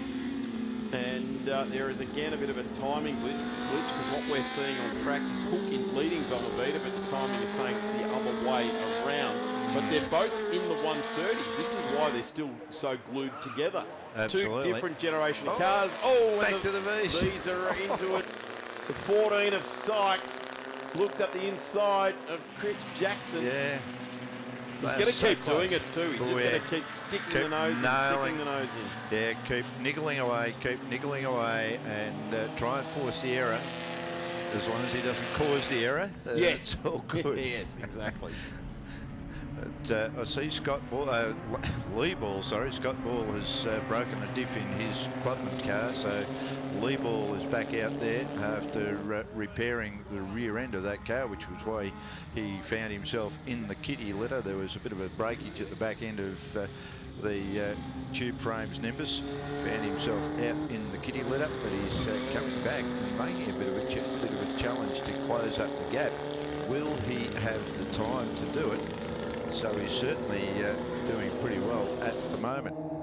Jackson and Sykes still filling the screens. Well, they have gone absolutely side by side with each other. Ian Edgar has managed to extract himself out of the wet grass, but not obviously playing any part of this. Oh, other side, mate. There he is.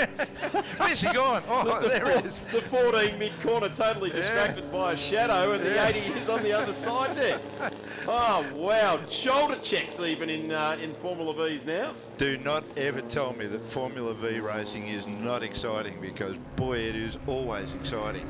There is always so much hip and shoulder, well, not hip and shoulder, but look over your shoulder. Look over your shoulder, almost stand up in the seat and have a good look and see if you can find him where it is. But spatial awareness in car number 14, he held his line, but he was looking left and right frantically to see where Chris Jackson is. Great driving by Chris Jackson. I really applaud that, because he's absolutely confused Damien Sykes. He thinks he's going left and he's going right, and he goes right this time and just gets held out. Great bit of racecraft by both these guys. And this is playing right into Lee Ball's hands. So Lee fighting like this, Lee is able to close up, and he'll be having an absolute balls, literally, sitting in the car watching what's going on in front of him. There's going to be at least 3 laps to go in this one too, Phil. Yeah. So I reckon if he keeps his head down and these two start battling like they are again, side by side, they're sharing the same shadow at this point in time. The 80 has chosen for about 4 laps in a row to cover so much more real estate around the outside. But what it's allowed him to do, he's done it. He has. He's managed to do it. It's And Lee allowed him- Ball is right on the back. It's allowed Chris Jackson to flow the car, and that's the secret for Formula V racing. There's 3 cars. Three cars, Lee Ball right back into it, and down the inside is Lee. He picked a place. He's done it. Lee Ball, well done. And From I'm going to validate this, Phil, because this is for third. Yeah. This is for third in the race. Nigel Hook and Mark Velmovita have checked out in the Kaditcha and in the Brabham. They're well up the road. In fact, they're a minute up the road.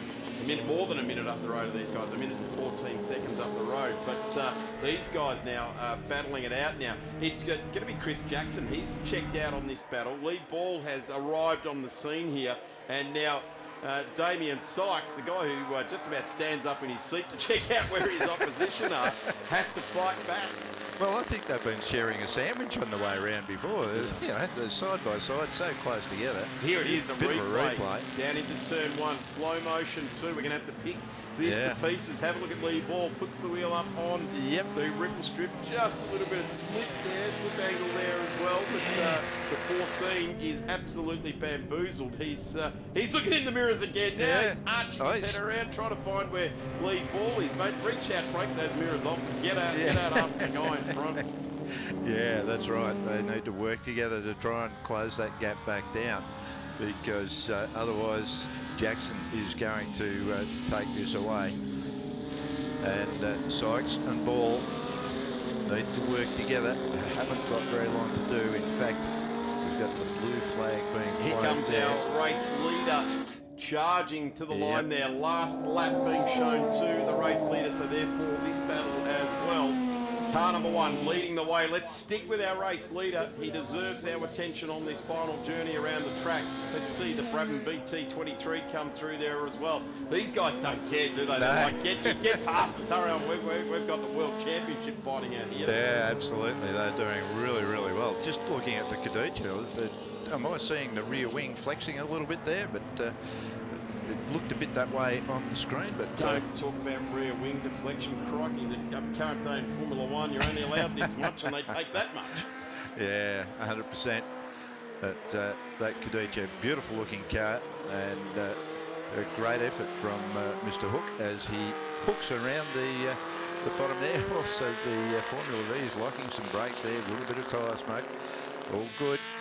That Brabham, the BT23 of Mark Velmovita, and still Jack Brabham is still the guy that the only guy who's driven and won world championships in the car with his name on it. What, I mean, is that ever going to be eclipsed? I doubt it. I'll put money on it and say no. Yeah, I'm going to put money on it too, because it'll probably be after I'm gone. So, same here. If it ever happens, it'll be after I'm gone. And that gives the gravity of what Mark Velmovita has done here this weekend. There's the checkered flag, and riding it out is Nigel Hook. A fantastic victory lights to flag victory. He was challenged by Mark Velmobita in different equipment, older equipment. And I've got to say, great drive by Nigel Hook, but what a steer by Mark Velmobita. He set the fastest lap of the race. Yeah, 1 minute 30. Sorry, a 1 minute 29.30. As opposed to Hook that managed a 129.34. So it's hundredths of a second. Not a lot. It's still the fastest lap. But what a great result. Well done to Mark Velmobita and the team that he's got surrounding him. And I say the team, the one man, Phil Hughes, who takes great pride in anything he presents for the racetrack, and definitely the next generation of Hughes. Young Thomas is doing some racing in the prototype championship as well. They've got a Radical that they go racing in, but certainly the MOQ and R Sports Racing and Formula V. How did we end up? Where are the results for the Formula Vs? Who got that battle? Damien Sykes, Jackson and Ball. Wow. Edgar, McLaughlin, Gruvis James and Corish. With everybody else that's on our little list there, a non-starter. Terrific result there as we now look at the cars that are going to make up the last race for this weekend. I'm not sure if Joey Kellock is going to join us here in the commentary booth. The excitement factor, there's his voice in the background. I'll take a quick break because these cars are not too far about from rolling out on track. We'll be back in just a moment with the Porsche 944s, our last race of what has been a magnificent Winton Festival of Speed. And I look out and the 100 or so people that are still lining the fences, you are going to get a massive treat. These 944s have been absolutely immense, Phil. Yeah, they've been absolutely tremendous. It was, the race last night was just awesome. And, you know, Chris Lewis-Williams was pretty lucky and did a great job. He did too, and did a good job earlier on today as well. We'll be back in just a couple of moments with Porsche 944s, the last race for the event. I was 16 when I first saw her. Loved her utterly. She was so sweet, so perfect. Still is. She's got a whopping great two-stroke engine under that gorgeous aerodynamic body. Insurance? Well, Shannon's, of course. No one knows your passion like Shannon's. That's why we offer special limited usage rates and even club plate cover. So call Shannon's on 13 46 46. Shannon's, insurance for motoring enthusiasts.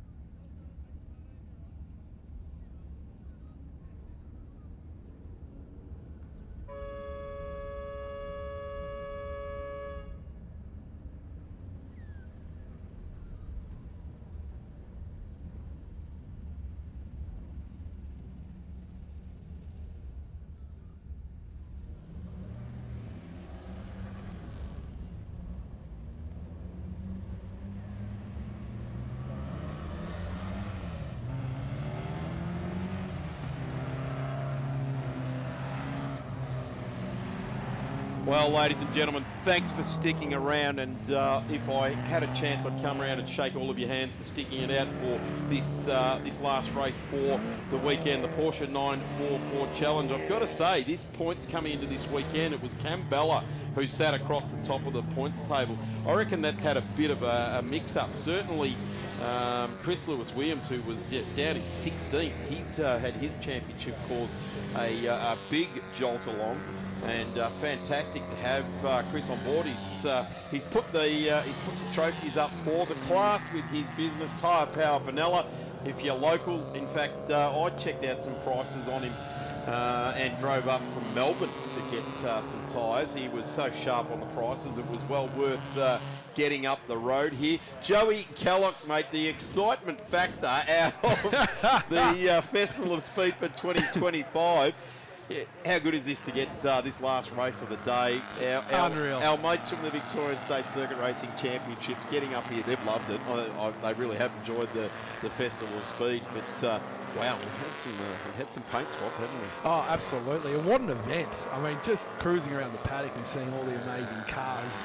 And, you know, in those vintage sports sedans are out of this world. Perspex wings and, oh man, like it's just awesome. See-through Perspex wings. Did you see that on the FX? Yeah. It was amazing. I took a lot of took photos of that one. It was great. And very exciting with great anticipation. Here we go for the finale of such a great event. Don't we ever? And Chris Lewis-Williams, guy who from Tyre Power Vanilla, who has put up the trophies, he will start out of position number 1. A big return to the category. Mark Torbert's right alongside. Is the 66 going to bring it home? Now, they expect a big tussle between these guys because Mark Torbert's had his measure toward the end of the last race. He was catching him. He run out of laps. So we're about to get underway. But it's going to be a race to turn 1, and who knows what's going to happen. It's going to be really exciting. Absolutely. Michael Westerway and James Westerway. Jimmy will sit off the back there. He will measure it all up. And it was a big dive down to turn 1. And, turn 3, where we saw him disappear off. Tony Westerway, Ads Brewer, Mark Verdino, Josh Brisbane, Ryan Phillips, Nick Carpenter, and, the Aqua car of Cambella, car number 1. What ominous sign do you need in the last race of the day? Starting from the back position on the grid, he has gone from last to first before. You remember him doing it at Sandown? And Calder. Last corner, and Calder. Expect big things from Bella moving through the pack. Absolutely. Tony Andrzejewski in the 27, he'll start 11th.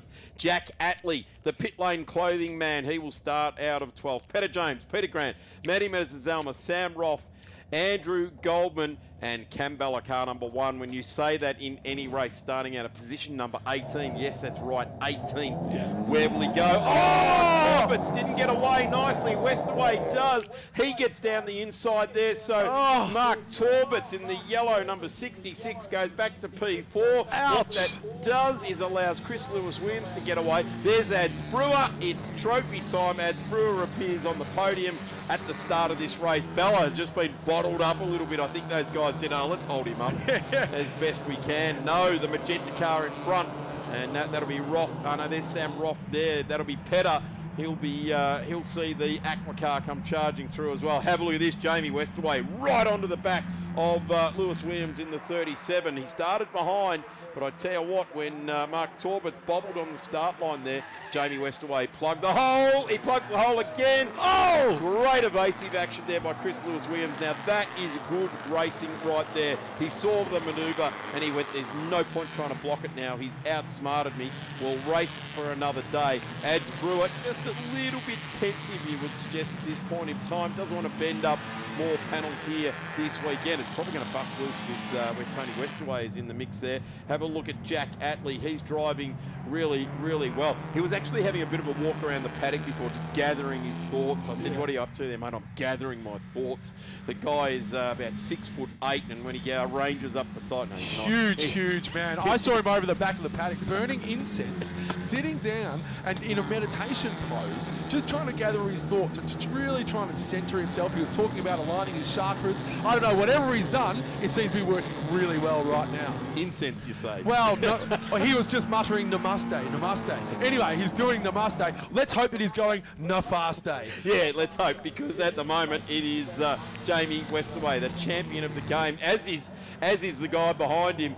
And the guy, the champion in waiting, Ads Brewer, ranges up behind CLW. Have a look at this, Mark Torbert's trying to push through on Westaway. There's the Aqua car of Bella. He gets through on Jack Atley. Jack goes, yeah, mate, I'm not going to argue with you. I'll actually jump in behind you. I'll learn something for a lap or two. Yeah, that's exactly right. Now, Bella would have loved to have had more, taken more spaces by this time than he has. He has definitely been held up. You'll see the big gap between the front group and the mid group because Torbert's has he did more than bobbled. He'll be kicking his own shins. He's now behind. He's got through one part of a Westaway wall. And he's going to try and claw back some positions, but a big gap between the leading pack and that peloton chasing behind as we see Lewis Williams. Westaway has made a move on him, gotten in front. We've got Brewer behind, a little gap to Verdino, Westaway, Torberts, Westaway and Phillips. It's really close in the peloton there. Peter Grant and Jack Atley just getting together there. I think there's been there has been definitely a step up of aggression and willingness to give each other a bit of a nudge in the mid pack here this week, and I think we probably need to have a bit of a chat about that and get on top of that before too many more rounds get underway, because we don't want to be loading bashed up cars onto trailers at the end of the weekend. It's money we don't need to spend, but look, if the racing gets willing, that's awesome. But well, we're seeing a few Jekyll and Hyde personalities from a few of the mid pack this weekend, which is actually great to see. As long as it just falls short of rubbing, then that's exactly what we want to see. Tony Andrzejewski's got a new nickname this weekend. I think it's the Enforcer. He has been showing some real aggression and some real bravery. Oh, big spin, Michael Westaway through the first 1 and 2 complex.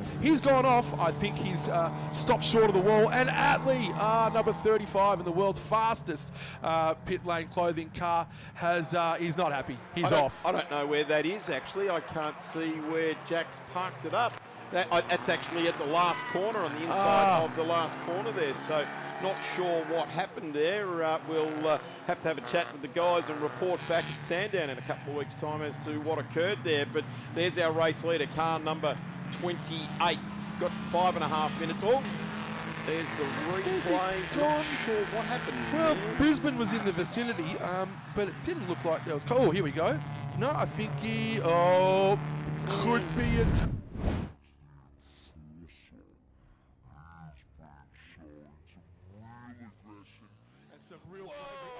Big spin, Michael Westaway through the managed to steer clear of it after he's been involved in a couple of melees here. That is not the place you want to get a nudge. That's for sure. Jack Atley, we're just getting the replay. He's asking the question, saying, what's going on? What happened?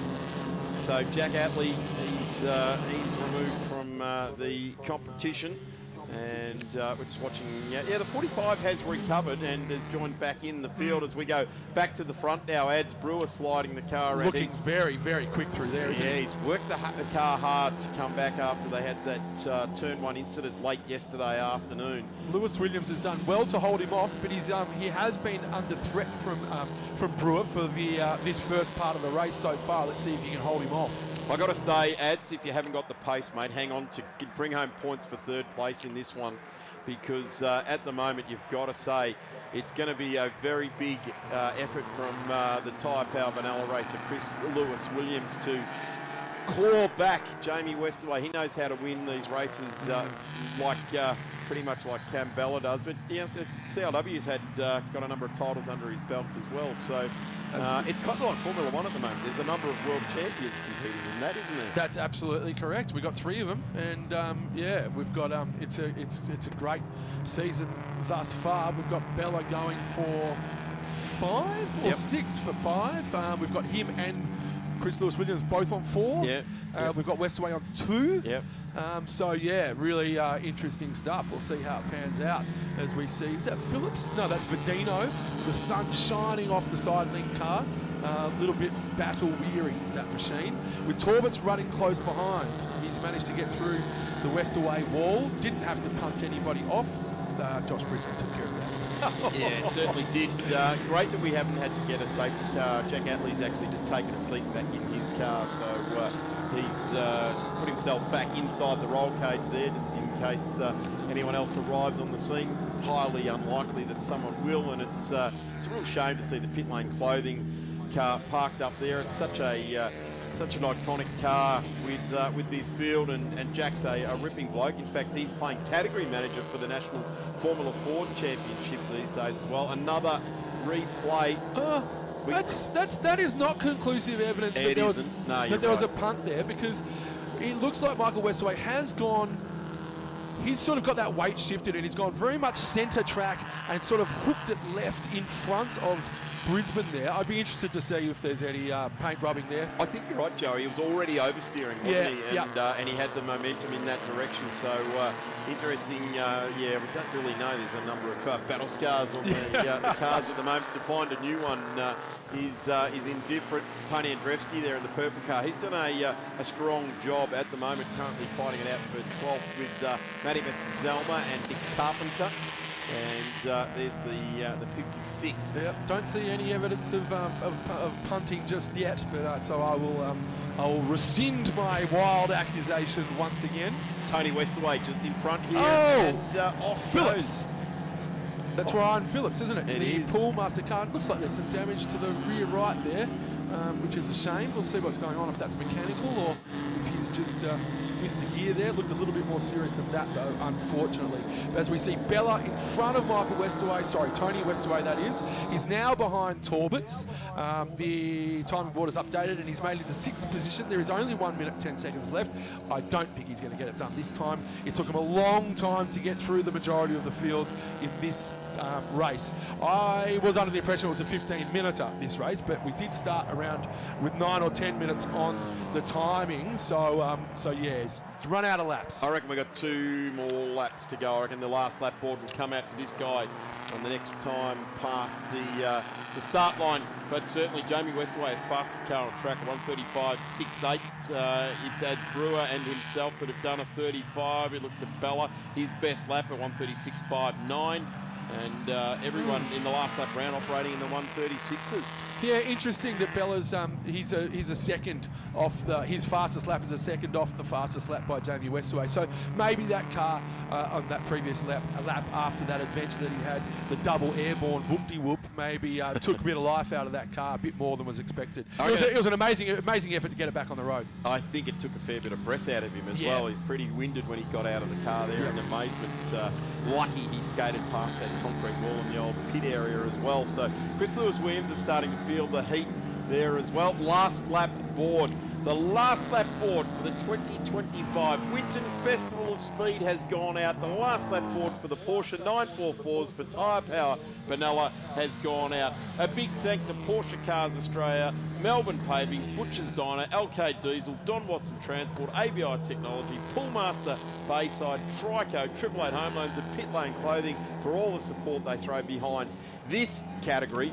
And of course, the event, Shannon's Insurance, Races Industries, Cool Drive Auto Parts and Equity One, the big partners involved in this event. Oh! Riding it out.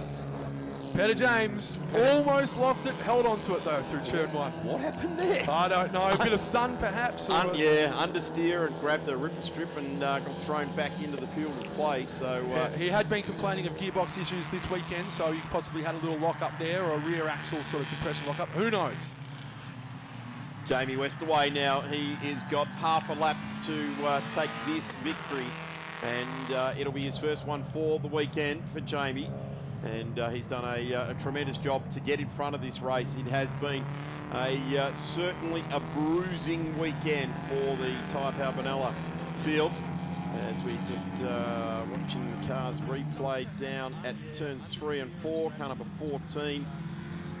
Continuing on nicely there as well. So a replay there as we get our race leader, the rear shock down to the checkered flag. And Jamie Westaway, surprise winner here this afternoon. A bruising weekend for the 944s, but fantastic racing. I told you, ladies and gentlemen, those of you that have remained here, what a great race for the 944s. Joey Callock, how long till you pulled the onesie back on a helmet, mate? With this sort of racing, you've got to be getting edgy. Well, we'll see how we go. Very busy with work, etc., but you'll definitely see me at Island Magic if you don't see me before. Fantastic. That is what we want to hear. We're going to miss you in the commentary booth, but I'm sure there'll be another driver that takes a break that we can blood in to call the action like you and Jack Atlee have done over the last couple of seasons. We'll see how we go. It'll be great. Just want to say a big thank you to you, Darren. You're doing such a great job. You've just done an amazing effort this weekend calling all these races, and all the volunteers, and especially all the fans that have hung around for the last race, the 944. It's amazing effort. Give you guys yourselves a pat on the back. Really good. Awesome, Joey. Thank you for your help this weekend. So Jamie Westaway takes the win. Chris Lewis-Williams home in second place, but for the weekend will take the chocolates. Ads Brewer in third, a good fight back for him. Mark Verdino is home in fourth. Cam Bella in car number one. What a bruising weekend. He's going home like a beaten up prize fighter, but like a prize fighter, he's well and truly ridden it out. Tony Westaway, Josh Brisbane in the mix there, and Mark Torbitts eventually, who fluffed up the start, started on the front row, but Mark Torbitts in the 66 will live to fight another day. Tony Andrewski has had a terrific weekend, driven very, very well, and I guess the result doesn't actually reflect his efforts. Nick Carpenter, Peter James, Mazzy Menezalma, Goldman, Roth, Grant, Westaway, Phillips, and the pit lane clothing car of Jack Atlee just in the replay there. He is very dejected down there, being recovered off the back of the field. Ladies and gentlemen, that is the close of racing. Phil Membry, thank you for joining me back in the commentary booth. A massive effort, mate. Thank you so much for your expertise and talent on the mic. The massive effort is all you this weekend. It's been huge. I'm going home with a smile on my face, mate. It's been a ripper. I'm surprised that you're not the size of a Twinkie bar or something. You know, like you've worked so hard. You should have lost about, well, you know, maybe a couple of stone. Oh, I don't think I have. Language. I should be talking kilos, shouldn't I? I don't think I have. Well, what a great effort, Phil. All these volunteer officials, they're still working. They're still waving blue flags and yellow flags. They've got to pack up. They've got to clean up. There's an immense amount of work that's got to happen, and then there's all of the processing of results and all of those sorts of things have got to take place.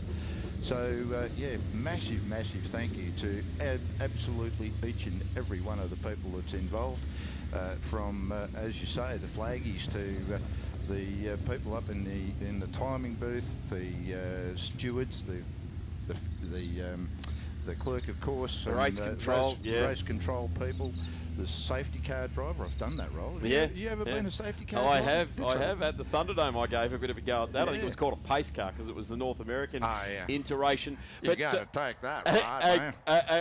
A lot of hard work from the crew from Lennox Media as well. Phil Harrison, his crew, the cameraman, and all the techs that put on the live stream. And for those fans that are still here at the track, thank you for supporting this event. The Victorian Historic Racing Register reach out and thank every single one of you for joining us here, the campers, all of that. And the stars of the show, Phil, the race drivers and the race cars. 100%. And the people that help them. Yeah. In their crew. Yep. Like there's so many people behind the scenes. It's incredible. And the amount of work that people put in and helping other competitors. Like a competitor has an issue and all of a sudden there's bits and pieces come from other competitors and people with technical skills to be able to cut, weld, do whatever they've got to do, pop rivet and get things back and going again. So yeah, it's a huge effort and been a wonderful weekend here at Winton Motor Raceway for the Festival of Speed 2025. And with that, welcome everyone back to the Winton Festival of Speed 2026. Keep an eye on the VHRR Facebook page and the social medias across that. There's going to be some surprising content coming out over the next little while. And of course, a couple of weeks' time, 22nd, 23rd at Sandown for the next Victorian State Circuit Racing Championship. And of course, historic Sandown in November. Roll on 2026, the Phillip Island Classic.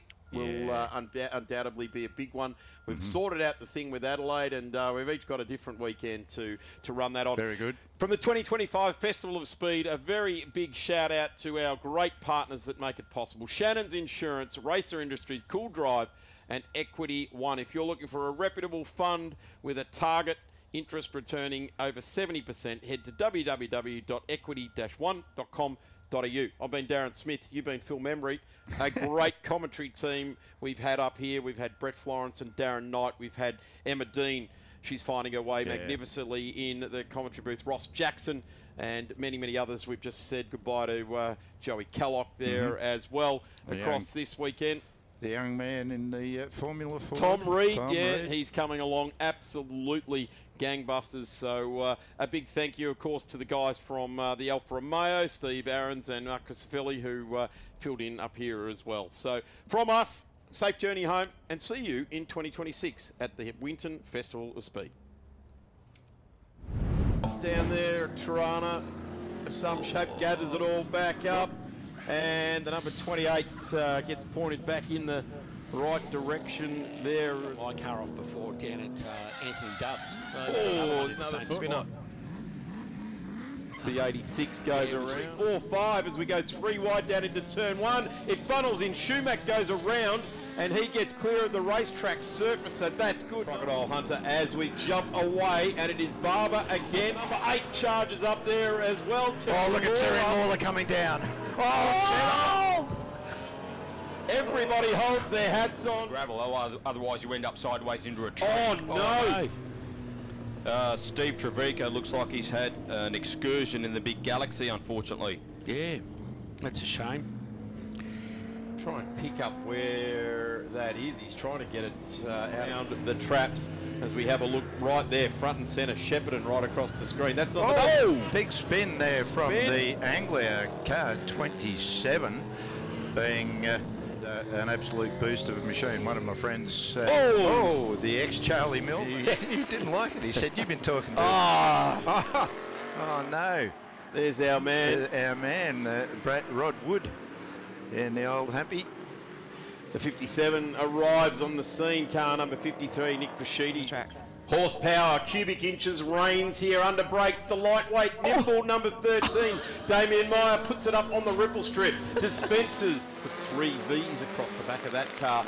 And is definitely out of the sports car racing realm. There is Connor Ryan, and number 8 spears off. Backwards. He will... Unreal, look at this, beautiful stuff. Oh, very aggressive from Westaway on that second. Oh, coming together on the straight. One and Westaway, Bella off. And that is through the air, a bounce and a thud. Oh dear. And Bella comes unstuck. But Mark Torbitz is just hanging on the back. This is spin there, that's the 68, that's Sam Roth, who we called. It's amazing when you think about the XU1 that it grew from the Vauxhall Viva. Yes. Yeah. And at one inside, point, Murphy puts it through. What nicely. Curry at the back of the field. The RX-7 gets nice start there. They've got to keep each other neat and tidy. Chris Durwell slides into second to the Celtic. But a great second phase from Reed. And Jack Clifford's gone for a massive moment off the outside of 2. The right rear has come loose on that car. Reed get the power down. Oh, yeah. How good is that? Oh, Dougie. Oh, jeez. Grabs it all past with bodies put over the top of them. That's what people... Oh, Peter Fowler's disappeared off into the weeds. The green accelerator. Well, it must have dried off a bit because he's gathered it all up, although you can see his face. He's smiling. He's one of the few that wears an open face helmet, and he's in this part of his motorsporting career. But I tell you what, the speed that he can extract out of that little Datsun-powered car, there you go, right alongside the Chevy and drive away from it. Thank you very much. And the Tirana does as well.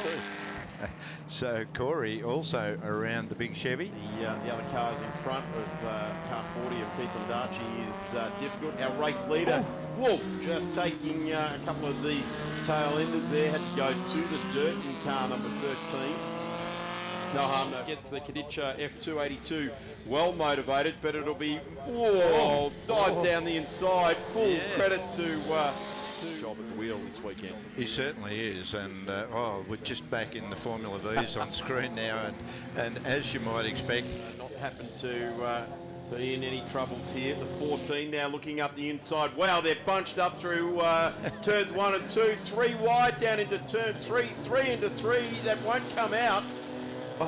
This is where this race is at. Our race leaders have cleared out. And let me tell you, Nigel Hook and Mark Velmovita are glued together. Oh, no, that will be Ian Edgar. Yeah. Disappears off in the number 58. Still so glued together. Absolutely. Two different generation of cars. Oh, back to the V's. These are into it. These two start battling like they are again.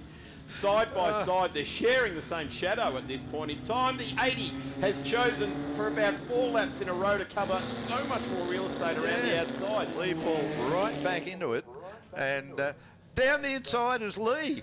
He picked a place. He's done it. He's the enforcer. He has been showing some real aggression and some real bravery. Oh, big spin, Michael Westaway through the Equity One, the big partners involved in this event. Oh, riding it out. Peter James.